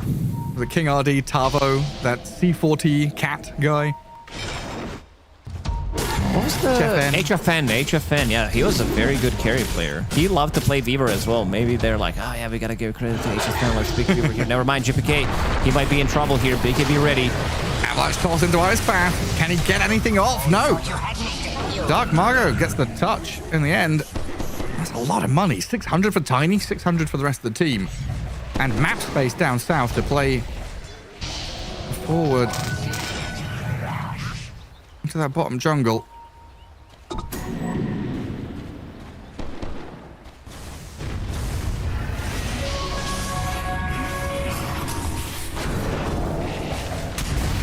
Supports are doing a lot. Not just on side of BetBoom team, but also Pain Gaming. Schofield, multiple saves that he does have. Cookie, Force Staff, Lotus Orb. And also something we didn't mention, El Misho. He already had his Aghanim Scepter in the previous fight. He does have Greedy GPM, 100, plus his Searing Signet. Already halfway through Refresher with Aghanim Scepter. This Macropyre, just like one, can win you the game. Imagine if he can land two of them. And he has very good protection coming out from Underlord, coming out from the other support. So might be able to get it off.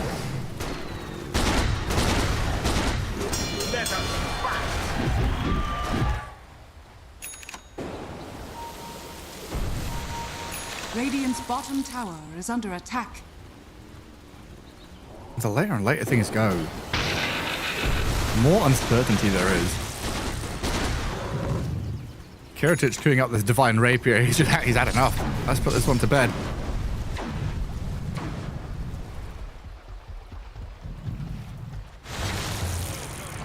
Schofield has been very annoying. Every single time, comes in, clears the wave with Shard, with his Scatter Blast. He's getting a lot of farm. He's keeping up with Shadow Demon, who also got Shard for free.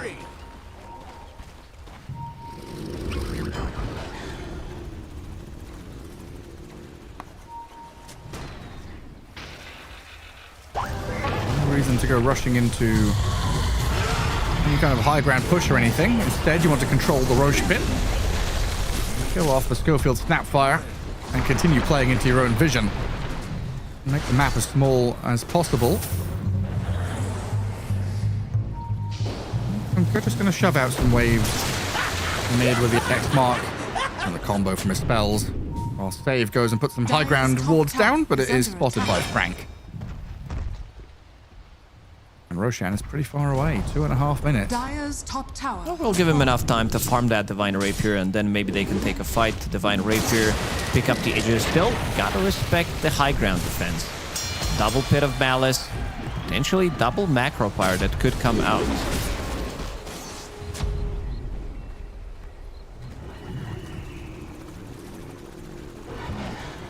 Needs another 1,000 gold. Yeah, El Misho, very close to it. Arcane's Ags Refresher. Oh, sick build. I think you need to recognize when you can actually go for it. If your other support is also going greedy, let's say this Snapfire was Radiant's bottom tower is some under attack. greedy position 4, like Muerta we're seeing, where you're not getting too much value. Maybe she can get a Force Staff, but you need some kind of a save. You need something that pairs up nicely, which does allow you to actually go for it. Very close to it, actually. And he gets level 20. Macropyre damage. Let's see if he goes for it or if he goes for more control. Schofield. They want him. Just breaks up high ground, says hello. Under How you doing? amplified damage bottom. Oh, that's huge. Roshan is 1 minute away. BB team going to still push out this mid wave for the X mark. Drag back to keep them safe. Underlord is under vision up top. Not an easy angle to approach him as Pain position themselves under their own high ground ward in the top jungle. Smiling Knight really the only one out there showing on waves. Even with an 11k lead and the feeling as if they've just dominated this entire series, the BetBoom team still have to respect the ability here for Pain to pull out the execution and pilot their draft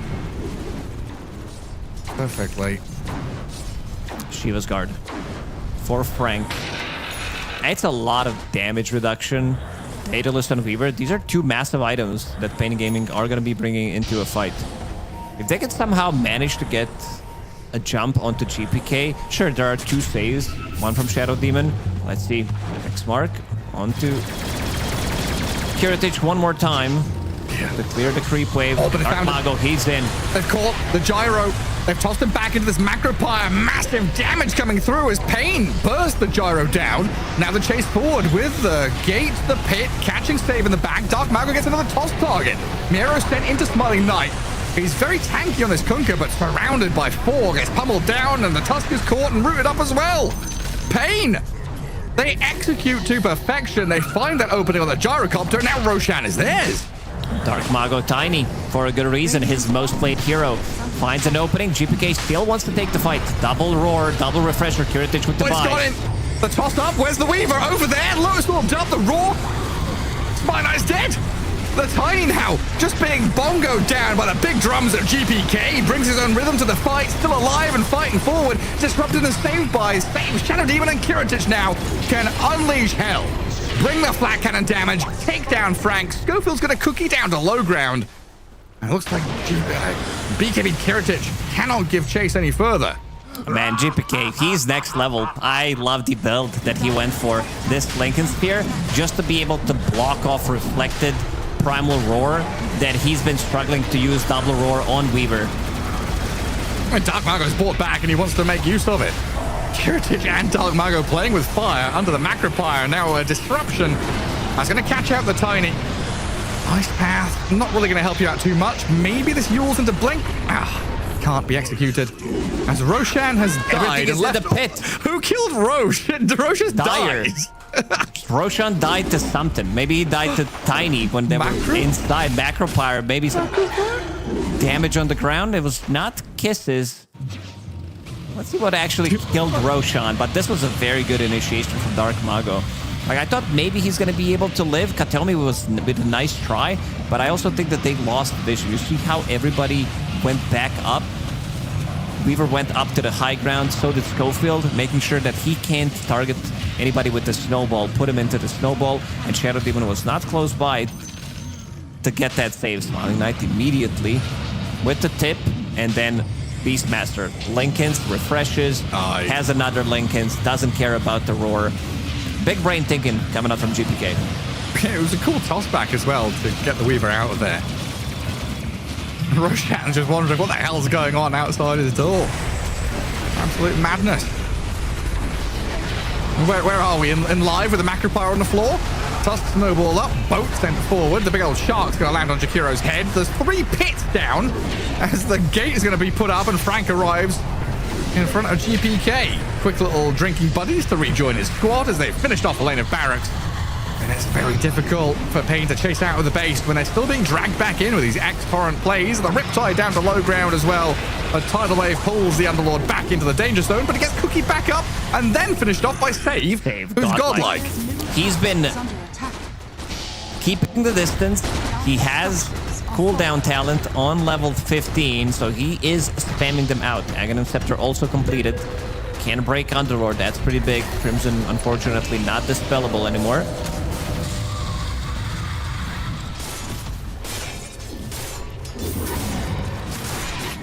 They've got this, X-Mark regen in the fountain, bringing back Kiritich so he doesn't have to waste the Aegis. Cheese on save. And all the hard work Pain had done to wriggle their way back into this game feels undone as they still face a monumental challenge. But a toss back in towards tier 4s puts Kiritich in danger. Saved up by the drinking buddies and the disruption, while GPK again just going deep. Finding targets, hunting in the back, killing off Schofield, and the Tiny also looking like he's dead. GPK healed back up to full as Pain lose 3. And El Micho taken down by Kiritich. The long-range Black Cannon enough to find the kill, while Smiling Knight, the last one standing, he wants something. Anything but a Glimmer Cape on the toss keeps Kataomi out of harm's way. And the Weaver will just have to sit in Fountain.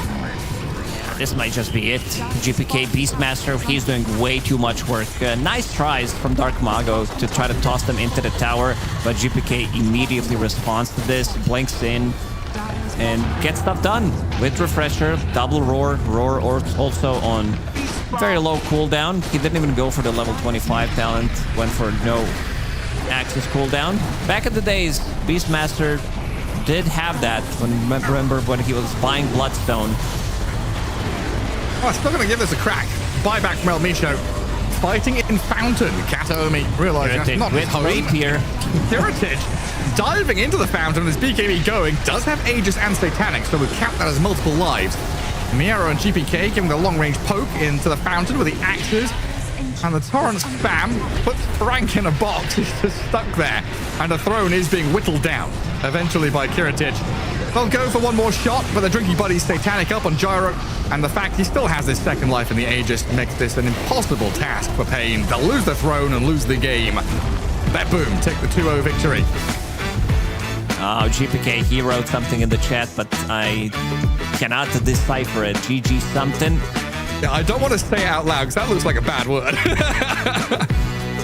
Could be anything, but GPK seems like, he wanted his revenge after getting tipped in that one, and he did go full carry mode, full Madman mode on this Beastmaster, picking up that Lincoln to block the initial stun from the Lotus that Schofield was nicely placing onto Smiling Knight every single fight, and then he just blocks it, gets another Roar, goes for the second one, knowing that they have very limited amount of control, but you will die with double Roar.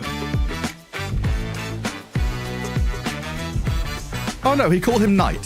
He said GG Knight. Good night. Good night. It's bedtime for you. It's a hard one for Pain in this one. Game 1 absolutely stomped. Game 2, like a playable draft, right? Put up way more of a fight. Looked way better. Way better in that one. Giving Frank Underlord, line up. Like still signature heroes, right? Dark Mago, Tiny. They put on a show. I'm still not sold on this Pain Gaming side. Yeah, it looks a bit chaotic the way that they're fighting, but you can also see them playing signature heroes. Dark Mago Tiny, he was in a bad spot. Like, he got killed 3 times. He lost tower relatively early on. They were making the rotations. Top lane did much better than I expected him.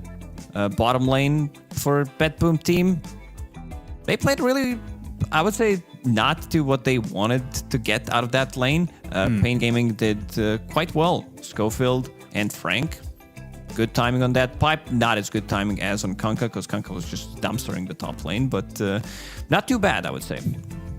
Yeah, in general, definitely not completely smooth, especially in that game 2 from BB Team. And in terms of, anyway, from my perspective, it felt like Kiritich was kind of separated in that game, especially having a poor laning stage.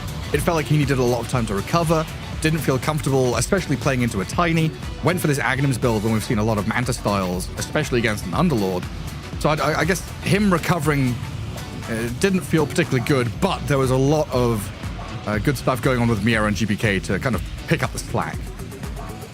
Yeah, they played extremely well. GPK on Beastmaster, I think this is going to be the hero that we might be seeing prioritized even more, considering how well this hero scales, how fast you come online, basically getting first Roche pre-15 minutes if you're off to a good start. But even if you're not, you're still going to get that Aghanim Scepter, make Smoke move, Roshan, after that belongs to you.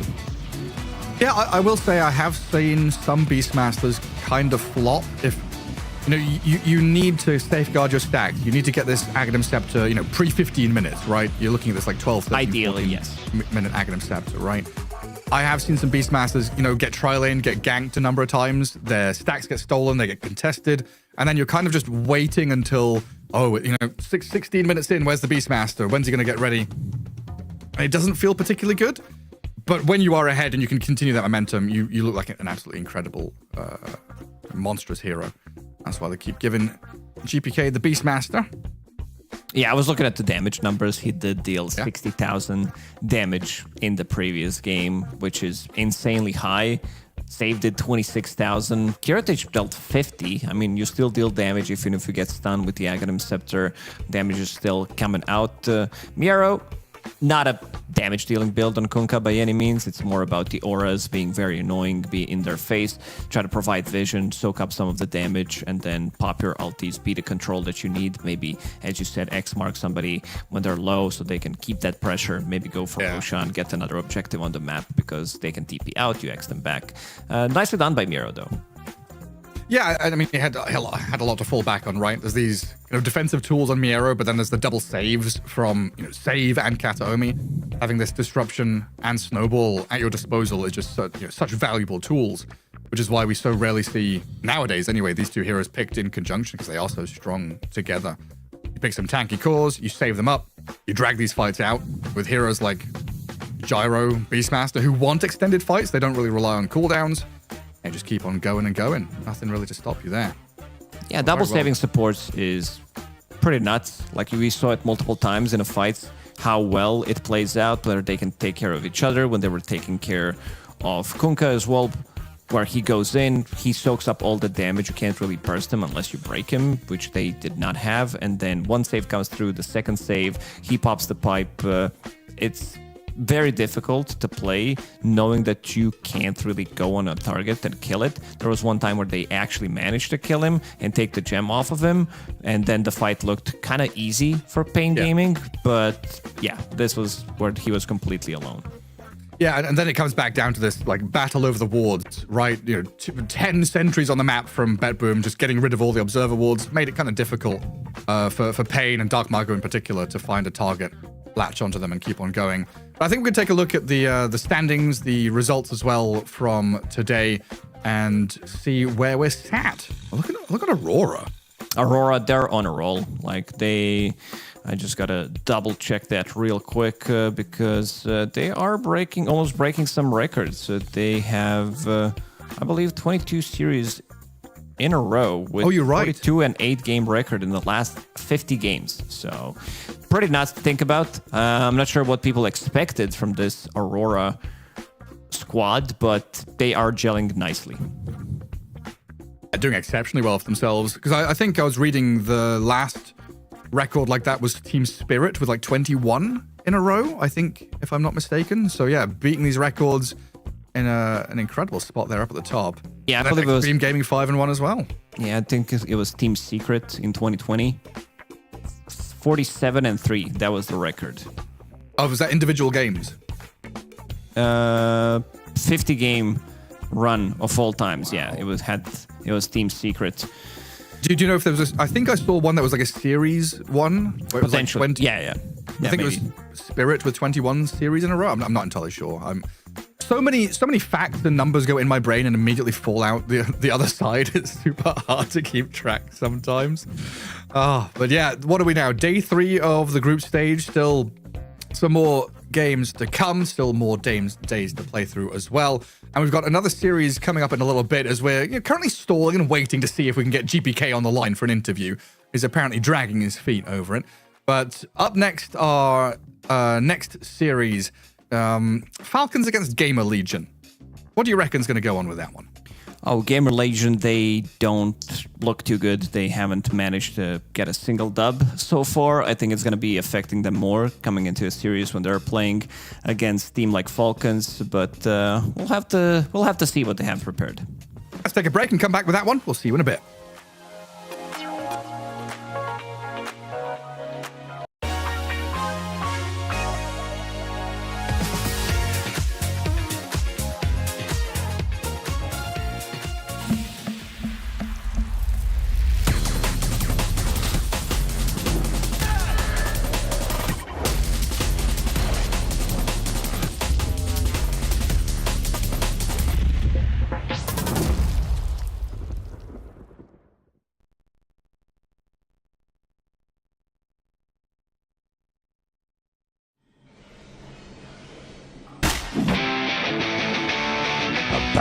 bloody time.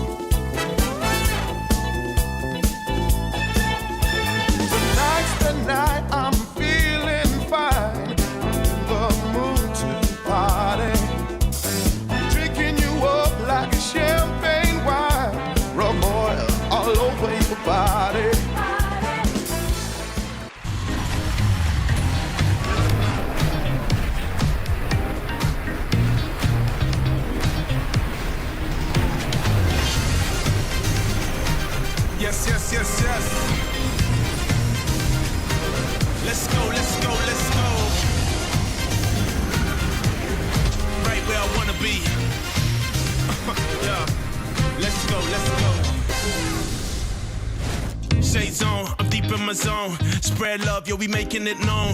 I'm really feeling that we go together, cause it's all good times, yeah, now and forever. In the booth or in the club, wherever I go, I turn the music up. Whatever the day, I make waves, make dreams, make moves, make love. Step to the left, yeah, move with the flow. Good times roll, yeah, we letting it show. Hands to the sky, yeah, feeling so free. Love in the air, yeah, I'm right where I wanna be. Cause I'm right where I wanna be. Yeah, I'm right where I wanna be. Cause I'm right where I wanna be. Yeah, I'm right where I wanna be. Cool breeze, I feel real nice. Stars shine, yeah, we light up the night. Good vibes, and I'm rolling like dice. And I'm cool like ice, ice. Baby, when you look at me, is it magic what you see? Tell me it's a love or just fantasy. Am I dreaming? Step to the left, yeah, move with the flow. Good times roll, yeah, we letting it show. Hands to the sky, yeah, feeling so free. Love in the air, yeah, I'm right where I wanna be. Cause I'm right where I wanna be. Yeah, I'm right where I wanna be. Cause I'm right where I wanna be. Yeah, I'm right where I wanna be. Yes, yes, yes. Right where I wanna be. Yo, let's get it. Let's go, let's go.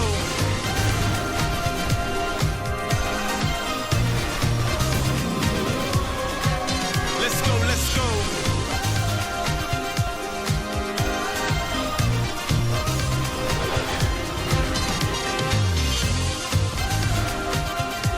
Cause I'm right where I wanna be. Yeah, I'm right where I wanna be.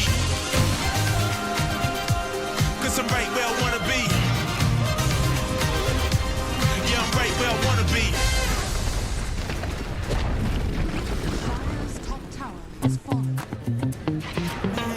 Ooh, did you see that girl? No, stop it, man. I saw her first. My lord. Nah, back off, man.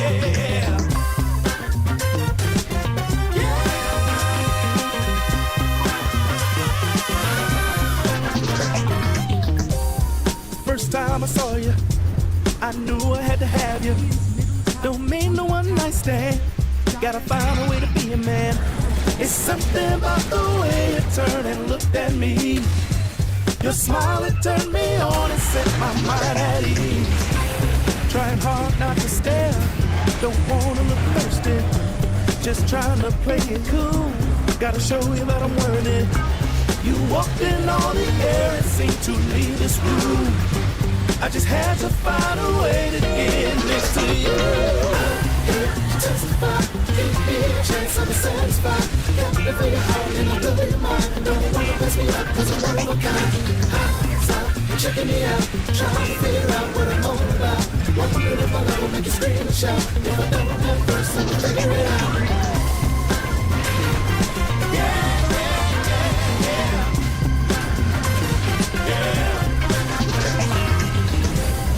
Wolves howling at the moon, peacock and acting like a fool. I'm bothered as they sift through all the nonsense they throw at you. That type of thing don't interest me when it comes to you. I can't wait to show you that my love is true. Don't wanna miss my chance. Would you mind if I took your hand?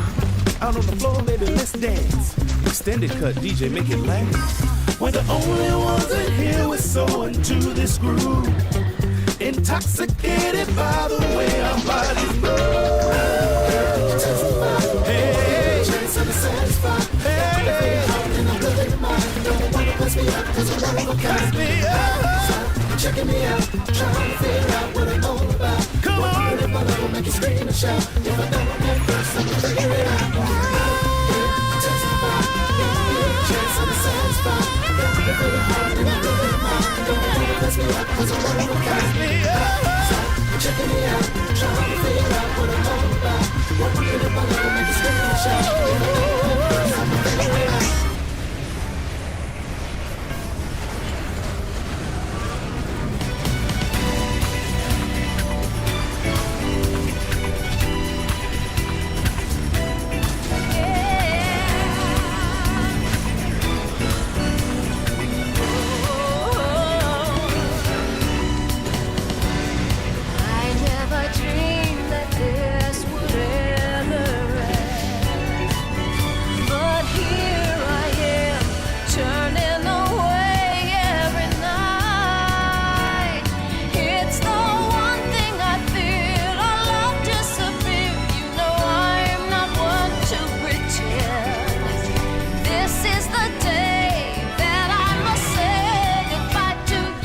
It's what I got to do. Enough, enough, I can't hang on. Enough, enough, it all went wrong. Enough, enough, I don't know why, but it's over now, so let's just say goodbye. I wanted more of you than anything. I remember the days we couldn't stand being apart. Now the distance we seek and the words we don't speak, we lost everything that we had. I have no choice, our love has no voice, and all I know is that I have to go. Enough, enough, I can't go on. Enough, enough, oh, it all went wrong. Enough, enough, I don't know why, but it's over now, so let's just say goodbye. Enough, enough, I can't go on. Enough, enough, it all went wrong. Enough, enough, I don't know why, but it's over now, so let's just say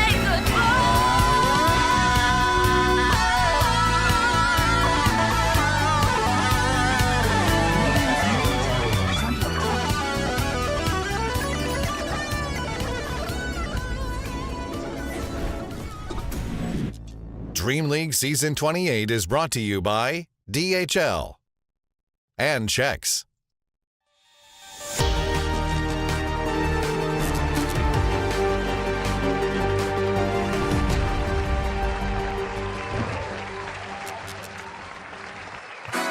We've got more Dota for you here as we wrap up the day with another 2-game series heading into this last one of the evening. GamerLegion will be taking on Team Falcons in another pretty lopsided matchup, it feels like, Lacoste.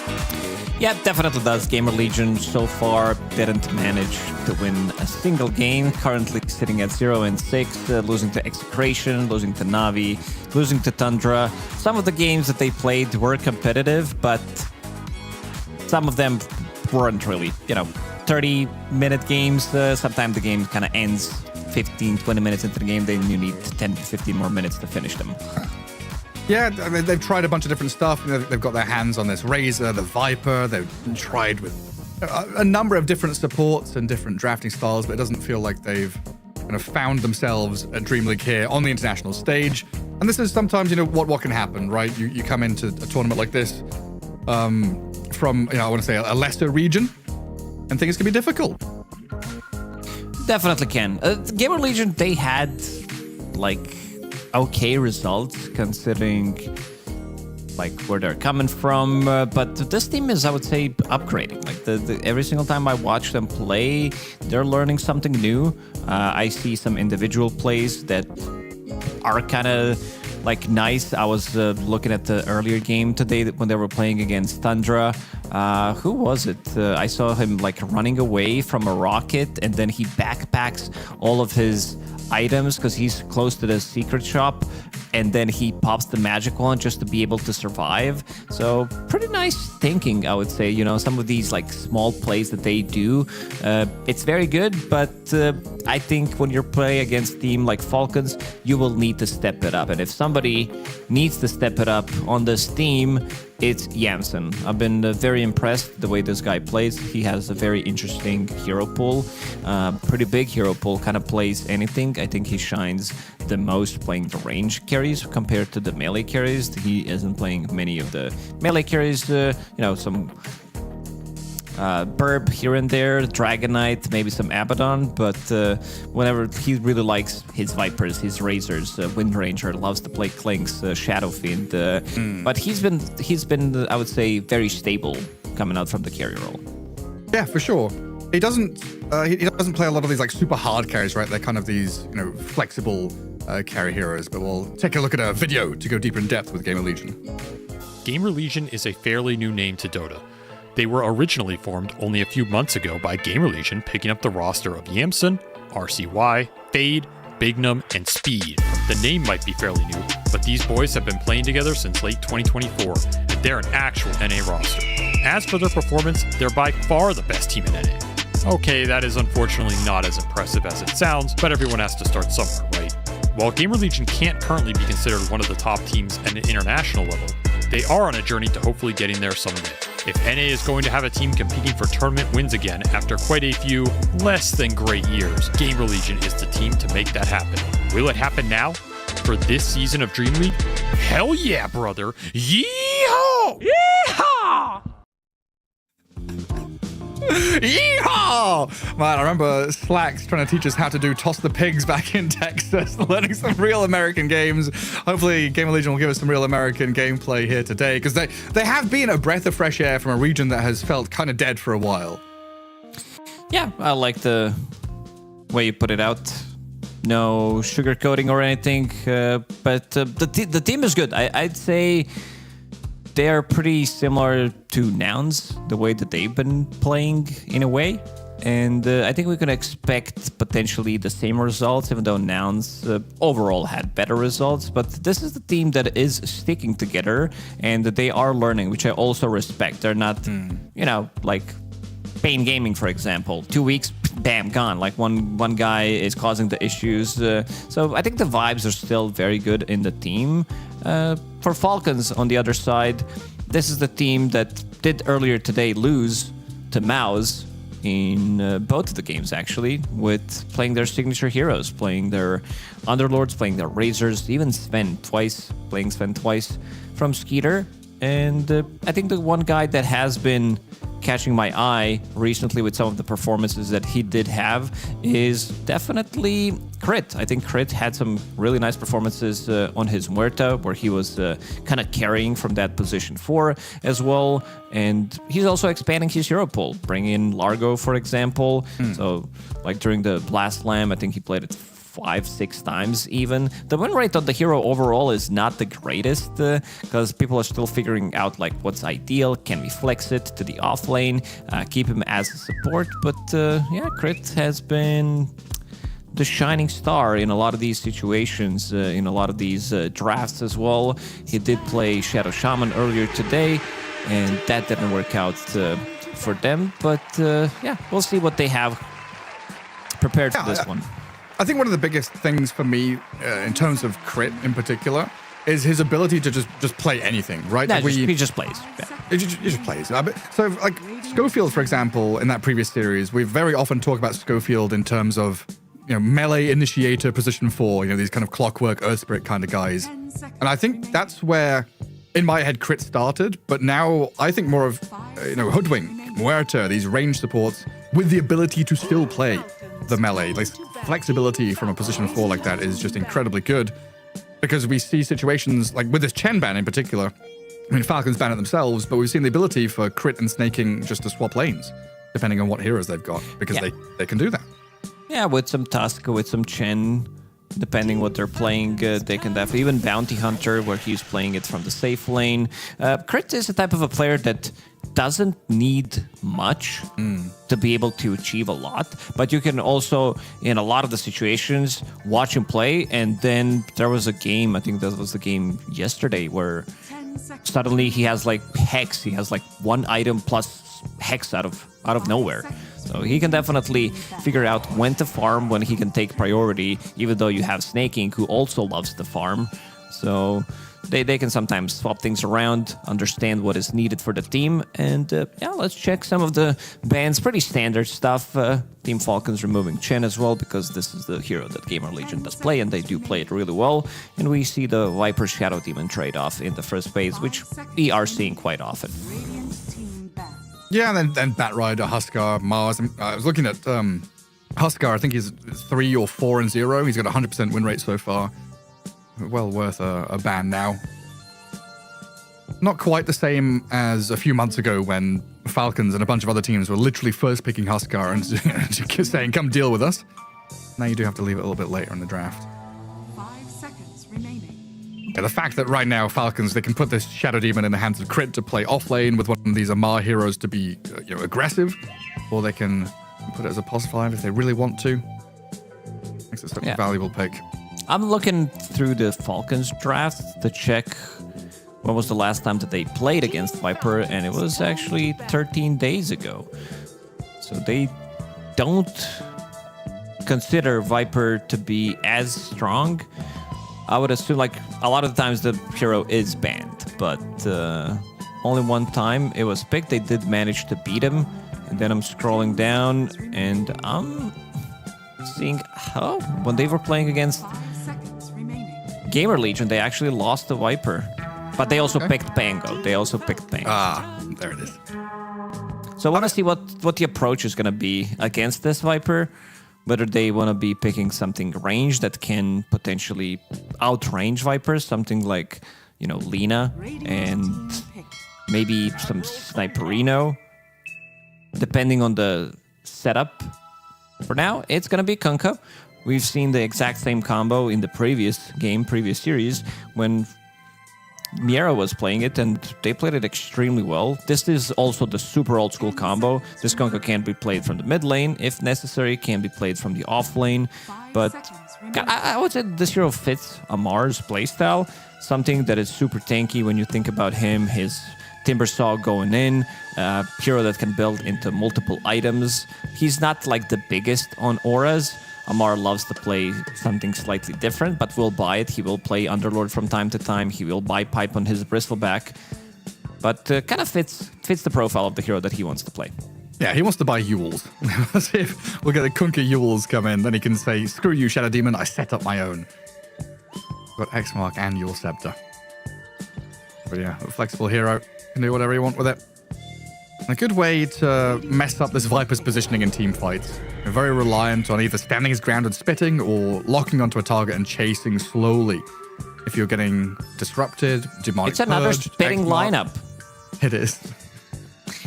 Not a big fan. Like we have seen these two heroes being paired up together earlier when Pain Gaming were playing. Game number 1, it looked atrocious. You need some kind of a stun. You need something to be able to play the game. Some kind of a support, some like Tusk that can roam around, make stuff happen. Yeah, there it is. This guy. Yeah, just fix the issues. Like it's, but you also, I think this is a good step to fix the lineup. But you also need to have something else. Like you just can't have these two heroes and then have another potentially offlaner or a mid laner, depending where the Viper's gonna go, who doesn't do much. Yeah. You still need your Ember Spirit or some kind of hero that goes in with the Tusk and play forward from the Viper. Find the Shadow Demon, really. That's just the vital thing. So we also picked the Tusk to not allow Falcons to have that support duo of Tusk Shadow Demon, which we've seen be incredibly potent. And the Lina that you mentioned as the outranging hero against the Viper comes in. Yeah. Good combo as well, where you have protection. Lina needs something. Like, it's not the best hero against Tusk. This is the hero that she... It is very annoying for Lina because you have ways of blocking her in. You have stuns. You have BKB Piercing Tool. And Lina with Mirana and Shadow Demon. Kunkka fixes some of the issues that they do have. Like you have now Mirana paired up with the Shadow Demon as a combo that can roam around, make stuff happen. Then you have Kunkka with Mirana. You have Kunkka with Lina setting things up for the spells. Even Shadow Demon, like casual disruption into LSA works fine. Hey, we've come full circle again. Some old school combos and an old school looking draft from Falcons. Mirana, Lina, Shadow Demon, Kunkka. What do they need? They need like a Morphling as their 5th pick to be really old school draft. Or a Lifestealer or something. Well, GamerLegion, they need, yeah, that's Beefcake to get up in the front lines. Some kind of gap close hero as well. That's going to be the gap close. And the control, so mid lane Puck. I'm a little curious why we see so much Puck and not so much Ember Spirit.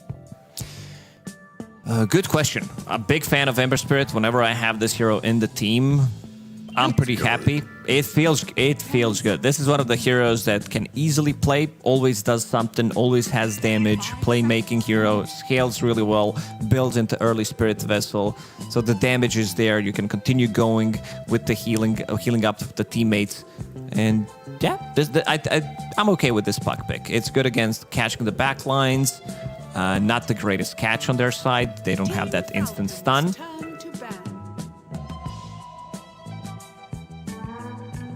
Can be nasty still with Disruption, Arrow, Torrent. Like once you get hit by one stun, you get hit by them all. there is some wiggle room there for the puck. And now what? You said this Viper could be carry for Yamsun? Where are you feeling this Viper going? Or do we just say it is flexible? I kind of want to save Yamsun's hero for last. I would throw in this Viper to the offlane with Tusk. It's a strong offlane duo. Yamsun does love to play Viper. He only managed to play it once during the slam. Fade didn't actually play Viper, so they might be looking for something different. Fade also has interesting hero pool. He played like Queen of Pain from the offlane, which was a thing. Of course, they lost that game, but this is the hero that was popular a couple of months ago. I feel like they need something to tie this lineup together. Like right now, it looks okay, but with the wrong last pick, I think this lineup from GamerLegion can fall apart. Maybe some kind of brew? There's a good amount of stun. Like if brew goes, sure, there is snowball, there is maybe pipe from Viper, depending, like, or never mind, it's probably carry Viper if we're talking about Brewmaster as the last pick. You have snowball, you have sunray. Banning out Ursa. So that means Viper is not going to the off lane. So I think they are going to be looking for the off laner themselves. And banning Gyro usually, to me, indicates some Enigma pick. But I don't know. Gyro has become way more popular in recent times, so just might be a blank. I mean, it's Underlord. I think this is the hero that they're looking for, judging by the bans, Gyrocopter and Ursa. This is the hero that really hates to play into those two. Slow, can easily get run at by Gyrocopter with his facet or with Ursa. Are Falcons scared of Underlord, though? They've got one ban to go, and they do have last pick. I'm thinking about their setup. We're still kind of banking on this mid-laner offlane Kunkka, looking for a carry last, right? Most likely, yeah. But then again, they just showed Puck in the mid lane. We'll see if Malrine feels like maybe this Lina can be played as safe laner, as a position 1, and maybe he can get something different. But then again, you have Kunkka, which is traditionally good against Puck in the lane. I feel like they're gonna keep things simple. Throw this Kunkka to the off lane with Shadow Demon, have Morana in the safe lane with the last pick for Falcons, and have Lina in the mid lane. I'm assuming you weren't watching the player cams just now, were you? No, I was looking at the draft. Now, we just had about 1,000 people do a big old yawn. Nice yawn and stretch as Malrine gets the contagious yawns into us. And they do ban the Underlord, so if that was the option for GamerLegion, you've got to reconsider and figure out what they want in this last slot. It's a hard one, picking blind into an open carry pick from Team Falcons because Skitter's hero pool is pretty vast. Could find something to counter you. 5 seconds remaining. It could be some like Tidehunter type of a hero. It's gonna be Enigma that you mentioned. I feel like they just needed it. The reason why I said Tidehunter is they're picking it blindly. Ursa's gone. It would give them team fight. Enigma also gives them team fight, and now Skeeter needs to decide what he wants to play into this. PA. Give me P. Go on, Skitter PA. Let's see it. Not been a hero in a while. Used to get used to try and deal with Enigma Eidolons, to deal with Viper. Oh, they're having a laugh. They're having a blast. It's like Skitter's playing into 4 BKB piercing abilities. So, not an easy pick for him by any means. They could play Carry Kunkka actually against the Eidolons and then put the Amara on something different. I think that's also a possibility. That's a cool idea. I still want PA. Oh, Naga Siren. Carry Naga Siren. That first time pick this tournament as well. Is that at all? So it hasn't been picked as a support or a core. That kind of blows my mind, honestly. Yeah, she's not on the stats list. Let's get to Naga Siren here. Going to try and deal with these Eidolons. Song of the Siren is a good reset tool to be able to catch out Enigma when he's trying to black hole, catch the pucks, stop the snowballs. Oh, it's a pretty good Naga Siren game, actually. When you're looking at how GamerLegion wants to team fight with Coil, Black Hole, Supernova, you song and you run. You save and reset with Disruption. You Moonlight Shadow to get out of there. A lot of tools at Falcons' disposal. This lineup doesn't have much team fight. You have Naga Siren to reset. Maybe something coming out from Kunkka, the boat, but on the other side, you have Egg, you have Enigma, you have Puck with Coil. I would say the lineup from GamerLegion is much easier to execute. You have stable heroes. I'm also looking at speed. He seems to have Hotspot as this facet of a choice. So he wants to keep the distance. I mean, in terms of heroes that can close the gap, there really aren't many. Which makes sense. If he has good front line, you have Viper, you have Tusk, even Enigma, Puck is going to be in their face. You can keep the distance and deal more damage. Yeah, and Enigma over time has become more and more of this aura hero, right? We were discussing the other day how we had 3-3 and some other players in the past buy Urn, go Pipe. The Drums Rush, of course, was a massive shift in item build for the Enigma. So it doesn't feel out of place here to just be an aura buyer and have this massive team fight capability as well. I like that they also decided to go with Naga Siren as the last pick. I did mention that they have like 4 BKB piercing abilities, and Skitter's like, you know what? I'll just try to confuse them with more illusions. I am not going to be playing a BKB carry at all.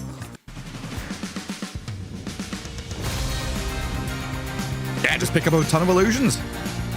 I don't think I've had much faith when I've been casting Naga Siren carries play, but in the hands of Skitter, I'm open. Oh, Amar immediately with the tip. ATF. Amar tips Fade. Not sure what I'm not sure what that is about, but seems like everybody's tipping Fade. Everyone's tipping everyone. Yeah, I don't know what's going on. Tip heavy day today, apparently. Well, we'll get Malrine back into things as quickly as possible here. Game 1 in a 2-game series. GamerLegion against Team Falcons. Why you break off smoke earlier? What's he talking about? I don't know. In a pub, maybe? Maybe. I was scouting for very literal from Amar. Like, what do you expect from me? Straight to the bottom with you. Into the abyss. I'm a little bit lost with this old chat. I don't know what's going on.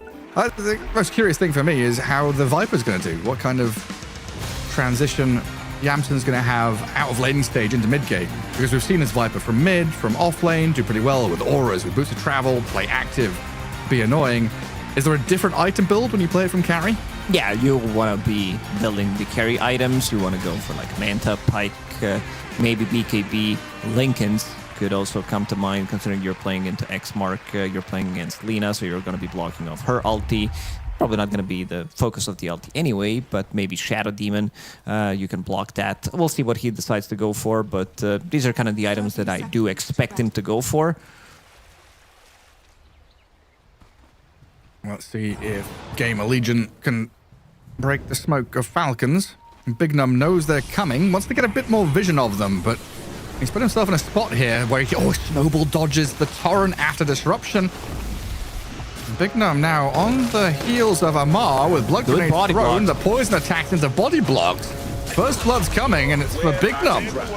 Takes down Amar. Not a bad start. Let's see what he's bringing on the courier. Extra region, Sentry, Healing Salve, and a set of Tangos. Did I see that right? The fastest first blood was negative 51 seconds. Literally the fastest possible. You leave the base, you die. Immediately, yeah. You get to the river and there's, 5 heroes here. I'm dead. That's pretty wild. Need to find out what game that was in. There you go. Good start for GamerLegion. We can put Big Num up top with Fade's Enigma. Tusk and Enigma. Pretty nice here. to play into a Naga Siren and Mirana. Snaking's going to have a lot on his plate to try and harass down these Eidolons. Keep the task at bay. And down bottom, Shadow Demon Kunkka into Viper Phoenix. Again, a situation where Phoenix doesn't have the best time in trading. It's kind of nasty. But they've got double ranged with flows against this kind of clunky Kunkka down here. Oh, look at Amar. He's not a Kunkka player in terms of having some fancy sets. I believe this is just the standard. This is the normal Kunkka set. Raw Kunkka. Yeah, it just feels weird. Oh, you're right. I hadn't noticed. Now you pointed it out. I can't unsee it. Gotta check how many games on Kunkka Amar does have. He's gold, right? So he's got some. So funny though when they've got no cosmetics for it. This draft, it does seem like a poster draft of the old Dota from 2012 or something. 30 games, 73% win rate. Oh, nice. In pro, yeah? Yeah.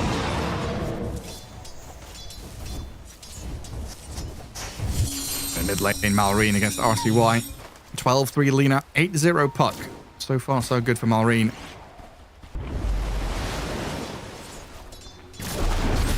Outrange the Puck. Shove out that wave. And top lane, it seems like things have got a little nasty for Fade. The illusions are continually sent at him, chipping this Enigma down. So you get free farm Naga Siren, you've stopped Enigma from farming, and you've put yourself in a really good spot in this lane with the sentries up to drag the lane back with Snaking's pull. I've been very impressed by Snaking's Mirana, what he was able to do last game that we were casting with leaps and bounds. You're kind of putting yourself in a spot where you are leaping right on top of people, so you're putting yourself in danger, but it's also like good amount of route, like 1.5 seconds, potentially set up for anything else. Like you could set up Torrent later on once you max it out, bottom lane. And speaking of Torrent, you do have Shadow Demon to set it up. The poison spit keeps coming, but Yamson's dead. Killed by the illusions, dead to his own sword, and Speed gonna drag the wave around and try and keep this lane alive. That means Lotus for crit. They get a kill. And you want to be getting those Lotuses. You have Mirana in the team. They are 50% more effective. So you're basically getting 60 more HP and mana. And they got both of them. That's big. Massive. Huge. When Speed's dead again. Gigantic. Well, not dead again. Monumental. I think Monumental wins.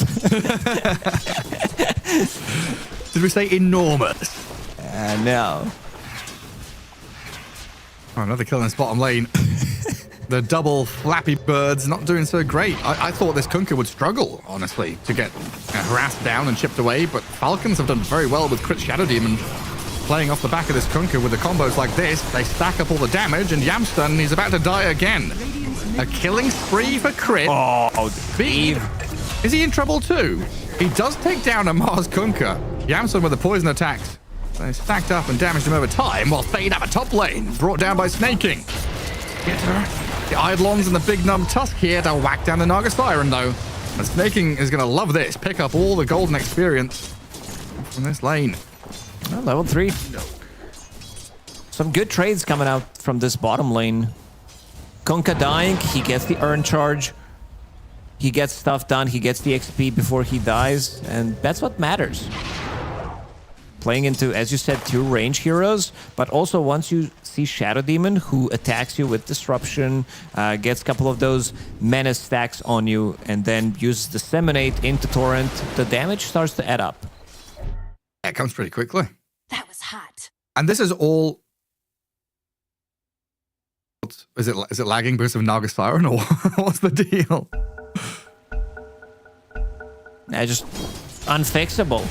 Unfixable? It's just Naga things. Oh, he's under the tower. Bignum. Taking a lot of hits on his way out. They've got the ensnare and reel back in. Lacking damage, though. No mana on Snake. Off. Tusk with boots and windlace. And we've got Enigma trying to rush into this Helm of the Dominator. See how quickly he can get there. because it's been a back and forth battle up top. So far, so good for the Nagastar, even with that one death. And Enigma has recovered somewhat. Bottom lane's been a bloodbath. Falcons victory. But mid lane, 38-10. Malreen's Lina really coming out on top against this puck. Even putting more points into Fiery Soul. Wants to keep those stacks going, more attack speed, easier to deny against puck. RCY using Orb. Both supports are around the mid lane, and Crit will steal it. He's gonna get burnt for this one though. RCY and speed on his tail. So Arcane Rune grabbed and stolen, but the death of Crit gives away a killing spree to RCY. So that lane that had been hard now somewhat recovered, but he is still 500 net worth behind the Lina. Which at this stage is a pretty big deal. It's Lina who has Gloves of Haste and is rushing to treads, so the right-click damage is going to come through pretty quickly. Yeah, I want to see what the build is going to be. We saw Lina mid yesterday twice with a bit of a different item build. Going for BKB and then going for Shadow Blade / Silver Edge.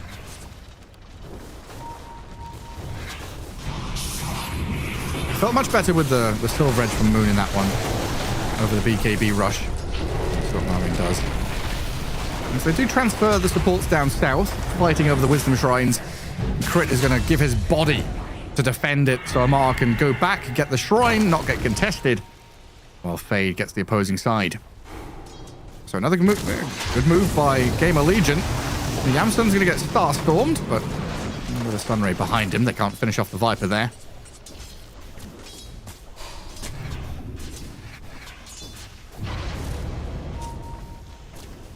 Amar. I was thinking about it.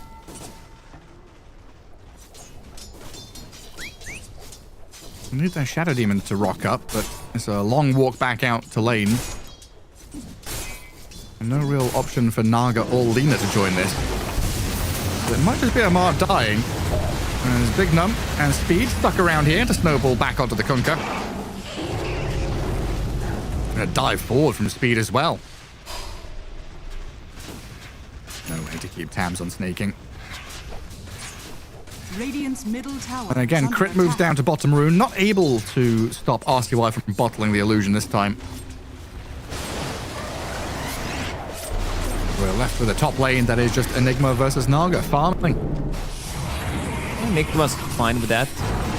I mean, kind of both of them are. Not sure how many Eidolon Skitter's going to be able to kill, depending on the micro. But you also have Riptide, which is magical damage, but it also reduces armor, so it's kind of magical / physical. So once you start attacking, you get more right clicks in. Maybe you can kill them. Eidolon's having high magic resist. Oh, Amar. He just wanted to clear that wave, but the Fiery Spirits meant he couldn't Tidebringer. Then he gets burned down. Well done by Speed with a Blood Grenade Sunray. Kills the Kunkka off one more time. 2,700 net worth. Amar is not having a game. And now Big Num comes bottom lane again. Crit getting dived upon by Speed. Level 5 Phoenix, no Supernova or anything. Trying to juke away from danger. Does die in the end, but Snaking and Crit both getting taken out by RCY and Yamsun. Nicely done by GamerLegion. Lina farming on a different side of the map. Lina's not that active hero. This is not hero like Queen of Pain or Puck or any of the spirits that's going to be rotating to the side lanes. Maybe if you find the opportunity, this is the type of a hero that kind of wants to farm, especially if you go for this right-click oriented build rather than go for boost of travel, get your Aghanim Scepter online. So Malreen does have 2 runes that he can play with, but in the top lane, big trouble for Skeeter. They've disrupted the Enigma, but they snowball forward. Light Striker 8 to hold them back. They wanted the Hellbear to die, so these Eidolons could go wild, but Falcons bring just the right number of heroes there to keep Skitter fine. The positioning of Crit. Right place, right time. It is still, though, that 10-minute tower. Radiant team take the Dire safe lane tier 1, so now there is much easier access into Tormentor area, top jungle. It just feels like so much more of a natural access point. Yes. Once you have that open up, you could see where Lina was farming. like literally a minute ago. She wants to be in that small area of the map, but now with the tower dying, she might need to swap things around to leave this area for Naga Siren, because Balrine did pick up 3 bounty runes in that area. Gonna need to go back. GamerLegion in a good spot right now. They continue to farm up. We talked about the itemization on Viper. Seems like that's gonna be his items of choice. Manta style into Hurricane Pike. Wants to be as tanky as possible. He can dodge some of the stuff. Have defense for himself with the Hurricane Pike.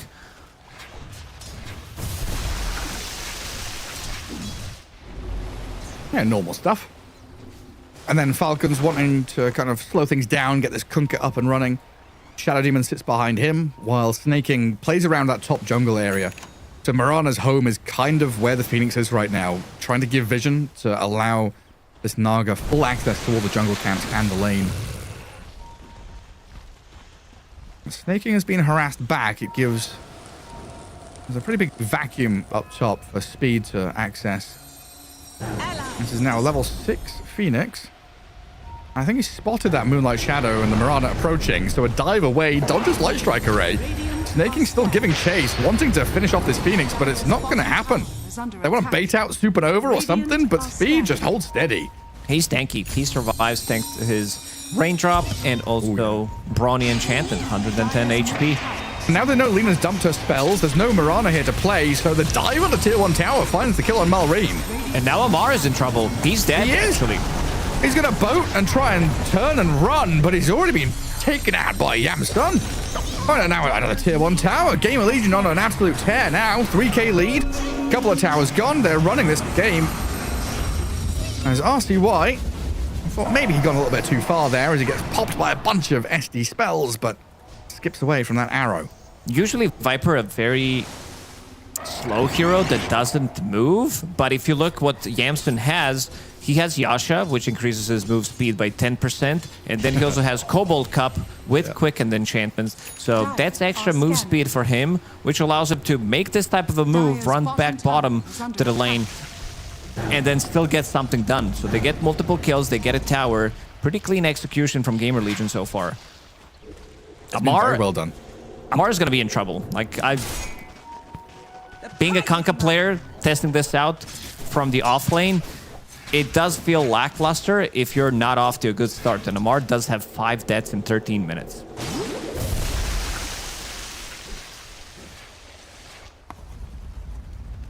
It's not been easy for him, and he is the hero that has to go in and start out fights, maybe sacrifice himself. It's difficult to break past this barrier which Fade has set up with the Eidolons and his Helm Creep. He's able just to sprint through the lane, very quickly get in to where Bignum has been lurking here to find Skitter.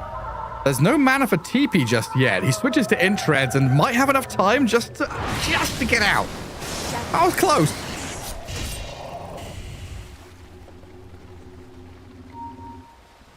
If there's a couple of mana short, Black Hole comes in, some kind of stun happens. Sure, Skitter had it all calculated. Oh, Snaking. He's sneaky. Bignum needs to run in. Does have 13-1 charges. They can't allow any thievery to happen.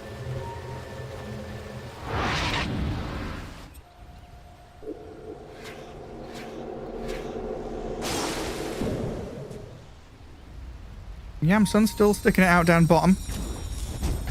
The fact that GamerLegion have all of their tier 1s pretty damn healthy, honestly.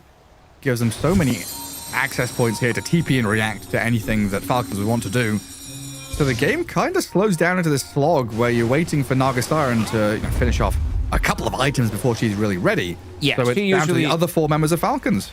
She's usually ready with 2 items. With just Manta style. Maybe he's going to show up to a fight knowing that it's Skeeter as well. Oh, RCY might find him here. He's kind of stuck in this area if they find the coil. And when he rift into coil, snap and shards. Plenty of control and damage there. To bring the Naga Siren down. A good bit of vision. Good movement up top. And again, this is down to them taking early towers. Playing fast through this Enigma with the summons, the auras. And Viper, sensing danger, of course, will TP out that bottom lane and join the rest of his team up north.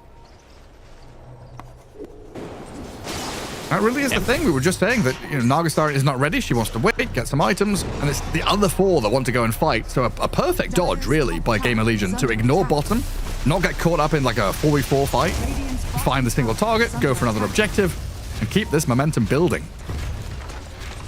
They might just lose this tower. They have catapult, they have drums, Radiant's bottom tower they have the Satyr creep on top of that, and the Viper's here to pump in some of the right-click damage. So it doesn't seem like Falcons are going to be defending that tower. I don't think they can.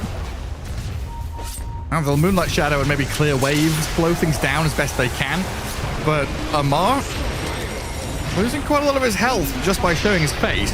Malrine will come in though with a stun and Laguna Blade, kill off the Tusk. Now Fade goes for the Black Hole. The Stun Ray, the damage onto this Nagastar and clears out Skitter easily.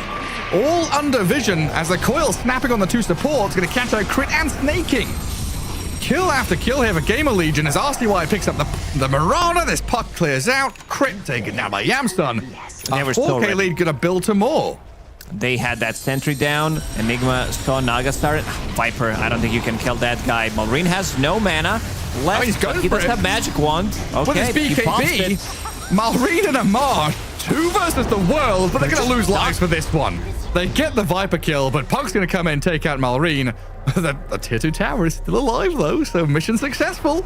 Yeah, I don't know if we're going to see that fight again, but Crit was so close to using Disruption almost immediately to save him from the Black Hole, and then he gets jumped by RCY immediately. It was a nice chase, but that sentry down immediately, and you see the stun rays keeping him alive, dealing extra bit of a damage, and then finds Coil onto 3 of them. At this point, the fight kind of over almost immediately once you land that Coil. Yeah, you're so right. That Waning Rift to stop Disruption was huge. And the continuation, Malrine and Amar making something of this. Slowing down the push, using that BKB, getting a core kill. But just the 2 of them on their own, backed into a corner. Back in real time. We did just lose the Tusk. He was mid lane, getting dragged around by a couple of Falcons heroes. Dire's middle tower is under attack. That 4K lead hasn't really built up any further. It is Malrine still hunting and looking for stuff down south. Speed has the Supernova though. Too much from attack flow. And not enough. Disruption there will save Malrine at least for a moment, but the damage from the Viper stacks up. Yeah, you're Lina, one of the best heroes in the game to kill off the egg. But there's also Viper removing all of that attack speed from you.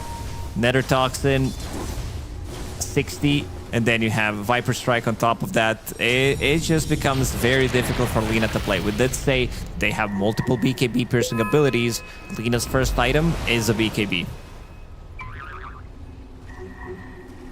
Dire's top tower is under attack. Full recovery mode right now for Falcons.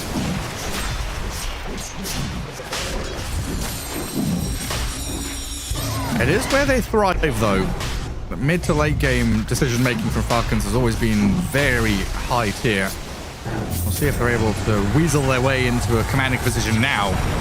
With a go on speed, they'll find a snipe on Phoenix, but they've lost this Roshan to RCY who grabs the Aegis. RCY is chasing. Coil ready. Found Kunkka. Does he coil him? There's have dust on the Sentry. puck as well. Dust and Sentry. The RCY guesses incorrectly the first time, but process of elimination knows the way the Kunkka went. It's gonna be pretty much, let's try to buy as much time as possible. Naga Siren, one of the best heroes in the game to do so. You have Shadow Demon who can send out Naga Siren illusions and try to play maybe from there. But there's also a big momentum right now. They have the damage.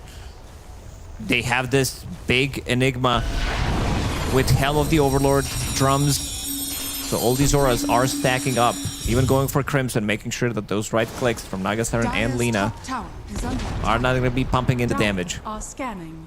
So finally they close out this tier 2 tower that they wanted like 3-4 minutes ago. And immediately into Tormentor.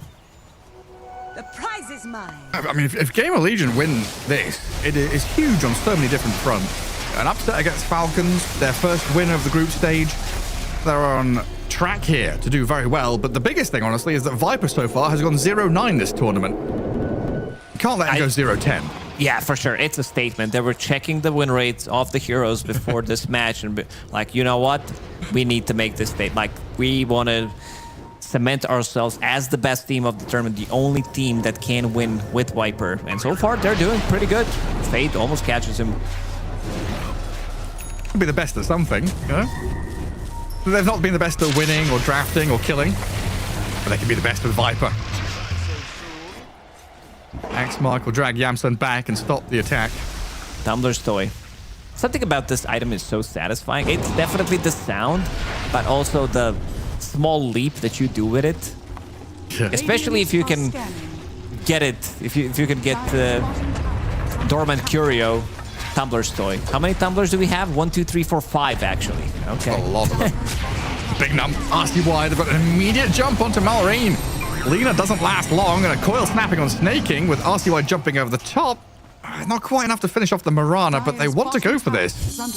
They've got an orb forward and a blink coming back off cooldown, but they've lost track of where Snaking's going. Or have they? RCY finds him deep in the base. Parasma kicks in big time. This is gonna be hunting. Yeah, you have Parasma and you have magic damage coming up from Viper plus Sunray hotspot. Oh, what's going on? Demon. Deep in this dire base, Big Num has bitten off more than they can chew, but RCY and Yamsun, they're on to crit to bring down the Shadow Demon. Now tier 3 being taken down in short order by this big dragon. Amar's going to throw the boat at them and attempt to delay this push, but the dive forward, the Sun Ray and this double damage puck really starts pumping the damage to make RCY a well-deserved godlike puck as Malrine chucks some spells into this GL side, but doesn't really accomplish too much. That's so much magic resistance they're losing. Look at RCY! He doesn't care. He still has that Aegis. We'll definitely need to get some HP, and we can see on the other side, we can see on the minimap what Nagasaren's trying to do. Try to get herself to the second item, and finally she does have it, Orchid, but it's all about delaying the game until they're fight ready. You see, like previous fight, Malrine, he gets jumped. We talked about BKB, how many BKB piercing tools they have. And it's a lot. It's 4 of them. So he gets punched, gets snowballed after that, and immediately gone from 100 to 0.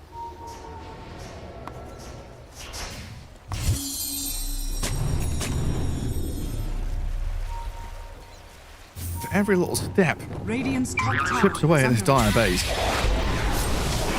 Enigma is going to get silenced up here. Fade goes for the black hole, though. Disruption's going to cancel it. And now Malrine's arrived for a quick little stun and steal onto Fade, while Snakey's getting burnt down by the Sun Ray. RCY comes in, Snowball there, dodges Laguna Blade. A song will stop RCY from tracking back onto this coil. But now with the Phoenix and Tusk reapproaching, Crit is dead, and a Beyond Godlike streak's here. Malrine, is he stuck in the trees? He's tumbled into a tree line, but he's going to get out of the cops with a quick TP out. Now, with the Silence and Yules, they found a catch onto Skitter. Another mirror image and some good damage onto Big Num. Might net Skitter a kill, but RCY is going to chase this one down. The Sun Ray and the Snowball. Oh, look at that damage. Tusk alive, and they burn the Kunkka out of the game. Amar did find the takedown in the end, while RCY dive by in tier 4s to kill off His Aegis running out. His Aegis has gone, you're right, but he's got an orb off to the left. Oh, the Light Striker Ray doesn't land from Malrine, so blinking out and Waning Rifting away from the base, RCY is safe. Even if he lands it, there is no arrow follow-up, there is no ulti on Lina. But this has been Puck's show, pretty much. Involved in 18 out of 26 kills. He's all over the place. That Parasma, I can't even finish off my sentence because there's constant action happening. I wanted to say that there is a lot of synergy between Parasma and Viper as well, because you're lowering their magic resistance. Parasma is 20%, then Viper with his poison attacks, depending how many stacks he has. And he also picked up Shard, because they feel like we can close out this game. We want to have that extra bit of tower damage. We want to have that extra bit of minus armor on buildings. RCY is just making this game unplayable for the Dire support. Mirana Shadow Demon really struggling, but now with a random torrent landing on RCY, maybe they can play forward through it? No. The Nagasaran just isn't strong enough right now to meet them head-on in a fight, and Malrine on the right-hand side was lurking in the shadows, trying to get a backstab going, but a Viper Strike here the slows and the damage stacking. Yamson's going to have to dodge the arrow now, though. Doesn't want to continue. They got the lane of barracks. That's what they came for. That's what they'll get. Augustin, she does not feel too comfortable. She's not tanky enough yet. Like, usually she gets involved with 2 items, Manta plus Orchid, and then if you win a fight, maybe you can get Roche, and then you get your heart, and you're like, wow, well, I'm really unkillable, but it's not really happening. Because they have so much percentage-based damage on top of that. Even with heart, you're still gonna melt pretty easily. You have, what, Midnight Pulse, you have Stun Ray, and then damage over time from Viper. You get, if they find a real one with Viper Strike, you're kind of gone. Yeah. I honestly think I'm cursed in some regards. I don't think I've cast a Nagasaran carry game that's won in several years. I don't know if that's a good or a bad thing. And then, hang on a second, that Torrent Boat's pretty good from Amar. Fade is tanky. Laguna Blade chucked his way, but now a snowball and a dive from RCY going past the tier 3. Fade has died, and the BKB's up for this. Mallory and Lena disrupted the save as another 2-man torrent lands, but Yamson, he picks up the kill with the damage over time, and now GamerLegion looking to retreat. They killed the Lena. Things got a little bit messy there. Is under attack. And there's Moonlight Shadow. It did look like Fade was expecting save coming out from Tusk in that fight, but they were not on the same page because Tusk blinked in aggressively, and I think he might need to use it defensively, considering that there is like Shadow Demon and Kanka. You completely negate what Kanka wants to do. If he's using his combo, you put somebody in Snowball. Radiant's top tower is under attack. It's getting ridiculous at this point. RCY sitting at 1700 gold, level 20, so lowering the cooldown on Waning Rift. They've got this outpost access now for Fade to respawn and TP to. Playing from Dire Ancients into bottom lane, which is already taken out and pre-pushed by the super creeps. Shove into mid where they really want to kill off this tier 3 and finish the job. I don't think RCY has been full HP for good like 15 minutes. It's just constantly there, but not full HP in any engagement, and he's always in their face. Has he even been, like, he hasn't died, right? So has he been back to Fountain? I don't think so. I don't think so either. Well, his career has done a lot of work then. Has he just been out there gathering up runes and doing what he wants? Dire's middle tower. Well, there's your tier 3. Yamson clears it out.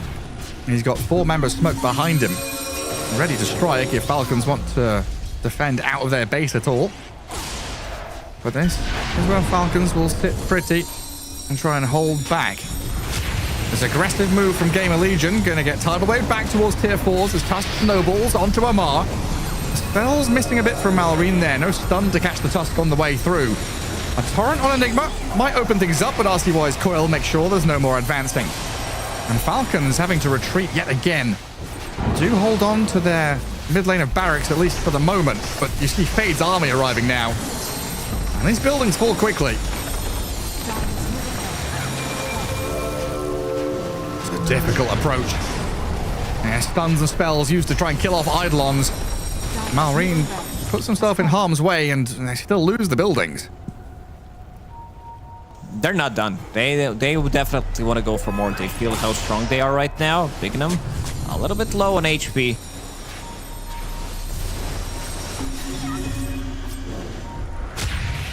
He's going to make the jump anyway. Amar, disrupted. I don't know if he's got a way out of here. Stuck in the shards, having to cast spells and fight his way out of this. Viper forces away from the boat. And Falcons, at least for now, they've got their man to safety. He was overboard momentarily. He needs assistance. He puts the chat wheel down. Somebody, please. Any help? I called for help twice. Throw him a life preserver. Throw him something. Oh, no. Don't throw him the Lena. The Mallory and Lena dead for a minute. Bignum's doing a lot of work every single time he goes in, and big fan of this Walrus Punch stun duration on level 10 talent. So it lasts for 175, and then he uses Snowball most of the time backwards. Nice. Oil on support. Dodges the leap, doesn't get rooted, kill off the supports. Down they go. Falcons in trouble now. And GG called. They tap out of this. GamerLegion. A celebratory black hole. to take down Amar in the end. And GamerLegion find themselves a victory, the first one of the group stage. They've gone 0-2 until now they take one over Falcons. Yeah, Falcons, they had a little bit of a wonky draft. These are not the heroes that you usually see. There isn't much team fight, as we said once we saw the draft. It's pretty much Kunkka. Other cores are not ready to join the fight. And we did mention the issue of BKB piercing abilities. Lina goes for BKB as first item. Not saying it's a wrong decision. It's just that there have counters for what you're going for. And then you're kind of completely negating what she wants to do. She wants to stand in a fight, but then RCY comes in. They lost the tower pretty early on, and some of these moves that they did, Yamson, we already said, he comes from the bottom lane, goes to the mid lane, they get a couple of kills, they get the tower, he goes back to the bottom lane, they continue farming, and RCY, he was playing out of his mind. 13, 0, and 10 on this puck. Yeah, spot on, top-notch stuff from RCY. Well done by GamerLegion as well to knock Falcons down and not draw 2. Honestly, though, I think my curse continues. Every single time I cast a Naga carry, she loses. I cast Queen of Pain mid, she loses, especially if Quinn's playing it, apparently. Just death, taxes, and Nagastar and losing as a carry hero. Yeah, good indeed. Incredible victory there from GamerLegion. I'm kind of curious to see what happens next. You know, do they get another one? Do they take a 2 over Falcons? Falcons gone back into this rocky up and down business that they've had some struggles in recent times, right? We had that video kind of talking about it. Yeah, we did. I mean, they lost the mouse earlier today. Sometimes they can look wonky, but we'll see what they have prepared for this game number 2. We'll find out. Take a break and come back with game number 2.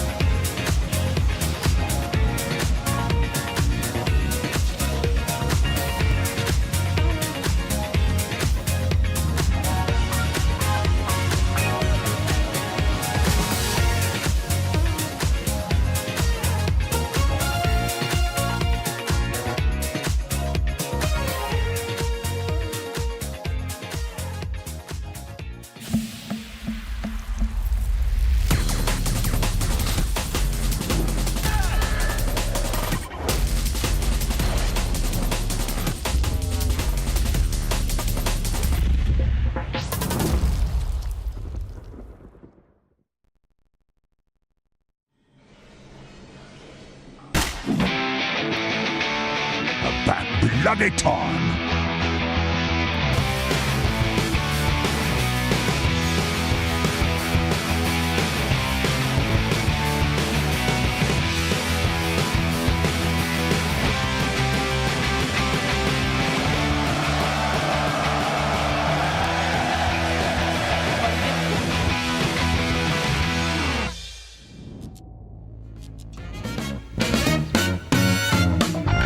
Let's give it one more chance.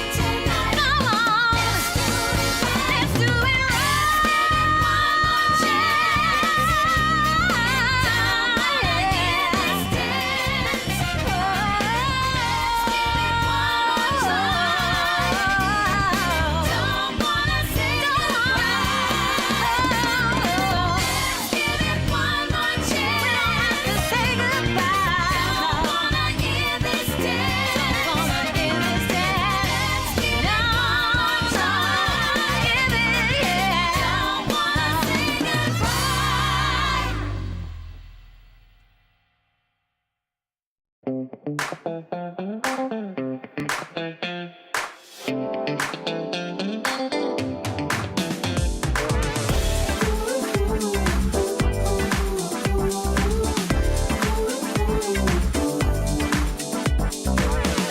needs some time away and some time to play.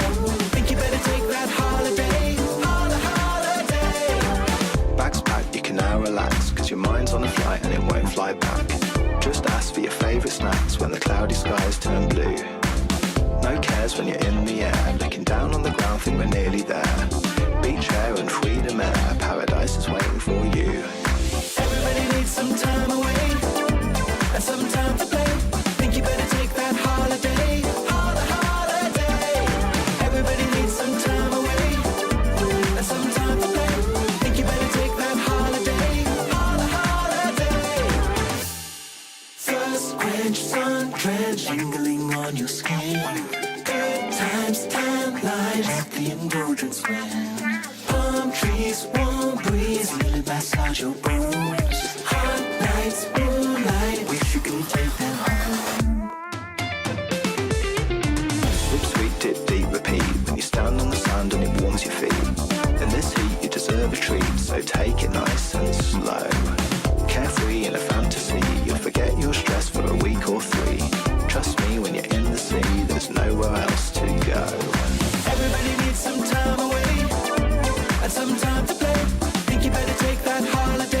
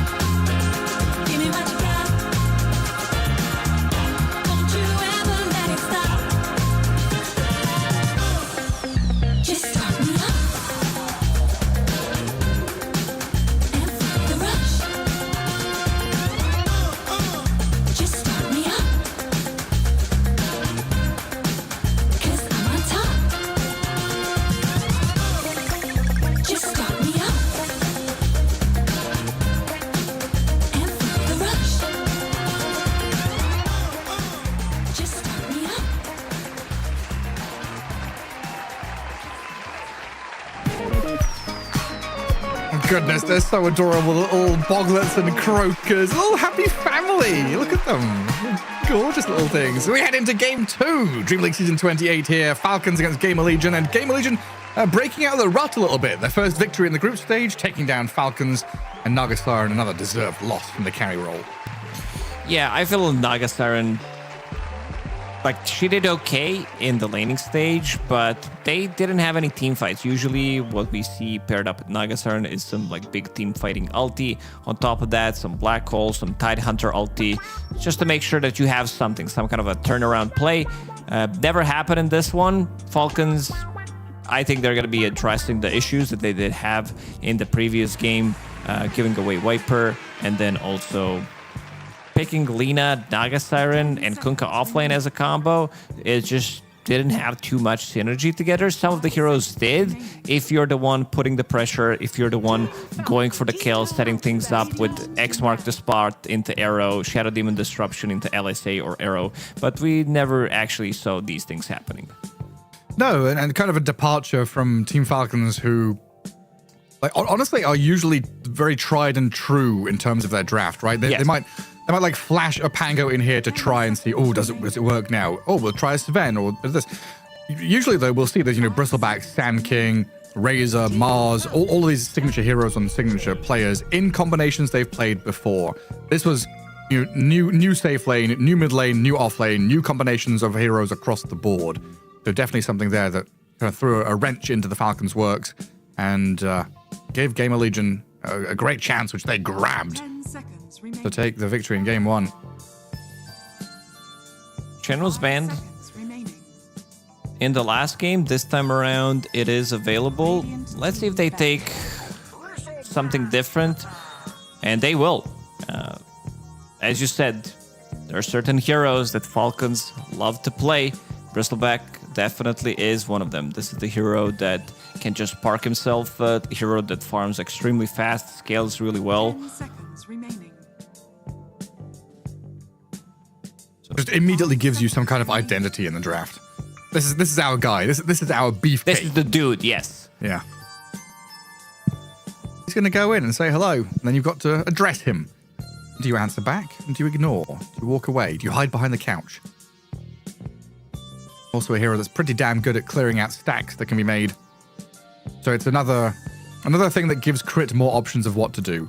Does he want to guard Rune, Wisdom Shrine, gank mid, stack camps, or all of the above at the same time? Yeah, it is one of the offlaners that is self-sustainable. He can creep skip, he can drag creeps into the camp, farm multiple camps at the same time.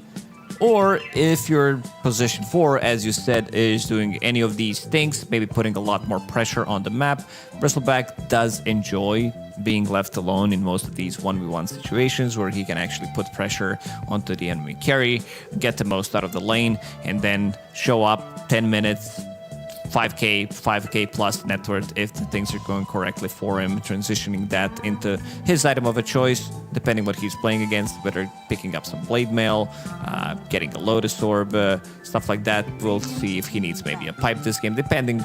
Like, this is why this hero is so strong, because he can build into multiple items. He can pretty much build into anything, and then he starts to scale. But GamerLegion, we talked about the auras that potentially Bristleback can bring to the table. Chen is that guy that is buying like 1-2 auras, and then you have an aura from your offlaner. Suddenly you show up 15 minutes in, 20 minutes into the game with 4 auras. You're fighting a Tormentor. Enemy doesn't have that, they can't match it. Then you lose Tormentor fight, you lose Roche fight as well. Can definitely snowball out of control. It just gives you so many chances to just dive towers with all of his summons. I'd like to see a nice strong offlane again. That Enigma Tusk seemed really good in the hands of Fade and Big Num. Something along the same lines would be nice. Keep pressure up, kind of play under enemy tower, and then let the Chen rotate in. And Viper's banned. Primal Beast removed by GamerLegion on the other side. Some respect towards Malrine. And one of the best hero player combinations I've seen in a little bit. Every time he picks up Primal, he just runs the game. I don't think they had much success during Blast Time, at least the games that I watched, so I gotta double check that. Yeah, they had 60% win rate on that Primal Beast, but a lot of the times when this hero is picked, they got clockworked, willowed. You can't move. Like, you don't want to ban these heroes. It kind of feels bad to spend one ban onto clockwork, but yeah, the Primal Beast is just insanely good hero. One of the most satisfying heroes in the game to play. Unlimited damage that he brings to the table. BKB piercing tool. Just has everything. And there's a bit of a new trend coming out from the Primal Beast, at least from the ones from the mid lane, where you pick up a Blink Dagger and then you get the Shard immediately after. So you have that AoE. It gives you the stacks of Uproar, how many heroes you hit with. And I like this. You said Identity. They pick up Hoodwink immediately after, potentially stealing it away from the enemy team. So there's not going to be break mechanic against Bristleback. Viper is gone. And then they take Hoodwink for themselves. So going back to their own style of playing Dota, which I really like. Like, this is when they were most successful. Yeah, this gives them that kind of scouting hero, the damage, the good lane. But it means the GamerLegion get their hands on the Shadow Demon and the Chen. So, in effect, kind of two saving supports. Yes, but not a lot of team fight. No, not a lot of team fight, not a lot of control as well. Yeah. So your mid laner or off laner needs to have something on lower cooldown, some cheap stun that they can throw in, some way to start a fight. Mars is available for them. It's very good hero against both Bristleback and Hoodwink. Fade during the last tournament didn't really play Mars, so not sure if he wants to play the hero, but it would be very good overall hero because it gives you the team fight that you need. It locks them in. This is the cheap stun. This is also fine. Yeah, just a quick blink stun, and then you can, if you get to that point, you can outscale this Bristleback in terms of damage versus resistance. You can just crit and damage through his Bristleback and break through his tankiness quite nicely. Now you've got this tanky core up at the front, two ranged supports. GamerLegion kind of have a Falcons draft already. If you rubbed out the team names, I'd say, yeah, this top lane has Radiant draft up at the top of the screen. That's Falcons for sure. Hero for snaking, some Crystal Maiden, maybe some Shaman, even Ancient Apparition could come in handy, but because you're playing against a lot of heals. It's very good against Dragonite, all these heroes. Let's see what they're going to be cooking. For now, Beefy Boy, another one, Timbersaw, Bristleback. I was hoping for Ancient Apparition time, not Shadow Shaman. That's an AA pick right there. I would say they were probably thinking about picking Ancient Apparition. It's just that they wanted to have Timbersaw instead, and you wanted to have slightly more control because your Timber and Bristle, they don't give you stuns. People can TP out. Hoodwink is a stun. Now with Shadow Shaman, you have control. You have potentially break mechanic later on if the game goes late. But Timbersaw, against both of these supports, even against Dragonite, it does feel really good. Radiant team back. A pretty nice Invoker game. You got Shadow Demon, Dragonite to set up for Sunstrikes. Nice bit of pure damage to blow up some of these squishy supports. And Shadow Shaman, a hero that kind of stands there and shackles for a long time, sets up for himself to get Sunstruck. Are we assuming Timber's mid? Is this now your mid matchup of Invoker versus Timber? Yeah, it does look like it. I still want to see Mars. I feel like Mars against all of these heroes would be the best pick for GamerLegion. So I had to double check if Fade plays it. He does play it. He has 53% win rate on the hero. 30 games played. I think he played it earlier today. He played it against Tundra. Okay, so he played it. It just feels really nice against both of the supports. You can turn around Bristleback, catching Timbersaw inside of the arena. So I feel like this one needs to get removed. 10 seconds remaining. Then what else? Underlord, I guess. Some of the usual suspects. Tidehunter. Underlord, not as much. against Timbersaw, and there's also break mechanic. Maybe I'm like tunnel visioning too much for this pick. I feel like maybe there's a chance that they go with something wild. If they feel like against two supports, I feel like Night Stalker would destroy both of these supports, and it's his top 3 most played heroes. I was thinking maybe Lycan or something like that. Shapeshift, send summons, but Night Stalker's cooler. If they don't ban Mars, like Mars is still my first choice. Well, Centaur the ban. Even if you're hexed, you can still scurry away. And Falcons are pretty light on lockdown. 5 seconds remaining. I guess fewer chances of picking up this kind of Enigma or Summons hero or whatever, Zoo hero, when you've got Timber Bristleback able to kind of tank through the summons and clear out any large packs of enemies.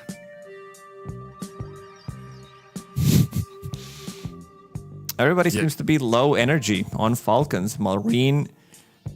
EP. Falling asleep. Amar, one hand on the table, holding his head. It's not been an easy Heavy one. is the head that wears a crown. Crown being the Aegis. Radiant team pick. Largo ban, so they can still get their hands on this Mars. I mean, Mars Shadow Demon is a notoriously good lane. Oh, the Slardar's out there, so that's their option. Does still give them the stun, catch, survivability, but not really that. I guess not really that aura builder we've seen a lot from the off lane. It's more in that realm of Mars with the initiation tools. If you think about the auras, like auras are not in this game at least, not really providing you with much. You're playing against Timber, it's like pure damage, some magic damage, block damage against wards, nothing, Bristleback as well. Like it's not that great of an aura game, so I do respect GamerLegion for picking up Slardar. Mars would still fit in my profile. That would be my first choice because I would want to have stun. I'm thinking about Aghanim Scepter Invoker, who can easily just set things up, and Marine Puck. There's a good amount of control. So it's Skitter on BB. And then Amar gets to play the Timber's Hill. So it's Timber Hoodwink into a Chen DK lane. Shadow Demon Slardar playing into Bristleback Shadow Shaman. Snaking's taking a little while to pick his hero, apparently. trying to find the button, plug his mouse in. And then Malrine Puck versus Invoker. Well, Falcons this time around, way more active heroes, way more abilities to fight early, skirmish, play through tanky cores, and use these two backline supports as the control. So not the slow-paced waiting game that we saw from them in game 1. Much more action-packed from their kind of draft. GamerLegion, tons that they can do on the map from any angle, really. Just how does Chen get out of that laning stage and pressure buildings early on?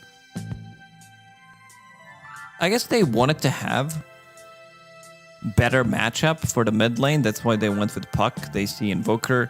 Invoker can't really be flexed. Maybe there's like 1 in 100 games where somebody's going to be playing it from the safe lane so that you can still get stun strike because you have Dragon Tail stun. You have stun on the other side of the map with Slardar in the other side lane. But yeah, it's a difficult matchup for Invoker. It can get pretty difficult, but then again, you have Chen who can rotate to the mid lane. Throughout the game, you will have a good amount of stuns. Having Slardar, having Dragon Tail stun, and no saves whatsoever on Falcons. Oh man, I miss when Shadow Shaman could use Hex on allies. Not really. It's so dumb. I'm telling you, a chicken. Still think his funny fingers are still a little bit silly as well. Funny old chicken fingers. Anyway, Game 2. Oh, we're going to start with a pause, are we? Very good. So Falcons down a game. It's a 2-game series. We'll see if GamerLegion can turn one victory, their first of the group stage, into 2, or if Falcons can level the playing field. Are you leading one way or the other? Draft versus draft? Falcons, they have a good draft. This is their standard-looking draft, pretty much. You have two tanky cores, 2 supports behind them. And there's also, like, I want to see how much they're going to be able to get with these stun strikes in the side lanes, because you have stun in every single lane. So they want to be playing aggressive. You also have Shadow Demon who can set it up.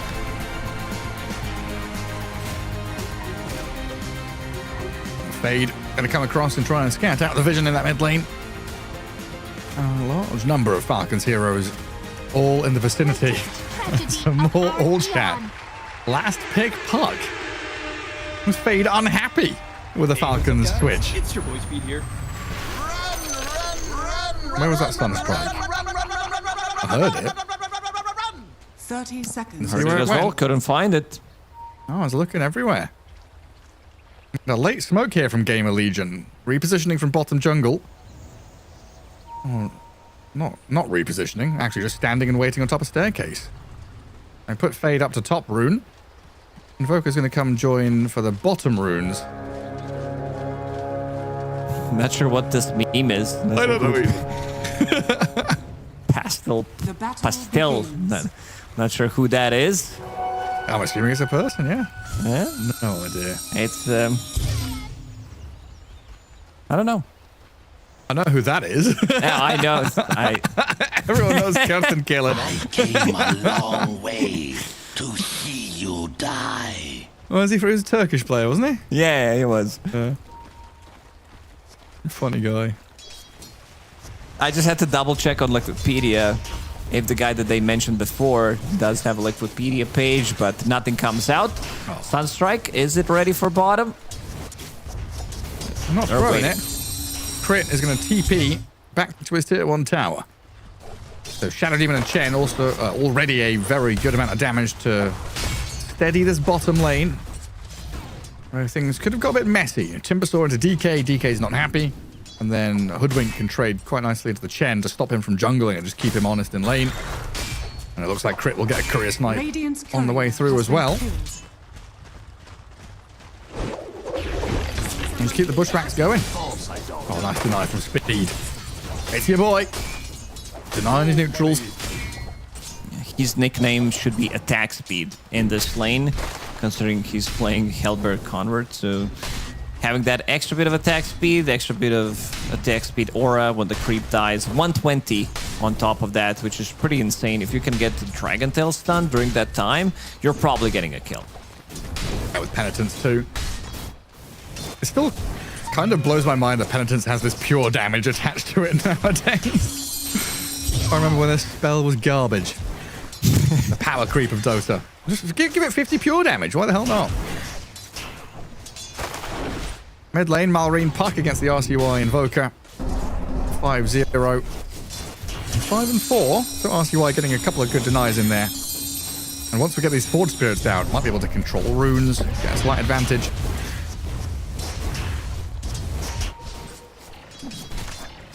Top lane, snaking Shadow Shaman with a Skitter Bristleback. Slardar and Shadow Demon, 2 pretty strong heroes in their own right. Can give a lot of damage to Skitter, but they do have to be careful when these quill sprays start to stack up. So we've got Wand and Stick on both of them, and they'll keep those charges going.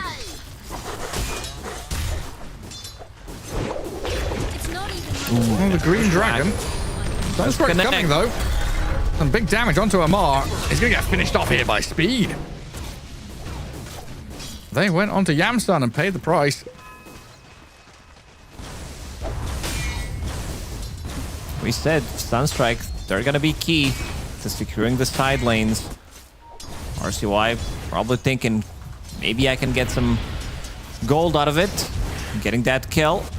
And one thing that changed in this matchup in the mid lane is that Puckish isn't triggered by towers anymore. It no longer interacts with towers, so might be the reason why Invoker is doing better than I expected.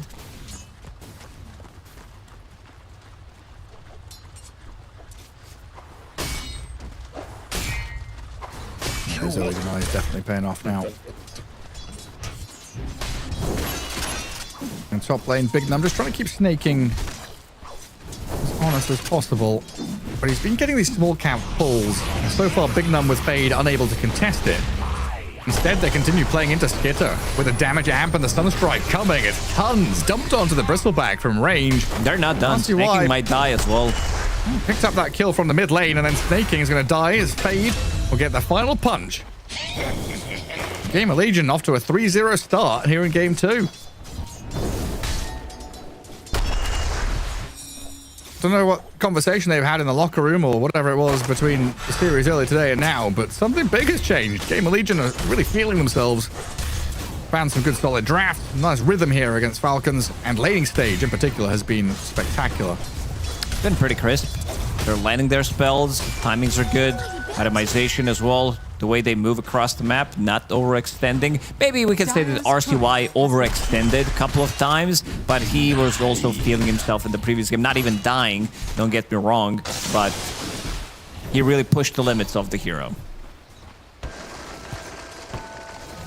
Malrine now resorting to dragging waves away from this Invoker, try and farm under his tower. He does have a water rune to pick up. Dead even between these two, and what we would imagine would be a puck favored lane. Still we get to see, of course, puck hit level 6, get an active rune, make a move. Find out if Malrine's able to do that, or if speed on this Chen in particular makes some action happen elsewhere. With that top lane constantly pushing to Radiant side, it seems like a pretty nice lane to move through the gate into as the Chen. Dire's structures are But equally, they can just keep pressuring Amar down bottom. As mid lane, RCY is going to get poked at here by Crit. They realize that the Hoodwink's missing, so Amar gets a ton of damage thrown on him bottom. They want to guard this 6-minute rune for Malrine. Again, very important for Puck to get these active runes. Radiant are So Shadow Shaman and the Hoodwink both pivoting into mid. The Dragon Tail and Sunstrike down bottom, not connecting, so Amar is absolutely fine.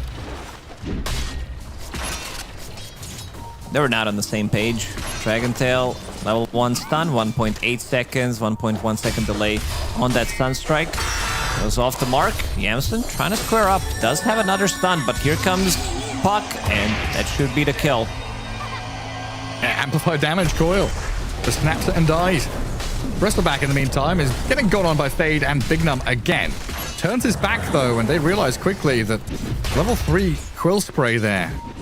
And gets really scary really quickly. And Malrine, having ganked bottom with a coil, moves through to top, but doesn't have any control up here on the Slardar anyway. Shadow Demon will get caught by snaking. And minute 7, Wisdom Shrine getting contested by Falcons. No way for GamerLegion to go bottom, so Timbersaw can get the right-hand side one, while Snaking has shackles on the Fade to get Malrine another kill. Very Amplified quickly. damage. They got 3 kills. They got 3 kills, Gary, out of it. What about the mid lane? Can he get something done in the mid lane as well? So 2 XP runes. I was just being sarcastic. He did way too much anyway. 3 kills on the map, and he's still sticking around. What's the 4th one? Big Num's gonna get the banish. Yeah, into that crush and Sunstrike. I'll punish Snaking. And Malrine was thinking, hey, I want to regen my mana.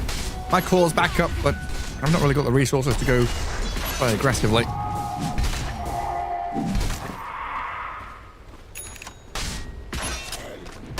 What felt like a really strong opening 5 minutes from GamerLegion has kind of petered out. Chen hasn't been able to find these wraparounds or rotations. Falcons have been sending the right heroes to the right place to counteract any of these moves. And honestly, just the Sunstrikes haven't been hitting this Timber Saw. Yeah, if they hit that Sunstrike, Amar dies. Dragonite probably doesn't die. He picks up Lotus and then leaves. Again, Malrine in the mid lane. They're getting dived by Crit and Malrine, but not quite enough there from the two to finish him off. Now they're going to move on to the Chen in the southern jungle. Sunstrike is ready, but it's just a Chen. There's no one helping speed out here. So Falcons grab a killing spree on Malrine, unlocking his potential very early on. Another active rune, another flurry of spells. Dire's middle tower is under attack. Yamsen just going to TP out. Evacuates his lane.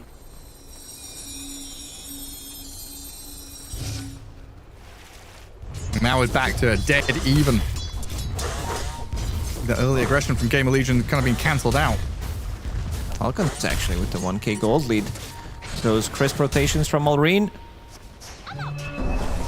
are definitely making the difference. Crit still lurking around the mid lane, thinking maybe they can get something done. Malrine constantly low on mana. Dire's top tower is under attack. And double Dire Observer Wards around this mid lane, trying to see what's going on. RCYs are going to chuck the meatball at the wave and hold it back as they spot Crit lurking in the tree line. And Bignum walking over one of those Dire wards. Dire's top tower is under attack. But it seems like it's just Falcons here getting a stranglehold on mid, keeping Bristleback farming under his own tower, get us happy up top. And then Timbersaw, hasn't had the easiest of games, but he's kept up in terms of net worth the best he can. He's not super far behind. He's getting his levels. That's what's most important on this Timber right now. A lot of stacks in triangle.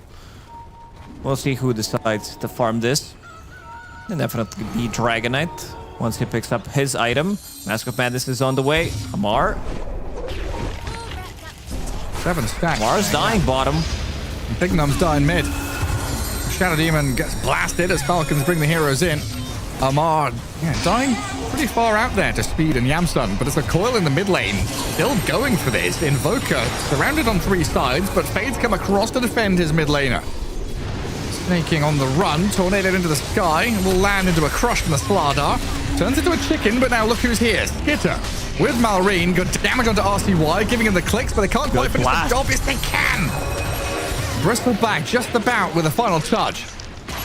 As Falcons disengage. Dire's bottom tower is under attack. This is the power of Skitter as a player. He will join as carry to most of these fights early on if necessary. They've kept vision here over the Shadow Demon, so Malrine dives it.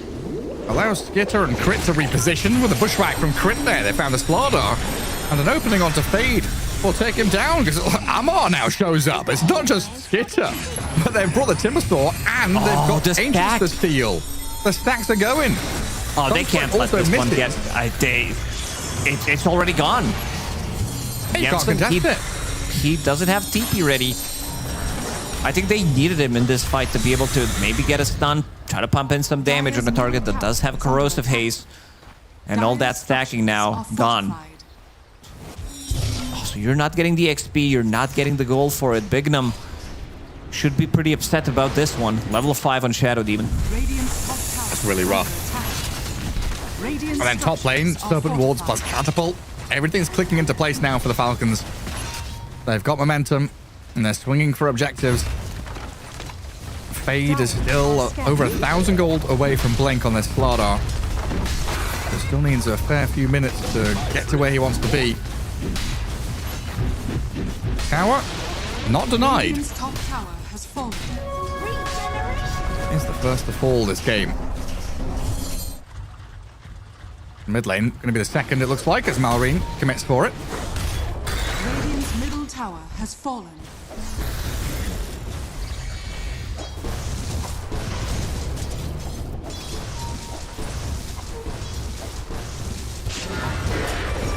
Dragonite, Bushwhack, Hex, and Shackles. And try and break free with a nice little tendrils there, but Amar with the damage slices through the Dragonite. Now Fade, who arrived to try and fight back. His coil snapped. The Shakram's going to whirl straight through him. Malrine is unstoppable. And snaking with Skitter, they're continuing to die with the Malrine Park looking for Bignum now. And they'll force Shadow Demon all the way back as they go from tower to tower, just toppling dominoes. Very crisp moves. And also Hoodwink, like crit. This is why he's the god on this hero. Every single time, Bushwhack does connect. Like, it's not a skill shot when he plays it. It's basically an ability. It's like Zeus ulti. It can't miss. Yes. Nice little ravage.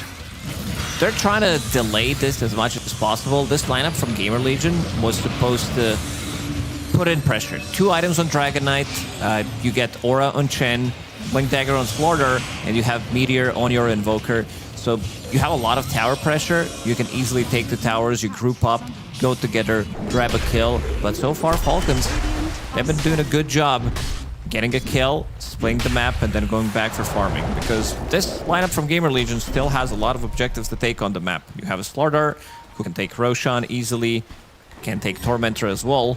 But so far, Falcons, they've been good at protecting what GamerLegion wants to do. Every single time, they stop them, they get a kill, crit again, broken. I mean, Yamsu's seen this coming. There was a Chen Boggler that got full duration shackled by the Shadow Shaman not 10 seconds ago. He knew they were in the vicinity, but greeded out and stuck it out to finish off that camp. This is where Falcons just keep the pressure going.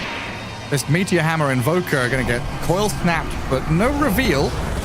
There's no sentry or dust here, so Bignum comes across, tries to deal with snaking. Serpent Wall's dropped on his head, so Shadow Demon's ward's trapped. Stuck but breaks free as a marble chain off to the right. Gets a bit of distance away from GamerLegion.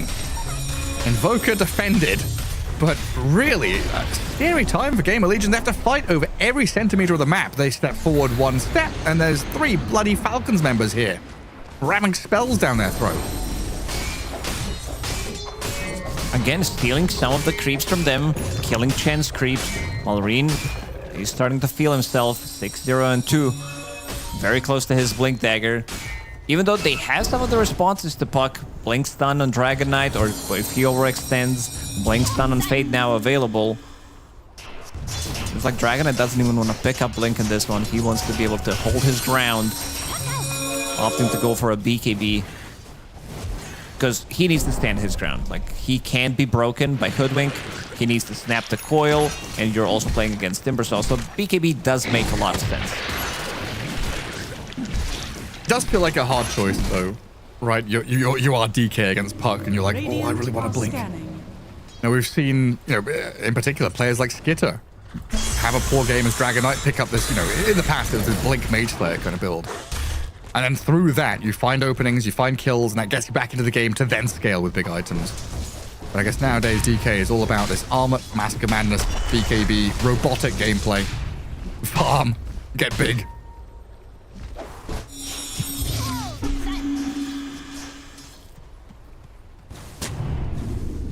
Radiant's middle tower is under Smoke attack. from GamerLegion, didn't find anything, and now Malrine and Crit will smoke. This is the killer duo. They can pretty much go for kill on any target on the map right now. Amar, Kaya Stange completed. He's starting to feel and be very tanky. Like, you talked about Skitter's itemization. He will pick up a Blink Dagger now, rushing Lotus Orb. A disruption here to try and save Fade, but it's nowhere near enough. Yet again, Falcons are just laying in wait. The ambush predators jump out of the trees when you least expect it. Skitter was like, yeah, I want to join in the fight. There's no one here to kill anymore. He's going to go and farm some jungle camps.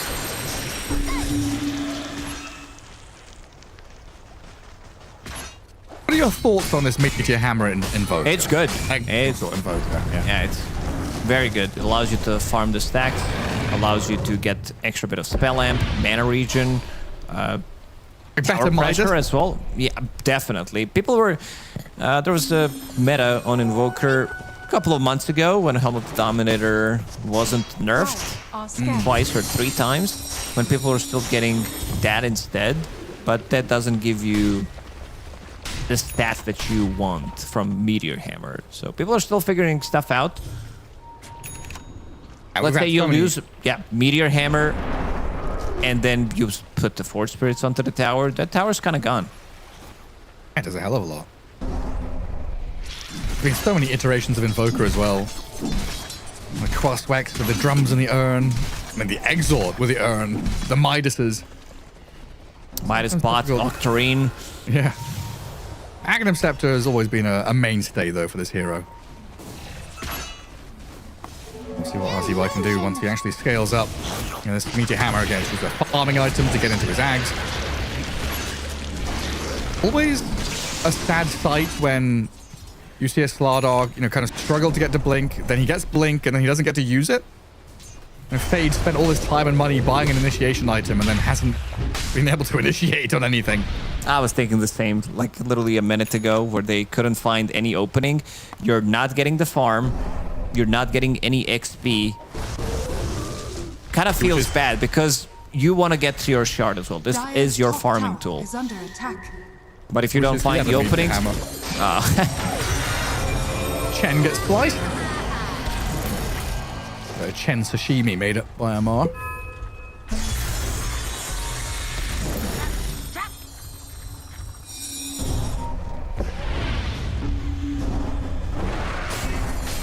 Again, they're gonna smoke up. Let's see if this time around they're gonna be able to find something. Cataclysm is ready. Puck did just orb.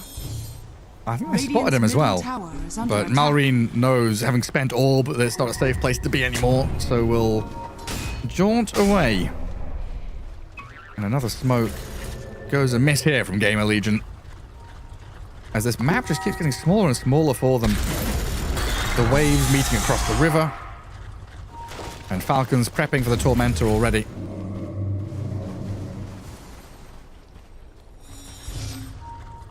Bignum and Fade are going on a bit of a mission. They're a minute early for the Wisdom Shrine. You're going to get scouted by Amar there, who Timber Chain blinks to go in and out.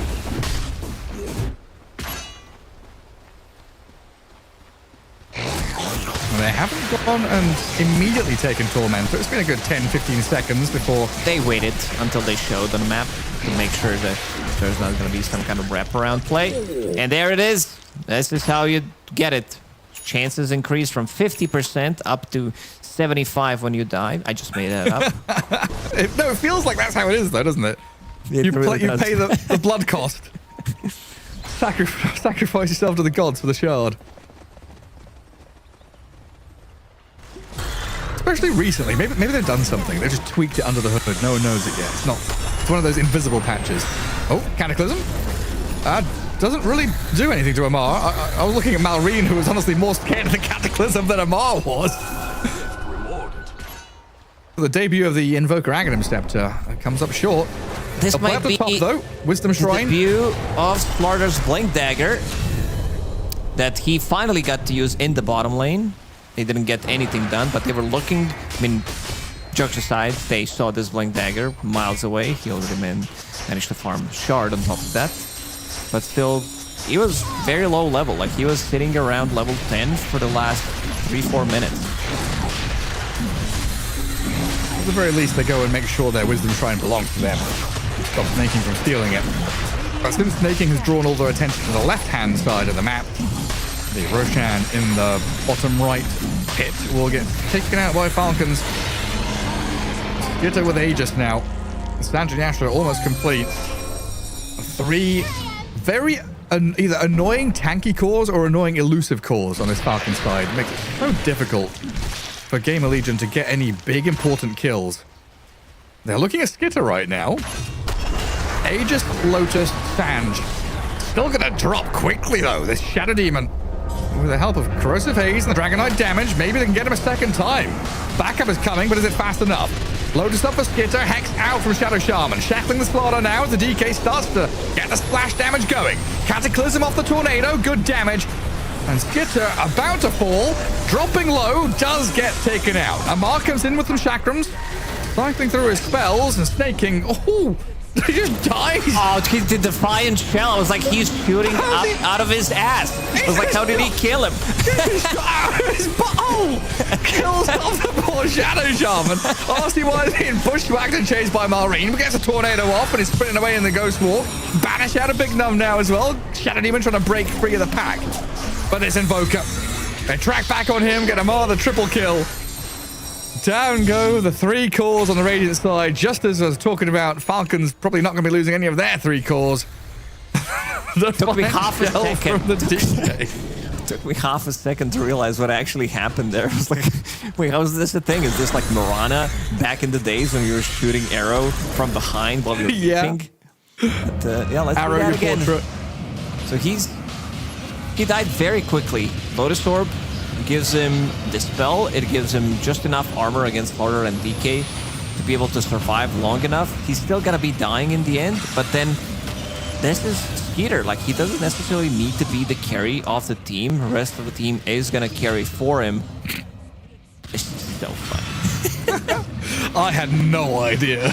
Like, Shadow Shaman just died on my screen, and I'm like, huh? There were some like funny interactions with the Defiant Shell, because this item gave you a good amount of stats as well before. Now it doesn't. But with like Faceless Void during the Chronosphere, where you like, I don't know, like attack. He's attacking, and then he's getting attacked, and then he's bashing. It's just like, I think it was something with Darkseer as well, with the punch. Because you attack, like you hit him, and then he hits you back, because it's like considered as an attack, and then you could get bashed. I'm sure you can find the funny clips with Defiant Shell, but this is one of the better ones I've seen recently. Yeah, for sure. I feel like there was also a period where like Legion Commando had like infinite attacks with some Defiant Shell bug, where you're just constantly counterattacking over and over again. Yeah, this was a good one. But the fact that Shadow Shaman was like reasonably healthy still as well, like 30% of his health. Dragonite just one-shots him down. It was great. They procced his foul play before he lived, and then he wanted to come back. That's why he died instantly. GamerLegion finally get that top tier 1. 25 minutes in. A little late. But money's money. Map space is vital. Currently playing under a bunch of dire wards though, so Shadow Demon is going to get sniped as the Dragonite, very wisely TPs away. Amar's level 20 now. Extra Chakram slow with Glippity Gloppity.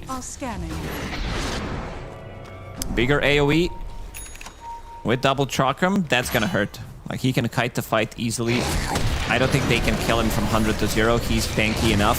And Dragonite finally picks up a Blink Dagger. He was thinking about, maybe I need Shadow Blade / Silver Edge so I can break these 2 heroes. But still, Blink Dagger is the king on the hero. So many moments there where Speed thought he was free, then he wasn't, then he was, then he wasn't again. Brings his army in to die as well alongside his hero. And delay tactics from GamerLegion to try and drag this into the DK Daedalus. Invoker has BKB now though. So maybe a chance for GamerLegion to go and take a fight as he waits patiently on this high ground, because he's snaking and burn him down. Good amount of gold, 600 gold for RCY, level 17 now. Yamson's been spotted top though. So much dire vision. Now does he have to BKB TP? It might be too late. BKB'd. Okay, He's with the chain TP'd. heal, it's fine.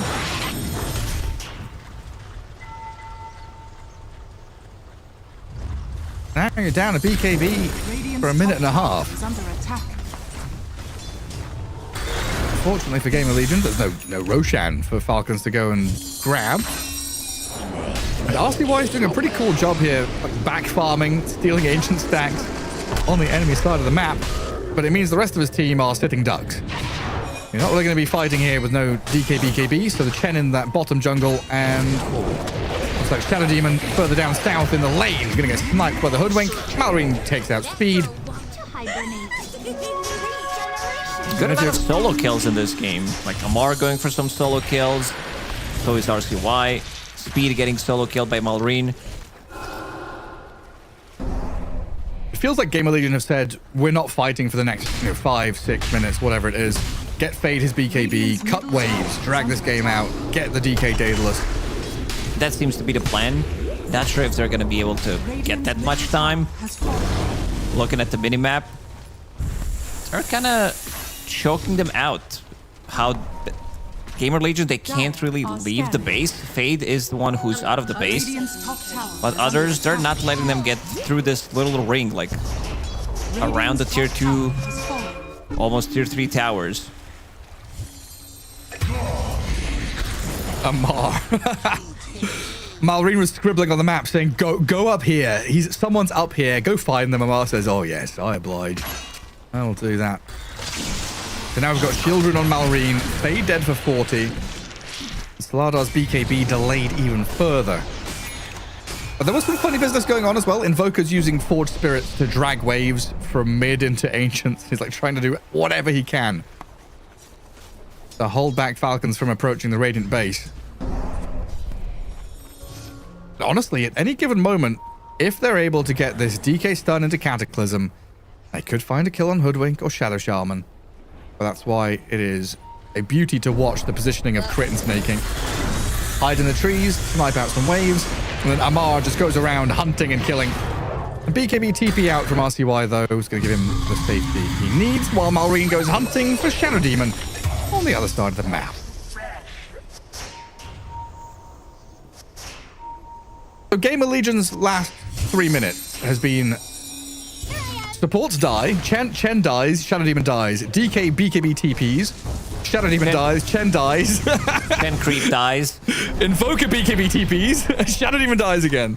So if we follow the script, Chen's going to die in the next 30 seconds. Speed is sitting at his tier 3. Not allowed. It's not a good... Like, sitting inside your base with Chen feels very bad. Good thing is he found Greedy Enchantment. 100 GPM, so at least he's getting something while sitting inside the base.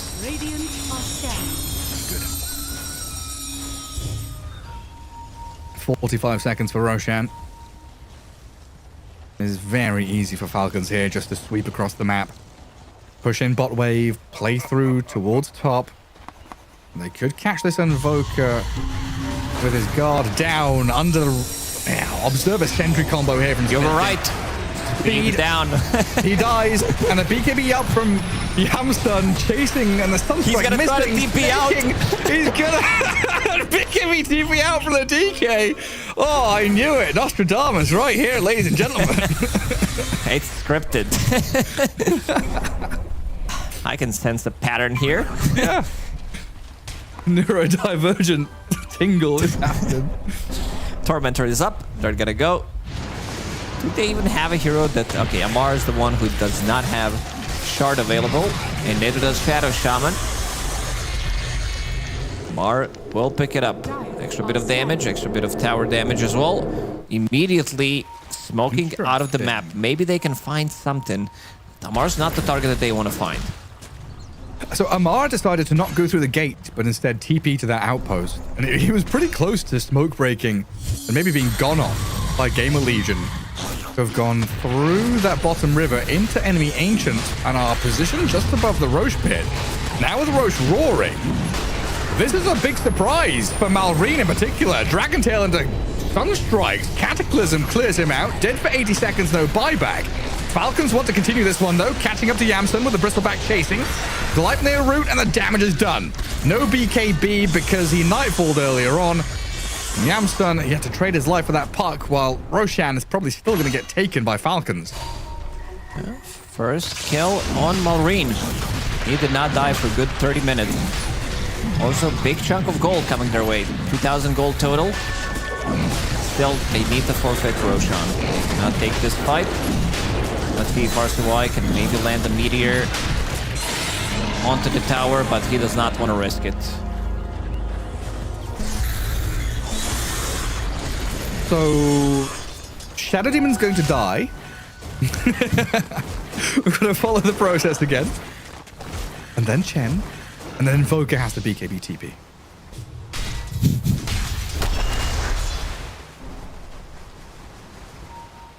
Big Num right now just farming Croakers.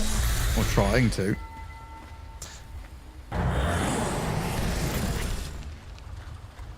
It feels like RCY has been playing PvE this game. Every time I look at him, he's using Ice Wall Meteor Hammer on camps he's just stacked himself.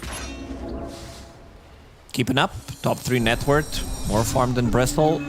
A lot more farm than his Dragonite. Heroes still die, especially after Bignum picks up Aghanim Scepter. So they will have that break mechanic, which they definitely need. 2 charges. They could break Timber. They could break Bristleback as well. They would definitely love to have Dragonite with Daedalus. He's severely underfarmed at this point of the game, and potentially Slardar extra -5 armor on Corrosive Haze on level 3 ulti could make a difference. Try to pump in that damage. I just missed that. Can we bring that back up again? The Amar versus, was it Fade? The Amar had 1,000 XPM. Guys, look at him popping off. Big numbers. So doubling the experience, I mean doubling everything basically, right? A big num. In effect. He's not there on ATF, 1k XP. Oh, it's huge.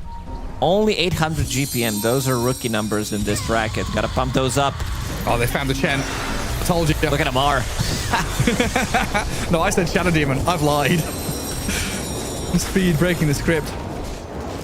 Honestly, no, we're kind of making light of this. It is an important skill, and it's well shown by GamerLegion how to draw a game out, cut waves, play enemy side of the map. But eventually, Dota is a game where you have to meet your opponents head on. At some point, they're going to come high ground, you're going to have to defend.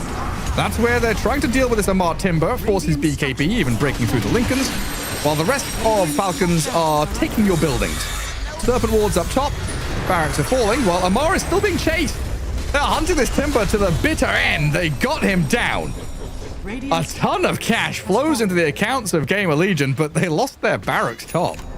I thought Amar was gonna tip someone or all chat, considering the trade that he got. Still good chunk of gold. This is 1,300, actually 2,300 gold for the skill on Timberstone. Good amount of XP, pushes Dragonite to level 21, gives him enough gold to buy his Daedalus, and let's see what else they can get out of this. Maybe they can try to smoke up, trying to get something done.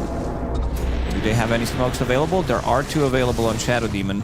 Cataclysm's damage is not connecting. A couple of times, either he's too late, or it just doesn't connect. Like, he's slippery enough.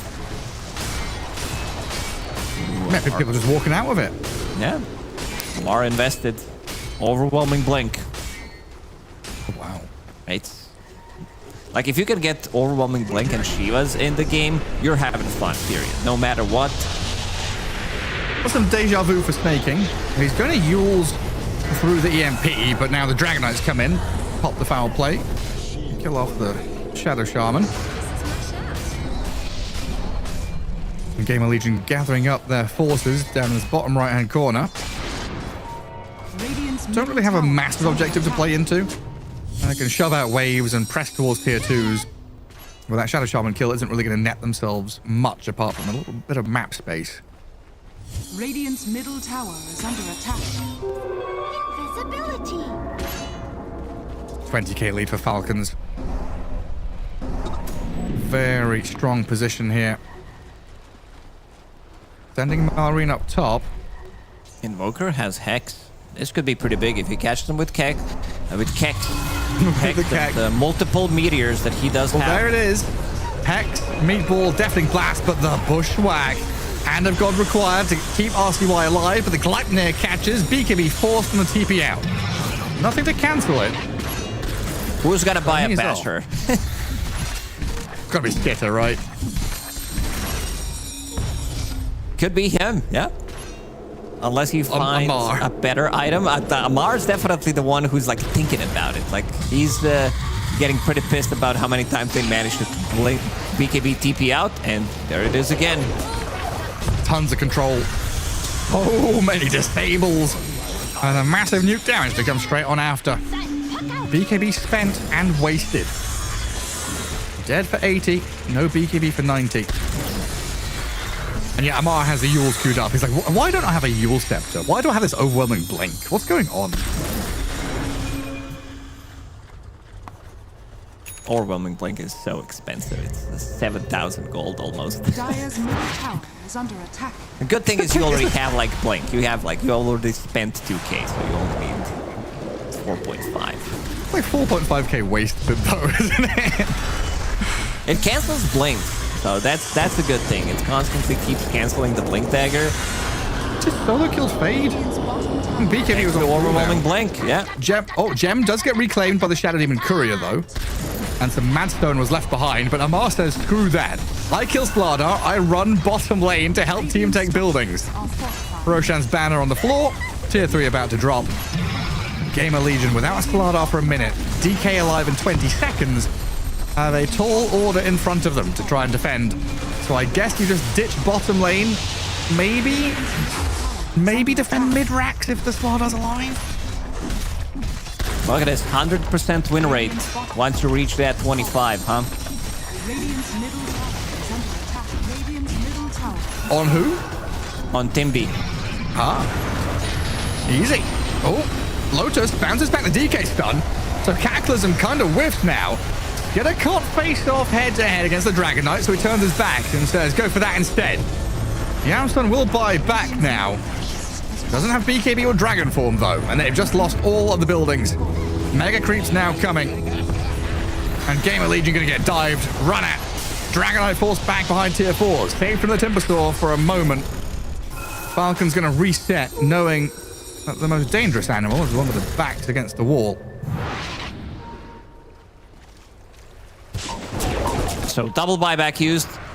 Yamson, he needed to stand his ground, try to pump in the damage, but it just isn't enough. You're fighting against Bristleback. He turns his back around, does have... Radiant are scanning. What is he sitting at? 40 armor right now? That's a lot of physical reduction. 71%. Large and in charge. Dire are scanning. I wonder what it's like putting on all these little pieces of armor. All these equipment. At one point, it becomes too heavy, huh? That's the thing. Like if you take a little piece of aluminium, like aluminium foil, right? You roll it into a ball, and then another layer. You can keep adding layers. Is that what it's like? That's what Jenkins did. The aluminum foil that he did during one of the Dream Leagues. He was actually getting cooked alive on stream.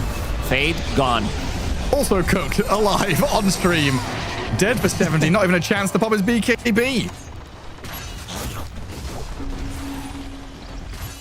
Back to lane cutting and shoving we go. GamerLegion have one fight left in them. Slardar can buy back when Falcons approach the base. First of all, it is slow and steady. Roshan ready. Aegis, banner, cheese, and refresher. Watching RCY and wondering what he's going for here. It's a combo play. Tornado, meatball, Dapping Blast. Roshan about to drop now as RCY steps in and takes the Aegis. Killed Roshan, grabs the Aegis, but he's surely going to pay now as he's stuck in the pit, shackled up and killed, but a little victory. Got what he came for. Has buyback available. This is just styling at this point. They know that the game is cooked. There is no coming back in this one. Absolutely no. That kind of risky maneuver only goes one way. Invoker will finally buy back. Try and turn onto Amar. They force them back into the fountain. The tier 4s have fallen. The throne is in serious trouble. GG is called as Fade finally gets to show off his Blink BKB as he jumps in and stuns. But game over. Falcons do take a victory here in game 2 to tie up this 2-game series. Yeah, very well executed in this second game. Even though GamerLegion, they had their moments. It was a good start. I think they had 3 or 4 kills, but couldn't find more openings. It was just Falcons show pretty much. Skeeter joining the early fight 10 minutes in, and then after Amar, Puck was dominating. He died first time 30 minutes into the game. Haven't seen much from Snaking because he was not dying. Snaking's highlight is definitely the one Dragon Knight's farting on him and then he died, the neutral item. But he was there, he was doing the work, and I think overall that Shaman as a position 5 is a very underrated hero. This hero heals a lot. The same amount of damage that you deal in the laning stage, you get the heal from it. And then A on this, plus the foul play, you're not dying. Like, he also has the Yule Scepter so he can blink out. But again, another Malrine show. 10-1 and 16. Whenever this guy pops off, he pops off hard. Yeah, I mean, getting the Timbersaw into the DK, getting this puck last pick, a lot of feel-good moments in the draft for Falcons there, for sure.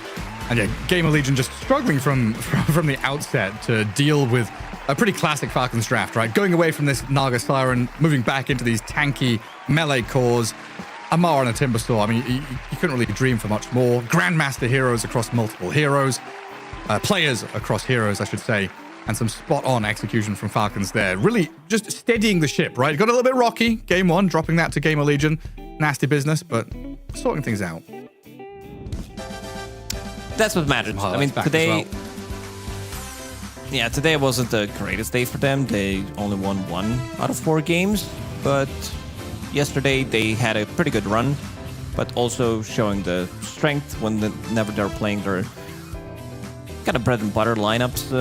And that game number 1 was pretty quick one and very well executed by GamerLegion. Their only win so far at DreamLeague Season 28. I want to see more of this team. I feel like a lot of the times they do get close, but they don't get wins. Like, they can square up against any team in the world when they're playing well, but in some of the games they do crumble. Well, the amount of times Yamson just had to BKB TP or BKB run away. It's a really sad time for your DK and the Invoker using these expensive items just to try and keep their butts alive. Yeah, tail end of highlights very much. GamerLegion just getting run over there as Falcons found that victory in game 2. So I think they're now 4-4 as they tied this one up. I think it's getting a little bit tight as usual in the DreamLeague group stage.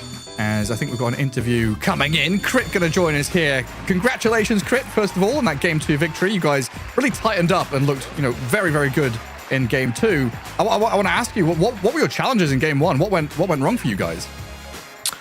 I think just a bit of a slow day. Not really, we just kind of played bad out, really. Like, we had the first series against Miles, we didn't play very well, and then yeah, I don't know, going into this first game as well, I just feel like we were a bit sloppy. I think we had ways to win this game, but we kind of just didn't play very well, so sometimes it happens. Just a bit of an off day for us. I'll add in there, I'll apologize. I think every time you guys play Nagastar and I'm casting, you end up losing, so I don't know if I've got a curse effect on you guys as well, but you can just say it's my fault. It's all my fault. Okay, I will take that. I gotta ask you, Crit, you being one of the Clinks enjoyers from back in the days when you were getting the damage on the hero, what happens every patch? Like, whenever the patch drops, do you do you control find Clinks to see if maybe they reverted back, or? Yeah, I mean, there's a few heroes where every patch I have a bit of a copium. I always look for a Spirit, I always look for Clinks, because these are heroes that I enjoy playing. I know that if they're viable, then I'll have 100 games on them in the patch at least. So I always check it out first, and yeah, this patch is really, it's not really for me. It's not. I understand it's a very good hero, but it's just not interesting. It's just another carry hero, which has never really been the appeal for me with him. So unfortunately, it's not in a state right now where it's a hero for me. Yeah, you get disappointed way too many times. How many times did this hero got reworked? 5 or 6 times, I believe. Yeah, it's always they make him cool and then they simplify him, and then yeah, it's boring. And is that the same story with Earth Spirit as well then? Because we've seen Baboka and Zayat pick up POS4 Earth Spirit, and we're kind of hoping that you'll get back on the train as well. Yeah, I mean, Earth Spirit is right now. I think he's a decent 4. It's just very much depends on the team, the role you have on the team. Doesn't really fit us that well. I mean, it's a decent hero right now.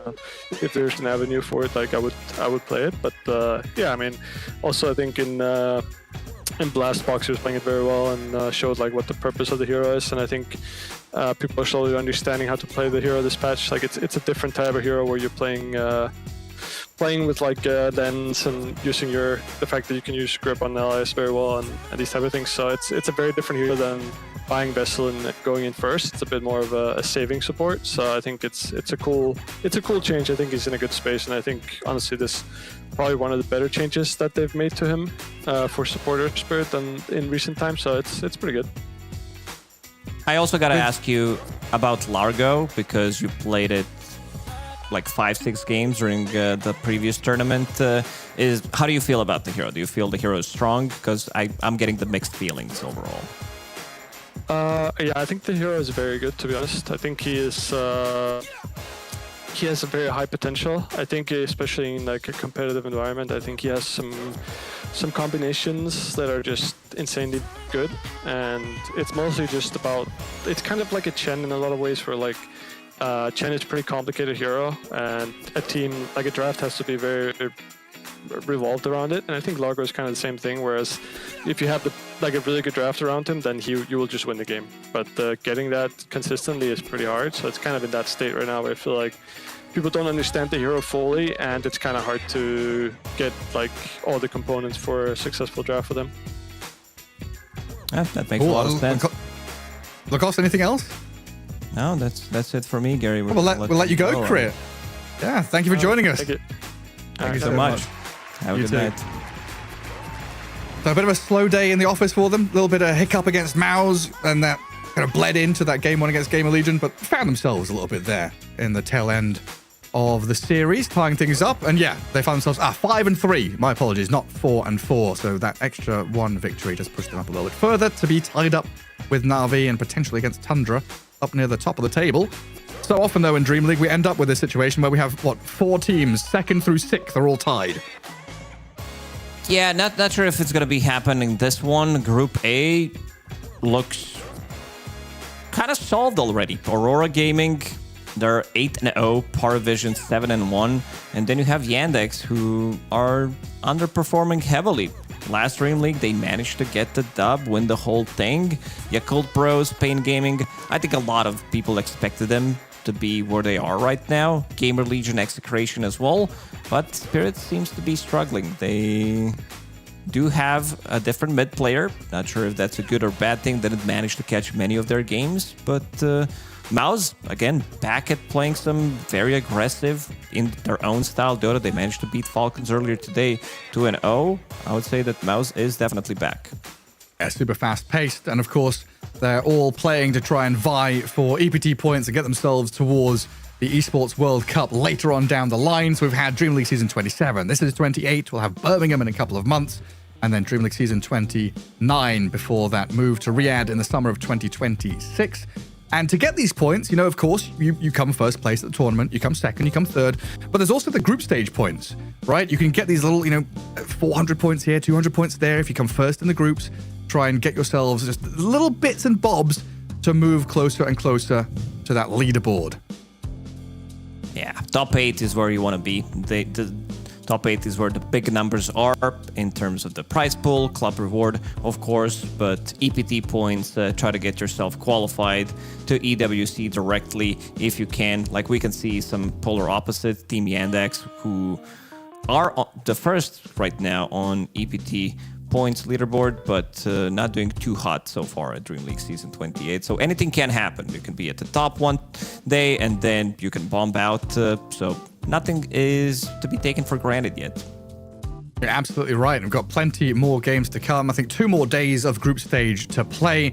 So our schedule tomorrow is going to look a little bit like this. Starting out with OG versus Aurora, Extreme against GamerLegion, Yandex Pain, and then Mouse GamerLegion. Be Lacoste and I on the last 2, and I believe it's still Mike and Winter on the first 2 up. What are you looking forward to in that list? I want to see OG against Aurora Gaming. I think this is going to be... You're going to wake up early for that one? Well, what do you mean wake up early? It's midday. Noon, Gary. It's midday. I'm already awake. I had breakfast. I'm prepping the lunch, and I'm going to be watching OG against Aurora because this game is going to be very entertaining. Aurora didn't drop a single game. They're on a hot streak, but so is OG. Like, this team is very, very good. I've been very pleasantly surprised how well this team plays, and the more I see, the more I'm happy. I just love to see this team in action. It's the double whammy, right? It's like Southeast Asia is back, OG is back, the fans from both sides. It's just always lovely to witness. But that wraps things up tonight. We see that tie between GamerLegion and Falcons as the last series here. But I'm sure there's more Dota being played on the other streams. There's tons going on. We'll catch you all tomorrow.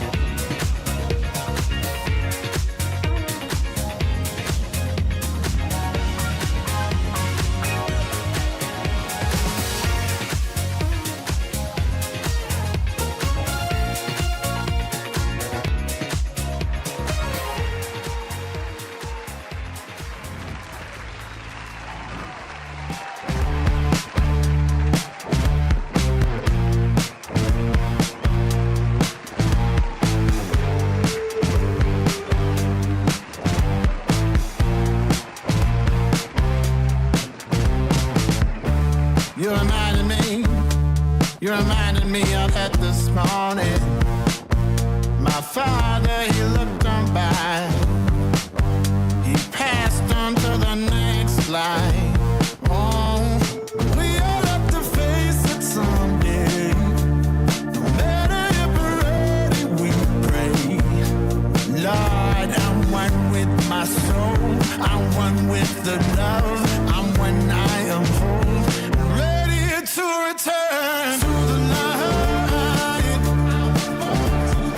To the light.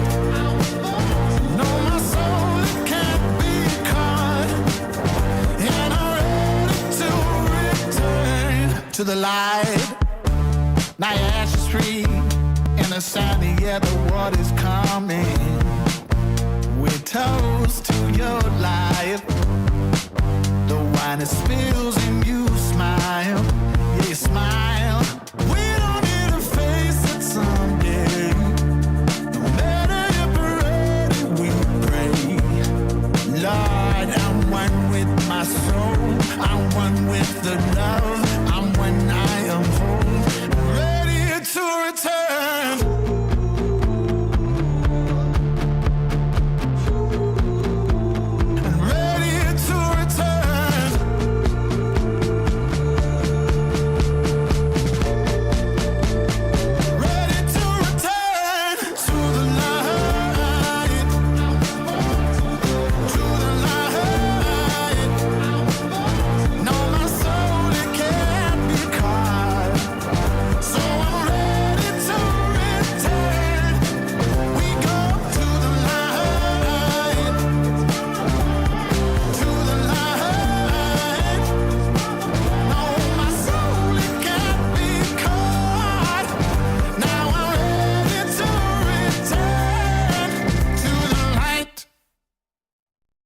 Just give me the beat. I just wanna move my feet now. Yeah. Just give me the beat, that's all I need. Just move your feet and let it breathe. Cause all you see is all you need. Don't be cheap, don't do it for free.